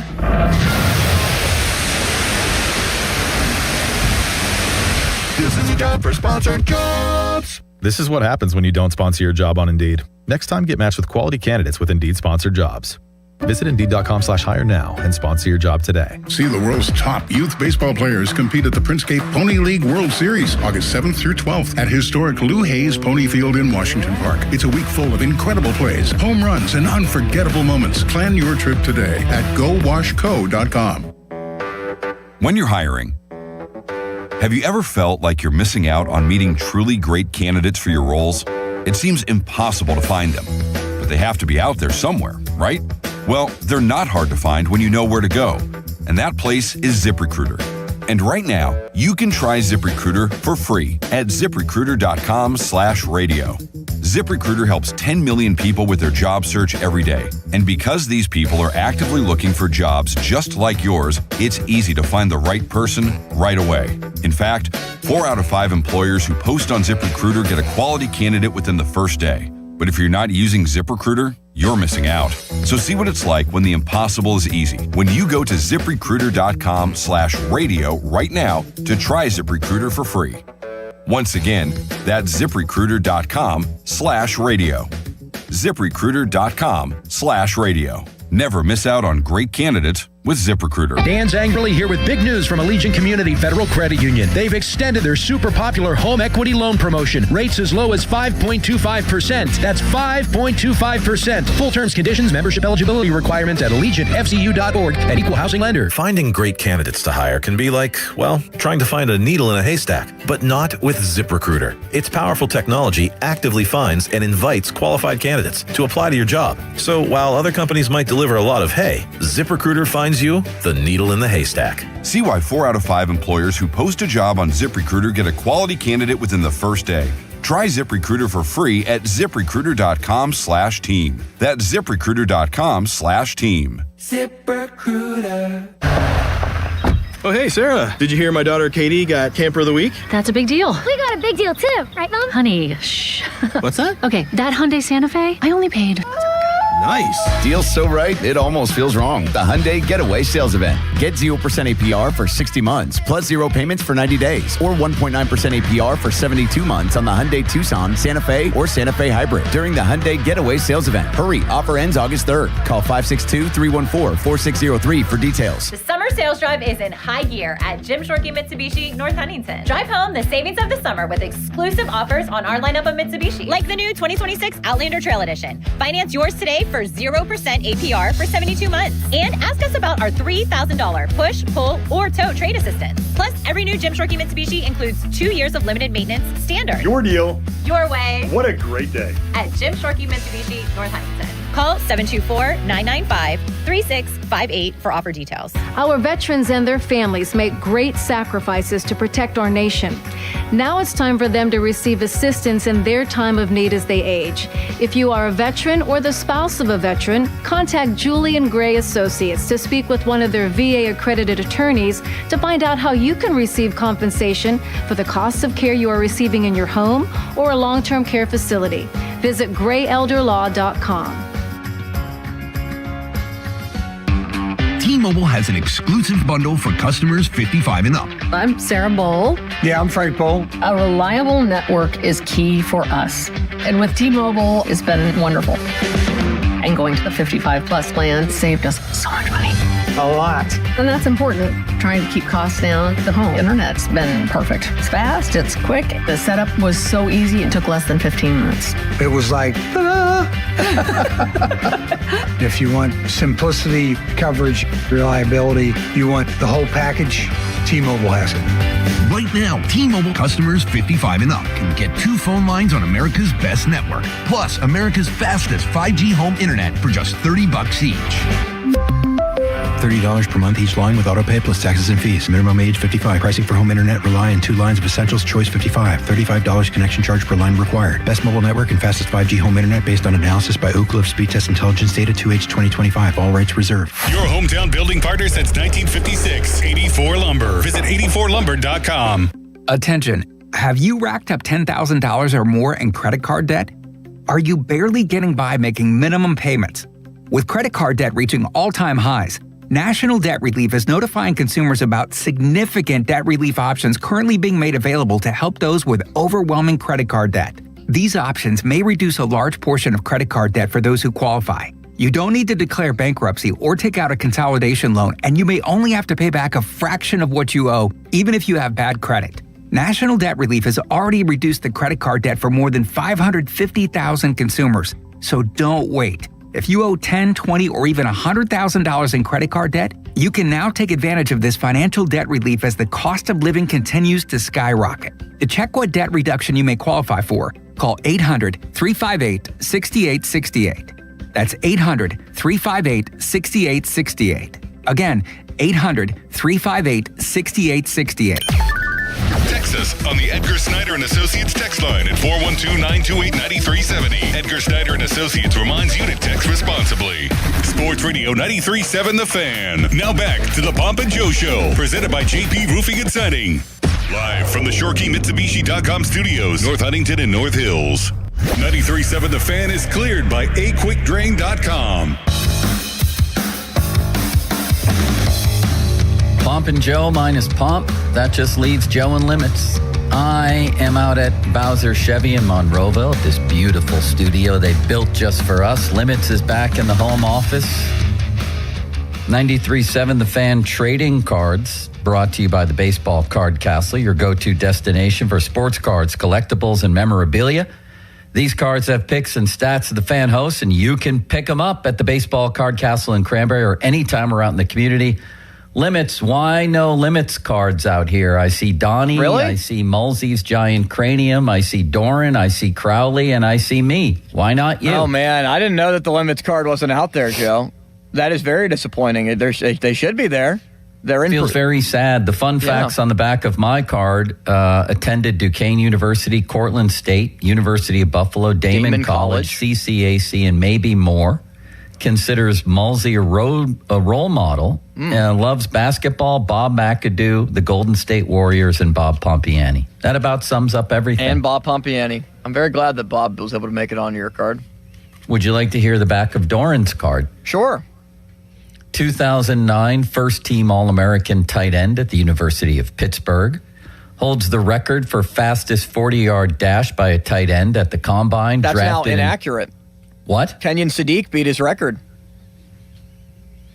So you're taking a shot at Doran? I'm not. I'm just pointing out that, unfortunately, the fact on the card is wrong. Couldn't we let that live for a while, Limits? Yeah, that's my bad. Drafted in 2010 by the Houston Texans. How about the Mulsey card? Now I'm curious about all the fun facts. You ready for Mulsey? I am. Once made 9 straight three-pointers in a pickup game at Penn State.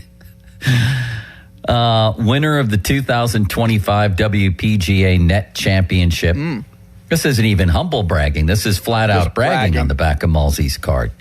Survived 5.5 years as Joe Starkey's co-host. That must be the most humble brag of them all.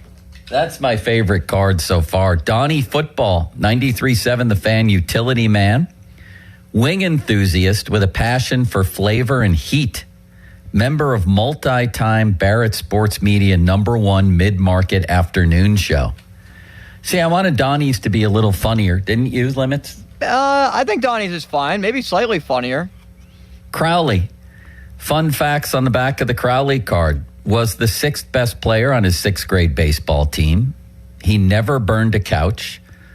Was the only male coxswain in Mount Lebanon rowing team history. That is a claim to fame, is it not? 1,000% agree, yes. No, I don't see Pony. Hold on a second here. It should be Drew Filipponi. I see Bob. I don't see any Pony cards. Really? They must have no Drew. Been hot off the presses here. I think they're all gone. Everybody wanted them. Yeah, I don't see any Pony cards. Bob's is not written by Bob. Golf is his game, a world beyond the tee. Life's greatest blessing is his family. The GOAT of Pittsburgh sports talk. There you go, Limits. I love that. All don't accurate you? facts. All accurate facts about Bob. Not just fun facts, but accurate facts. Yes. What do we have? We haven't done a Bechtold breakdown in a long time. I know. Can we do one now? We've got all kinds of things brewing. And here. we won't in the next 2 weeks because I will be away. Where are you going? Well, next week I'm going to Vermont. And the week after, I'm going to Geneva. Can we get intern Dom in there a little bit? That's not my call. Not your call. You can make a suggestion to the people above you. I can, but I don't ultimately make that decision. You're right about that. Do you know if intern Dom will be there? Because he's already had some. Where is he? He's interjecting insane hot takes from wherever he is right now. Yeah, on Twitter somewhere. He's throwing some crazy stuff out there, I'm sure. Yeah, about McCarthy and Tomlin and things like that. But I do enjoy working with him. I think he's funny. I like him. But go ahead. All right, Joe. First item up for business. The Penguins today announced that where's the music? Don't we have the music that leads into this? We're not allowed to play the music anymore. There would be too many flags on the play, Joe. We would have a 15-yard penalty if we played the music. Because of YouTube monetization. You used to play all the stuff, all the funny clips that we've had from our own show. I used to play those. I used to play the Mr. Brightside song, but I'm not allowed to play that anymore. All right, I'm baffled by all of this. Go ahead. I can still play this. Thank you, a limitless wonder. And I will. All right, let's go. So the Penguins today announced that they have signed Tommy Novak to a 3-year contract extension. It runs through the 2029-2030 season, an average annual value of $4.65 million. Last year, Novak, 16 goals, 26 assists, 42 points. He played every game. Can play on the second line for them. Just a tough, physical, all-around, pretty solid player for the Penguins. What do you make of the deal? Not much, actually. I think they could have done without Tommy Novak myself. He's 29 years old. They're going to pay him almost $5 million a year for the next 3 years. The last I saw him in the playoff series against the Flyers, he had no goals. He was -5 in the first 2 games. Okay, so he's versatile. He's okay. There's a trillion Tommy Novaks skating around out there. I think they could have done without this one. That's my take. Yeah, I mean, I don't think that Tommy Novak is like a must keep. He wasn't a priority like Chinakhov was this year to sign, and he was also a restricted free agent, so it was easier to do that. But I do think that he played pretty well with Malkin and Chinakhov when he had opportunities to. Yeah, like he was okay. He's a solid player. He's not a groundbreaking top 6 star in any regard, but is he a top 6 player at all? I don't think so. I think he was overplayed in the top 6, but he did perform well there. So we finally get to your opinion 3 hours into it, Limits. I would rather him be a third-line center for them, and Ben Kindle emerges as a second-line center. You're going to have a 32-year-old Tommy Novak skating around out there going -5 in his first 2 playoff games for $5 million a year. Well, the cap's also going up exponentially. It goes up $9 million next year. So all right. I don't think the number is going to hit as much as possible, as much as you would think. You can plan the parade. I won't. I'm not planning any parades. I don't think they're going to be good next year. He's a nice player. He's a nice little Tommy Novak. Hooray. Next. All right. The Giants are telling teams that they're willing to pay down some of the $8 million that is owed for Robbie Ray for the rest of the season. Yeah. Since June 1st, Ray is second among all MLB starters with a 1.65 ERA and 60 innings. Do you think the Pirates should pursue Robbie Ray? Yes. And what do you think it would take? Yes. Give them a prospect and give them a pretty good prospect. I want Robbie Ray. And if you have to trade Mitch Keller in the meantime, do that. Ooh. Get him in the rotation or go with a... If you're going to baby pitchers to the point where they've babied them, then go with a 6-man rotation. Everybody can have their little extra day off to go and rest their little arm. Or go with a veteran that you don't have to have that much of a concern about with innings. Yeah, or bring him out of the bullpen. So Mason Montgomery, God forbid Mason Montgomery would have to go sit on the dugout bench and come back into a game. I think Sunny that today, huh? Go ahead. Sunny today and a high of Hines Ward, 86, a low of 72. Isaac Matson, fan weather. Brought to you by Secure Money Advisors. Looking to retire soon? Let Secure Money Advisors get your retirement on track. Go with an 8-man rotation. Limits 10-man. We'll pitch every 10 days, okay? How's that for saving everybody's arms? We'll save it all for next year. I think or that 2036. That was a big misstep for them this year, not going out and getting a veteran starter. It ain't too late. Go get him. You know, a lefty that can cover innings. You're not worried about the ups. You're not worried about pitch counts, anything like that, like you are when you have 4, consider Majinski, 5 young starting pitchers throughout the year that you're worried about, how many innings do they throw? Or, we're already at the innings limit and cap for Braxton Ashcraft from a year ago. And, we want to be safe with Bubba Chandler. I get it. Thank you, Limits. Next up, a couple of football stories here, Joe. Well, you start with an unfortunate one. CBS Sports has announced that Tony Romo is currently on leave from his role at CBS until further notice. J.J. Watt is being promoted to the number 1 team with Jim Nantz and Tracy Wolfson, with Romo currently being placed on leave. The rest of the broadcast teams, CBS is planning to announce at a later date. Well, this is what would happen to most of us, right? So why shouldn't it happen to him? This is a very odd story in that Romo somehow comes out of it based on the video in a lot of people's minds as a sympathetic figure, I guess because he was nice to the officer and they didn't like how she behaved. The story here, at least until we see this case, heard, is that they're saying he performed poorly on field sobriety tests, that he had an open container of alcohol in his black Jeep, and that he refused to take a test for intoxication. I mean, there's nothing funny about this to me. No. People driving under the influence. This is why I go to bed every night, with a sense of dread, knowing my daughter might be out on the road and that there's people doing that kind of stuff, allegedly, in Romo's case out there. There's nothing funny, and I don't know how he's a sympathetic figure at all in this. I don't get it. So we'll see. The court appearance is September 21st. Does that mean he's suspended? What did it say? Indefinitely? Just until further notice. So that could be indefinitely. That could be a short it's amount hard of to time, imagine, but I doubt if it. the court appearance isn't happening until September 21st, that he would be on the air at the start of the season. Right. I don't see it happening. And that, messes with the rest of CBS's broadcast schedule that they now have to figure out who's going to be working with Ian Eagle on that number 2 team. But yeah, just a sad situation here that unfolded with Romo as Adam Schefter says, arrested last week, suspicion of driving under the influence. No, we know what it is. What's your take on it? I mean, it's the right move for CBS to do this. Like, it was the bad call for Romo to do this. I mean, I don't think that there's much more to say other than that. Yeah, I think a lot of people looked at that video and they're like, "Oh, he's so nice. Well, what's the problem?" Yeah, I didn't really think that she's way. not treating him kindly. Well, that's what happens. Next up, TJ Watt has now been revealed on the NFL Top 100 Players list voted on by the players. Joe, where do you think TJ Watt ranked? I'm guessing you haven't seen this.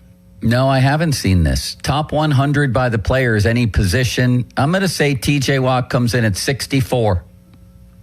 Wrong. Would you like to guess again? No, because you're going to say wrong again, Higher. borrowing a page from my book. Where does Higher. he come in? Closer. You're closer to 1 on the list. One more guess. 44. Wrong. 41 Okay. for TJ Watt. So you were more in the ballpark. Right. I mean, I think the people who have to block him and the people who have to play against him don't think he's turned into Taco Charlton, as so many seem to believe. He's still a major problem for people, even coming off a down year. And even though he may not be worth the contract he signed, those are different questions than, is TJ Watt still really hard to block and still a really good player? Because the answer to those two are resoundingly yes.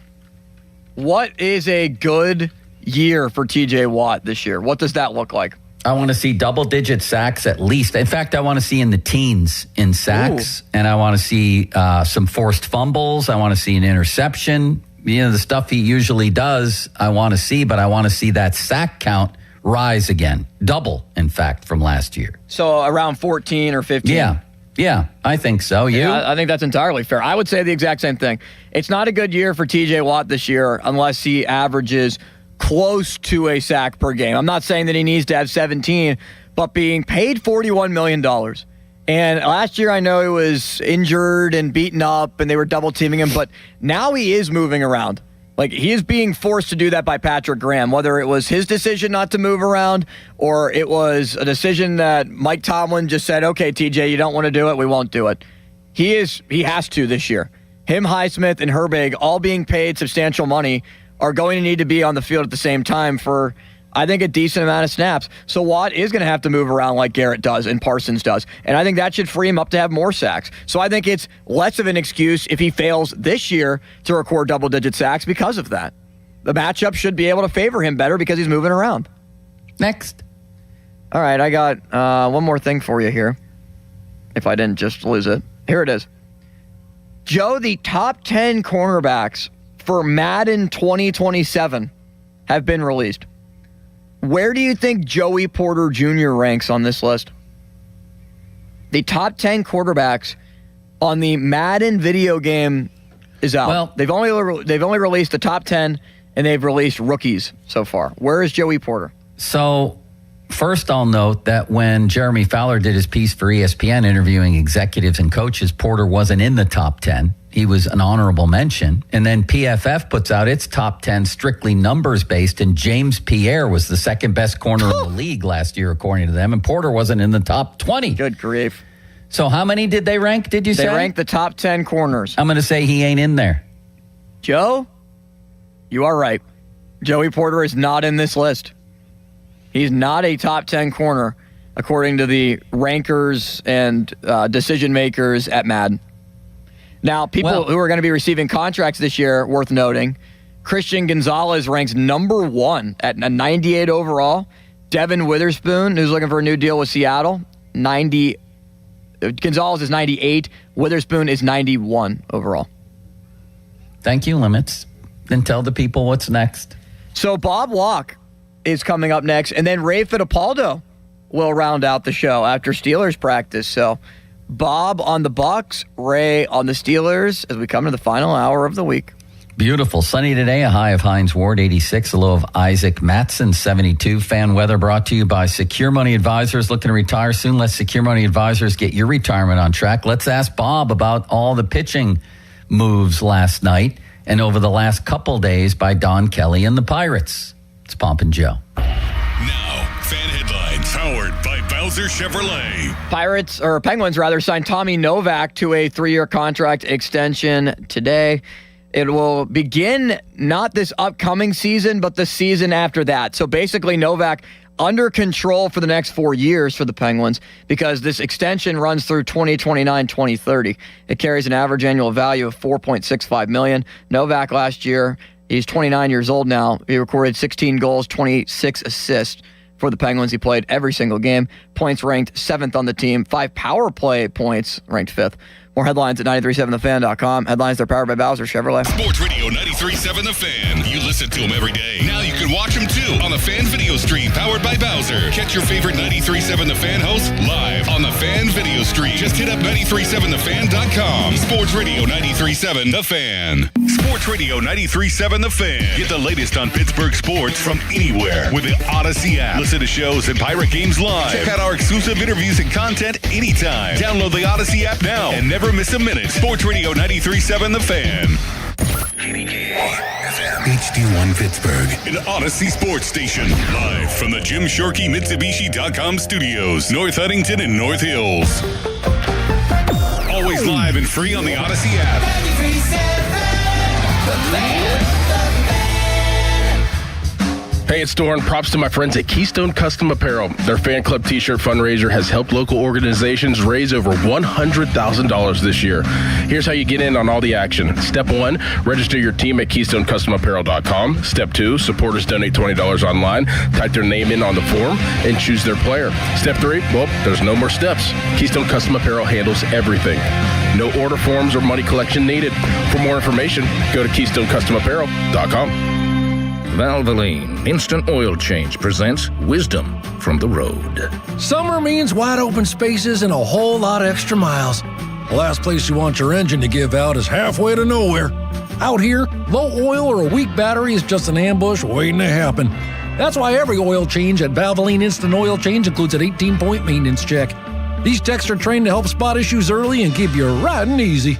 Valvoline Instant Oil Change. Change wisely. Dick's House of Sport is excited to join the community, Greensburg, and invite you to our grand opening house party August 7th through August 9th at the Westmoreland Mall. Get ready for can't-miss appearances, giveaways, and more all weekend long. We're more than a store, featuring a rock wall, Hit Tracks multi-sport cage, golf hitting bays, and a collector's clubhouse. Plus, shop the best brands and over 2,000 shoe styles, all in one place. Discover Dick's House of Sport at the Westmoreland Mall, August 7th through August 9th. You decide which artists play live at Jennerstown Speedway on August 23rd. Vote and win prizes for free at rocktheraceway.com. Grab your tickets and watch the top 4 compete for their share of $15,000. rocktheraceway.com.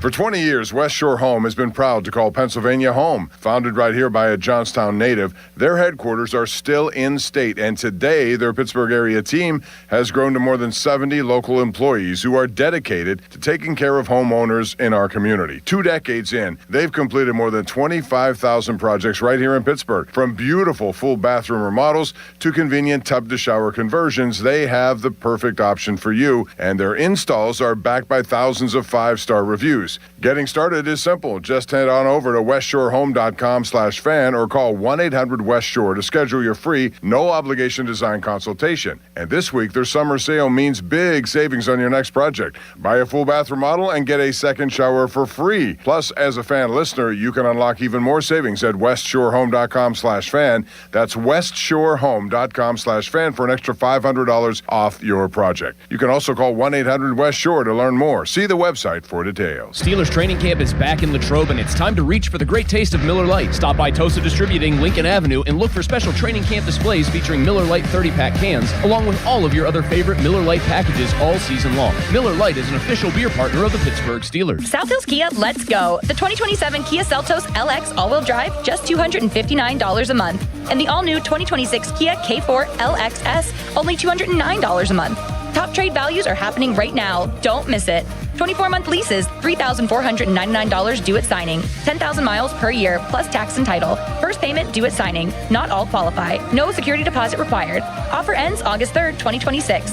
South Hills Kia, deals like this don't last. Visit southhillskia.net for more details. Injured? Call the expert personal injury attorneys at Shenderovich & Fishman. They handle all types of injury cases. Their fee is only 25%, not 40% like other law firms. They're smart, aggressive, experienced, and they have a 99.7% success rate. So that means they win. Car accidents, 25%. Motorcycle wrecks, 25%. Tractor-trailer crashes, 25%. Dog bites, 25%. Any accident, 25%. Shenderovich and Fishman, 888-98-TWINS. They've got your back, not your wallet. Here's Sports Radio 93.7, The Fan's Fan About Town. See the world's top youth baseball players compete at the Printscape Pony League World Series, August 7th through the 12th at historic Lou Hayes Pony Field in Washington Park. It's a week full of incredible plays, home runs, and unforgettable moments. Plan your trip today at GoWashco.com. Sir Grout Pittsburgh is a hard surface restoration company that cleans, repairs, and restores tile, grout, and natural stone in homes and businesses. Sir Grout Pittsburgh, 412-844-2643. Training camp is here, and 93.7 The Fan has all of your coverage. Join Pony and Muller after practice for an ice-cold Miller Lite at Sharky's on August 7th from 2 to 6. Training camp reports and broadcasts on The Fan are presented by Smale Kia, Route 30, Greensburg. For more information, visit 937thefan.com. SchultzFord.com. SchultzFord.com. SchultzFord.com. SchultzFord.com. Create a luxury spa with a customized glass shower door. Visit BoulevardGlassandMetal.com. Now, Fan Headlines, powered by Bowser Chevrolet. Pirates tonight will play the second of a 4-game series in Cincinnati against the Reds, with Paul Skeens taking the mound, needing to play stopper for the Buccos, a 3.66 ERA and 120 2/3 innings. Hunter Green, the ace of the Cincinnati Reds, well, maybe the former ace without Chase Burns is pitching. He has only thrown 21 2/3 innings due to injury this year. His ERA is over 7, but still a very formidable pitcher that has done well against the Pirates in the past. 6:10 first pitch. A 5:15 North Shore Tavern leadoff show tonight with Dan Zangrilli. Get you going. You can also listen on your Odyssey app. More headlines at 937thefan.com. Headlines are powered by Bowser Chevrolet. Bob Block joins the show next. Good Talk Radio. Great. All right. Thank you. Now, more Pomp and Joe Show. Absolutely. Bob Pompiani and Joe Starkey on Sports Radio 93.7, The Fan.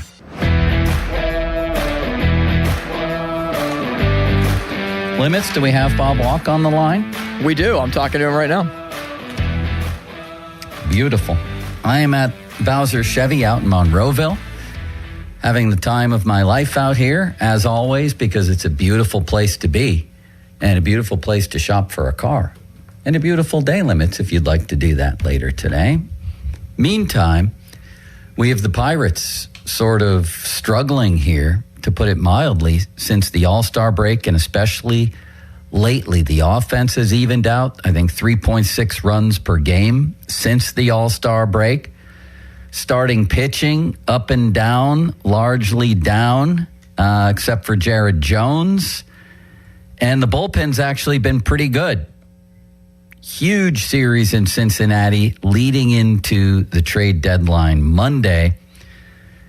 We'll talk about all of that with Bob Walk right now. Bob, how are you today? Good, Joe. Doing well. This beautiful afternoon, sitting out here in the backyard today.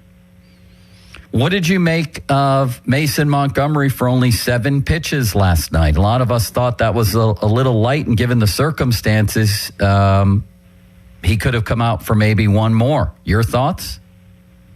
Well, yeah, he could have. I'm sure 7 pitches is not much. I read the clips today and saw, what Donnie said, that he hasn't been very good when he's been asked to go out after, pitching an inning.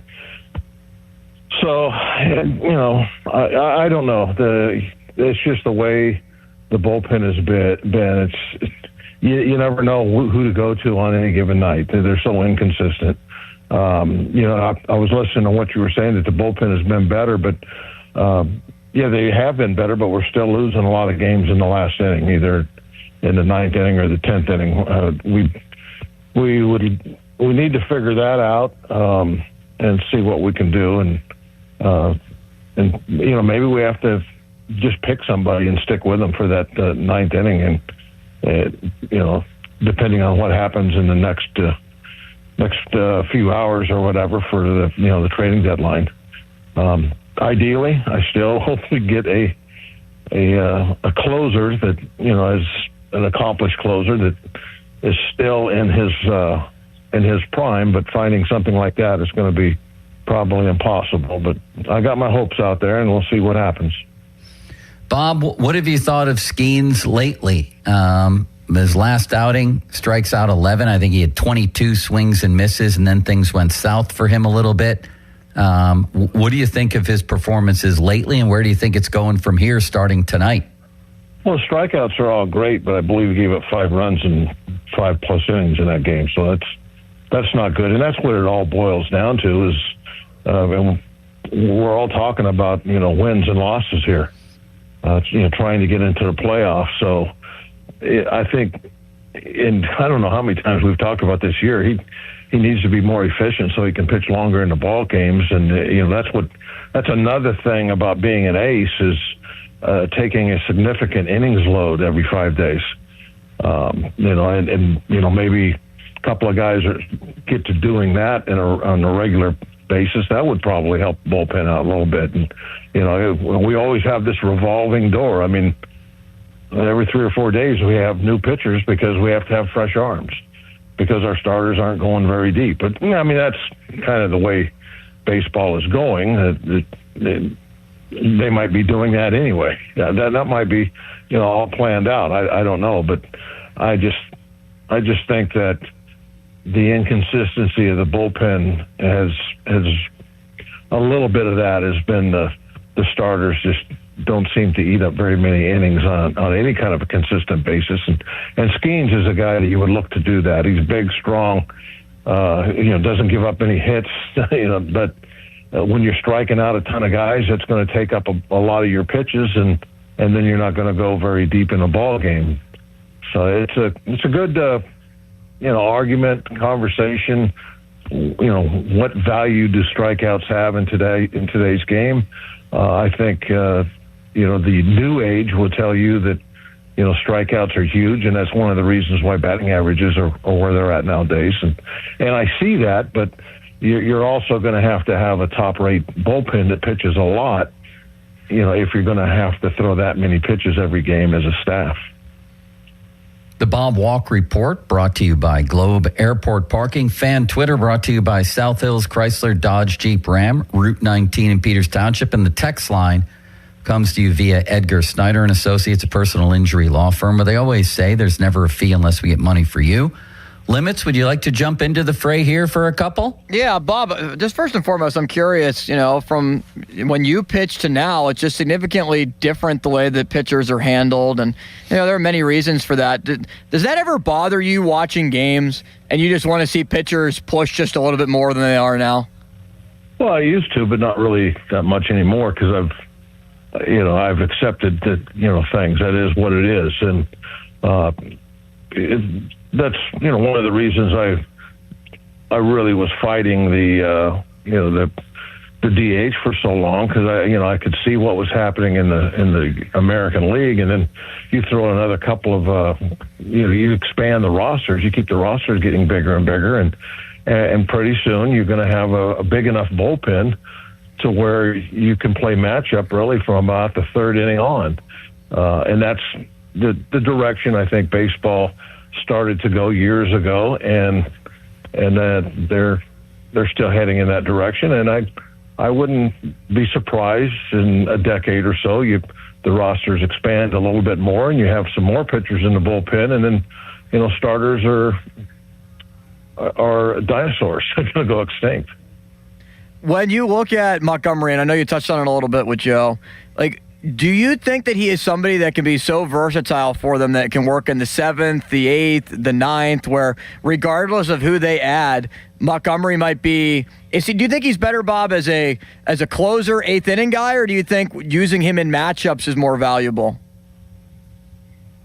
Well, if you had a lockdown closer, then I would say, yeah, using him in matchups to finish off an inning, against lefties, that would be outstanding. But I mean, the way it is now, depending on what happens at trading deadline, if you're going into a 9th inning tied or with a 1-run lead, who do you want pitching that 9th inning? I'll take him.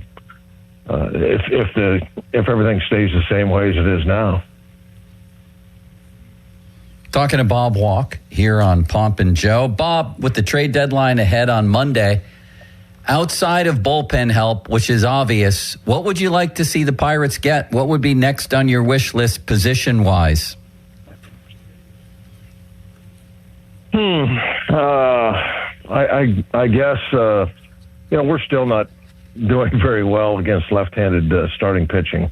I know that there's been talk that we're getting better at it, but I think we've seen in this last homestand that we're not where we need to be if we're going to actually, get into the postseason and go somewhere. So they're going to have to, maybe try to find, and it's kind of weird to say in our ballpark, but maybe somebody that in a platoon role at least can hammer some left-handed pitching. That would be. I guess my secondary pick. They have just about everything else. As long, Cruz is coming back, Horwitz is coming back. Those are pretty good left-handed bats that you're going to be sticking in there pretty soon. I think Cruz is going to be back around the 10th of August, and Horwitz, I guess, is just waiting for the concussion stuff to go away. I mean, he could be back any day. So. I don't see any need to add left-handed bats, but if there's somebody that could help the team beat some left-handed starting pitching, that would be the way I would go with it. And I don't think we need any more starters. We got plenty of starters. The ones we got to pitch a little bit better probably, but I think they will, and they certainly have that ability. So I'll go right-handed bat, but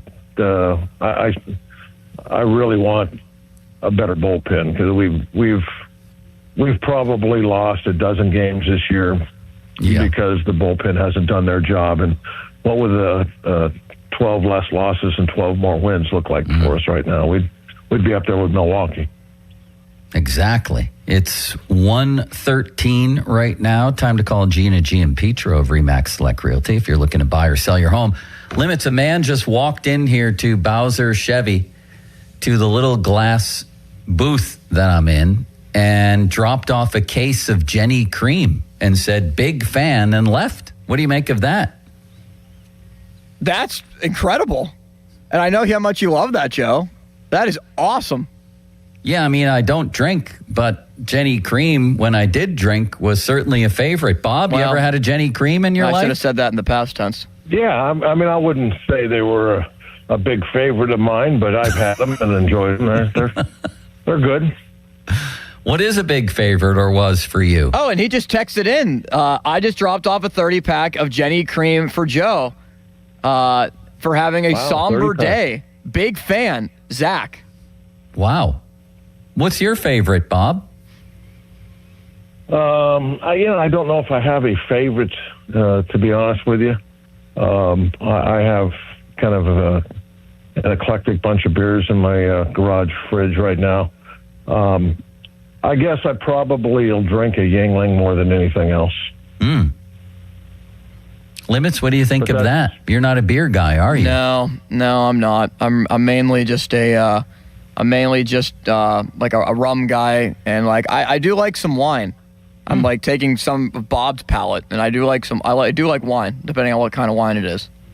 So, Bob, when you're not working a game and they're on the road, are you liable just to sit back, maybe crack a Yingling? And do you have comments on the game with whoever you're watching, or do you watch silently? How does that go? Oh, I don't watch. I just listen to the games on the radio. I very seldom ever watch a game. Interesting. I don't watch sports really that much at all. Anyway, I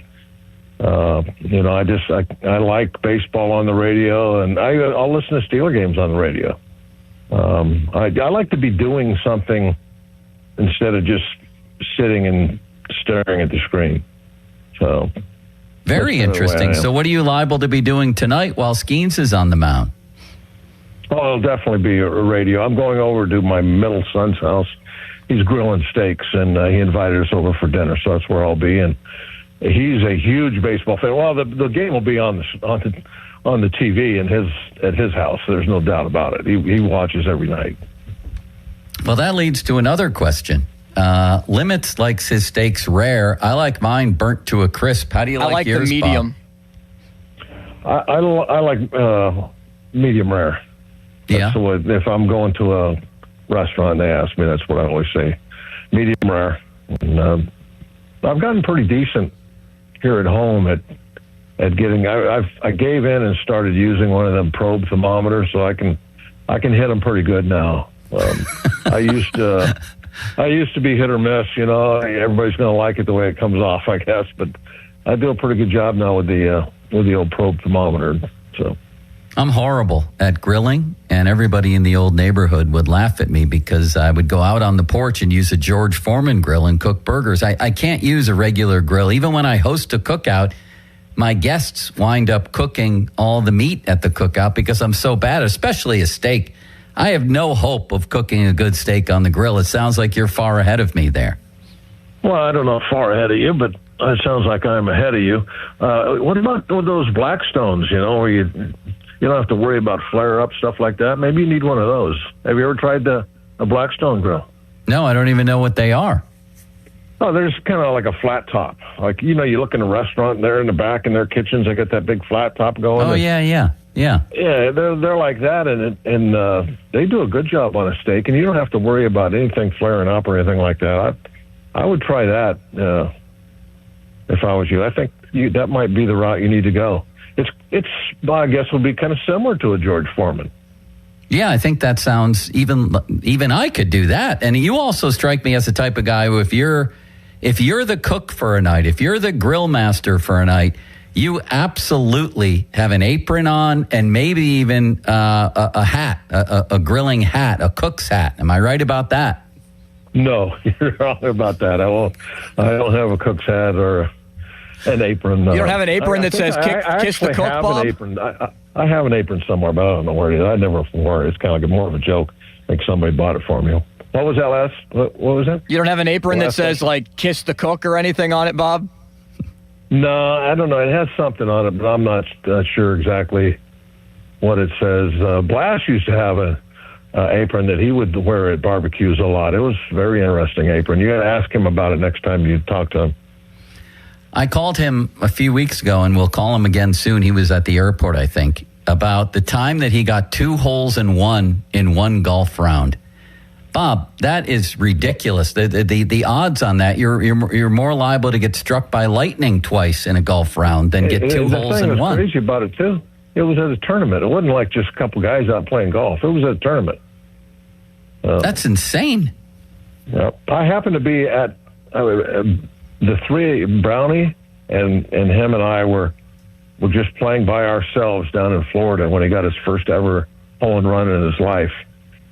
And I think he jumped, you know, that picture of him jumping after they won the World Series. Yeah. He did that to Brownie after he hit the hole in one. He jumped in Brownie's arms. It recreated the World Series win. It was pretty funny. At first, I didn't realize what he was doing, and then it dawned on me when he was jumping in Brownie's arms. Thank goodness he didn't jump in mine. I would have fell backwards.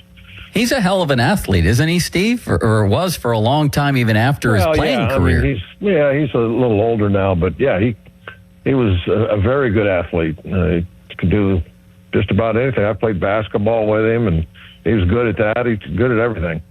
And I mean, when he was in his prime, I mean, you're talking out on the golf course. He was, I don't know, probably a 3 handicap maybe when he was really playing a lot.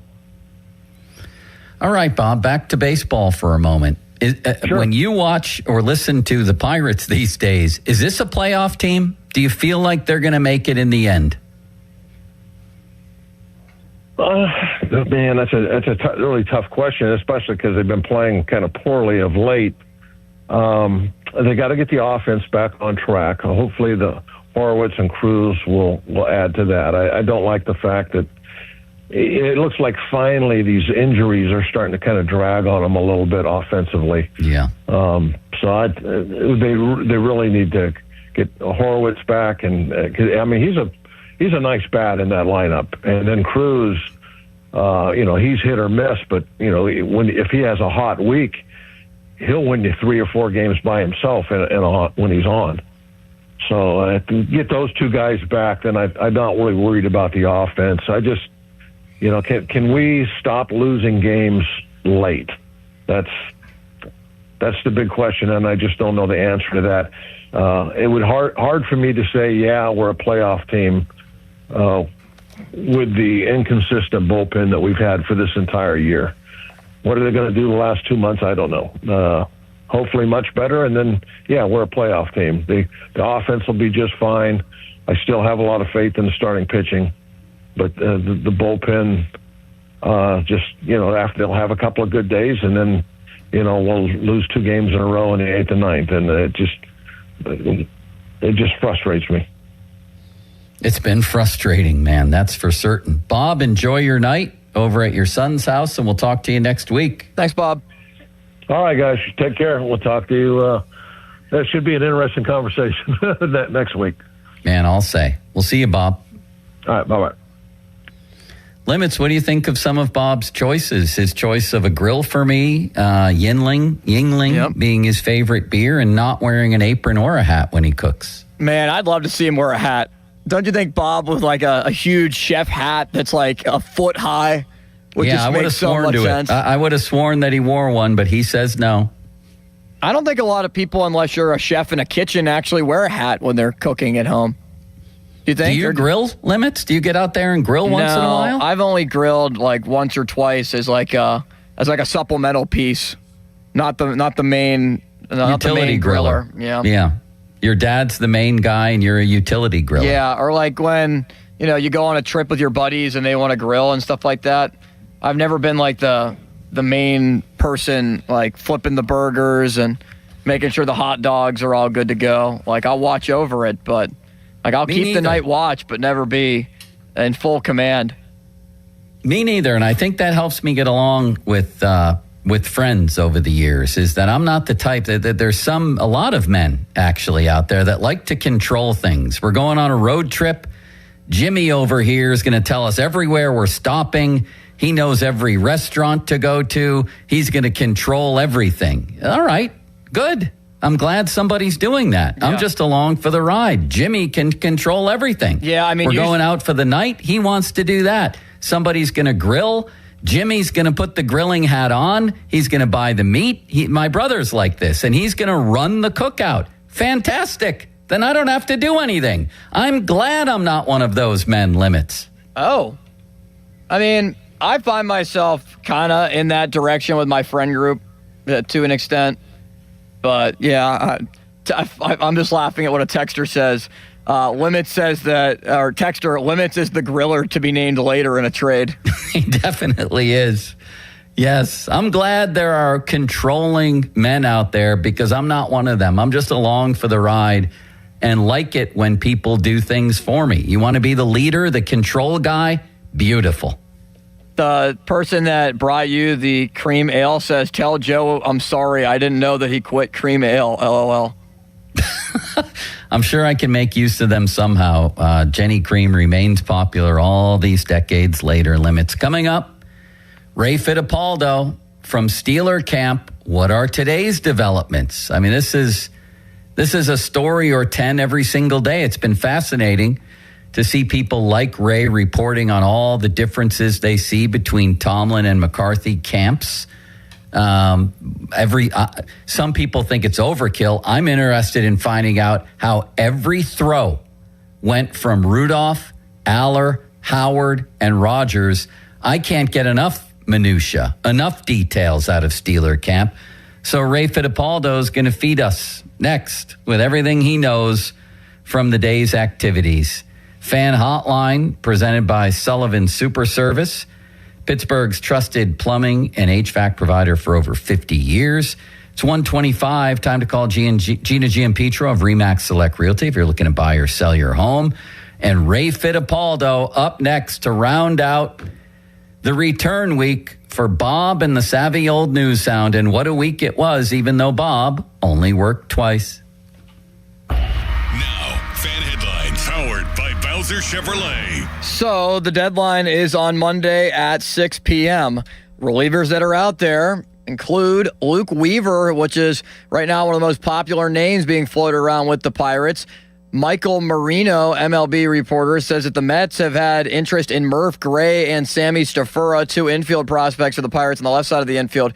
Gray, of course, who's having a breakout year at third. Stafura, who's in high A, is a shortstop that they got in the Key Brian Hayes trade. Currently the number 9 prospect, according to MLB Pipeline.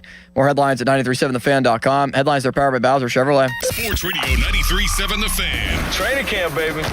The black and gold are heading to Latrobe, and The Fan has all the coverage you need. Presented by Smale Kia, Route 30 Greensburg. Daily reports, video highlights, and the live broadcast. Join the PM team for ice cold Miller Lights on August 7th, 2 to 6 at Sharky's in Latrobe. When it comes to training camp, nobody's got you covered like us.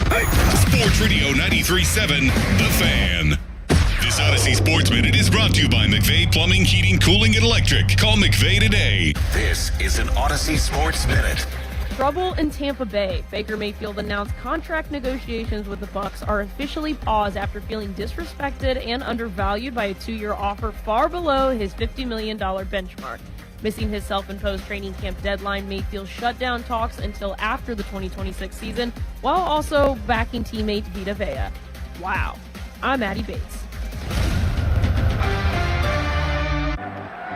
It's game day. Are your moderate to severe Crohn's disease or ulcerative colitis symptoms keeping you from the action? Skyrizi, risankizumab Riza, could help you get back to the game.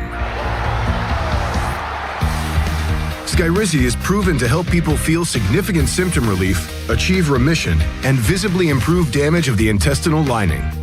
Skyrizi is a prescription injection medicine for adults. Don't use if allergic to Skyrizi. Serious allergic reactions, increased infections, or lower ability to fight them may occur. Before treatment, get checked for infections and tuberculosis. Tell your doctor about any flu-like symptoms or vaccines. Liver problems leading to hospitalization may occur when treated for Crohn's or ulcerative colitis. Control is everything to me. Ask your doctor about Skyrizi, the #1 prescribed biologic in Crohn's and ulcerative colitis combined. Learn more at skyrizi.com or 1-866-SKYRIZI. Flying out of Pittsburgh? Stop punishing yourself with airport parking, crammed rows, circling for spots, and hauling your bags around. Globe Airport Parking gives you the treatment the airport lot never will. With Globe Parking, you pull up, toss them the keys, and go. While your car would just roast in a forgotten corner of the airport lot, get taken care of with a car wash, detailing, oil changes, and other maintenance, all while you're gone at reasonable prices. Reserve your valet spot now at GlobeAirportParking.com. Globe Airport Parking. Stop suffering with airport parking and start expecting better. Someone had a birthday. Yep, 50. Can't believe it. 50 years of wisdom. Great segue. We have a health reminder from the CDC.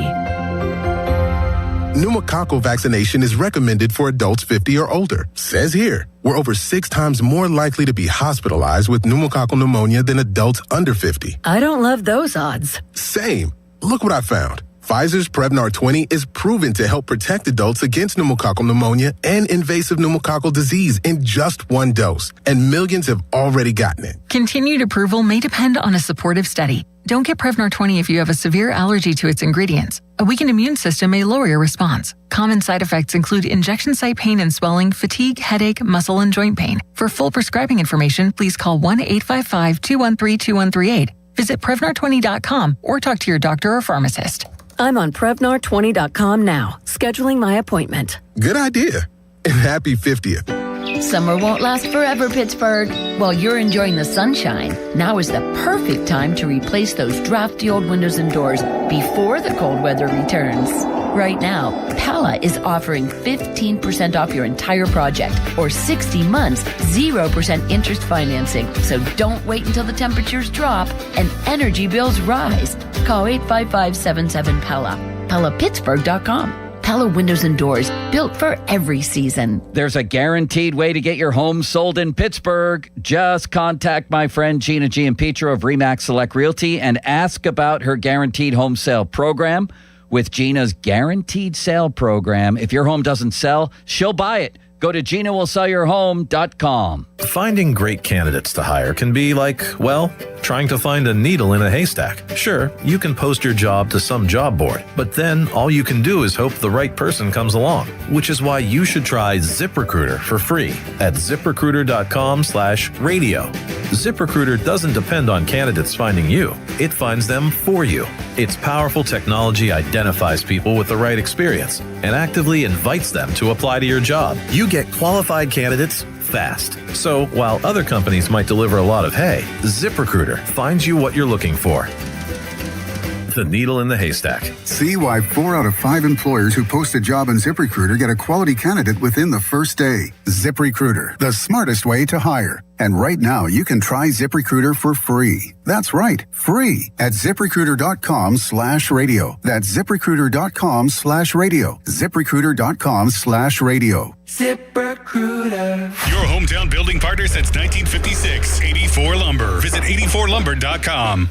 Sports Radio 93.7 The Fan. Now back to the Pomp and Joe Show. Presented by JP Roofing and Siding.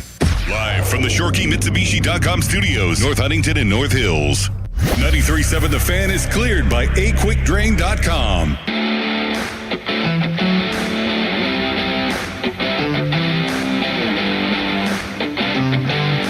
Social media's biggest loser, brought to you by Awaken 180 Weight Loss. Visit them at awaken180weightloss.com. Man, I think it's the Pirates today coming off that gut punch. I'll be real honest with you. Last night. That one hurt Limits, didn't it? It did. That just felt like another game that they let slip away, that they were fighting back in and could never take away. I don't know that I've seen too many teams where it feels like every loss is just a kick in the groin. I mean, it really does. Can't they ever lose like 6-1 or something? Well, I mean, they got to keep that run differential close, Joe. They got to make it look good for the stats. What's cooking? Brought to you by your local Geico rep, Tim Hester. Thank you, Mr. Hester. Very kindly. And the Fan Hotline brought to you by Sullivan Super Service, Pittsburgh's trusted plumbing and HVAC provider for over 50 years. My thanks to the good folks out here at Bowser Chevy in Monroeville for hosting this show, all of our shows, in the studio they built just for us. And to round out a very eventful week, let's bring on your friend and ours, Mr. Ray Fittipaldo. Ray Fittipaldo brought to us by LGKG. LGKG, Western Pennsylvania super lawyers. They try cases and insurance companies know it. Ray, what was the morning like out at camp today? Pretty uneventful, Joe. It was a walkthrough. They didn't even have helmets on, so Mike McCarthy likes to put his players through mock games.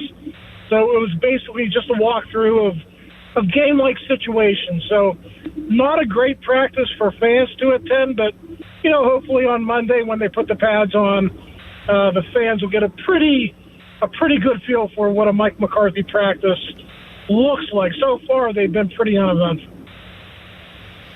So McCarthy seems to be very, very focused in on last-minute clutch-type situations, does he not? They're spending a lot of time on that. Yeah, I mean, he's done the 2-minute pretty much every practice. And, he mentioned yesterday, during his session with us that, half the games in the NFL, more than half the games in the NFL, come down to the last drive, one way or the other. You either score to win or you defend you prevent somebody else from scoring to win the game. And he's just hyper-focused on that.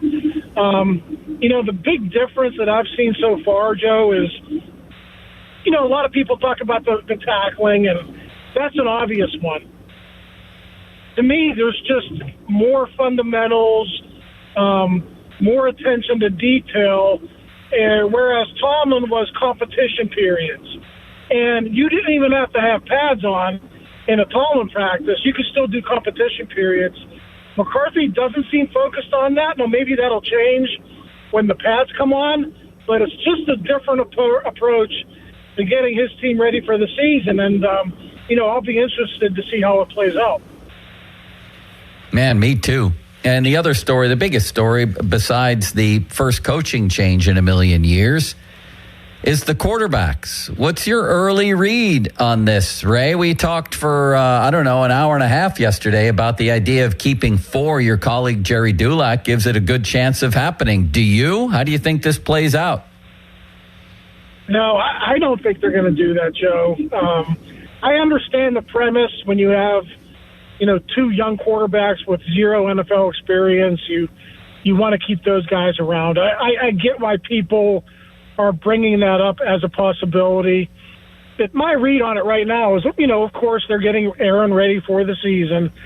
I think they're going to take as much time as they need, as many opportunities as they can to get work for Will Howard and Drew Aller in this camp. And that's not to say that Mason won't get his reps. Obviously, he's number 2 right now. But I think by the time we're done talking about this camp in late August, I think people will be surprised at how many reps Howard and Aller got, not only in practice, but the preseason games as well. So I think this is obviously a big camp for both those guys. They both want to establish themselves. And once again, people say, Drew Aller is, he's McCarthy's draft pick. They've kind of moved on from Will Howard. Once again today, Joe, Mike McCarthy, in his pre-practice session with us, spoke glowingly of Will Howard. So they're still very much intrigued by him. And like I said, they want to see as much from him as they can this summer. Limits, you missed a golden opportunity to play the Mike McCarthy clip of how much he loves Will Howard. I'm really excited about Will Howard. There you go, Ray. A quick aside here.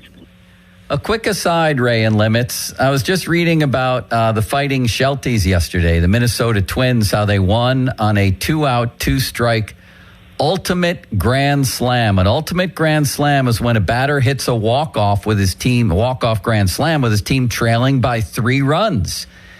And I read where... Yes, there is, Sheltie. There's only been 34 ultimate grand slams in Major League history. And I read where the last one was by David Bodie, I guess, of the Cubs in 2018. And guess what, Limits? I was at the game, and we left before it happened. Oh, man. You were at Wrigley for that game. We were at Wrigley. I took my daughter to a softball camp with Jenny Finch near Chicago. And we went to that game, and toward the end of the game, I was getting impatient, wanted to leave and get out of there before all the traffic, and we missed an ultimate grand slam. That's very unfortunate, Joe. Yeah. I thought you were going to make a connection to Giles at some point. Didn't he hit an ultimate grand slam? Were they down 3 at that point? I think so. It was either 2 or 3. Well, let's hear it. Ray, would you like to hear Lanny Fratteri call Brian Giles grand slam that day all those years ago? You're a baseball guy. Joe. I don't think. What? No, wait, we do have it. Never mind. Absolutely. Here it is. And a 1-ball pitch. Giles swings, drive to right field. Buccos win by way of a grand slam. Brian Giles, a line drive, grand slam into the right field seats. Count them. 6, 7, 8. Giles makes 9. Bucks win 9-8. There was no doubt about it. So it was an ultimate grand slam. It was. Ray, were you at that game as a little Fittipaldo? No, I was not at that game, Joe, but your story about Wrigley Field reminds me in 1987, my dad, my brother, and I went to see the Pirates play the Phillies. Mike Schmidt hit his 500th home run like in the 8th or 9th inning, and I think we left in the 7th inning. We didn't see it. Oh my God! We were on the Fort Pitt Bridge driving home, listening to the game when he hit the home run. I love that because there are so many dads out there, including me, who if you ask them before the game, what would be the bigger victory, the home team winning even dramatically or you beating traffic, would take choice B. Beat the traffic. Beat the traffic limits. That's what you want to do. You want to beat the traffic. You got to stay for the whole game. Don't beat the traffic. You'll be sitting in traffic regardless. How about Donnie Football? He wanted to leave after the 8th inning the other night when the Pirates were down 6-0. He almost missed one of the great comebacks. Yeah, I mean, I thought about going with Donnie Football too, but I decided, you know what? I like to stay at baseball games. I did leave a game not that long ago when they were down by like 10 runs, but I figured, you know what? That's just not worth it. Sunny today and a high of 86. Hines Ward, a low of 72. Isaac Matson. Fan weather. Brought to you by Secure Money Advisors. Looking to retire soon? Let Secure Money Advisors get your retirement on track. Ray Fittipaldo of the Post-Gazette is our special guest here at the end of the week. Usually he joins at 11, but he had duties that kept him until now. So, Ray, how do you think it goes in the first preseason game from a quarterback perspective, if you had to guess right now, the division of labor, so to speak? Yeah, I mean, there is a lot of unknowns because we're experiencing Mike McCarthy for the first time, but we do know that Aaron Rodgers does not like to play in the preseason. So, operating on that premise, I think Mason Rudolph would go with the starters for 2 or 3 series, or until McCarthy is satisfied with the way the first team offense has played, and then I think Will Howard and Drew Aller would get the second, third, and fourth quarter reps. As far as games 2 and 3, I don't know. Maybe we would see Howard, with the ones in game 2 or 3. Maybe they would give him that opportunity. But I think, like I said, I think there's going to be plenty of reps for both young guys in this preseason. Limits, would you like to jump in and ask Ray Fittipaldo back-to-back questions? So what is Joey Porter doing right now, Ray? I know he's on the PUP list. Does he look like immobile or anything? He's got one of those bucket hats on. He had shades on today, so he was out there trying to, stay cool, hanging out with Jalen Ramsey. He typically comes out, maybe for half a practice. I think he and the other guys who are on PUP do some training indoors, part of their rehab, whatever they got to do indoors, and then they watch about half the practice. So I'm sure it's killing him, but, Limits, we see this pretty much every year now. It's Joey this year. Last year it was Cam. Before that it was TJ. I mean, this is just the business side of the NFL. These guys have to make sure they're protected. They don't want to be injured before they make that life-changing money. Yeah, it kind of just seems like they're using the PUP list to kind of protect Porter a little bit. Do you kind of get that read on it? Yeah, well, they haven't done that in the past with TJ or Cam or any of their other guys. So it is interesting that maybe they are doing that now. An interesting sidebar to this conversation, and I'm going to write about this tomorrow, is Asante Samuel Jr. has played really well. I know they haven't put the pads on yet, but he's out there getting those reps that Joey would have gotten. And if this continues for another 2 weeks, it's going to be an interesting discussion. Maybe Joey says, I better end this holding. I got to get out there and make sure somebody doesn't take my job. Now, it probably won't come to that, but to me it's very interesting that Samuel has been one of the early stories here in camp. He's definitely taking advantage of the opportunity. They brought Jordan Whitehead, Pitt's own, over to the facility for a visit. Do you think that he ultimately will be signed? And if so, where does he fit? Probably depends on, Ramsey's injury. If other guys are injured in camp, they got plenty of safeties right now. Now, if they evaluate some of these guys at the bottom end of a 90-man roster and say, okay, we kind of want to move on, then, they could bring a guy like Jordan Whitehead in, a guy with NFL experience, to see what he has left in the tank. But as of right now, I think a lot of it might depend on injuries and or, their evaluations of guys. But like I said, it's tough to evaluate anyone in this setting right now. I think when the pads come on next week, I think it'll be a better situation for everyone to kind of, prove their worth and make a case for themselves making the 53-man roster. Ray Fittipaldo on the Sullivan Super Service fan hotline. Jerry Dulac also reported that Joey Porter not really participating in the off-season workouts, quote, didn't sit well with the Steelers. Is that your information too, Ray? What exactly does that mean? And does that have any impact on anything? Well, I asked Mike McCarthy about that, not, specifically if he was upset, but, would you like to see Joey Porter out there? And basically he said, yeah, we're a new coaching staff. We're trying to learn him.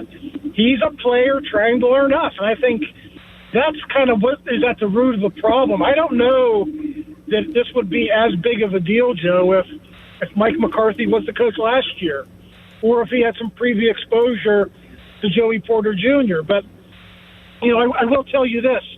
He was very understanding when Nick Herbig wasn't practicing in the spring. Same goes for anyone else. He was kind of in a contract situation. But, we're getting close to go time now. And they don't know Joey Porter all that well. And I think there's the desire within that coaching staff, not only Mike McCarthy, but Patrick Graham, everyone. They kind of want to know who they're dealing with, what they're dealing with, so they can get a feel for how they're going to play football this coming season. Ray, how about with the edge rushers, where we've had a lot of people say that all three of them are getting involved? We see TJ moving around. We see Nick Herbig in the middle. What have you observed there, and how do you think that bears out? We've seen a lot of the three outside linebacker package. They've dabbled with that in the past. They've never really sold out to it, but I think that's going to be a more prominent part of their defense this year. And that makes sense, Joe. Like, you're paying Nick Herbig $100 million. Alex Highsmith is still on your team. TJ Watt is still on your team. You want to use your best guys. So I definitely get that. It's early, but, from what I've seen, usually Peyton Wilson would be the odd man out, but Peyton's still going to get plenty of playing time. So that's, one observation through the first 3 days of training camp. I am quite sure we will learn much more in the coming days, but as of right now, I think we're going to see more of that three outside linebacker package, and I think that's only right. A big chunk of your salary cap is devoted to edge rushers. You got to find a way to use them. Ray, you're a wonderful man. Limits and I agree on almost nothing, but we agree on that. Yes, have a good weekend. Ray. We love you, Ray. All right, guys. Well, you guys have a good weekend, and we'll chat next week. See you, buddy. Thanks, Ray. All right, Limits. How do we finish out the week? We have 4 more minutes here, Joe. What? We do have more time here. We go until 52 today. 51, and you can fill in the final minute. How should we end here with our What's your biggest observation from the week? Oh, man. Oh, there's a lot. I thought you were shaky at times, but generally had a good week. I would agree. I would say that it took a little bit of time for you to warm up back off of your 2-week vacation, but ultimately you hit your stride later in the week. Yeah, I would actually agree with that. This is good constructive criticism that neither one of us gets sensitive over. I like that, and I agree with you. That's necessary. You need to be able to hear things, understand things, and be able just to take a breath, Bob was terrible in his 2 days, wasn't he? We've seen better performances from Bob on the golf course than we saw today. Part-time Bob, baby, you know me. He didn't show up. We've seen better performances from Isaac Mattson. No, Bob was great as always. He's always great. He could show up he could wake up at 4 a.m. You put him right on the air, he'd be great. You dog, you. He really would, wouldn't he? He really would. He really would. Yeah, Bob you can call him from 3 a.m. in the middle of a deep sleep, and he'd be able to fire off takes. What's your big weekend plan? I really don't have any. Other than wiffle ball. I'm working tomorrow. I'll be on the air from 1 to 5. I think maybe it's 5:45, actually. So there will be a lot of me and people can call in and talk a lot of baseball, and we'll talk to we'll get some guests on, and maybe even, Joe, maybe you'll call in. Who knows? Maybe you'll call in as an alias. Yeah, I might. Maybe you'll be George in Washington. Hold on. Let me put my wooden teeth in so you can understand me better. So I'm looking forward to that. Maybe Thomas from Edisonburg. I don't know what I'm going to do. I'm going to try to play golf, but it's supposed to rain. Oh, I know what we're doing. I got to take my daughter to get a real ID. Are these things really necessary limits? Like they Probably don't believe a license or a passport? We have to all wait in line for 8 hours and get a real ID? What's going on here? It's becoming very prevalent, and you can't even get on a plane unless you have a real ID. May I just add a quick comment to this discussion about the real ID? Please. To just tell you what a farce this whole operation is, Joe. It really is. Yeah. It's a farce. Joe, listen to this situation, okay? I go to Disney with my daughter last month. Go through security. I have TSA pre-check. Congratulations on all my success. But I don't have my passport. I only had my license, which I just got renewed in January. But I didn't know when you renewed it that you had to tell them, I want the real. I just thought real ID was the new ID I was getting. I didn't know there was a difference between the two. So I thought my ID was real ID. I go, they say, no, that's not good enough. We can't let you through here. I said, it's a scam. You didn't have the circle Hold on. So then I go, so now what am I supposed to do? Go home and get my passport? I'm going to miss my flight. They go, no. Just walk over to this kiosk that we have right before security. Use the QR code on it. Put your name and address in, pay $50, and you're good. Joe, you're good. No. Right. Yeah, you're good. $50 later. No, but no additional, security check. It's a scam. I'm telling you. I don't know when this started, but something's wrong here. That's all to grab money. No other background check or anything? No. Just, hey, give us $50 and you're good. My regular ID wasn't good enough. I paid $50, then suddenly my regular-ass license was good enough. Yep. Right. That's outrageous. They didn't vet me at all. They didn't ask for any other form of identification. Just put your credit card in for $50, and now we'll let you on the plane. That's like when you're trying to get into a fancy establishment, and there's a bouncer at the door, and you go, no, sorry, can't let you in. Hey, here's a $50 bill. It's like, all right, go ahead. What is it? All right, what does it give them that my license and a passport doesn't give them? Yeah. I don't know, Joe. I don't get it. All right. Have a good show. Thank you. Have a good weekend. Limits. You too, Goodbye. Joe. Have a great weekend. Now, fan headlines powered by Bowser Chevrolet. Pirates and Reds tonight. Paul Skeens versus Hunter Green. Important game. It's a 6:10 first pitch. 5:15, Pony, is when you're done in the North Shore Tavern Leadoff Show with Dan Zangrilli takes over. More headlines at 937thefan.com. Headlines there are powered by Bowser Chevrolet. Have a great weekend, everybody. Sports Radio 93.7 The Fan. Get the latest on Pittsburgh sports from anywhere with the Odyssey app. Listen to shows and Pirate games live. Check out our exclusive interviews and content anytime. Download the Odyssey app now and never miss a minute. Sports Radio 93.7 The Fan. Sports Radio 93.7 The Fan gets your day started with the latest in Pittsburgh sports with the Fan Morning Show with Doran Dickerson and Adam Crowley. Weekdays 5:40 to 10. Presented by Guardian Protection on Sports Radio 93.7 The Fan.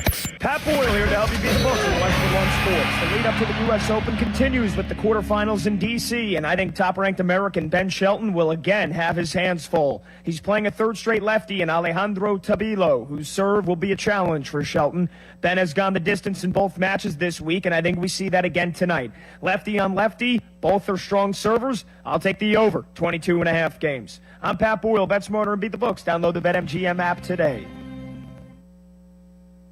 My name is Whitney Allen, and I'm a widow. My husband, Ryan, died. We never thought we'd ever have to use life insurance, but the unexpected happened. With Ethos, signing up was fast and 100% online. You can get a quote in seconds, apply in minutes, and get same-day coverage. No medical exams, and you can get up to $3 million worth of coverage. I'm grateful we were prepared. Get your free quote at ethos.com/play. That's ethos.com/play. Paid spokesperson. Time spent on application may vary. Online health questions required.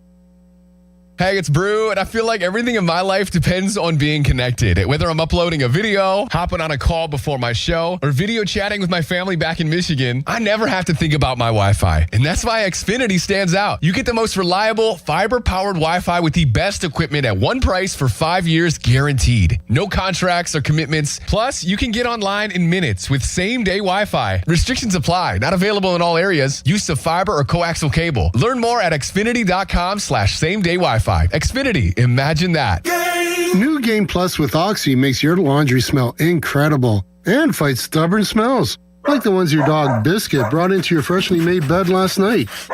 But you washed that all away with Game, and now you're drifting asleep to the scent and sound of waves.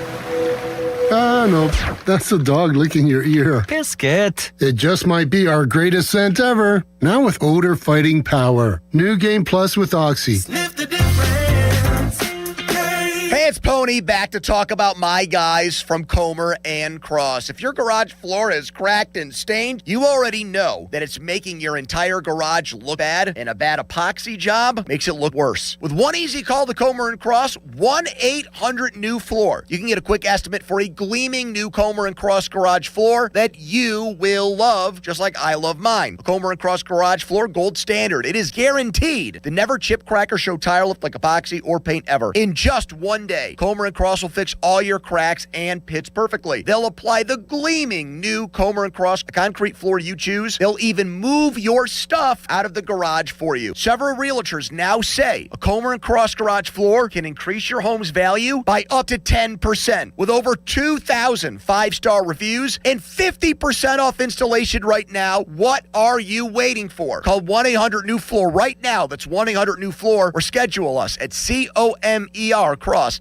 Gherkin Roofing and Contracting, a family-owned and local-based company, is your number one choice for roofing in Pittsburgh. They do roofing, siding, and gutters with exceptional customer service for all your needs. Gherkin Roofing and Contracting. Call the pickle today. My name is Whitney Allen, and I'm a widow. My husband, Ryan, died. We never thought we'd ever have to use life insurance, but the unexpected happened. With Ethos, signing up was fast and 100% online. You can get a quote in seconds, apply in minutes, and get same-day coverage. No medical exams, and you can get up to $3 million worth of coverage. I'm grateful we were prepared. Get your free quote at ethos.com/radio. That's ethos.com/radio. Paid spokesperson. Time spent on application may vary. Online health questions required. Hey, it's Pony for Xfinity. What if you had the most reliable fiber-powered Wi-Fi and the price didn't change for 5 years guaranteed? Well, thanks to Xfinity, you don't have to worry about that part of your future. Now through August 24th, get their best price on gig Wi-Fi this summer before it disappears. Just $50 a month for 5 years. And get online in minutes with same-day Wi-Fi. You're guaranteed 5 years of super intelligent Wi-Fi that keeps you protected from online threats and finds and fixes issues before you even notice them. No annual contracts or commitments, no hidden fees, and the best equipment included. Plus, get Peacock Premium included for 2 years. Lock in your price and unlock the possibilities. Get it now at Xfinity.com. Xfinity. Imagine that. Restrictions apply. Requires paperless billing and auto pay with stored bank account. Taxes and fees extra. Speeds vary. Use of fiber, coaxial cable. Learn more at Xfinity.com/same-day Wi-Fi. When you're hiring, have you ever felt like you're missing out on meeting great candidates? Well, they're not hard to find when you go to ZipRecruiter. ZipRecruiter helps 10 million people with their job search every day. People who are actively looking for jobs like yours. So it's easy to find the right person fast. 4 out of 5 employers who post on ZipRecruiter get a quality candidate within the first day. Try ZipRecruiter for free at ZipRecruiter.com/radio. That's ZipRecruiter.com/radio. T-Mobile has an exclusive bundle for customers 55 and up. I'm Sarah Bowl. Yeah, I'm Frank Bowl. A reliable network is key for us. And with T-Mobile, it's been wonderful. And going to the 55 plus plan saved us so much money. A lot. And that's important. Trying to keep costs down. The home internet's been perfect. It's fast, it's quick. The setup was so easy, it took less than 15 minutes. It was like, ta-da! If you want simplicity, coverage, reliability, you want the whole package, T-Mobile has it. Right now, T-Mobile customers 55 and up can get 2 phone lines on America's best network, plus America's fastest 5G home internet for just $30 each.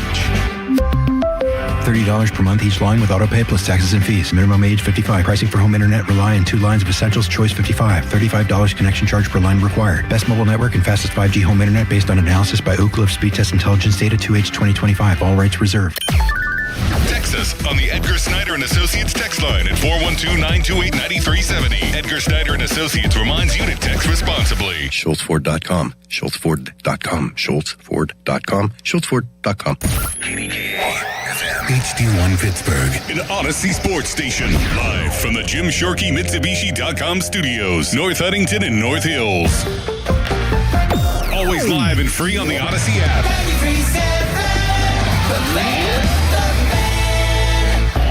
Now, fan headlines powered by Bowser Chevrolet. All right, the Pirates send Paul Skeens to the mound. They don't want to lose 4 in a row and drop below 500 with the trade deadline on Monday and still no moves by the Buccos, no big ones. 6:10 first pitch tonight in Cincy for that game. That means the leadoff show is Zangrilli, an early start at 5:15. For more, go to 937thefan.com right now. It's a Feel Good Friday edition of the PM Team. More of Andrew Filipponi and Chris Muller, Pony and Muller, on Sports Radio 93.7 The Fan. I've worked for great organizations. I've been around people my whole career that forthcoming, been exposed to a lot. But as a head coach, part of your job responsibility, those are tools. But still, it's a people's game. I think we've got to be conscious of that. I'm not going to, as part of the evaluation, it's not going to drive every decision that we make. That's not realistic. The human part of this is, I think we want to refer more to the steel mill operation than we do to the GPS. Yeah, I think I must have done a bad job with our practice will be physical. I think the only thing that's different is we don't want to go to the ground and risk injury. But I think everything else will look the same. Okay, it is a Feel Good Friday. What are you doing to feel good? Remember the time Harry Kalas chugged that weed drink? That put him in the right state of mind. That big fella was chilling out.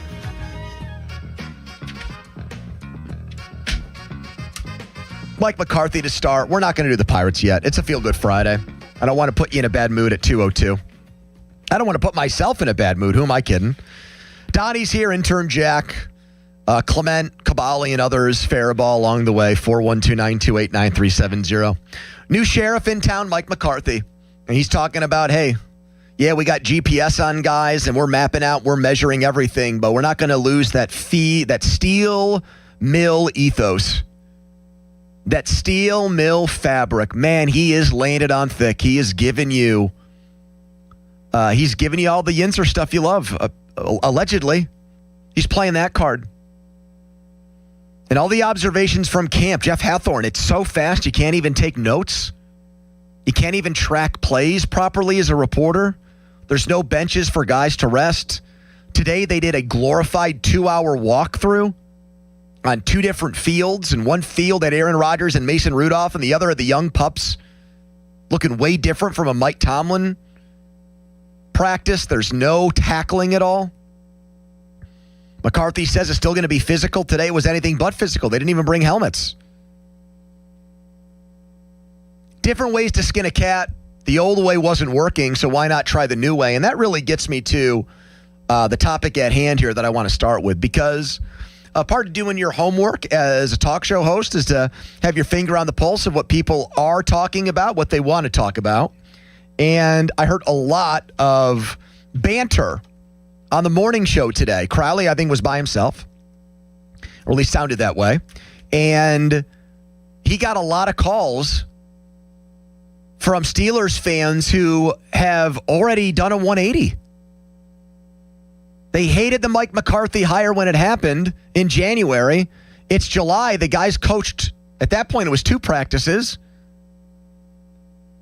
And it was call after call. This guy's a breath of fresh air. What a difference.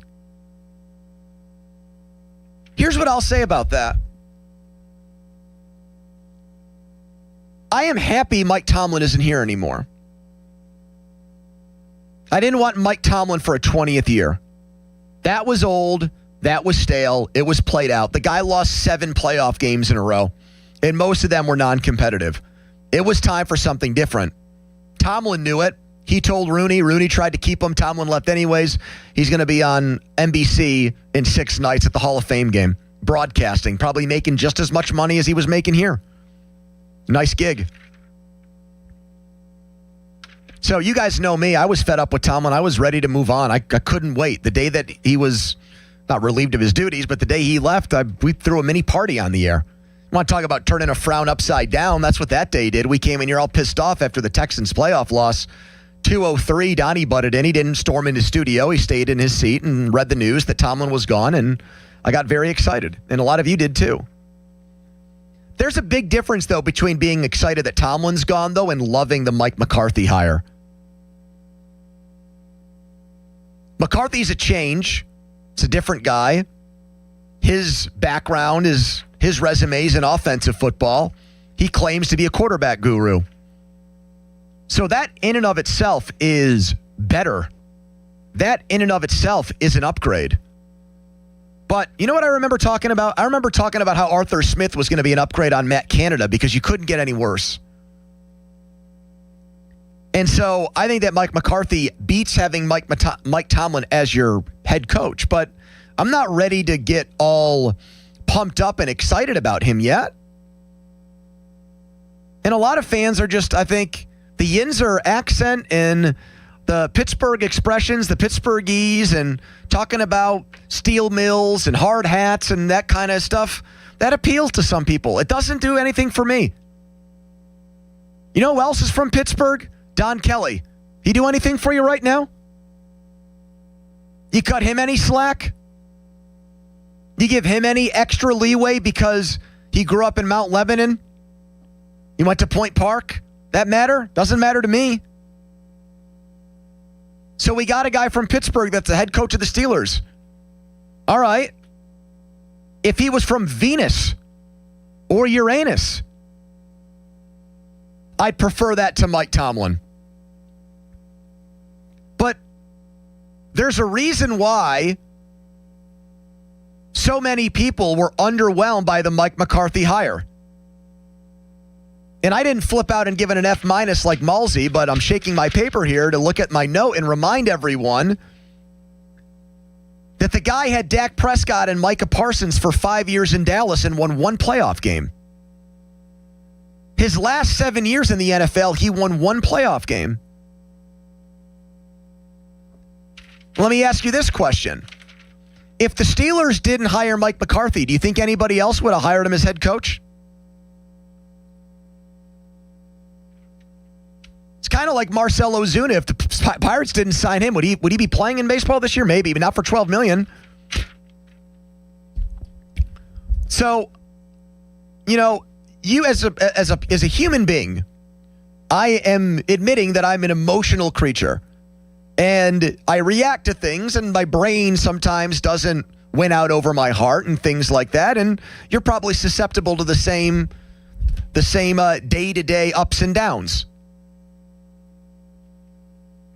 But I sat here the Monday after McCarthy got hired. I was here the day he gave his first press conference. And there was not an overwhelming amount of support for the hire. He runs 3 practices. One's a glorified walkthrough. The practices are fast. Tomlin's were slower. And that's enough for 93.7 The Fan to sound like the entire town of Greenfield was calling into our station this morning? 412-928-9370. Do you like the Mike McCarthy hire yet? 412-928-9370. The best I can say is that I like him more than Tomlin. But I would have said that about just about anybody they hired. I've got major questions about Mike McCarthy in his 60s being able to win the way we want the Steelers to win. Not just make the playoffs, but actually go back to being a contender. Now, where were all the people that were calling this morning to say this is actually a great thing? They're gone? You're scared now? You drove to work and now maybe you're stuck at work. Where's the deluge of fans that were preaching, that were waxing poetic about how Mike McCarthy is such a breath of fresh air? Is that how you feel at 412-928-9370? Is the guy won you over? How does he win you over without having coached a single game? Why would your opinion now be vastly different from where it was back in January?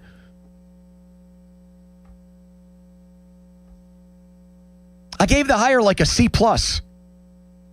maybe a B-. That's where I'm at still. It's an upgrade over Tomlin. I like that it's offense over defense. I think he's hired a better coaching staff than Tomlin, although that's a very low bar to clear. You know, Tomlin had a lot of lousy coaching staffs. I mean, a ton. I mean, a bunch of terrible ones. He also had Todd Haley and Mike Munchak. Do I see a Todd Haley-Mike Munchak combo on this staff? I don't. Patrick Graham's been a league average defensive coordinator his whole life, albeit not with great players. Brian Angelico is a great dude, but he's never been an NFL offensive coordinator before. That's going to be Mike McCarthy's shop. I think the offensive line coach is probably an upgrade. The quarterback's coach is still the same. He kept Tomlin's guy. Drew Aller and Will Howard are getting extra tutelage and coaching from Tom Arth, from a guy that was handpicked by Tomlin. So how good can he be? 412-928-9370. But, you know, hope springs eternal. It's also a Feel-Good Friday, and maybe those Feel-Good Friday vibes are in the air for the Steelers. It's hard to have Feel-Good Friday vibes for the Pirates, so let's actually look at the team that's 0-0 and at training camp, and there's a new guy. He sounds like us. He acts like us. He eats the things that we do. He might know us. You might have a friend or a relative who actually knows Mike McCarthy and his family, so you want to root for Mike McCarthy and his family because he's one of us. But I'll say it again, that doesn't seem to apply to Don Kelly. It ain't like Don Kelly's getting local love right now. I didn't care that Don Kelly was from Pittsburgh when he was taking Mason Montgomery out of the game after 7 pitches last night. 412-928-9370. Let's talk to Greg in Greensburg. Hello, Greg. How you doing? Hey. Hey, I couldn't agree with you more. I mean, I've been watching football all my life. I used to have Steelers tickets. I did the whole slew. I was a big Steelers fan. When they hired Mike Tomlin, when they first hired Mike Tomlin, and then he ended up winning the Super Bowl, I mean, you'd have to be blind to think that wasn't won by Cowher's teams. But getting back to... Oh, my God. We're going to relitigate that all over again? Oh, my goodness. Let me move on, okay? Tomlin has never won none of these playoff games at all. McCarthy hasn't won a playoff game in 7 years. He was fired from Dallas. And, hey, he had good players. He won one playoff game in 7 years. Let's be fair. Not that it's a lot, but I want to at least get the facts straight.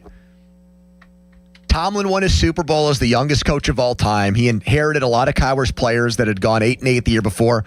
What he really though inherited, and people get mad when I use the word inherited with him for whatever reason, but I'll say it. I used it. I'll say it again.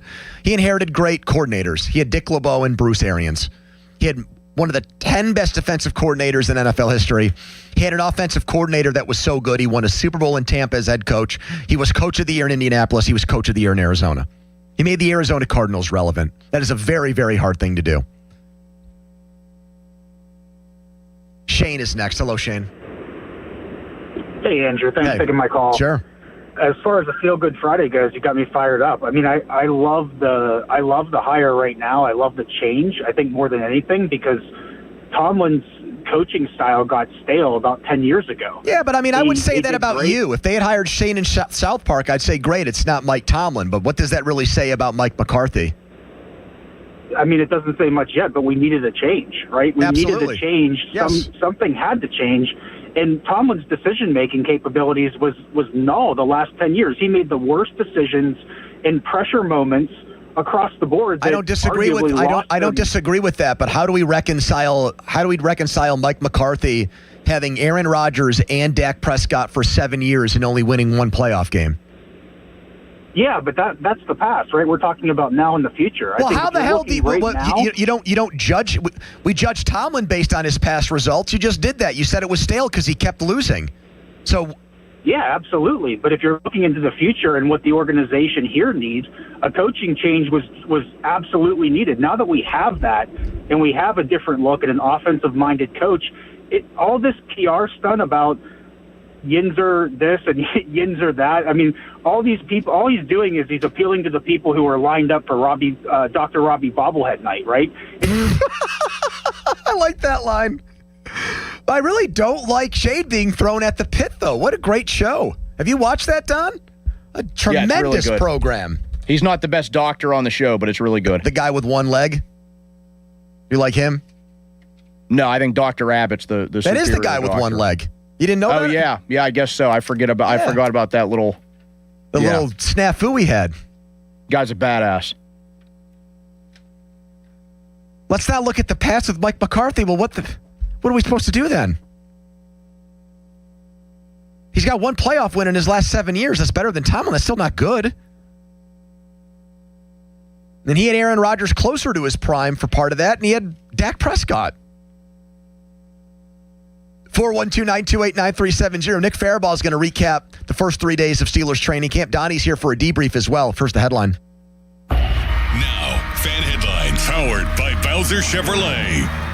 Reds beat the Pirates last night 3-2. Brandon Lau, his 23rd home run. That's now 3 straight losses for the Buccos. Bucks and Reds do it again tonight, a 6:10 first pitch in Cincy. That means the North Shore Tavern leadoff show with Dan Zangrilli at 5:15. It is Paul Skeens against Hunter Green. Headlines powered by Bowser Chevy. For more, go to 937thefan.com. Sports Radio 93.7 The Fan. Every Wednesday, 93.7 The Fan gives you an inside look from a former general manager with Wednesday with Whaley. Hey, we're playing to win the game. Doug Whaley joins the Fan Morning Show from 9 to 10 to give his insight from the front office perspective. Wednesdays with Whaley. Doug Whaley is brought to you by 2 Men in a Jug Truck. Cohen Market, the official crispy chicken of The Fan. Tri-State Office Furniture, Morgan & Morgan Law Firm, Smale Kia, and Allegiant Community Federal Credit Union. Sports Radio 93.7 The Fan. This Odyssey Sports Minute is brought to you by Goodrich & Geist. Get the good guys, Goodrich & Geist. When you first saw her, she was out walking her dog. You didn't notice her at first. But when you finally did, it was too late.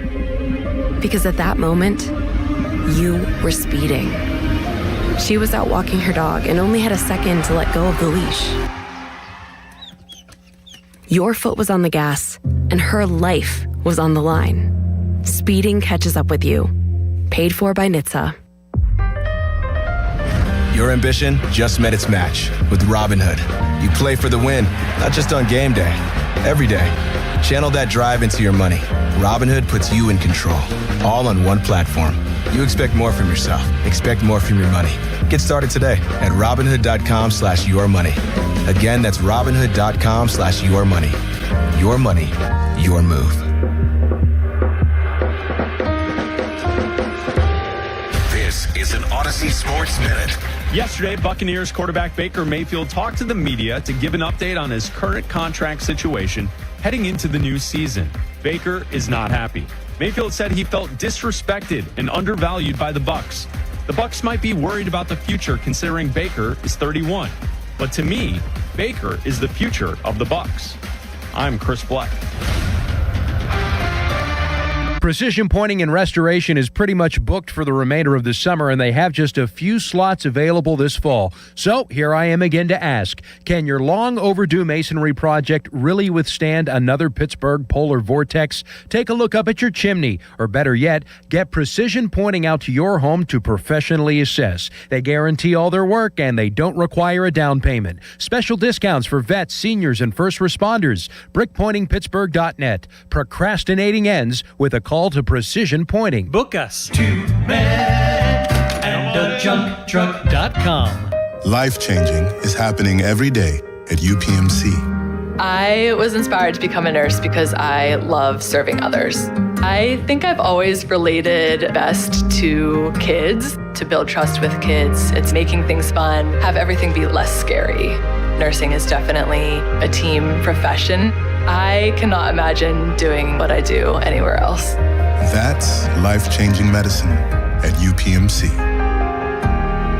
Training camp is back and Smale Kia is scoring big with the hottest deals of the summer. Right now, kick off the season with 0% APR financing for 60 months on all new 2026 Kia Sorrentos and Sportages. Whether you need the spacious 3-row Sorrento or the Tech Pack Sportage, Smale Kia has your winning drive. Hurry in. This championship offer ends on July 31st. Visit Smale Kia on Route 30 in Greensburg or shop online at smalekia.com with approved credit. Not all will qualify. See Smale Kia for details. Ends 8/3/26. Steelers training camp is back in Latrobe, and it's time to reach for the great taste of Miller Lite. Stop by Greater Latrobe Beverage, Depot Street, and look for special training camp displays featuring Miller Lite 30-pack cans, along with all of your other favorite Miller Lite packages all season long. Miller Lite is an official beer partner of the Pittsburgh Steelers. This is the story of the one. As a maintenance engineer at a beverage manufacturing plant, he starts his day knowing every line is ready to run, because Grainger delivers the industrial-grade products he needs to keep mixers, conveyors, and packaging equipment moving. With Grainger's vast selection of bearings, belts, and motors, he keeps operations running smoothly, so nothing grinds to a halt. Call 1-800-GRAINGER, click Grainger.com, or just stop by. Grainger, for the ones who get it done. I scream. You scream. We all scream. Because Wendy's famous small classic Frosty is just $1 for a limited time. More screaming, happy screaming, summer screaming, dollar small classic Frosty screaming! But please don't scream in the drive-thru. It hurts the employees' ears.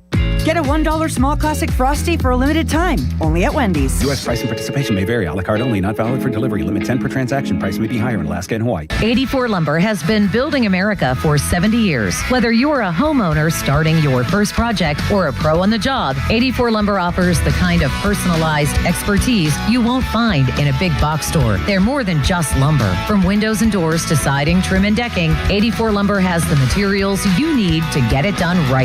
With 14 locations across Pittsburgh, there's one near you. Visit 84lumber.com to find your store. 84 Lumber, your hometown building partner for 70 years. The PM team is brought to you by Mike's Beer Bar on the North Shore. Meet me at Mike's.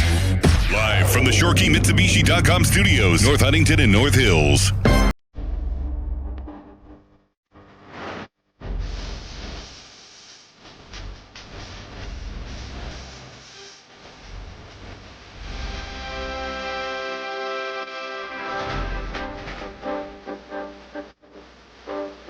Listen to the PM team on demand, Apple Podcasts, Spotify, wherever you get your podcasts. And by the way, the Fan partnering to support Pittsburgh Public Schools and students by providing stuffed backpacks for the Pittsburgh for PPS Back to School event presented by Target Freight Management. You can support by purchasing backpacks or dropping them off at a location near you. For details, visit 937thefan.com. Brought to you by Rugby Realty, Pittsburgh Regional Transport. That music means it's time for the Donnie Football Debrief.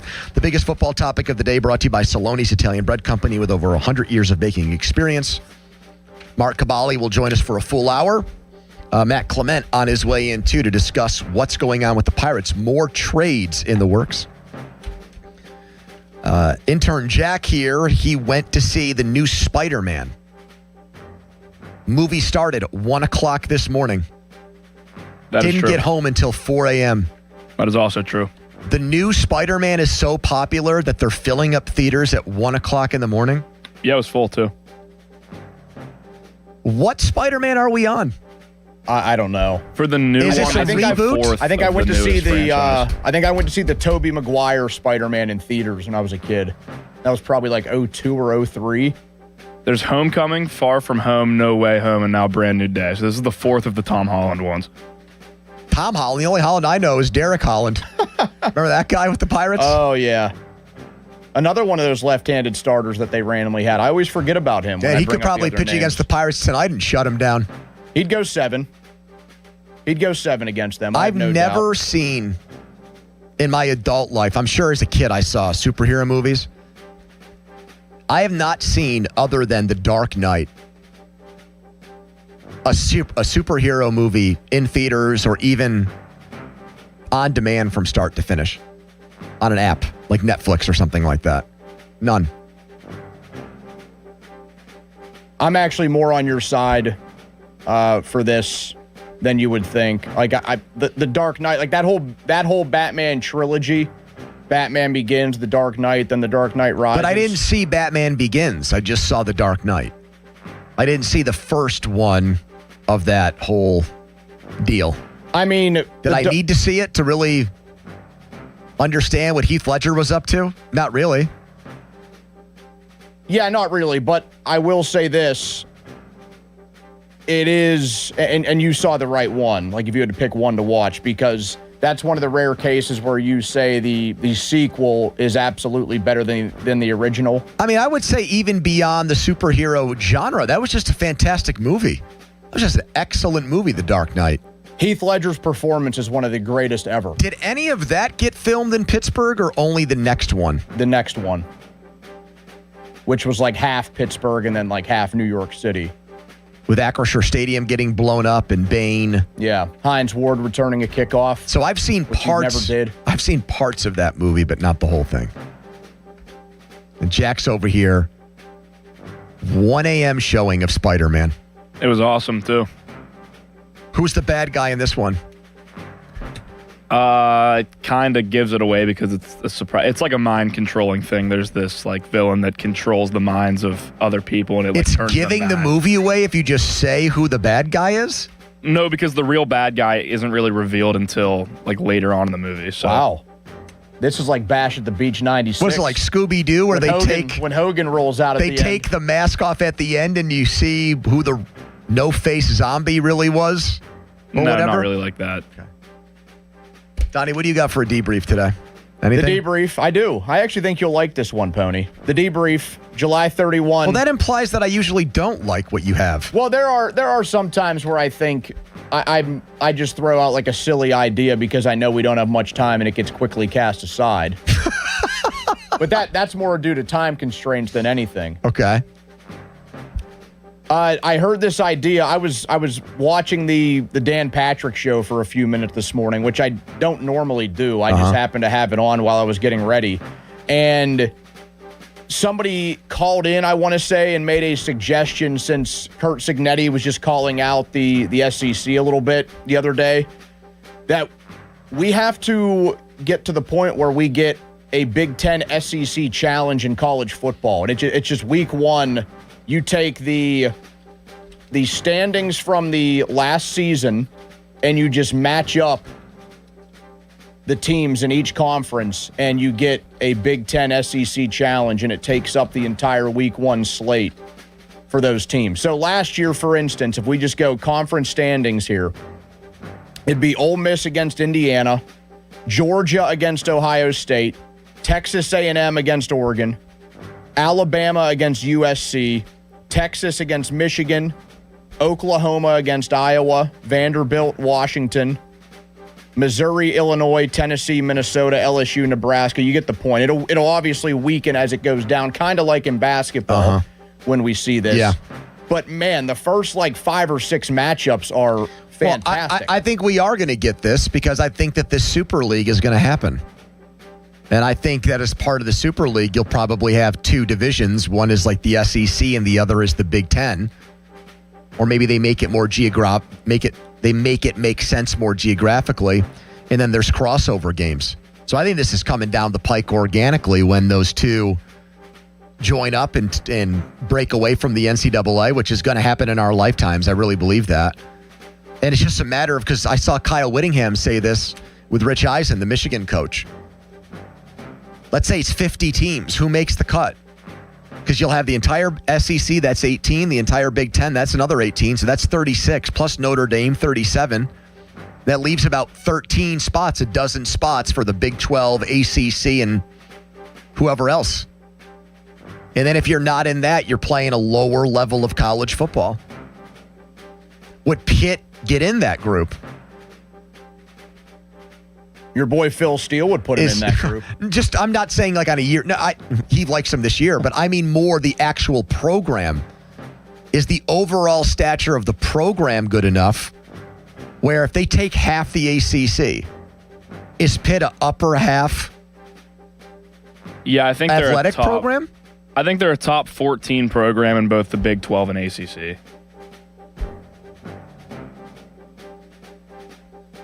So who would they take from the ACC ahead of Pitt? Clemson, Florida for State, sure. Miami. Now wait, are we assuming this is just football? Yeah.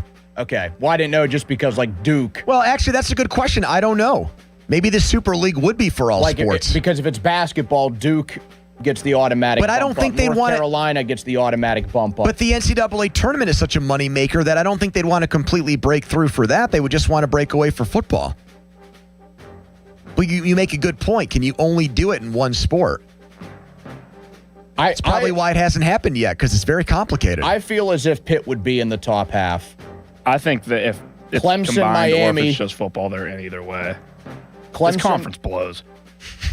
I mean, Clemson and Miami, to me, are the only ones that seem super Florida obvious. State. Yeah, Florida State's got to get in. How about North Carolina? If it's all sports. Yeah, and Duke. So we are doing all sports. Well, I did. Because I just asked that. I don't know. It's a good. I should have thought about that in advance. I didn't know that this was going to be the Both sports, debrief Louisville topic. So gets this it. is very much off the top of my head. You say Louisville? Yeah, if it's both sports, probably.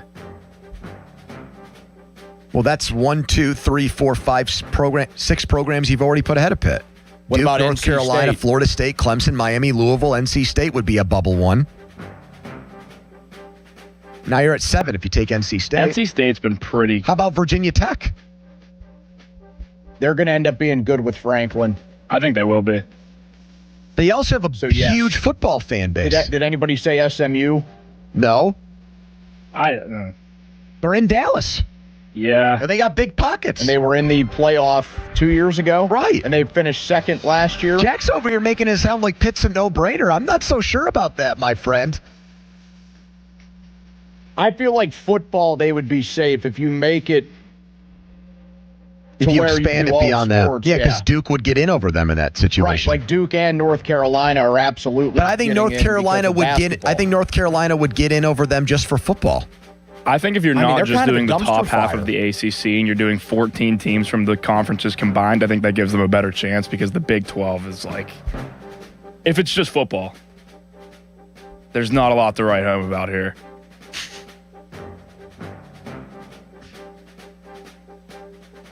Yeah. It's. I will not lie to you. None of this will be in my head when the first Saturday of college football gets here. I will be very excited to watch every game and spend my day watching games. But college sports in general is really, really effed right now, dude. Yeah. I mean, really, really screwed up. And maybe it always has been and we just ignored it. Or just pretended that it wasn't there. Like, let's be honest. Why were kids going to Ohio State and Alabama and Florida and these schools to begin with? They just liked the coach.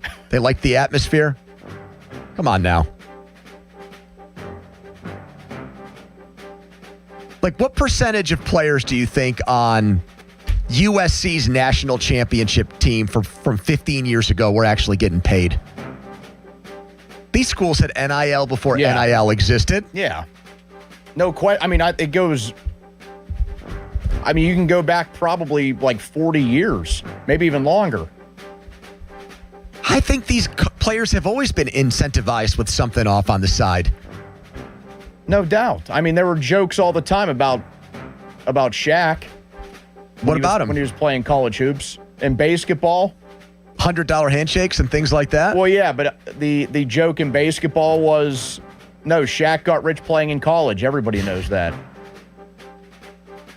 Is that the movie where Bob Costas talked about his nipples being hard? Yeah, which to this day, I still don't know how they got Al Michaels and Bob Costas in that movie. The two guys that played South Park pretty early on in their careers got Al Michaels and Bob Costas in the movie. The same way these guys got to the schools you're talking about. They paid them enough money to debase themselves to say stuff like that. Well, it was just surprising they had such deep pockets like that early on. Like South Park was only like 2 years old. Oh, but South Park was a phenomenon, man. Absolutely. It's like a 30-year-old show. Kids It's still forget going. South Park was tough. South Park was tough. All right, Nick Farabaugh is going to break down day 3 of Steelers training camp and the first week of Steelers training camp with us next. He's still in Latrobe. Follow us on Twitter and watch us there. Brought to you by South Hills Chrysler Dodge Jeep Ram, Route 19, Peters Township. Here's a headline. Now, fan headlines powered by Bowser Chevrolet. The Pirates lost their third straight yesterday. This time to the Reds. Brandon Lau homered. That's his 23rd of the year. The Pirates will take on the Reds again tonight at 6:10. The North Shore Tavern leadoff show with Dan Zangrilli will begin at 5:15. It'll be Paul Skeens versus Hunter Green. Fan headlines are powered by Bowser Chevrolet. For more, go to 937thefan.com. Muzzy. Hey, it's Chris Muller, and this time of year is probably a good time to think about your windows. Why? Because if your house is way more uncomfortable than it should be, and your air conditioner is working overtime, and you're still not really getting the results, like rooms in the house are hot, or the entire downstairs or upstairs is hot, and that means that your energy bills, in addition to all this other stuff, are way higher than they should be. It's just kind of a nightmare of cascading problems, right? Chances are your windows are probably the culprit. Fix them all with my friends at Universal Windows Direct. Take care of your windows. Get their premium Unishield vinyl windows and keep that cool air inside where it belongs. Right now, when you buy 4 windows, you'll get 4 windows free, plus 48 months of 0% interest financing, same as cash. It'll help with the bills. It'll help with the comfort. It'll just help you. Call 412-545-6003 or visit universalwindowsdirect.com to schedule your free estimate today. Like me, you'll be saying, I love my windows. Sports Radio 93.7 The Fan. You listen to them every day. Now you can watch them too on the Fan Video Stream powered by Bowser. Catch your favorite 93.7 The Fan hosts live on the Fan Video Stream. Just hit up 937thefan.com. Sports Radio 93.7 The Fan. Flight Friday, 50% off margarita flights at Plaza Azteca Greensburg, next to Westmoreland Mall. I'm back to doing what I love and more, thanks to the Good Feet store. Don't let bad feet stop you from being active and getting healthy.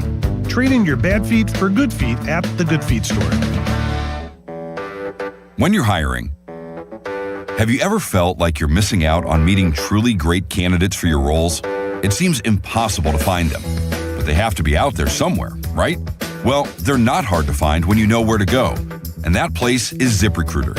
And right now, you can try ZipRecruiter for free at ZipRecruiter.com/radio. ZipRecruiter helps 10 million people with their job search every day. And because these people are actively looking for jobs just like yours, it's easy to find the right person right away. In fact, 4 out of 5 employers who post on ZipRecruiter get a quality candidate within the first day. But if you're not using ZipRecruiter, you're missing out. So see what it's like when the impossible is easy. When you go to ZipRecruiter.com/radio right now to try ZipRecruiter for free.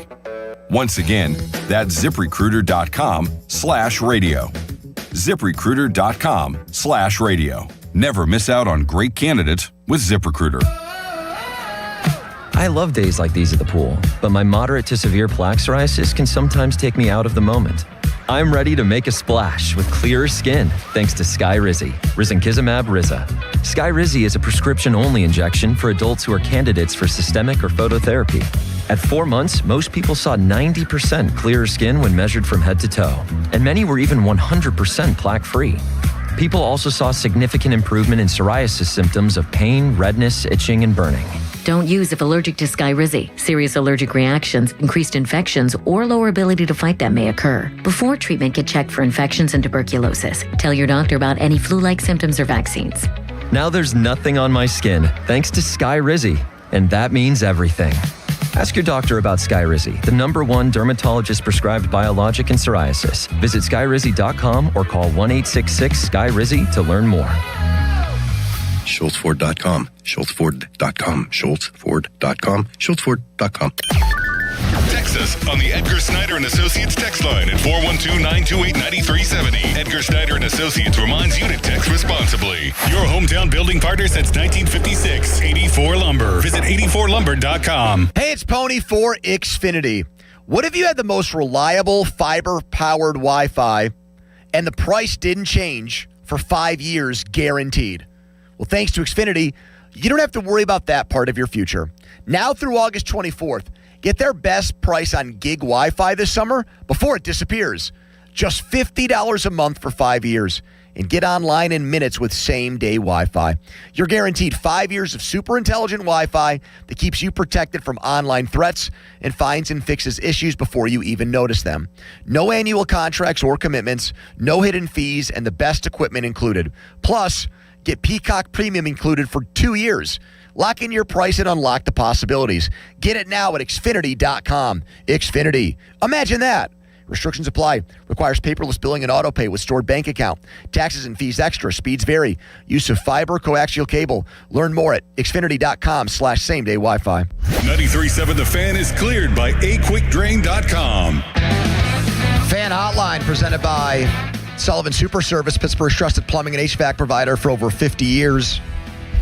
In 15 minutes, Matt Clement is going to tell us why we shouldn't lose our minds over the Pirates, why we shouldn't freak out over what Donnie Kelly did last night.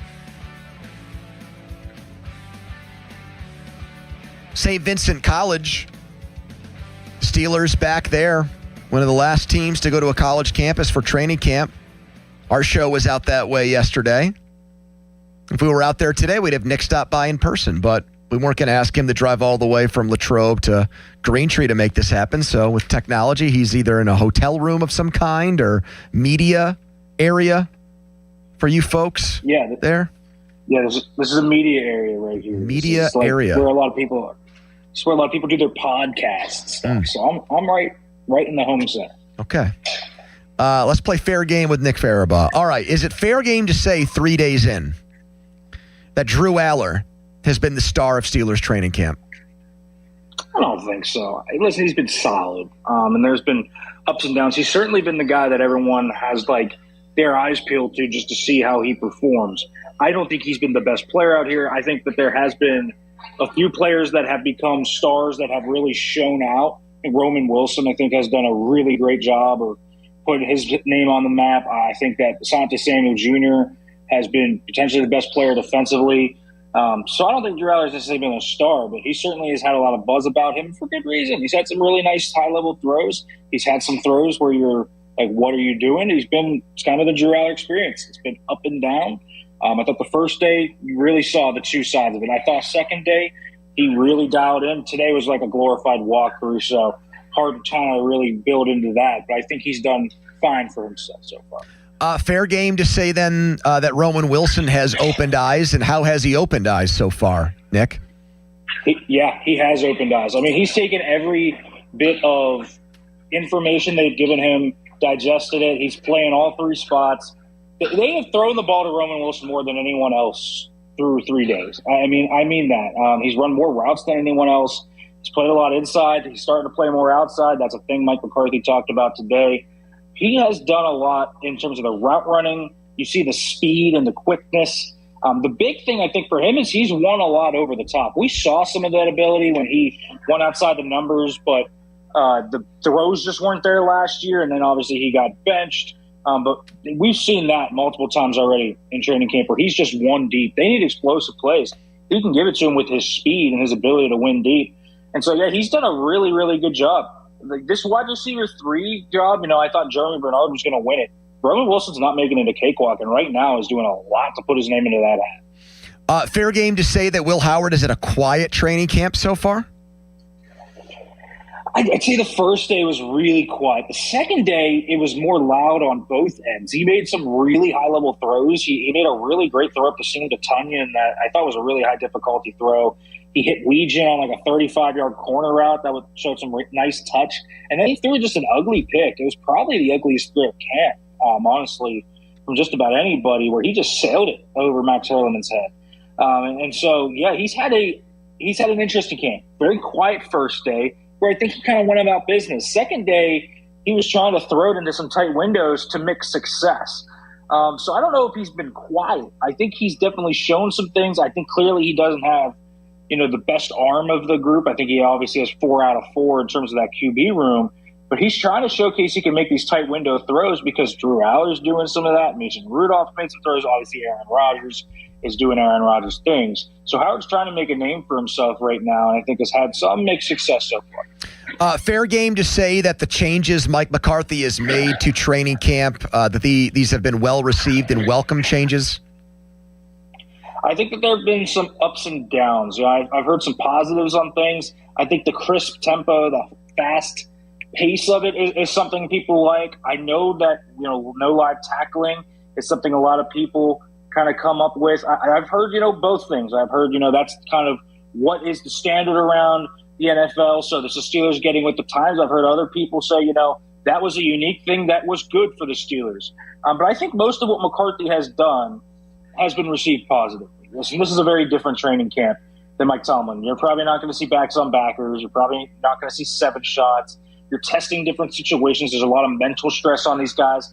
And they're fitting in team drills, individual drills. They're fitting in a lot of things in an hour and 30. There's no downtime. I mean, you put your head in your phone for 5 seconds and you missed a play. I mean, it's that quick. They're doing 2 different team drills at times. I mean, they're doing a lot of different things. And you're seeing these cameras everywhere. There's GPS data. So I do think that there's been a lot of modern kind of twists to this new type of training camp that we're seeing. There's been some reception, I think, from the old guard that maybe don't love it. But I do think most of it, honestly, is kind of in line with what most of the NFL does. Fair game to say that Patrick Graham has a way different vision for how star players and starters should be used in the Steelers' defense than Mike Tomlin? I do think there's a lot of differences. I mean, we've seen T.J. Watt move around a lot. We've seen Alex Highsmith move around. We've seen Nick Herbig move around. Jalen Ramsey's not out there, but I'm sure we'll see him move around. Jaquan Brisker's been everywhere. Patrick Queen is being utilized like the downhill blitzer he was in Baltimore. Like, there's differences in terms of how these guys are being used. There's disguises going on. This is a far different scheme. They're playing more two high stuff rather than single high stuff. Like, there's a lot of differences. I know that they've talked about, the 3-4 Don Capers defense and all of this and all of that and keeping the same things intact. But there's a lot different. It's not the same. They're doing a lot of different things. And Patrick Graham himself carries a different attitude and aura than Mike T did, just going from kind of position group to position group, pulling guys aside and teaching them different things. He's focused specifically on the defensive line, front 7 early on here, and I think that's been a focus. Stopping the run's going to be a big thing for them, but there's a lot of different schematics here for sure. Fair game to say that by the time we talk next week, with another week of practices in the book in Latrobe, that Joey Porter Jr. will be under contract. I think that's the toughest thing to answer, because Porter right now is stuck in limbo because he has no reason to sign right now unless the Steelers give in to some of his demands. Because Devin Witherspoon and Christian Gonzalez are going to drive that price up. Denzel Ward already did. I think Porter, would like to reset the market. I don't know if he will, but if he doesn't, he's going to get higher guaranteed money. If he doesn't reset the market, that's kind of what's going to come on with it. If he does reset the market, he's probably going to get a little bit less guaranteed money. So you got to kind of weigh the two things. But he could get a lot more money if Christian Gonzalez comes in and, gets $34 million per year and ups that guarantee to over half of the percentage of his contract. So there's not a lot of reason for Joey Porter Jr. to sign right now unless the Steelers kind of give him what he wants. And I'm not sure they're going to. I don't think he's on the same level as Devin Witherspoon and Christian Gonzalez, respectfully. I think he's still below them. I think he's more in line with Denzel Ward, and Ward got his deal done. We'll see if the Steelers end up giving in. I'm skeptical. I think this one, it has signs that it could drag. Fair game to say that if one of these Latrobe establishments took Donnie's idea to heart and had a running tote board and tally board of drinks consumed by Steelers media while in Latrobe, that you would win that contest, Nick? I would not win that contest. I'd be up there in top 3 or 4, but I would be hard-pressed to say there'd be 2 obvious people that would either be winning this. It'd either be Alan Saunders or Mike Pizzuto. One of those 2 would win that. Yeah. No Kabali. No dark horse Mark Kabali. Kabali's too inconsistent. He shows up some nights, and he does a good job when he's there, but he's not there enough. This is a nightly thing. Yeah. Saunders is there every night. He gets the volume stuff going, man. His availability is his best ability, Don. It is. Saunders by far has the most icy mangoes consumed at camp. I guarantee that. Nick, I heard it's a battle between you two. No, Who just said that? Adamski. Oh. Yeah, Adamski does go big when he shows up. But now Saunders and I, he says it's a battle. Saunders washes me.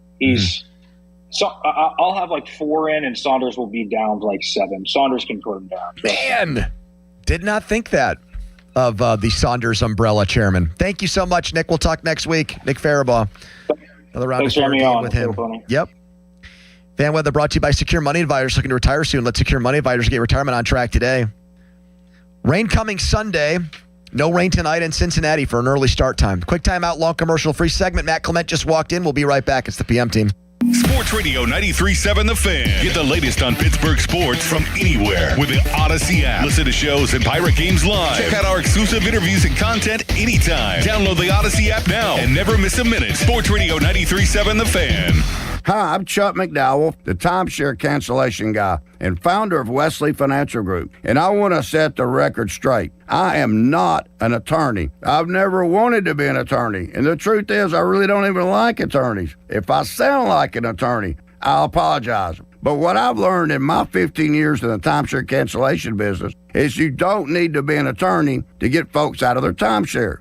After 15 years and over 50,000 cancellations, I can tell you with confidence, we know how to get you out of your timeshare. Call us today and we'll send you our timeshare exit guide absolutely free with all your options for cancellation. Attorneys, this was meant to be funny, so please don't sue me, especially my friend Kenneth from Black River Falls, Wisconsin. Call now for your free timeshare exit info kit. 800-316-5454. That's 800-316-5454. 800-316-5454. Hey, it's Pony for Mike's Beer Bar, Pittsburgh's best sports bar and the place to watch all the exciting sports action on over 20 large TVs. Make Mike's Beer Bar your choice on game days to catch all the sports you crave, including Pirates baseball, Premier League action, and soon, college and pro football will be back. Pittsburgh's destination for 300 local beers, 80 rotating taps, and over 500 total beers. Mike's also offers amazing food, including the famous Yinzer wrap and steak on a stone. Tell your friends to meet me at Mike's. We are Pittsburgh. In Pittsburgh, we drink local. We drink Iron City beer since 1861. Cold, smooth, crafted for generations. For more than 160 years, Iron City Beer has been part of the city we call home. Have you tried Pittsburgh's beer lately? Iron City Beer. Start with the original. Since 1861. When you see this in your kitchen, The stainless steel fridge is covered in fingerprints. you hear this. Leslie, people are going to think you were raised in a barn or by wolves or raised in a barn by wolves. Fortunately, Wyman Stainless Steel 3-in-1 cleans, shines, and protects to give you the best shine. A spray and a wipe will have your fridge shining like a mirror. Wow, my fridge looks brand new. Your fridge looks amazing, Leslie. Sorry, I was being a little dramatic earlier. Your kitchen says a lot about you. Let it brag with Wyman. Hey, it's Brew, and I feel like everything in my life depends on being connected. Whether I'm uploading a video, hopping on a call before my show, or video chatting with my family back in Michigan, I never have to think about my Wi-Fi. And that's why Xfinity stands out. You get the most reliable, fiber-powered Wi-Fi with the best equipment at one price for 5 years guaranteed. No contracts or commitments. Plus, you can get online in minutes with same-day Wi-Fi. Restrictions apply. Not available in all areas. Use of fiber or coaxial cable. Learn more at xfinity.com/same-day Wi-Fi. Xfinity, imagine that. HD1 Pittsburgh, an Odyssey sports station. Live from the Jim Shorkey Mitsubishi.com studios, North Huntington and North Hills. Always live and free on the Odyssey app.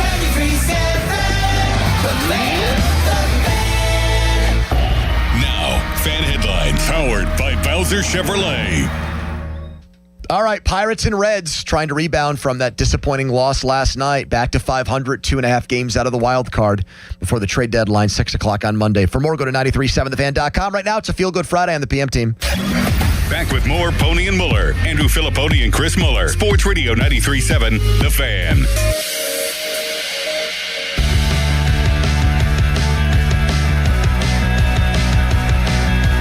Soto behind 2-1 on low in the pitch. Bounced off the plate, up the middle, cut off by Triolo to second. Relay late. Game's over. Cincinnati wins. And the Reds walk off the Pirates. They score when they couldn't quite turn what was a tricky double play opportunity. thought about it. With Mace, I know 7 pitches looks low, and it is. When relievers coming in, sitting down, going back out, we have not pushed Mace into 2 innings this year yet. And what we've seen is his ability to bounce back after he goes multiple ups, and just felt like him going 2, even though the pitch count was low, will have residual effects downstream too.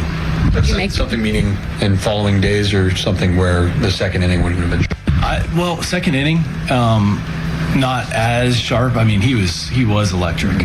Second inning, maybe not as sharp. And then following up, I think that we've seen with him is sweet spot for him is 1. We've been able to push him here recently to 4 outs, but 6 in that moment, even though the pitch count was low, felt like asking a lot for him to come in, sit down, and go back out. All right. Let's do Pirates. We put them off long enough, but we have to. Still a major topic. People still care. People still get upset when they lose, which is good that it's the end of July.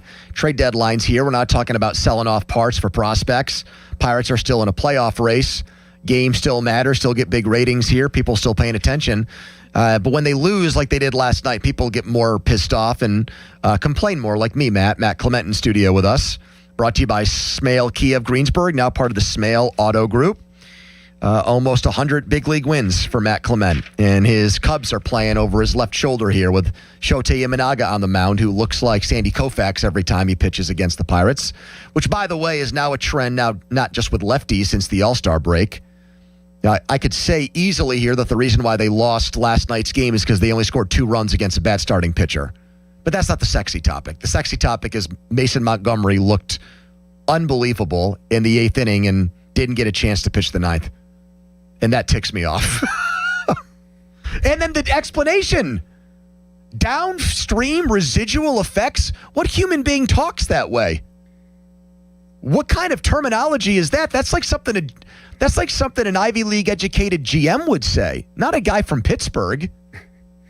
Yeah, it's questionable why he wouldn't go back out. I'll take it back a step further. Where Montgomery kind of like has established himself as your 9th inning guy the last 2 times he's went out there to close games. So why is he going out before Soto? If you're thinking he's only going 1 inning, then I don't understand why Soto, who's been iffy of late, doesn't face 7, 8, 9. Then you at least have Montgomery for the rest of the crew, or even maybe bring Montgomery in to get Ellie. Great point. And to me, that is a great point. Why not flip it and have Soto face the bottom of the lineup and have Montgomery go against their best guys? Because I felt like there was a point that should have gotten asked last night too. There was a point in the last series, the last homestand, where you saw the higher leverage spot opportunities go to Montgomery. Okay, nothing's worked.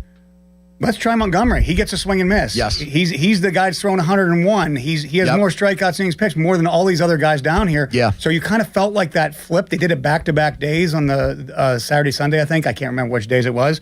And then so I kind of felt like he was, okay, it's his turn. He's the guy we haven't tried, and he maybe makes the hot hand for us right now. He maybe makes the most sense in case we don't get a bona fide closer at this deadline. Maybe he does become that. So that's what was, of all the stuff that happened last night, that was most confusing to me. And it wasn't most confusing that a guy that threw 7 pitches to get 3 outs didn't come back for another inning? Yes, that was confusing too. But if that's your thought, he's only going to throw 1 inning, then why wouldn't they be flipped? Yeah. If you're, especially with Soto being iffy, like you said, 7, 8, 9, there's not a lot I can say to defend why Montgomery wouldn't come back out, especially if it's 15 pitches. It would be hard to defend, but 7 pitches is like almost impossible to defend. Matt, that's like him coming in to get 1 out, right? That's 1 at bat, 7 pitches.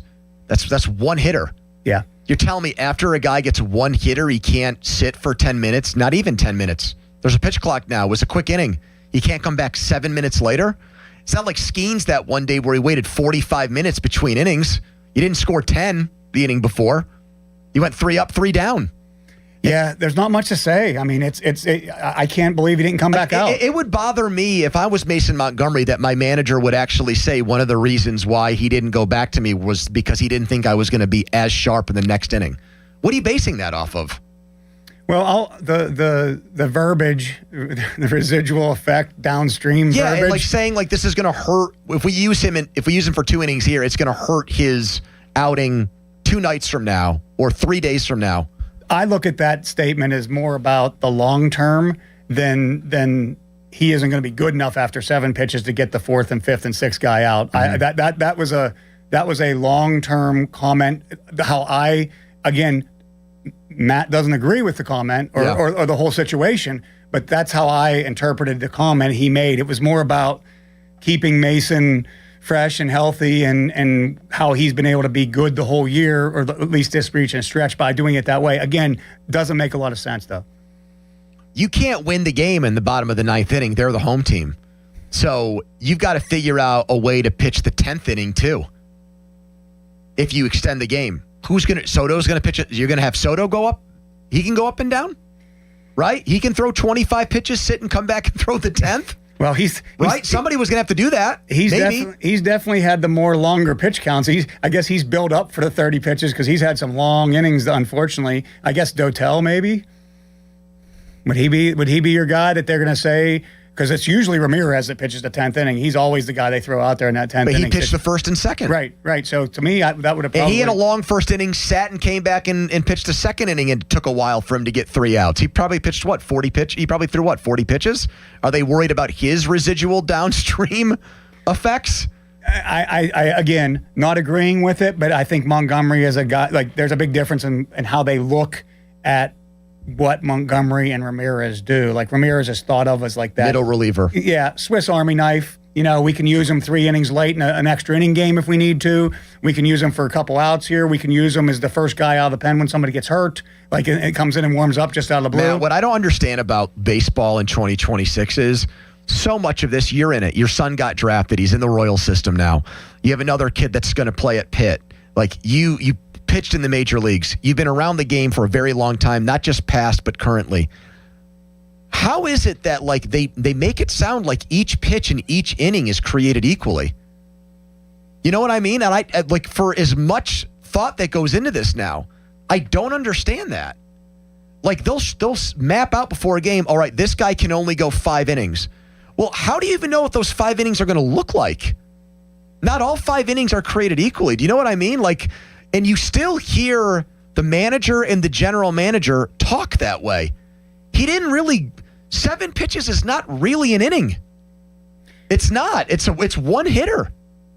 And I'll take it that. I'll take it like this. I've been preaching this about Ashcraft all year, and everybody's talking about this magical number he can't get past and everything. The majority, I'd say 90% of Ashcraft's innings have been easy, quick, efficient, quick outs, not stressful, not guys on base. And it's a different version of what you just asked me. Yes. So I'm not as worried about Ashcraft's innings and where he's at. If anything right now, my take on Ashcraft, not to jump on you here, but my take on Ashcraft is the league is hey, this guy's getting through innings in 7-8 pitches. He's throwing nothing but throwing strikes. Let's swing. Matt, and think about what you just said there too. That's why we got what happened last night. They did a bullpen game because they wanted to give Ashcraft an extra day. Yes. That's why they did it. Well, I think it was Skeens and Ashcraft. I think you're 17 games in a row without an off day. That's a long stretch. I think it was beneficial to both of them because if it wasn't, you would have thrown Skeens last night and done the game tonight. You would have done, the fact that it was able to give Skeens and Ashcraft an extra day, I think was big. But like you said, though, not all pitches are created equal. Montgomery threw 7 pitches. He got through that inning. Here's the thing. If he would have thrown 10 or 12 pitches, but come in with the bases loaded and 1 out, I would have agreed with taking him out more because those were stressful pitches. When you're talking about not every pitch is created different. No, it was a rocking chair inning. Yeah. It was an easy one that he barely got going in. So that's what he didn't even work up a sweat. That's where the controversy and that's where the criticism is coming at this point. And there's probably something deeper that frustrates everybody a lot of that had to do with a matchup or whatever the case may be. That's probably deeper embedded in there, a part of that decision, not the real decision, but that aided that decision. Probably aided the reason that Soto started the inning before and Montgomery started the inning before and Soto started the other. There's probably some deeper, analytics that people that everybody in Pittsburgh's losing their mind about right now that probably had a little bit of play in this too. I'd have to say. I love that. Deeper analytics, stuff that we can't understand or see that only they know that justifies a bad decision. Do you think that if Triolo stays on the right side of the infield, that Lau is able to field that ball and turn a double play? I think it would have been really close because if you look at when Triolo... How about this? Closer. Slightly. I think he's safe. I think he's going to be safe. I can't, I know it's everybody's pinatas, Triola. Like, I can't sit there and say that I'm going to blame Triola on that play because he's taking control of a situation that he thinks that, he's your best fielder that's out there. That's why he's out there. And he made the decision that he thought was best in that spot. I don't see it being successful either way. Because if you look at when Triola caught that ball... Fair enough, but let me ask you, if you're coaching that play, you want your shortstop when the ball's got to go to second, got to go back to second base. He can't just get the out at first. Maybe you're right. I'll give you that on that right there. I'll give you that. If that's a coachable moment, what are you telling him? I think you're telling him let the ball go to your second baseman, right? Yes. If you look at the replay, though, Lau was a long ways away from second base. Like, he wasn't like it was a Triola catch, weird move, but in a double throw. play situation, I think that's got to be the second baseman's ball. Or where it landed, Triola goes right to shortstop himself, goes to second himself. He might not, he might have been able to get that ball almost himself by straddling that bag, almost like a hold like you're catching the ball there. Either of them, tough play. I just refuse. I mean, he takes a beating too much. I refuse to say that was Triola's fault. Okay. I know if Mueller was here, he wouldn't agree with you. I know that. Well, I honestly, I think the play there, you weren't turning a double play there. All right, explain now. Talk to me off a ledge on this. All right, why is Valdez getting pulled for a pinch runner in the 8th inning? You're taking a guy with an OPS over 1,000 out of a game in a tie game, 1 out, second base for Billy Cook. You have an argument there also. You do. I understand why. You're going to win this game. You're trying to win this game, and let's go get it. And I haven't really watched Valdez's speed. Is he extremely slow? I just don't expect him to be like he's not a Zuna running. His sprinting speed. It's crazy how they measure these things. You want to talk about the analytics the Pirates have? The Major League Baseball proprietary information that they make available to everybody. When Valdez apparently gets to max speed, he is still in the upper half of major league players. That is measurable. I'm not making that up. Correct, Jack? 67th percentile. 67th percentile. Let's Cook. I don't know. Malsey probably knows. That's his favorite guy. But, I mean, the thing I said off the air to Bechtold about this today was, do you think that Tony La Russa would have taken prime Albert Pujols off second base in that situation? And that's what Valdez's numbers are right now. Well, that's who he's hitting like. That's a tough analogy. Who he's hitting like. Well, Matt. I mean, he's had a stretch here these last. He was 4 for his last 24 at one point. And the other thing, and this isn't me bash Valdez session, but before last night he's punched out 56 times, 130 at bats. He has walked 19 times, but to compare him to prime Albert to Albert Pujols, no, but I'm saying I think that's unfair. But his numbers look that. He's been okay. Well, he's been that way for this Pirates offense. He's the only reason they're in this race. He's been their best hitter recently. Like what he's done since the break is the only reason they've won games. So if you want to say that's extreme, fine. But he's been their best hitter. Correct. You're taking your best hitter out of the game for the off chance that there's like a single, that the only way you score in that situation is on a single where the guy goes from second to home. That just doesn't sit well with me. That doesn't sit right with me. And that's kind of been their blueprint with Billy Cook. It's like he's going to come in and pinch run to try to get the run. They're going to bring him in to play the defense at the end because he's their best defensive outfielder. But it's not the bottom of the 9th inning at home. True. With 1 out and a guy at second base. You have an argument. You have an argument there. I feel more on your side completely on the Montgomery one than this one. I feel like this was a 60-40 probably. Jack, you think it's 60-40? I think it's more 95-5. What was the question? Valdez pinch running for him. I was, to me, 100-0. I didn't understand it. Well, here's another question too. Like, look up Cook's top speed. By the way, what percentile is he? He's fast. It's 95th percentile. Well, whoa. But here's something that we aren't factoring in because like I'm not making that decision based on percentiles of speed at the highest speed. I'm making that on who's my best base runner. Like he's going to get the better jump. He's going to get the better, he is a better base runner. He's going to get the better read. No doubt. He's going to get the better read on a dirt ball or whatever the case may be. That's part of some of the, again, I try to give you what I think why they're making the decisions. I don't always agree with what I'm telling you, but it's hard. It's a hard argument where I can get on your side with this. It's a very hard argument because he is the best hitter in your lineup right now. And this lineup has been struggling.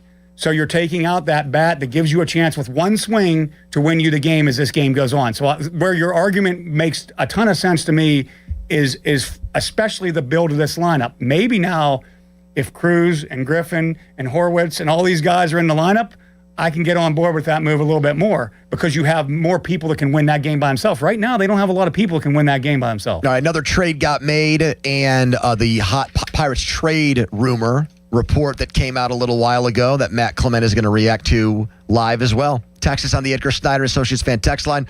Person Law Firm, they always say there's never a fee unless we get money for you. Jack has a headline on tonight's Buccos game. Now, fan headlines powered by Bowser Chevrolet. The Penguins extend Tommy Novak 3 years, $4.65 million a year, 16 goals and 26 assists on the season last year for Novak. Fan headlines are powered by Bowser Chevrolet. For more, go to 937thefan.com. Comer and Cross did my garage floor. They can do yours too. It's not just VIP treatment. They treat everybody like royalty at Comer and Cross. Seriously, they can get a garage floor done in one day. Installation is fast and easy, and it looks great, and it'll stay looking great, guaranteed to never chip or crack. You do an epoxy job or paint job yourself, you better read the fine print on that thing and exactly how to do it, because even if you do it right 5 years from now, you might have to do it again. You don't have to worry about that with Comer and Cross, and when installation's 50% off, the price is right. Don't just take my word for it. If you type in Comer and Cross into whatever search you want on your phone, on your computer, you're going to see thousands of 5-star reviews. It can increase your home by up to 10%. So look at it as an investment too, in addition to it looking good. So take advantage now. Call before they run out of spots.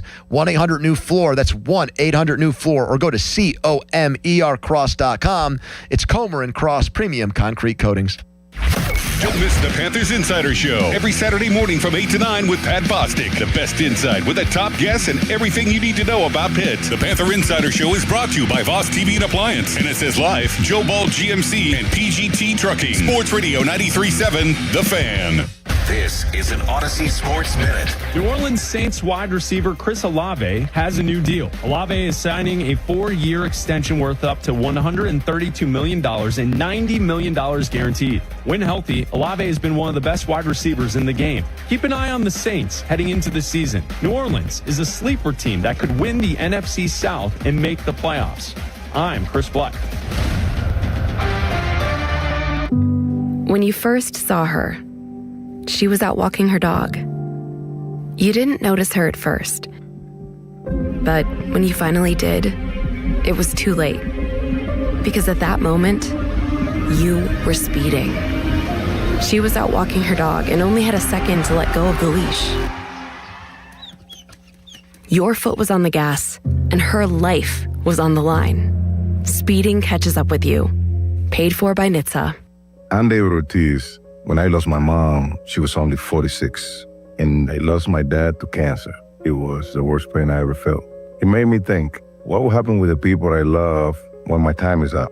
That's why I have life insurance. Ethos makes it easy. It's all online, take about 10 minutes, and you can get up to $3 million in coverage. Get your free quote at ethos.com/game. That's ethos.com/game. Paid testimonial. Time spent on application may vary. Online health questions required. Finding great candidates to hire can be like, well, trying to find a needle in a haystack. Sure, you can post your job to some job board, but then all you can do is hope the right person comes along, which is why you should try ZipRecruiter for free at ZipRecruiter.com/radio.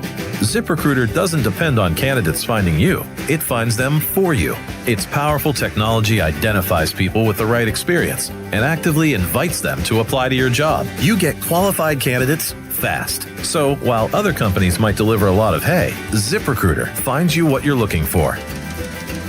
The needle in the haystack. See why 4 out of 5 employers who post a job on ZipRecruiter get a quality candidate within the first day. ZipRecruiter, the smartest way to hire. And right now, you can try ZipRecruiter for free. That's right, free at ZipRecruiter.com/radio. That's ZipRecruiter.com/radio. ZipRecruiter.com/radio. ZipRecruiter. Heart disease is the leading cause of death in the United States. So when it comes to your heart, there's no room for compromise. At UPMC Heart and Vascular Institute, innovation, technology, and world-class expertise come together to treat the most complex heart cases, redefining what's possible for patients who need it most. Getting your heart checked can save your life. Schedule your appointment with the region's leader at upmc.com/heart. Now for the Gherkin Roofing and Contracting Call the Pickle Today Traffic Center. The Parkway East outbound is seeing traffic build around Technology Drive and the Bend at Bates with early brake lights forming as you head towards the Squirrel Hill Tunnel. The Parkway West outbound is still moving. No major delays just yet, though, through the County Jail region and 2nd Avenue stretch. From the voice of Pittsburgh 100.1 FM and AM 1020 KDKA, I'm Logan R. Blaster. Live from the ShoreKeyMitsubishi.com studios, North Huntington and North Hills. Yeah, we have the resources to win games and be playing baseball in October. We have to go do our jobs, and I don't think anything's changed. You know, we believe this team is capable of doing that. We gotta continue to do the work to actually make that a reality. And in the next week, some of that work is going to be related to the trade deadline. That's the jobs we have. And then there's a bunch of other stuff that happens inside the clubhouse that has to keep happening every day too. So believe in the group, believe we are capable of winning games and playing games in October. Got to do the work to go do it. Ben Cherington on the Pirates having the resources. Fan hotline presented by Sullivan Super Service, Pittsburgh's trusted plumbing and HVAC provider for over 50 years. Matt Clement, owner of almost 100 big league wins, in studio with us. Our 93.7 The Fan MLB analyst. Pirates and Reds tonight. Early start, 6:10. So Zane Grilli comes on the air to get people ready at 5:15. Ken Rosenthal, the latest to report the Pirates aggressively pursuing Luke Weaver. You've been on the Luke Weaver train since Memorial Day. That's been a big thing you've pushed, the Met setup guy. Now, in that answer, Ben's saying we got the money. Money's not the issue. There's been reports about how they need to keep payroll even, Steven. If you're going to bring money in, you got to push money out. Matt, here's the question I have about Weaver, though. Are they willing to pay him $13 million next year? Is it 13 or 11? I thought it was 11. I saw 12 and a half. That's why I actually rounded it up to 13. Okay. But that's the number I saw with him. We'll check that, Jack. Give me Luke Weaver's contract for next season.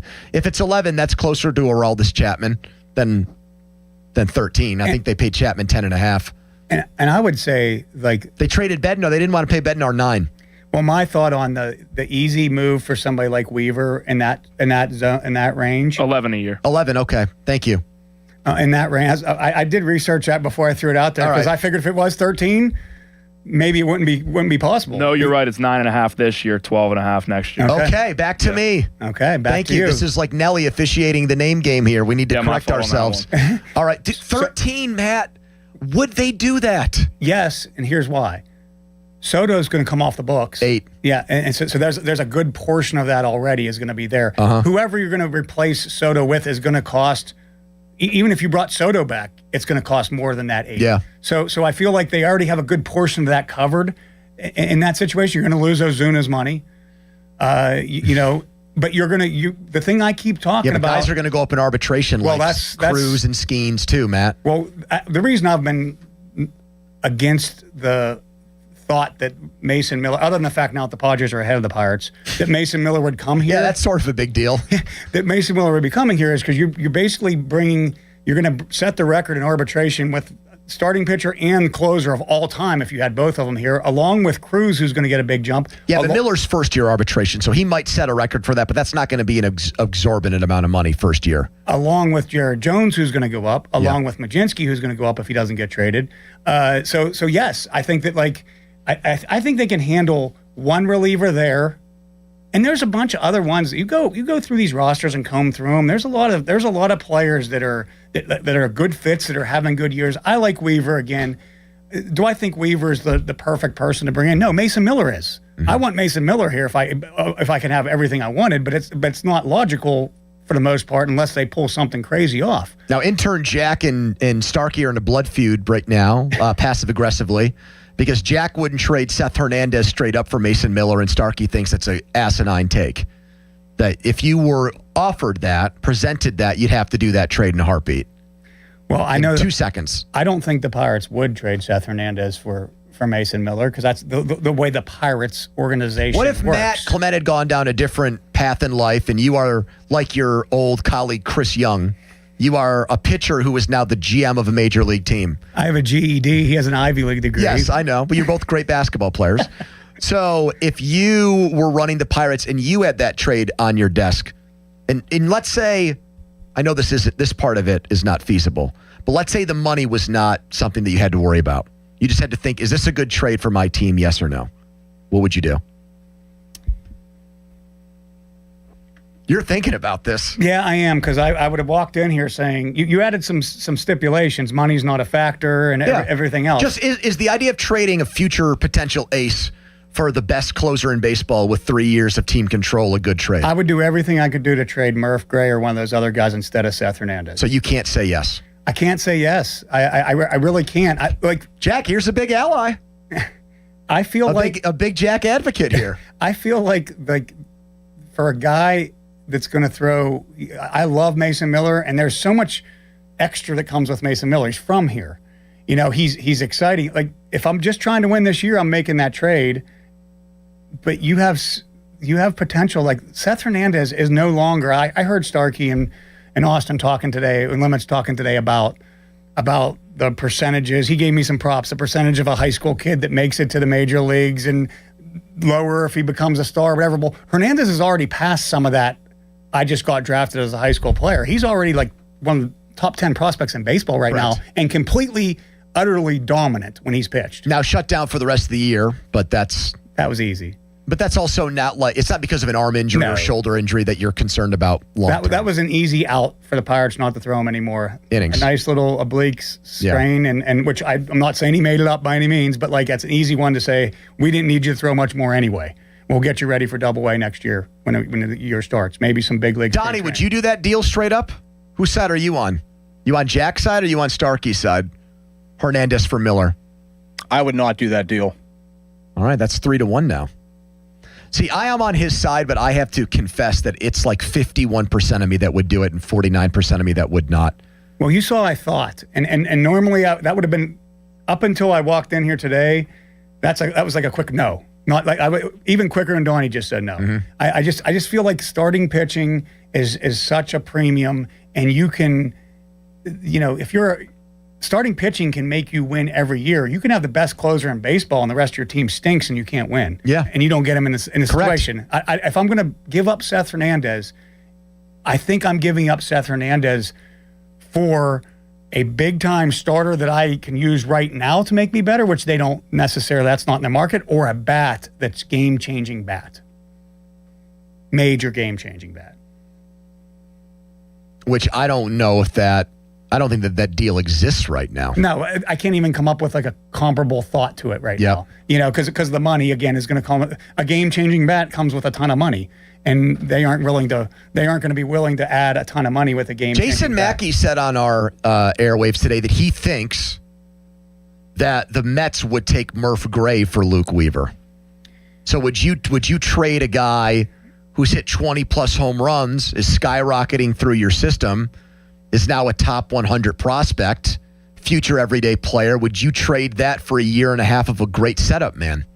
I'd try to trade Stafura first. That's probably why this deal's not going to get done for the Pirates, in addition to the money, because of what you're doing here. Everybody thinks I'm crazy. The name to keep your eye on here is Majinski. He holds Matt, value. I don't think you're crazy at all. I said I think there's a better than 50% chance he gets traded in the next few days. You're on Team Matt on that one. Yes. I just feel like there's enough signs of how the weirdness of the bullpen's been with him, like the inconsistency of the usage and all that. But the Mets can look at Majinski and say, that's my fourth starter next year.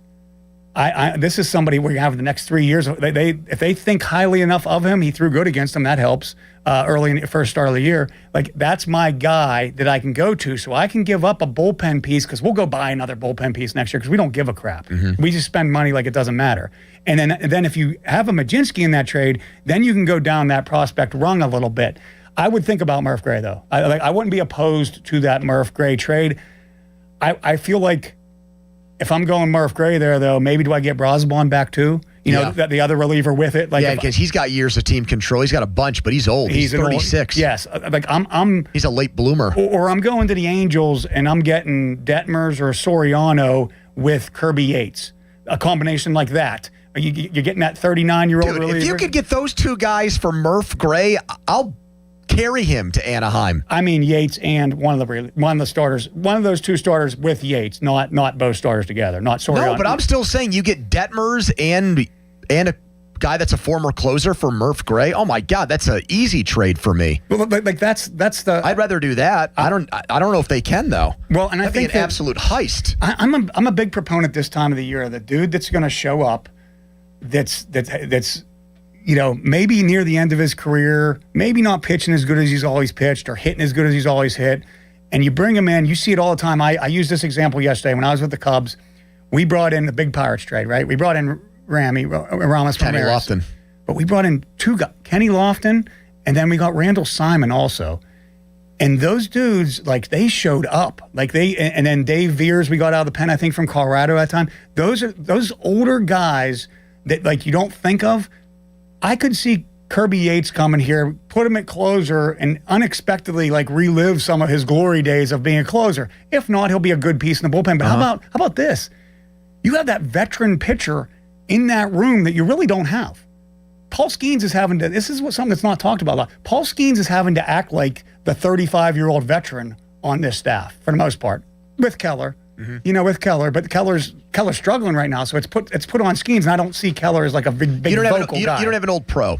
Yes, and I think that so I'm a proponent of grabbing even a hitter like that. Like, to me, those are moves that I think those are moves that are on their radar, on their board. But like, I don't know. I'm not privy to know anything about Murph Gray and what he might be great or good or bad at, other than that Murph Gray's stats are off the charts right now. Follow us on Twitter and watch us there. Brought to you by South Hills Chrysler Dodge Jeep Ram Route 19, Peters Township. I'm going to ask Matt, what happens if the Pirates lose tonight and lose tomorrow for Monday?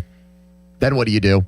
But first, an intern Jack headline. Now, fan headlines powered by Bowser Chevrolet. We are getting close to the NFL season. The Hall of Fame game is next Thursday. It'll be the Carolina Panthers versus the Arizona Cardinals, 8 p.m. Fan headlines are powered by Bowser Chevrolet. For more, go to 937thefan.com. Mulsey. Hey, it's Chris Muller. I'm part of the 1 Million Club. So is Donnie Football, as a matter of fact. Now, let me explain myself.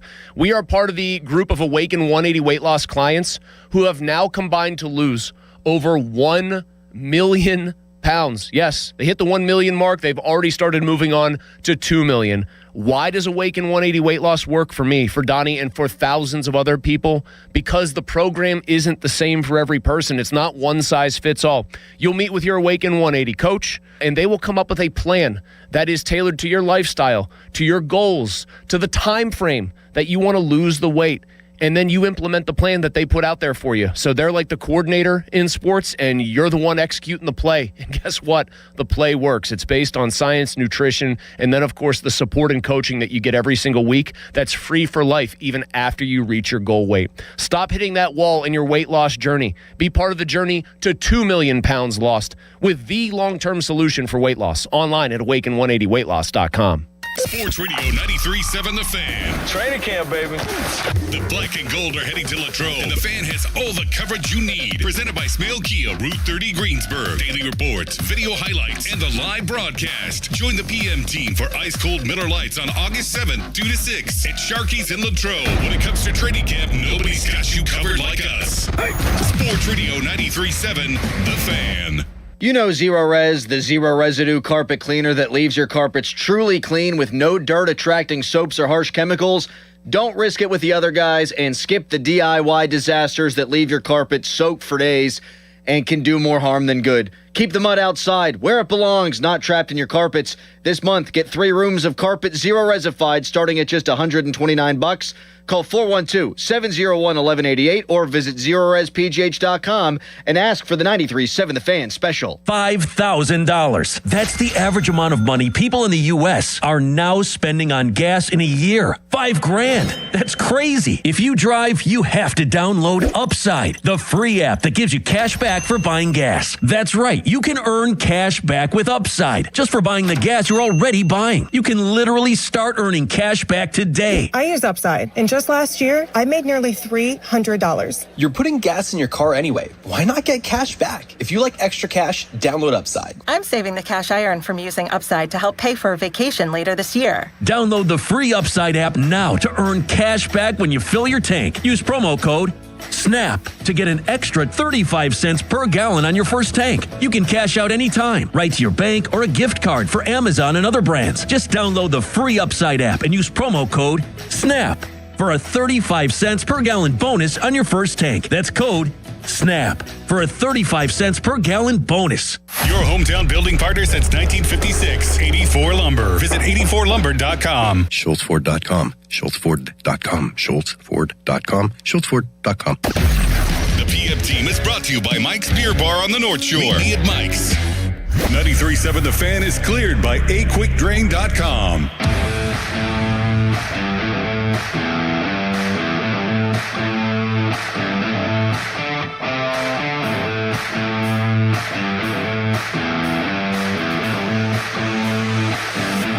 First pitch swung on, hit high and deep out to right, and Brandon Lau has tied this game. Home run number 23 for Brandon Lau.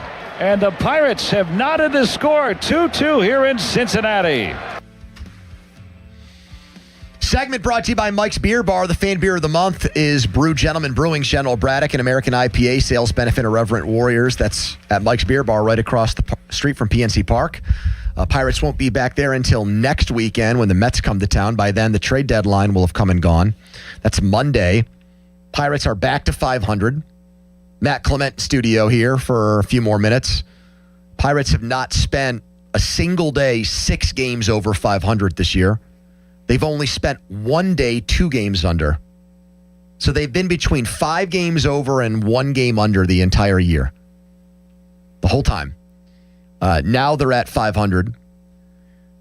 The trade deadline's Monday. Brandon Lau. I've not seen him, Matt, come up. No insider has put his name out there as, hey, we'll see what happens with the Pirates. If they have a bad weekend in Cincinnati, he might be available on Monday. So that makes me think that he's going to stay here. But can you make an argument for trading him? Hypothetically, you can, but I don't think there's any way they will or would I want them to. Hypothetically, if things go really bad this week, that could be something that come, and it's the possibility it could come up. Doesn't it feel like when you just said that stat of between 1 game, 500 and 4 games over, that makes us feel like almost like a NFL season where every win and loss is so important and more excruciating. Like a game last night becomes more excruciating. If there were 9 games over and that game happens last night, you don't even feel it. But like it's been so close to just hovering in that spot. Give them credit for hovering when they could have broke, but at the same time, they can't get over the hump and like clear the space and get like 8 games over. Even what you just said there, I agree with. It's true because they've kept treading water without Griffin, without Horwitz, without Cruz. Endy was out for a long time too. But conversely, it's hard for me to want to pat them on the back because they don't have a starting pitcher who's missed a start. I mean, how many teams go this deep into the season where their 5-man rotation has been the same rotation since March? And their bullpen has blown so many games. And their record against lefties, like, they've done some things self-inflicted wounds-wise that just aggravate me and don't make me want to give them credit for this little engine that could story that they would be otherwise with the injuries. Agree. I agree with you. With the bullpen, the 12 easy games, I've heard everybody say at least, and somebody's probably counting them up, like the 12 easy games the bullpen's blown. And Pony, you make a great point that I keep saying about this trade deadline. Everybody's like, oh, they're going to trade for a starter. Where is he going to start? Like who they put in what spots? They already have a starter in the bullpen. And Unless they trade him. And these 5 start like tell me who everybody was like, well, kick Mitch out. Well, they aren't kicking Mitch out. Like unless they trade him, he's not getting traded. And he's not a bullpen piece. He's like the least likely of all those guys to be able to throw in the bullpen. So, career starter his whole life. So yeah, what are they doing? Shutting Jared Jones or Bubba Chandler down in the next week because of innings limits? I don't think so. No. The starters have been, they've made all their starts. Have they been, I'll give them fairly disappointing because their expectations were so high. That's why they're fairly disappointing. But if you look at it from the lens of you didn't know what you were getting out of Jared Jones, you didn't know what you were getting out of Bubba Chandler. Everybody else thought, this is what I thought Bubba Chandler was going to be personally. This is what I thought he was going to be. And hopefully this last game, take it out, this little upward trend he was on continues to go.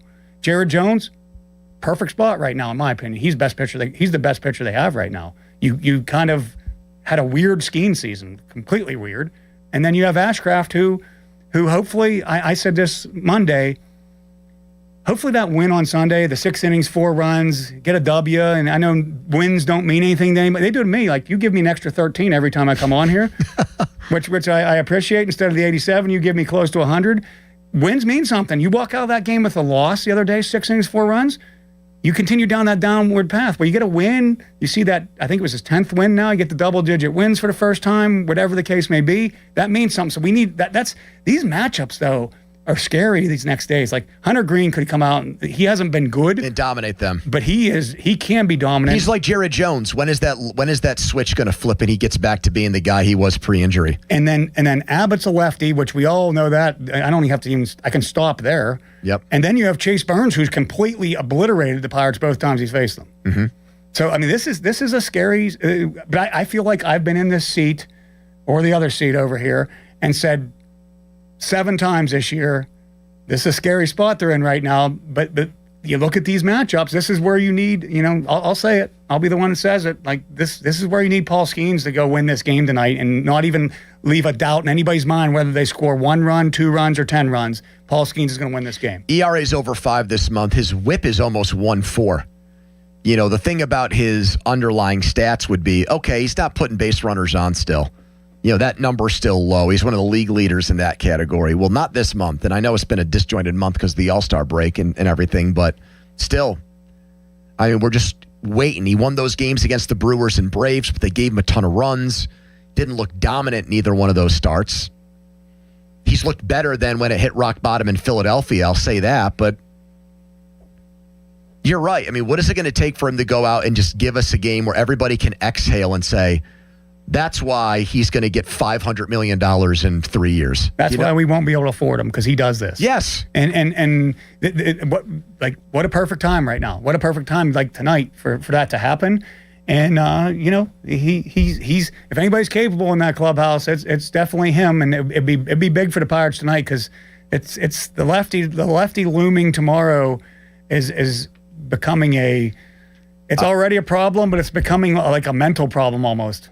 I have not defended Cherington, but to be fair, I have pointed out that, all right, everyone wants him to trade for bullpen help. I want him to trade for bullpen help, but really no one else has.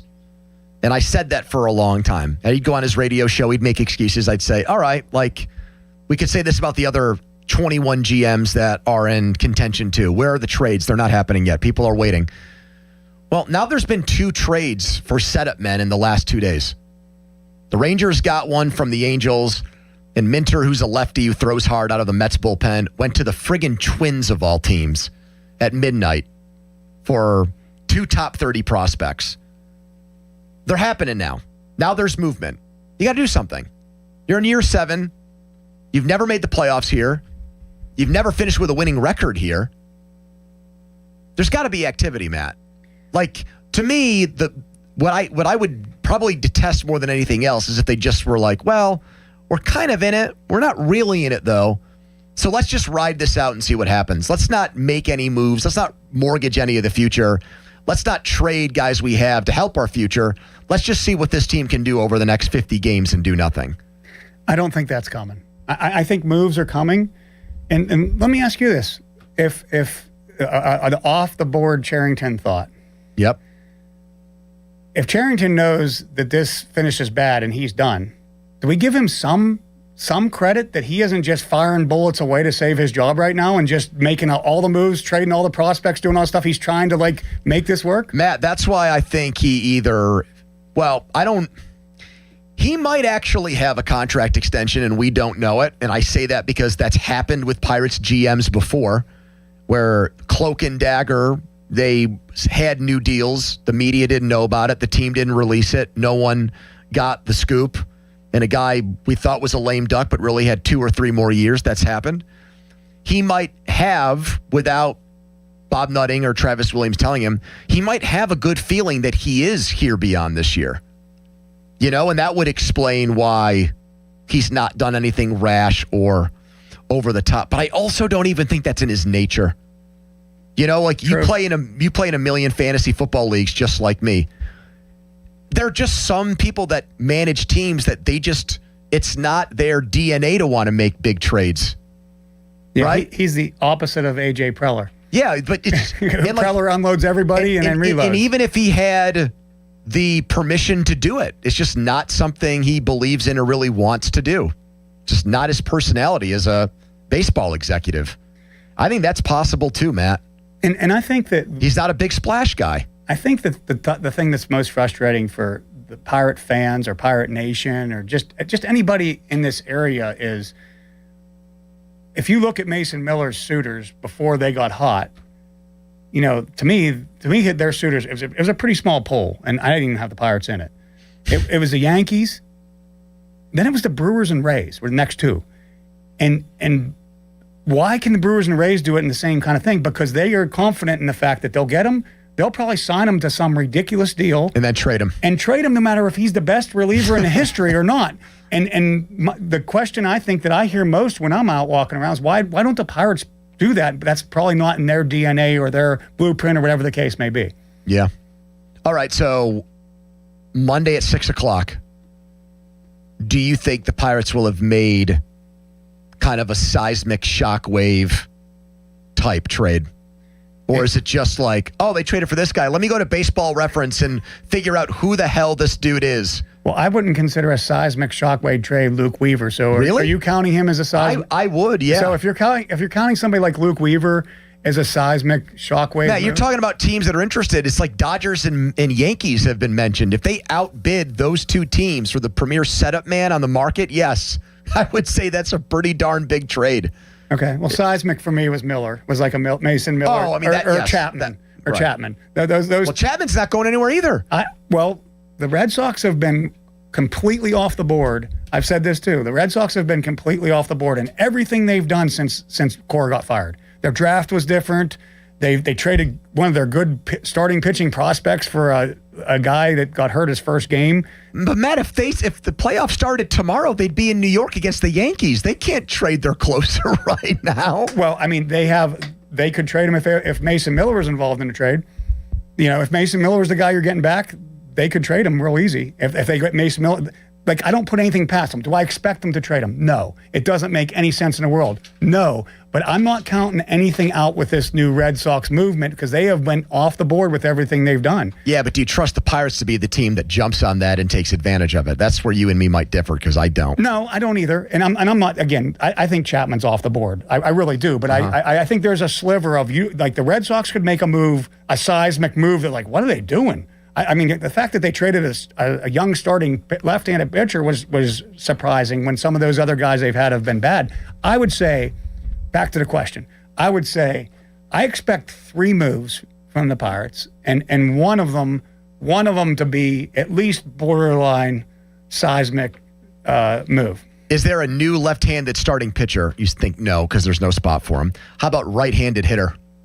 I think there's going to be a right-handed hitter. It might not be. It might be a Baseball Reference dude, or and my preference would be an old veteran dude, maybe somebody like a Rob Refsnyder that kills left-handed. He does pitching. kill lefties. Yeah, somebody like that. That nobody else here is going to know about. Somebody called him with Springer, but he's just so expensive. He's just unbelievably expensive. And he would be great. Like, again. Oh, my God. Yes. He changed the whole clubhouse, in my opinion. Well, and I think that's what that is what's changed this team. The O'Hearn presence in the clubhouse, the Lau presence in the clubhouse. You had somebody like Springer in there, but his contract is just massive. You can't say anything about that. I think there'll be a right-handed bat. It might be one of those dudes that you and I know that everybody else doesn't know, and they're on Baseball Reference, that kills left-handed pitching.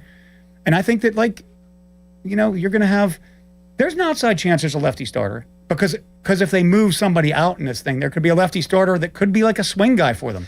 By the time the Pirates come back at this time next week to start a home series with the Mets, does Matt Clement think Marcell Ozuna is still on the Pirates roster?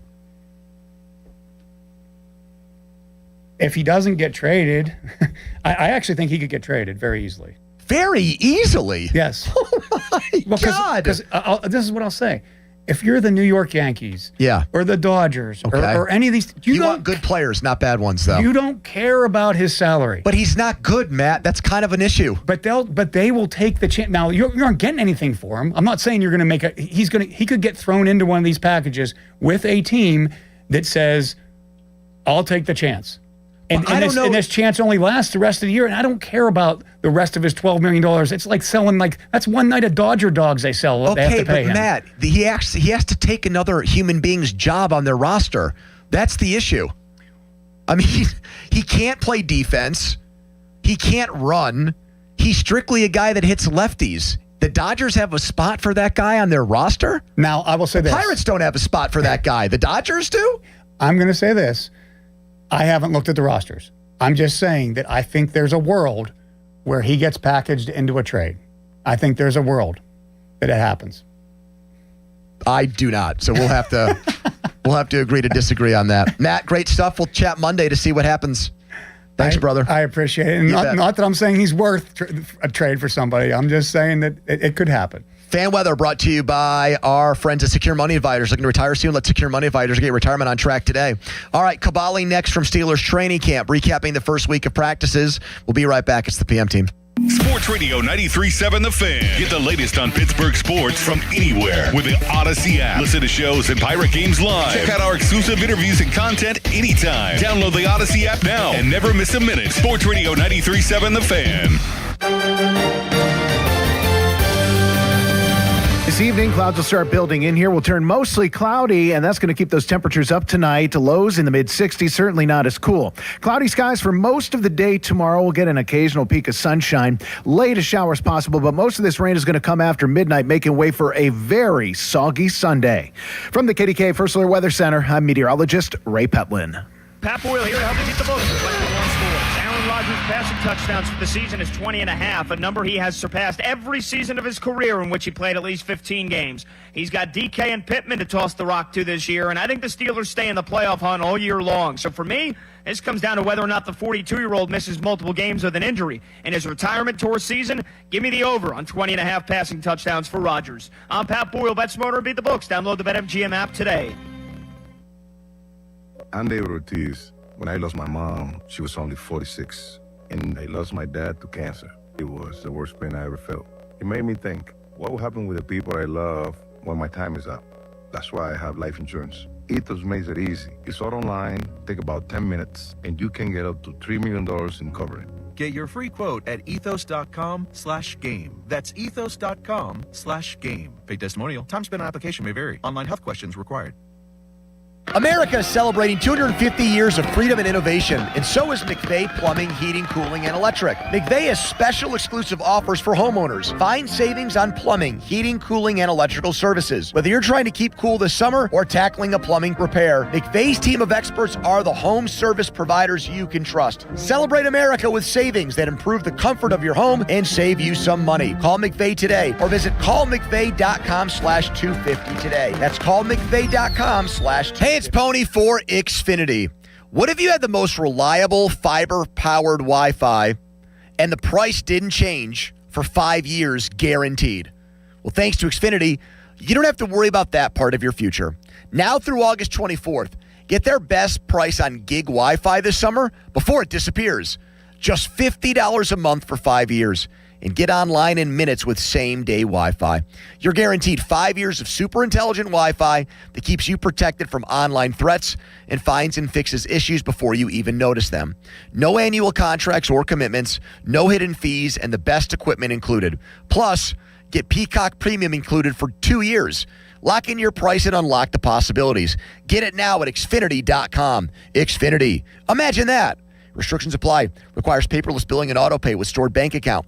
Taxes and fees extra. Speeds vary. Use of fiber coaxial cable. Learn more at Xfinity.com/same-day Wi-Fi. After training camp, fuel up with authentic Mexican at Plaza Azteca Greensburg, located on Route 30. Got junk? TwoMenAndAJunkTruck.com.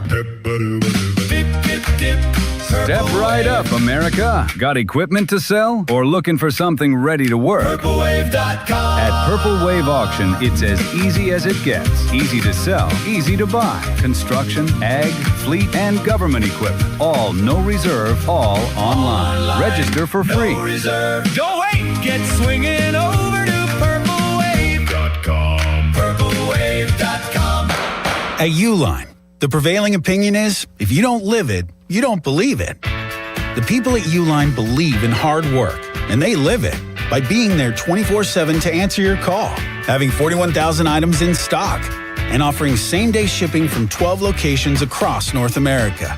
Business owners, sellers, buyers, shippers, and packers believe it. Uline is the hard-working, dependable source for your shipping and industrial supplies. Visit uline.com. This summer, the Honey Pepper Pimento Chicken Sandwich and Pineapple Dragon Fruit and Sprite are back at Chick-fil-A. Girl, it's back. We've been waiting. I love that Honey Pepper Pimento Sandwich. And that Pineapple Dragon Fruit and Sprite is everything. It's got that razzle-dazzle that makes you stop and say, okay, wait a minute. I love the creaminess of the pimento cheese. It's savory, it's bold, it's flavorful. Our faves are back. Which fan favorite will you choose? Real customers paid for their testimonials. Here's Sports Radio 93.7 The Fan's Fan About Town. See the world's top youth baseball players compete at the Printscape Pony League World Series, August 7th through the 12th at historic Lou Hayes Pony Field in Washington Park. It's a week full of incredible plays, home runs, and unforgettable moments. Plan your trip today at GoWashco.com. Sir Grout Pittsburgh is a hard surface restoration company that cleans, repairs, and restores tile, grout, and natural stone in homes and businesses. Sir Grout Pittsburgh, 412-844-2643. Training camp is here, and 93.7 The Fan has all of your coverage. Join Pony and Muller after practice for an ice-cold Miller Lite at Sharky's on August 7th from 2 to 6. Training camp reports and broadcasts on The Fan are presented by Smale Kia, Route 30, Greensburg. For more information, visit 937thefan.com. Oh, hey, Sarah. Did you hear my daughter Katie got Camper of the Week? That's a big deal. We got a big deal too, right, Mom? Honey, shh. What's that? Okay, that Hyundai Santa Fe, I only paid. Nice. Deal's so right, it almost feels wrong. The Hyundai Getaway Sales Event. Get 0% APR for 60 months, plus 0 payments for 90 days, or 1.9% APR for 72 months on the Hyundai Tucson, Santa Fe, or Santa Fe Hybrid during the Hyundai Getaway Sales Event. Hurry, offer ends August 3rd. Call 562-314-4603 for details. When you see this in your kitchen, The stainless steel fridge is covered in fingerprints. you hear this. Leslie, people are going to think you were raised in a barn or by wolves, or raised in a barn by wolves. Fortunately, Wyman Stainless Steel 3-in-1 cleans, shines, and protects to give you the best shine. A spray and a wipe will have your fridge shining like a mirror. Wow, my fridge looks brand new. Your fridge looks amazing, Leslie. Sorry, I was being a little dramatic earlier. Your kitchen says a lot about you. Let it brag with Wyman. Help Pittsburgh students start the school year ready to succeed. Donate a new or gently used backpack to support the Pittsburgh Public Schools Backpack Drive at Donaldson's Crossroads Shopping Center. Join the Fan on Friday, August 14th from 1 to 2 p.m. and bring a new backpack while you're there for Kids Fest, a fun afternoon for the whole family. Can't make the event? No problem. You can drop off your backpack donation at Donaldson's Crossroads during the 2 weeks leading up to the 14th. Stop by and give back. Together, we can help local students head back to school with confidence. Donaldson's Crossroads, Ozamias Properties entity. My name is Whitney Allen, and I'm a widow. My husband, Ryan, died. We never thought we'd ever have to use life insurance, but the unexpected happened. With Ethos, signing up was fast and 100% online. You can get a quote in seconds, apply in minutes, and get same-day coverage. No medical exams, and you can get up to $3 million worth of coverage. I'm grateful we were prepared. Get your free quote at ethos.com/radio. That's ethos.com/radio. Paid spokesperson. Time spent on application may vary. Online health questions required. Now for the Gherkin Roofing and Contracting Call the Pickle Today Traffic Center.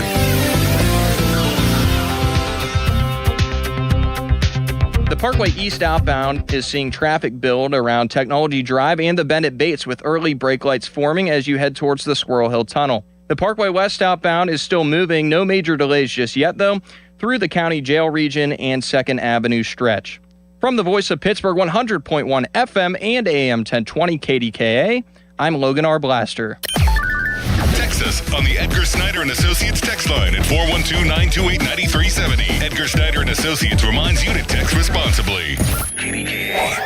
HD1 Pittsburgh, an Odyssey sports station. Live from the Jim Shorkey Mitsubishi.com studios, North Huntington and North Hills. Always live and free on the Odyssey app.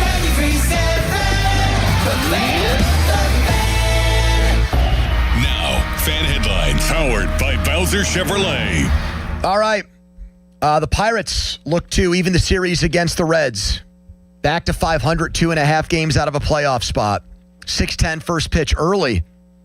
Make some adjustments. 6:10 leadoff show 5:15. For more, go to 937thefan.com. Right now, it's a Feel Good Friday on the PM team. Okay, let's go. Come on. Now back to the PM team, presented by Mike's Beer Bar. Foley and Muller, live and local, just like Mike's. Well, the fundamentals, it's an everyday, all day. Just being in the meetings, I think Aaron is doing an exceptional job just sharing the past experiences and as we're able to go through the quarterback school. And so, just all the little tidbits and, the guys are definitely soaking it up. So that's an ongoing, it never ends, so, that's why you do it. It's the baseline of everything we do as far as playing from the pocket. The young guys are doing a good job there, but they need reps. They need 7-on-7s. They need the group work.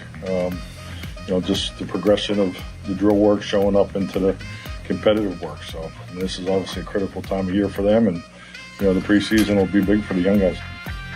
Mike McCarthy doing some different things today, an unorthodox thing over at Steelers training camp. A 2-hour walkthrough. Fans waited in line for hours to watch practice, and it was a big walkthrough. Mark Cabali joining us, brought to you by Keystone Custom Apparel, the region's premier spirit wear and sports uniform provider. Mark, the voice of the Steelers for the Pat McAfee program, who will be in Latrobe on Monday for the first padded practice. This was anything but padded.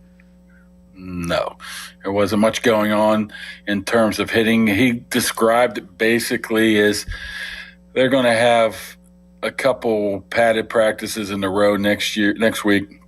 So they're trying to get all of the details worked out right now. I tell you one thing about today. They didn't have helmets. They didn't have pads, but they sure put together the reps, man. There was a ton of reps out there for everybody. The walkthrough was a little bit more than a walkthrough. It was going through plays, and they had 2 fields going. And if you're guessing, you're looking 50-plus snaps for each of the quarterbacks.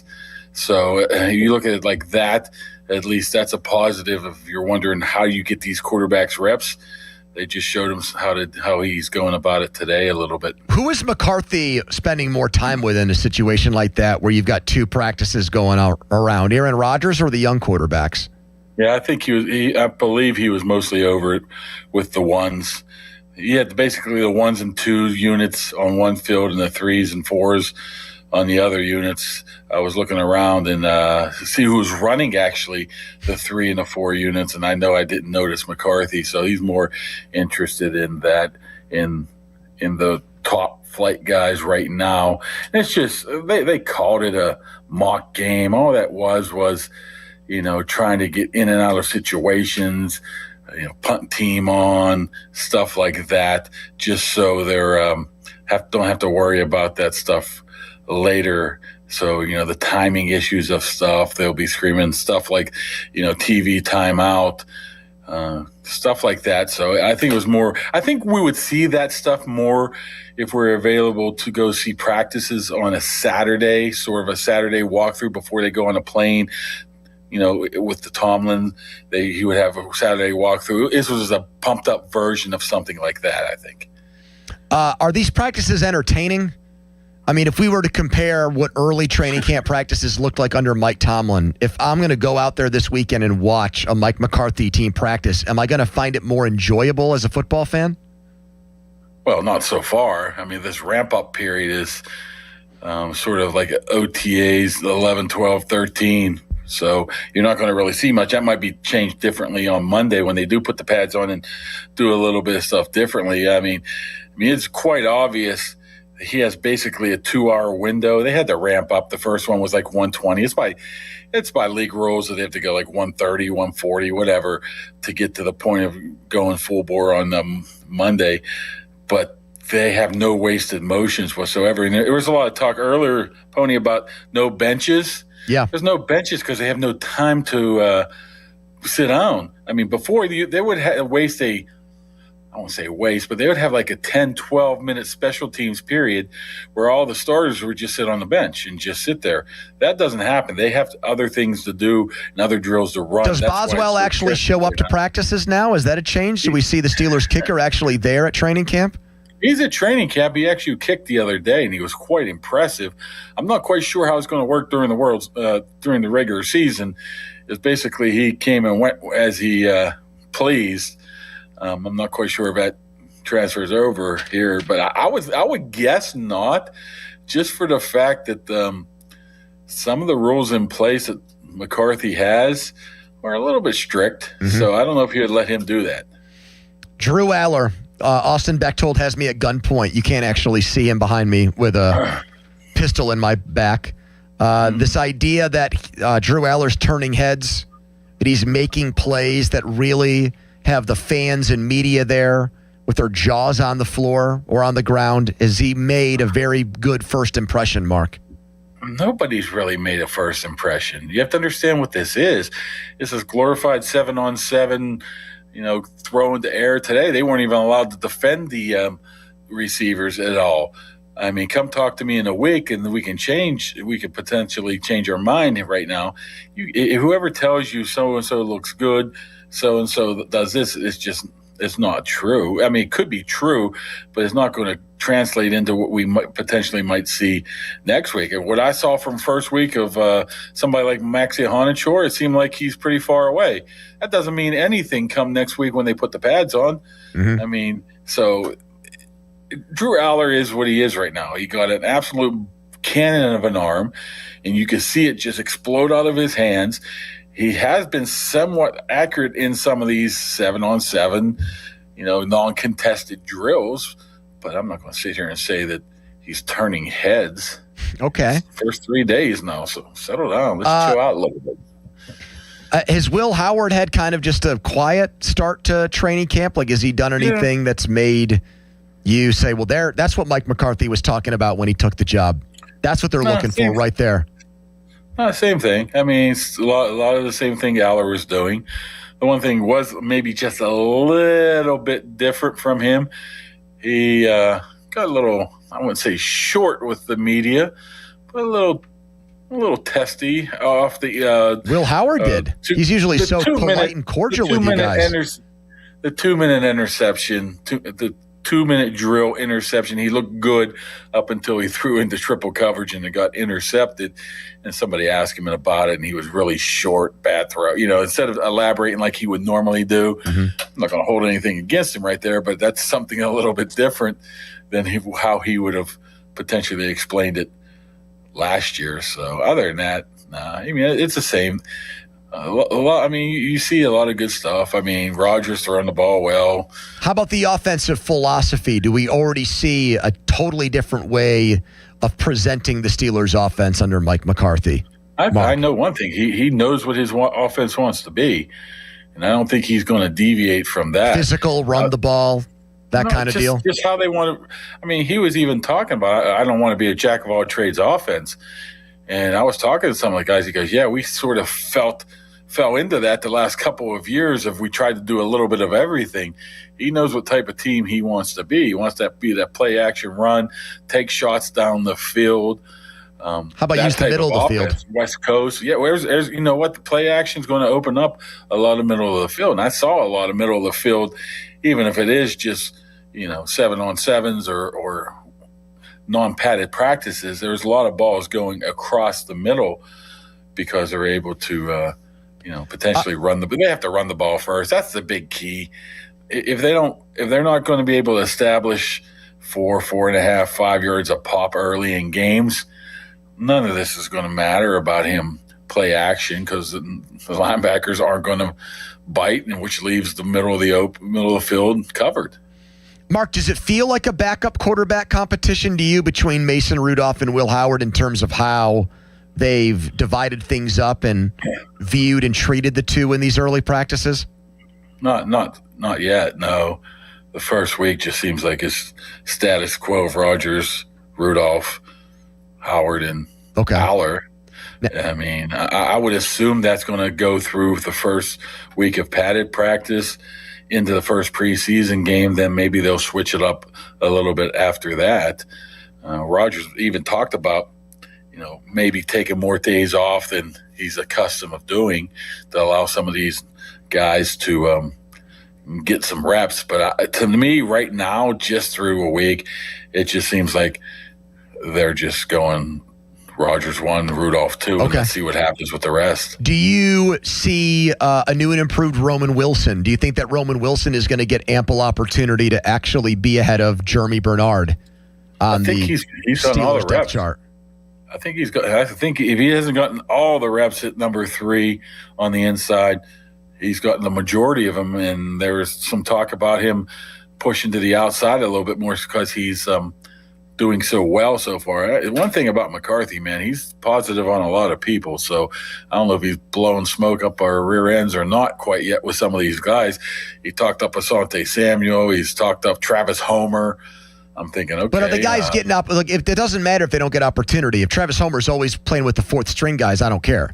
But you're making it sound like Roman Wilson is actually being put in situations where he's out there with Aaron Rodgers and they're throwing him the ball and he's in a position to possibly succeed this season. Yeah, I mean, he's had some nice plays, but there was a play that he should have sat in the zone and he didn't, and he was out of position, and Rodgers threw a bad ball because he wasn't where he's supposed to be, and Rodgers gave him a look. Then followed that up with almost the same exact thing to Jeremy Bernard. So I think they're giving Roman Wilson right now all the opportunity in the world and see if he's able to play a little bit more consistent than he did the last couple of seasons. But once again, this is early on. Roman Wilson should be more advanced than Jeremy Bernard.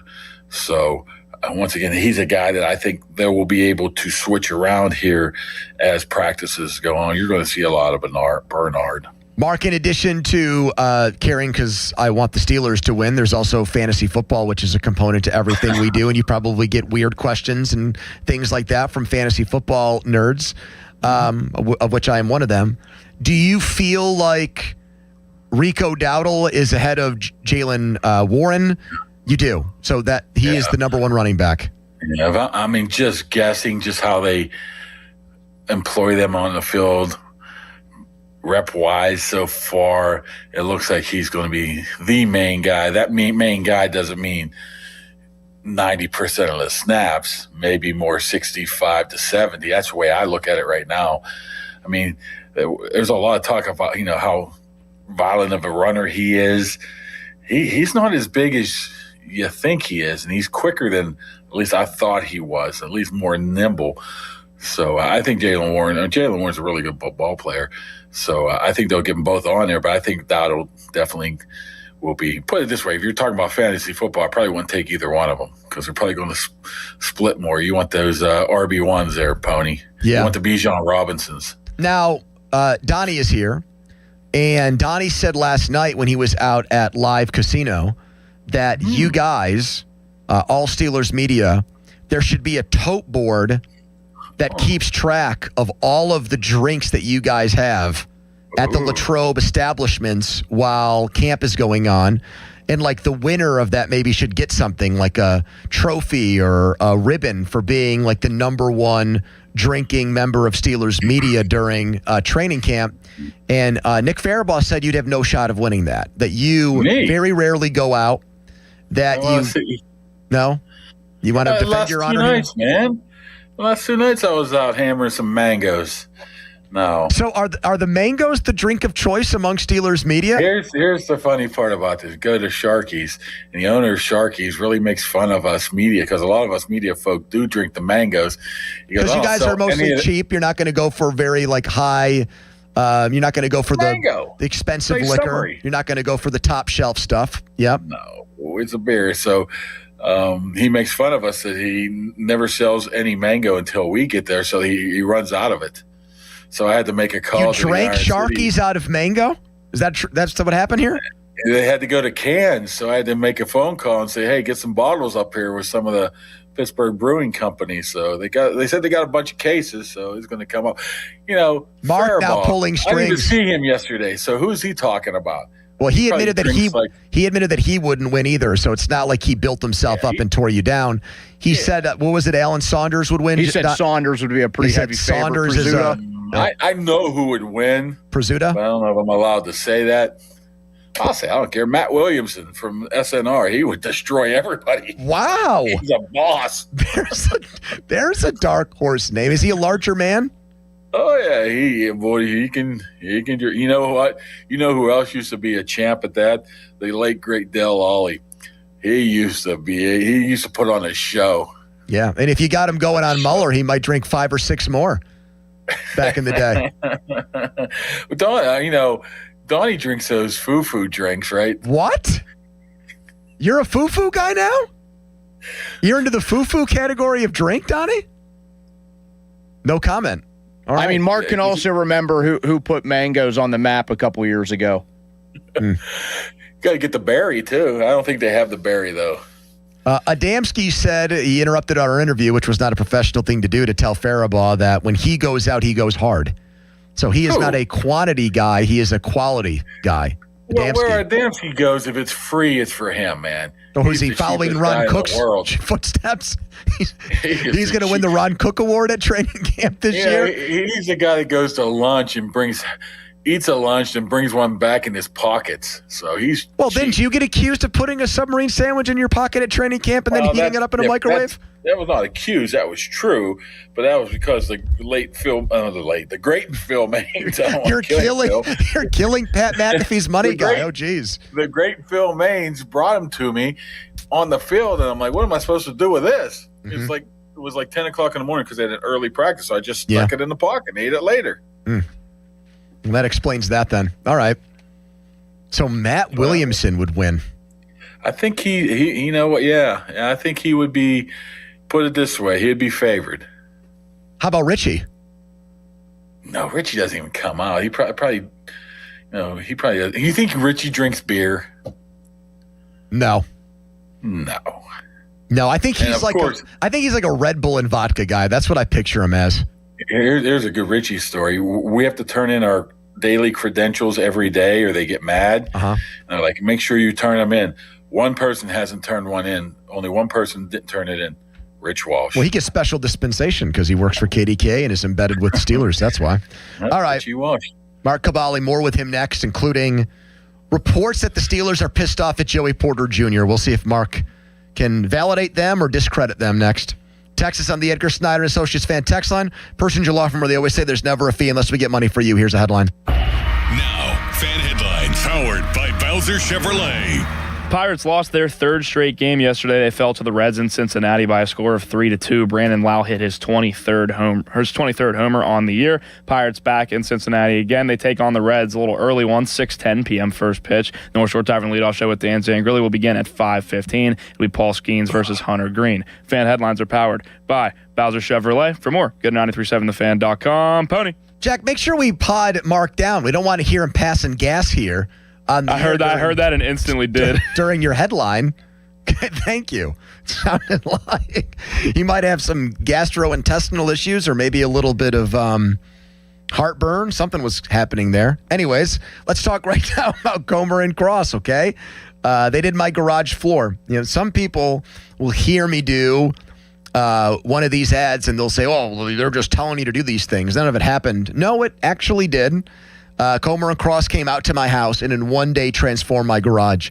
I really looked at that as the last major project I wanted to do in my house, and I was dumb enough and naive enough for a while to think, oh, I can do it myself. Wrong. Epoxy paint, these things are not built to last. Even if you do a good job, 5 years later, you might have to do it again. Don't have to worry about that with Comer and Cross. It's guaranteed to never chip, crack, or show tire lift like epoxy or paint ever. Thousands of 5-star reviews, 50% off installation, and that's going to be so quick and easy, it's going to take one day for them to change your garage. Give them a call and make an appointment now. Schedule it. 1-800-NEW-FLOOR. That's 1-800-NEW-FLOOR. Go to COMERcross.com. Sports Radio 93.7 The Fan gets your day started with the latest in Pittsburgh sports with the Fan Morning Show with Doran Dickerson and Adam Crowley. Weekdays 5:40 to 10. Presented by Guardian Protection on Sports Radio 93.7 The Fan.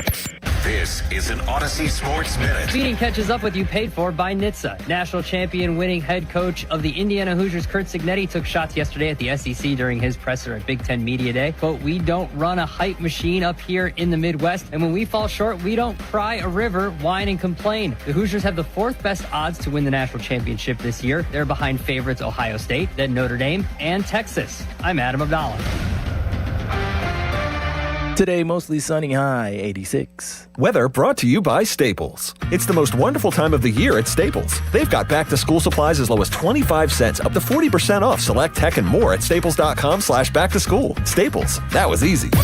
Now for the Gherkin Roofing and Contracting Call the Pickle Today Traffic Center.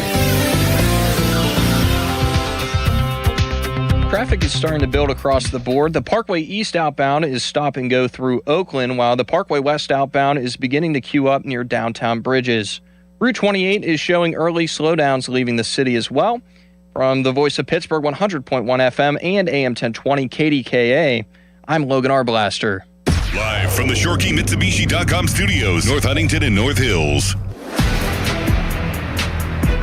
Well, you know where they are because they're going to pick the ball off. So, his father was the same way. So, you're definitely conscious of it. I think I was talking to Art about, they were talking about the flag football candidates, and I think his name was one of the names come up. I mean, he'd be on my flag football team too. So, I mean, he could play, hell, I'd play him on offense just because of his skill set. But he's a very talented young man. Exactly what he did. I mean, that's what you want. It's a 7 route. He's holding his leverage, and you got two, extraordinary athletes going to keep competing, making plays on the ball. And that's to me, that's a high quality rep because of the big play importance in our game. You have to make those plays, and obviously you can see the trust Aaron had in DK to where he put the ball, and DK won that battle. So you can't get enough of those reps, for all of our guys. But he's, he doesn't look like a rookie. I've been impressed with him.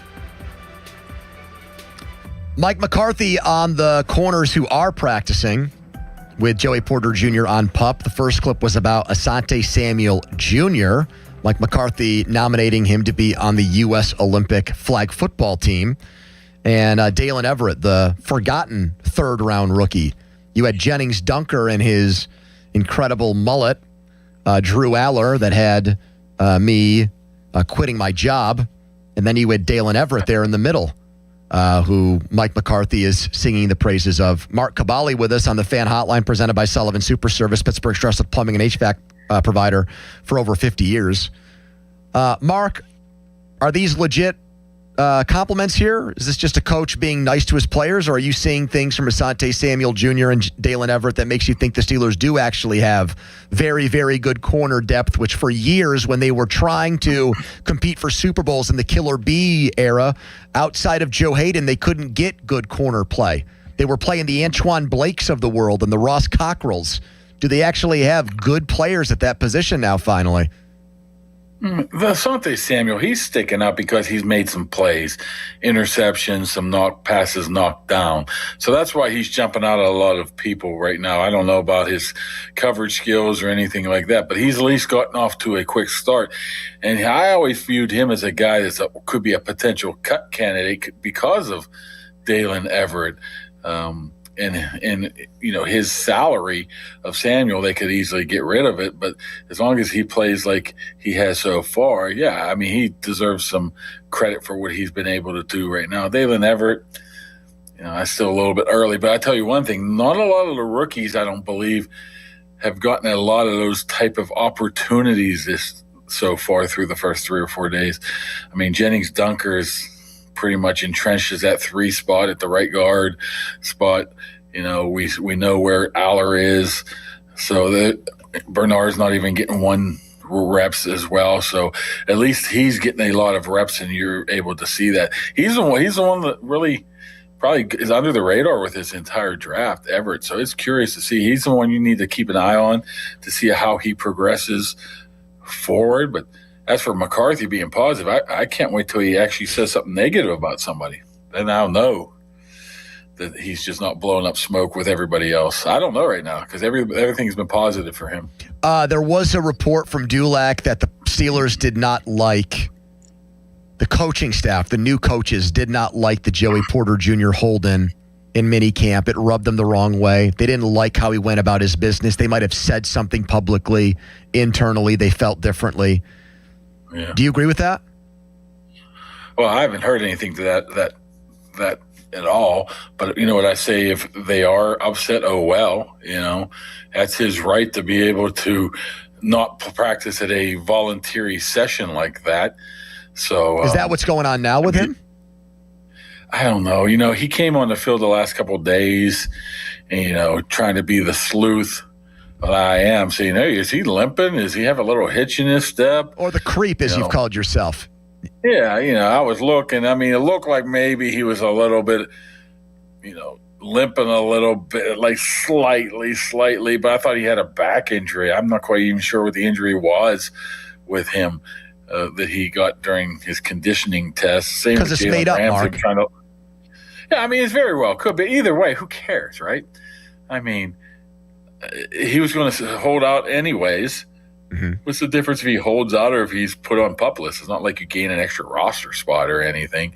It's just curious. Maybe it's just the way McCarthy goes about these things compared to maybe how Tomlin went. But everything McCarthy said in the offseason, he wants these guys to get paid, and he knows what he said all the right things. Well, Mark, that's why I'm confused here. I find it strange that they would. Wouldn't you find it strange that they would be upset that he sat out of a voluntary session? Yeah, I do. I agree with that because I don't look at that. It's a player's prerogative, and it's not the end of the world if he's not there. I know. I get it. A coach is trying to set his own agenda and make his mark and make a good first impression. But all right, like the guy's trying to get $30 million a year. He's not going to jeopardize that for practices that really, at the end of the day, don't mean that much.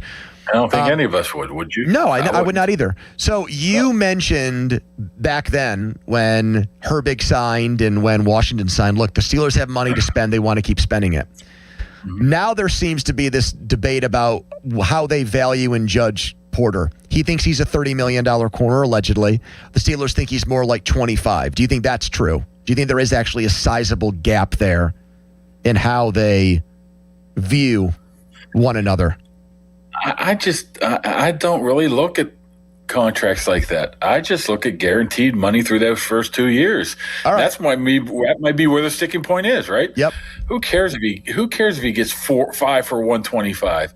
If you can get to guarantee me 40, 45, what did Denzel Ward get? Something like that in those first 2 years. That's all that matters. And I don't understand why that would be a big issue either if he gets guaranteed through the first 2 years. If you're so much in love with this guy to offer him or sign him to a $20, $25, $28 million deal, you're probably going to keep him through those first couple of years. So that guaranteed money is you're going to pay it out anyways. So maybe that's it. Maybe it's length of contract. It doesn't always have to be the total amount. I think it's just probably something guaranteed wise. I mean, you look at Ward now, he's probably just popped that up now. He said, okay, maybe I want 47 guaranteed now. That very well could be it. Benton was another one.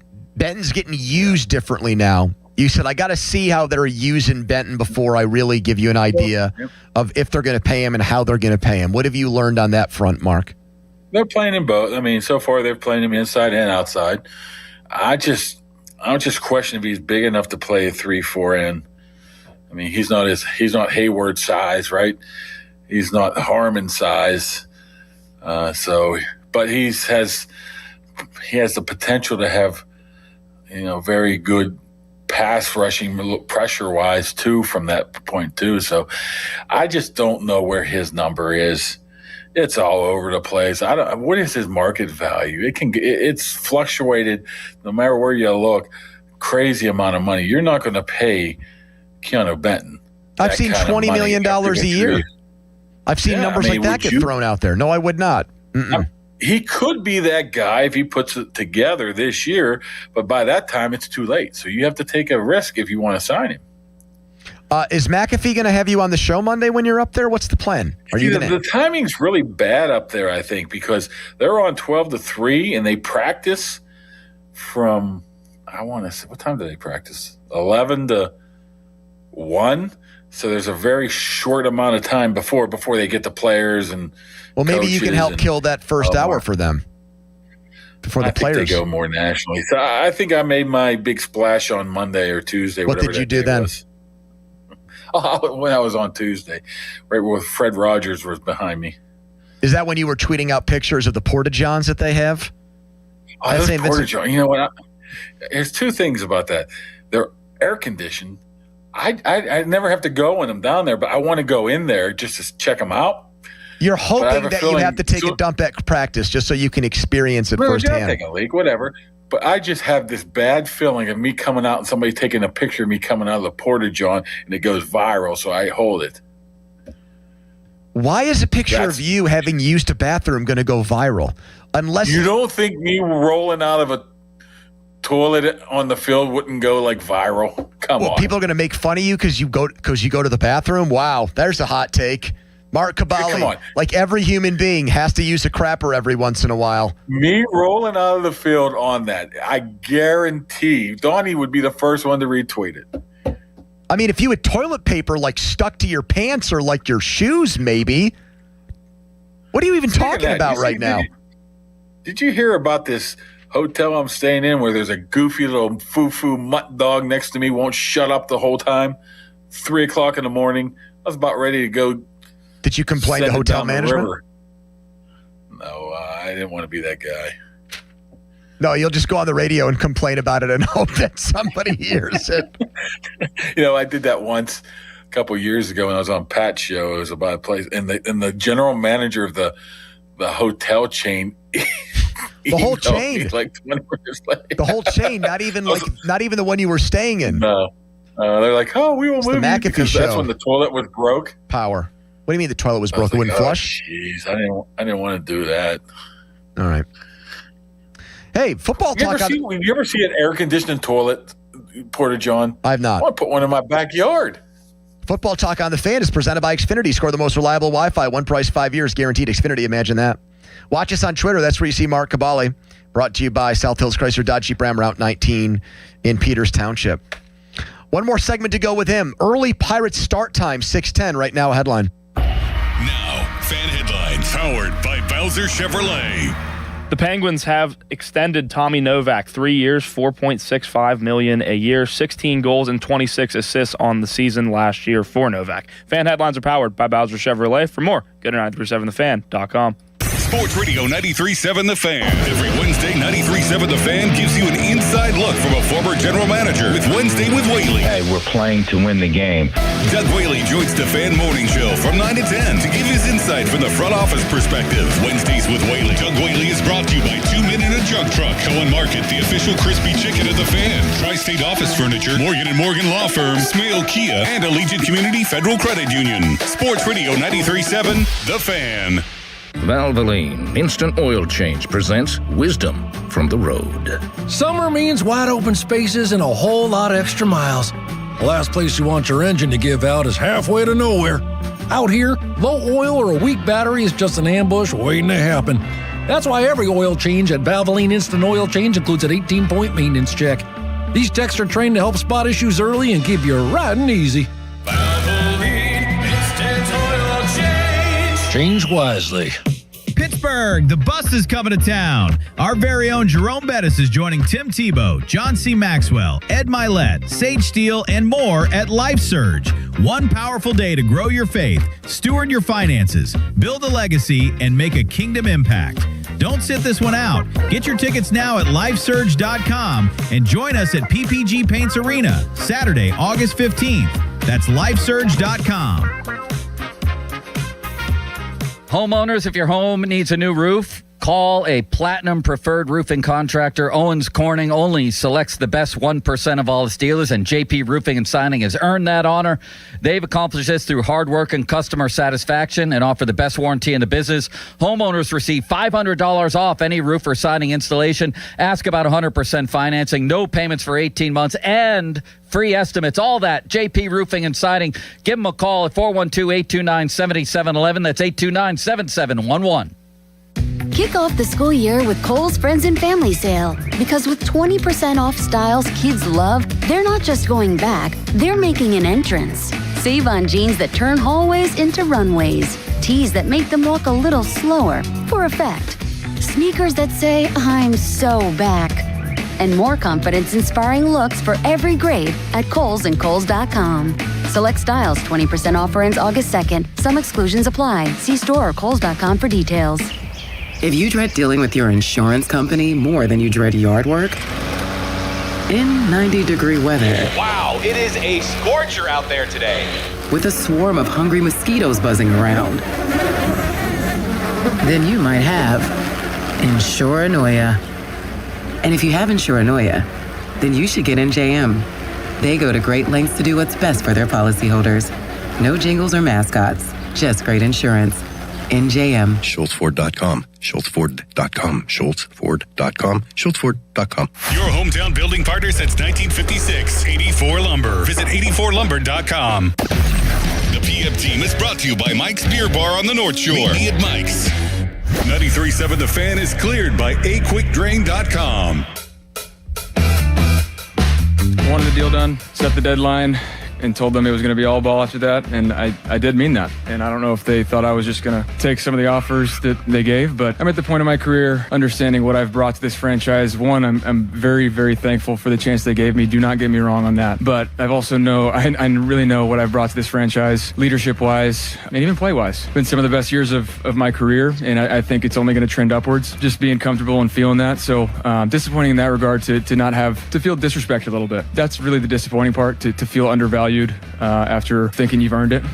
This is not a poor me thing. There's a lot of other people that have it way worse off, but I can sit here and look at other quarterbacks and peers and evaluate myself based on that and put myself in certain categories that I deserve to be compensated for that. And I think I'm a franchise quarterback. I've been told I'm a franchise quarterback, been said publicly from ownership down. And so to not have a deal done is very disappointing. I said the deadline was a deadline. I addressed the team to let them know I meant that. Pop and Joe, listen to them when they're together, which isn't often, for the baseball card of the week in Cranberry. Contest runs Wednesday through Friday, noon, 937thefan.com. Contesting page, Mark Caballi joining us. He's at home after 3 big days at Steelers training camp. Today was a 2-hour glorified walkthrough. Pads go on Monday. Baker Mayfield. Mark, we talked about this a month ago when Baker Mayfield gave the Buccaneers a deadline and an ultimatum at minicamp. And you said, I love Baker Mayfield, but look, they're going to get a deal done. This is going to be a moot point. They're going to find a way. Well, the deal didn't get done. So does Mark Caballi now view Baker Mayfield as a potential Steelers starting quarterback in 2027? Probably not. I would love to have him. I think he's a very good ball player. I mean, that's a lot of money for he has to be a $50-60 million guy, right? At 32. I think he wants money like that, but the Buccaneers don't want to give it to him, and they didn't want to give him enough years to make him happy either. So it was a double-edged sword. That's why he was so insulted by the deal. You have to understand. Here's the thing with that. He goes to free agency if he has a good year. Even if he doesn't have a good year, he goes to free agency. There's going to be 6, 10 teams are going to be knocking down his door, throwing a ton of money at him, because you don't have that opportunity to get a franchise quarterback very often on the free agency market. I mean, you had the trade with Stafford and Goff. I guess Darnold was a lucky one that was able to go to Seattle, but you don't really see that very often, and I don't think teams would hesitate of throwing this guy some huge money. Why would the Steelers hesitate? Why would they not be interested in doing that? True. I don't know if they can afford it, maybe, because I think they're set up to where they figured that they're going to at least have 3 or 4 or 5 years of cheap quarterback, low-level quarterback, price. Hey, you can't take it into account here. Maybe he stays in Tampa because maybe Mike Tomlin is the next coach at Tampa. Will you ever think about that? Well, then he wouldn't be the quarterback. That seems like it's falling apart quickly there. Tomlin's not a fan of his, I don't think, enough to do that. No. I'm just saying, Tampa's falling apart. Tomlin going to coach again.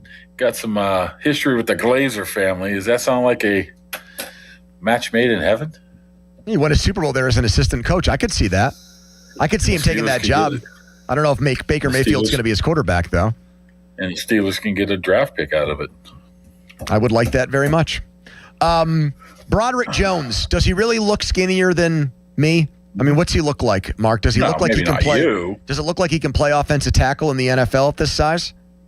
He's looking like Bechtold right now. No, he said he's 3 bills. There ain't no way he's 3 bills. I guess he could be 3 bills. He is 6'6", but he is not a big man anymore. He's been playing. Why did he lose so much weight? Has anybody given you an answer on why he wanted to slim down to that degree? I accidentally overheard him say something to the fact that I just can't eat that much anymore, or something like that. I'm like, what? Nice problem to have. You remember last year? Last year he lost weight so he can gain weight. I didn't understand it at all. His theory. So I don't know. He would be a nice insurance policy for him to have. He still has some talent. I don't think he played terrible last year. I guess it was some sort of pinched nerve that led to some kind of fusion of the neck. I don't know how that pinched nerve has anything to do with that. Mm-hmm. But I don't know. We have to see him in situations like next week to be able to really get a good look at him right now. So, but it would help the Steelers out tremendously if he did, was maybe back to himself from last year. They could use him as a swing tackle. They could use him potentially as a compensatory pick guy next year if he signs somewhere else for decent money because he's a first-round pick and young. But I think that's one of the guys we have to wait for pads. Mark, are any of the guys that got picked later in the draft, the fullback tight end from Indiana, Heidenreich, the safety from Oklahoma, Rubio, the defensive tackle from Notre Dame, Weegen from Iowa, are any of these guys already in a spot in the rotation where you think, the coaches already think enough of this guy where he is going to make a contribution to the Steelers this season? Yeah. Oh, well, Weegen's taking all the first-team punt reps. Mm-hmm. So that pretty much tells you what they think of him already. Does he even get wide receiver reps? Do they even try to work him in to that? He has, but I don't think so. I don't think that's not why he's going to be on the field, which is strange. I mean, you're looking at a guy that's, if he dresses him, 5-6 snaps a game, if that. I mean, where he actually returns a punt too, unless he can play other special teams. I'm not quite sure, but he's the one. Rubio's a really big guy. I mean, even up close, he's really big, but nothing with him. But I think Nowakowski has your best chance of actually playing the most out of them all. You know what? They actually lined up. Looked pretty decent too. Have they lined up with a fullback and put him in there at that position? I haven't really noticed, but I really haven't been looking either. So I'm going to have to take a look at that. It was more of, I think, sometimes you saw him at the H-back moving him around. He's working on some with the tight ends. I think he's listed as a tight end more than a fullback.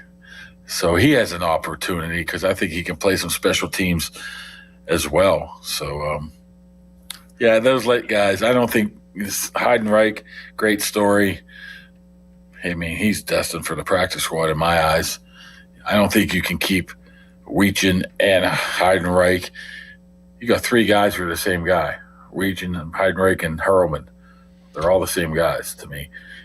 AJ, if you put Heidenreich on the practice squad, is he really going somewhere? He lives 20 minutes down the road for his hometown team. He ain't going anywhere else. AJ writes in, Mark, do you think that Jordan Whitehead signs with the Steelers? And if so, where would they put him in? Well, if they sign him, they probably a little worried about Jalen Ramsey, I would assume. So maybe that's just a guy on the back burner type of thing, or bring him in just in case Ramsey's not going to be ready, which is a strange situation of how he ended up not going to be practicing for 2 months.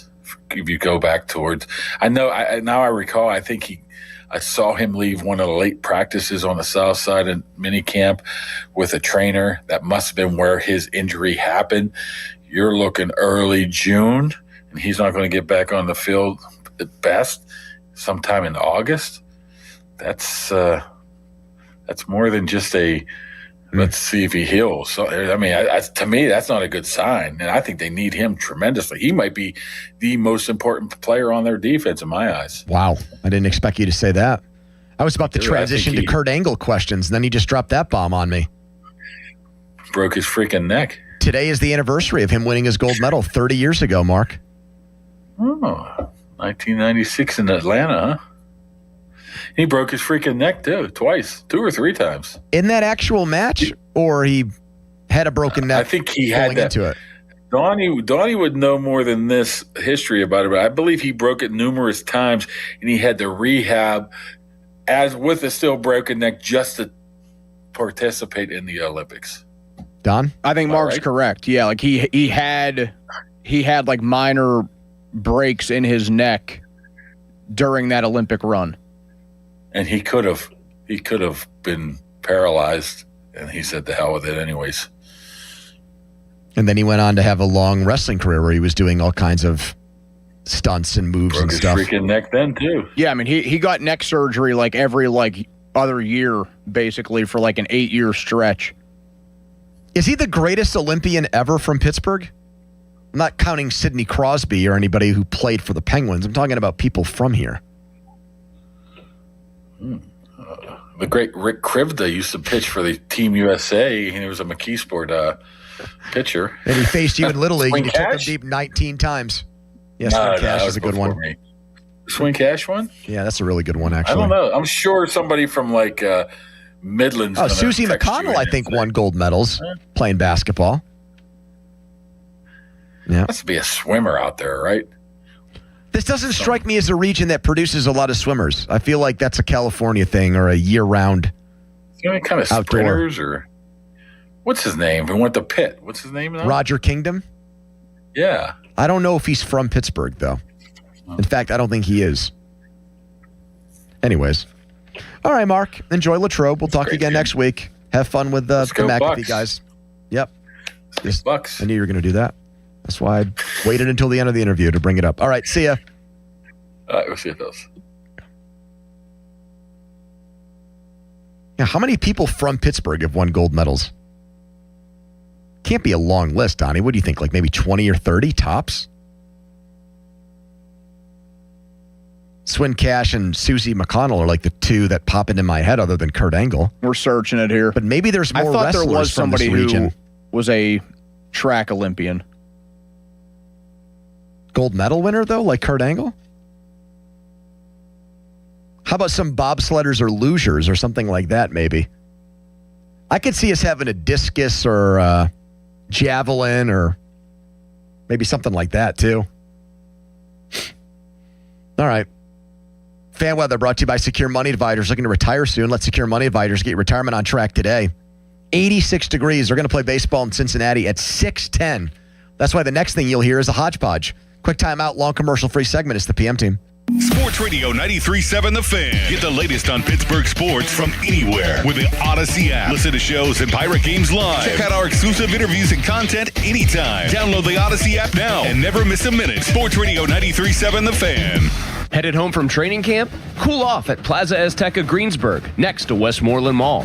Dick's House of Sport is excited to join the community, Greensburg, and invite you to our grand opening house party August 7th through August 9th at the Westmoreland Mall. Get ready for can't-miss appearances, giveaways, and more all weekend long. We're more than a store, featuring a rock wall, Hit Tracks multi-sport cage, golf hitting bays, and a collector's clubhouse. Plus, shop the best brands and over 2,000 shoe styles, all in one place. Discover Dick's House of Sport at the Westmoreland Mall, August 7th through August 9th. Welcome. You are in the Beer Garden with Gene from Vicini Distributing Company. Beer since 1933. This week in the Beer Garden, emerging from the magical foothills of the Rocky Mountains in northern Colorado, we are enjoying Wild Basin hard seltzers. Created by one of America's most innovative craft beer pioneers, Oscar Blues Brewing Company, Wild Basin was the world's first craft hard seltzer, made with real fruit juice and natural flavors to create a vibrant, refreshing hard seltzer. Available in 2 different variety mix packs. A citrus mix pack that includes grapefruit, lime, passion orange, and lemon, and the Sunset Berry Mix, including black cherry, pomegranate acai, blackberry, and strawberry. Wild Basin seltzers are grain-free, gluten-free, and vegan. 12-packs are available at better beer retailers throughout western Pennsylvania. Currently, you can enjoy a $5 rebate on any 12-pack of Wild Basin purchased. The world didn't need another hard seltzer, just a better one. Please enjoy responsibly. This message has been provided by Vicini Distributing Company. Beer since 1933. Cheers. I love days like these at the pool, but my moderate to severe plaque psoriasis can sometimes take me out of the moment. I'm ready to make a splash with clearer skin thanks to Skyrizi, risankizumab Riza. Skyrizi is a prescription-only injection for adults who are candidates for systemic or phototherapy. At 4 months, most people saw 90% clearer skin when measured from head to toe, and many were even 100% plaque-free. People also saw significant improvement in psoriasis symptoms of pain, redness, itching, and burning. Don't use if allergic to Skyrizi. Serious allergic reactions, increased infections, or lower ability to fight them may occur. Before treatment, get checked for infections and tuberculosis. Tell your doctor about any flu-like symptoms or vaccines. Now there's nothing on my skin thanks to Skyrizi, and that means everything. Ask your doctor about Skyrizi, the #1 dermatologist-prescribed biologic in psoriasis. Visit skyrizi.com or call 1-866-SKYRIZI to learn more. State Fair food is getting smaller and pricier. We'll have room for fried cookies. Okay, you'd never overspend on food. What's your deal? What's his deal? He went to Metro and got $450 in value on the new Samsung Galaxy A37 5G for free and no activation fees. Free phone? Oh, sign me up. Get that more for your money feeling. Only on Metro by T-Mobile. For your number and activate $40 period plan. $450 based on device discount, waived activation fee. Not available if with Metro or T-Mobile in the past 180 days. South Hills Kia, let's go. The 2026 Kia Sportage S Hybrid, just $279 a month. Or the 2026 Kia Sportage LX all-wheel drive, only $249 a month. Hybrid or gas, your call. 24-month leases, $3,999 due at signing. 10,000 miles per year, plus tax and title. First payment due at signing. Not all qualify. No security deposit required. Offer ends August 3rd, 2026. South Hills Kia, let's ride. Visit southhillskia.net for more details. Beat the summer heat after training camp with an ice-cold margarita at Plaza Azteca Greensburg, located in the old Iron Rock. Purple Wave Auction Box. Hey there, folks. If you're buying or selling equipment, ride the wave. Ride the wave. Purple Wave Auction makes it easy to sell. Easy to buy. Construction, ag, fleet, and government equipment. All no reserve. All online. All online. Cruise on over to purplewave.com and get in the groove today. Purplewave.com. I'm back to doing what I love and more. Thanks to the Good Feet store. Don't let bad feet stop you from being active and getting healthy. Trade in your bad feet for good feet at the Good Feet store. Finding great candidates to hire can be like, well, trying to find a needle in a haystack, but not with ZipRecruiter. Its powerful technology actively finds and invites qualified candidates to apply to your job. So while other companies might deliver a lot of hay, ZipRecruiter finds you the needle in the haystack. See why 4 out of 5 employers who post a job on ZipRecruiter get a quality candidate within the first day. Try ZipRecruiter for free at ZipRecruiter.com/team. That's ZipRecruiter.com/team. ZipRecruiter. I scream. You scream. We all scream. Because Wendy's famous small classic Frosty is just $1 for a limited time. More screaming, happy screaming, summer screaming, dollar small classic Frosty screaming! but please don't scream in the drive-thru. It hurts the employees' ears. Get a $1 small classic Frosty for a limited time, only at Wendy's. U.S. price and participation may vary. A la carte only, not valid for delivery. Limit 10 per transaction. Price may be higher in Alaska and Hawaii. I'm Piera Palazzolo, VP of Digital Marketing for the American Management Association, a company focused on the management training skills needed to enhance the careers of business professionals. We did our research when it came to the best companies for website development and chose AmericanEagle.com. And we couldn't be happier. AmericanEagle.com worked closely with us to understand the front and back-end requirements needed to launch an e-commerce website that could handle the complexities of running thousands of seminars nationwide. Our robust new website and improved SEO saw immediate increases in site traffic and web revenue. If you're in need of managerial effectiveness and success, visit our website at Amanet.org. If you're in need of a website that provides an unparalleled consumer experience, I highly recommend AmericanEagle.com. Transform your business today. Dial 877-WebNow1 for a free digital consultation with AmericanEagle.com. $5,000. That's the average amount of money people in the U.S. are now spending on gas in a year. $5,000. That's crazy. If you drive, you have to download Upside, the free app that gives you cash back for buying gas. That's right. You can earn cash back with Upside just for buying the gas you're already buying. You can literally start earning cash back today. I use Upside, and just last year, I made nearly $300. You're putting gas in your car anyway. Why not get cash back? If you like extra cash, download Upside. I'm saving the cash I earn from using Upside to help pay for a vacation later this year. Download the free Upside app now to earn cash back when you fill your tank. Use promo code SNAP to get an extra 35 cents per gallon on your first tank. You can cash out anytime, right to your bank or a gift card for Amazon and other brands. Just download the free Upside app and use promo code SNAP for a 35 cents per gallon bonus on your first tank. That's code SNAP for a 35 cents per gallon bonus. Text us on the Edgar Snyder and Associates text line at 412-928-9370. Edgar Snyder and Associates reminds you to text responsibly. HD1 Pittsburgh, an Odyssey sports station, live from the Jim Shorkey Mitsubishi.com studios, North Huntington and North Hills. Always live and free on the Odyssey app.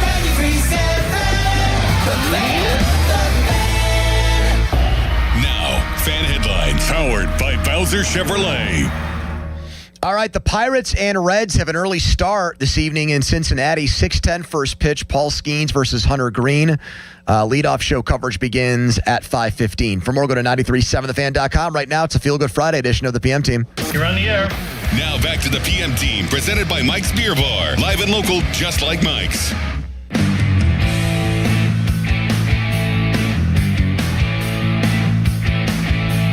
All right.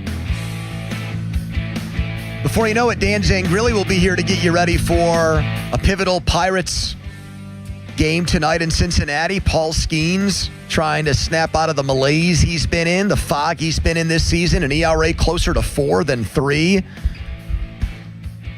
And trying to staunch the bleeding for the Pirates. I'm going with staunch that bleeding. I don't even know how you would do that. I guess a tourniquet of some kind.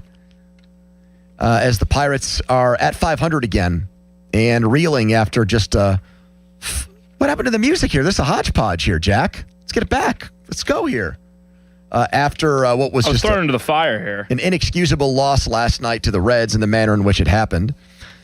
It is hodgepodge time earlier than ever because of that start time in Cincinnati, and it is brought to you by Two Men and a Junk Truck. This is a hodgepodge of nothingness.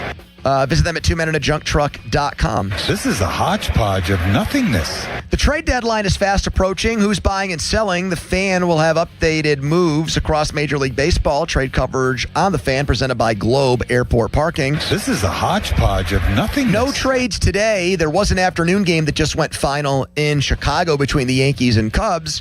And I bring that up because on the screen was David Bednar in a 2-0 game getting another save for the Yankees. He had a little dip this year for about 2 weeks where he was bad and blew a couple saves. Other than that, he's been outstanding. And I bring that up because it's the anniversary of David Bednar getting traded to the Yankees. And I had no problem trading David Bednar at the time. I just wanted something significant back. Think about the players we're talking about that could get traded for not only Mason Miller, who's better than Bednar, younger and more years of control, but even a Luke Weaver, who the Pirates are, quote, aggressively pursuing, per Ken Rosenthal. Throw in top 100 prospects out there, and all the Pirates got back for David Bednar really was Rafael Flores, who's not even good enough to beat out Henry Davis for a roster spot and doesn't project as a starting catcher. And how good would any competent bullpen arm, especially a guy that's good enough to close for the Yankees, imagine having that guy in your bullpen right now. That would go a long way. You'd probably have 3 or 4 extra wins had you kept them. This is a hodgepodge of nothingness. And do we know if he is still an Icy Light Mango acolyte? There was a report that they left Icy Light for him in his locker in New York, that Pirates trainers did that. Equipment staff people. I imagine he likes all 3 of the well, what's this berry one that Kamali was talking about? That's a newer summer drink they have. They have like a summer shandy of sorts. I'm back on the shandy train. I had a couple Leinenkugels the other night. I said, I don't drink these beers enough in the summer. It's a refreshing drink. I like the lemon zest. I don't need a big, heavy-ass IPA like the Chris. zest. You know? I mean, I'm not an IPA guy. The guy said to me, that. my buddy Greg out in center field goes, do you want the 9%er? No, I do not. I don't want 2 beers to have me on my ass needing an Uber to get home. What was Jack dipping into in that game? The chicken tenders and French fries that had sat around for 3 hours. That were terrible. This is a hodgepodge of nothingness. So I just saw this from a Jason on Twitter. Somebody called into the post-game show last night and made another position change suggestion for O'Neal Cruz. Is it the same old head that said he should turn into a pitcher? Well, whoever called this time said he should move to catcher. Larry and Katanning, let's just get right to you right here. Hey, listen, there's been many pitchers in the National League that's gone from outfield to pitching. Why not put O'Neal Cruz into pitching? That would be a hell of a switch. I think he can do it. Are you serious? Did Sangrilli call the guy a mutant last night? We got to get a timestamp. I don't know. On that thing. I'm kind of upset that it wasn't cut by somebody. Saved and cut, but who would have been the producer on that deal? I think there was a change midway through the game. I think that our guy how about Seth, during the post game? The MILF Hunter came in.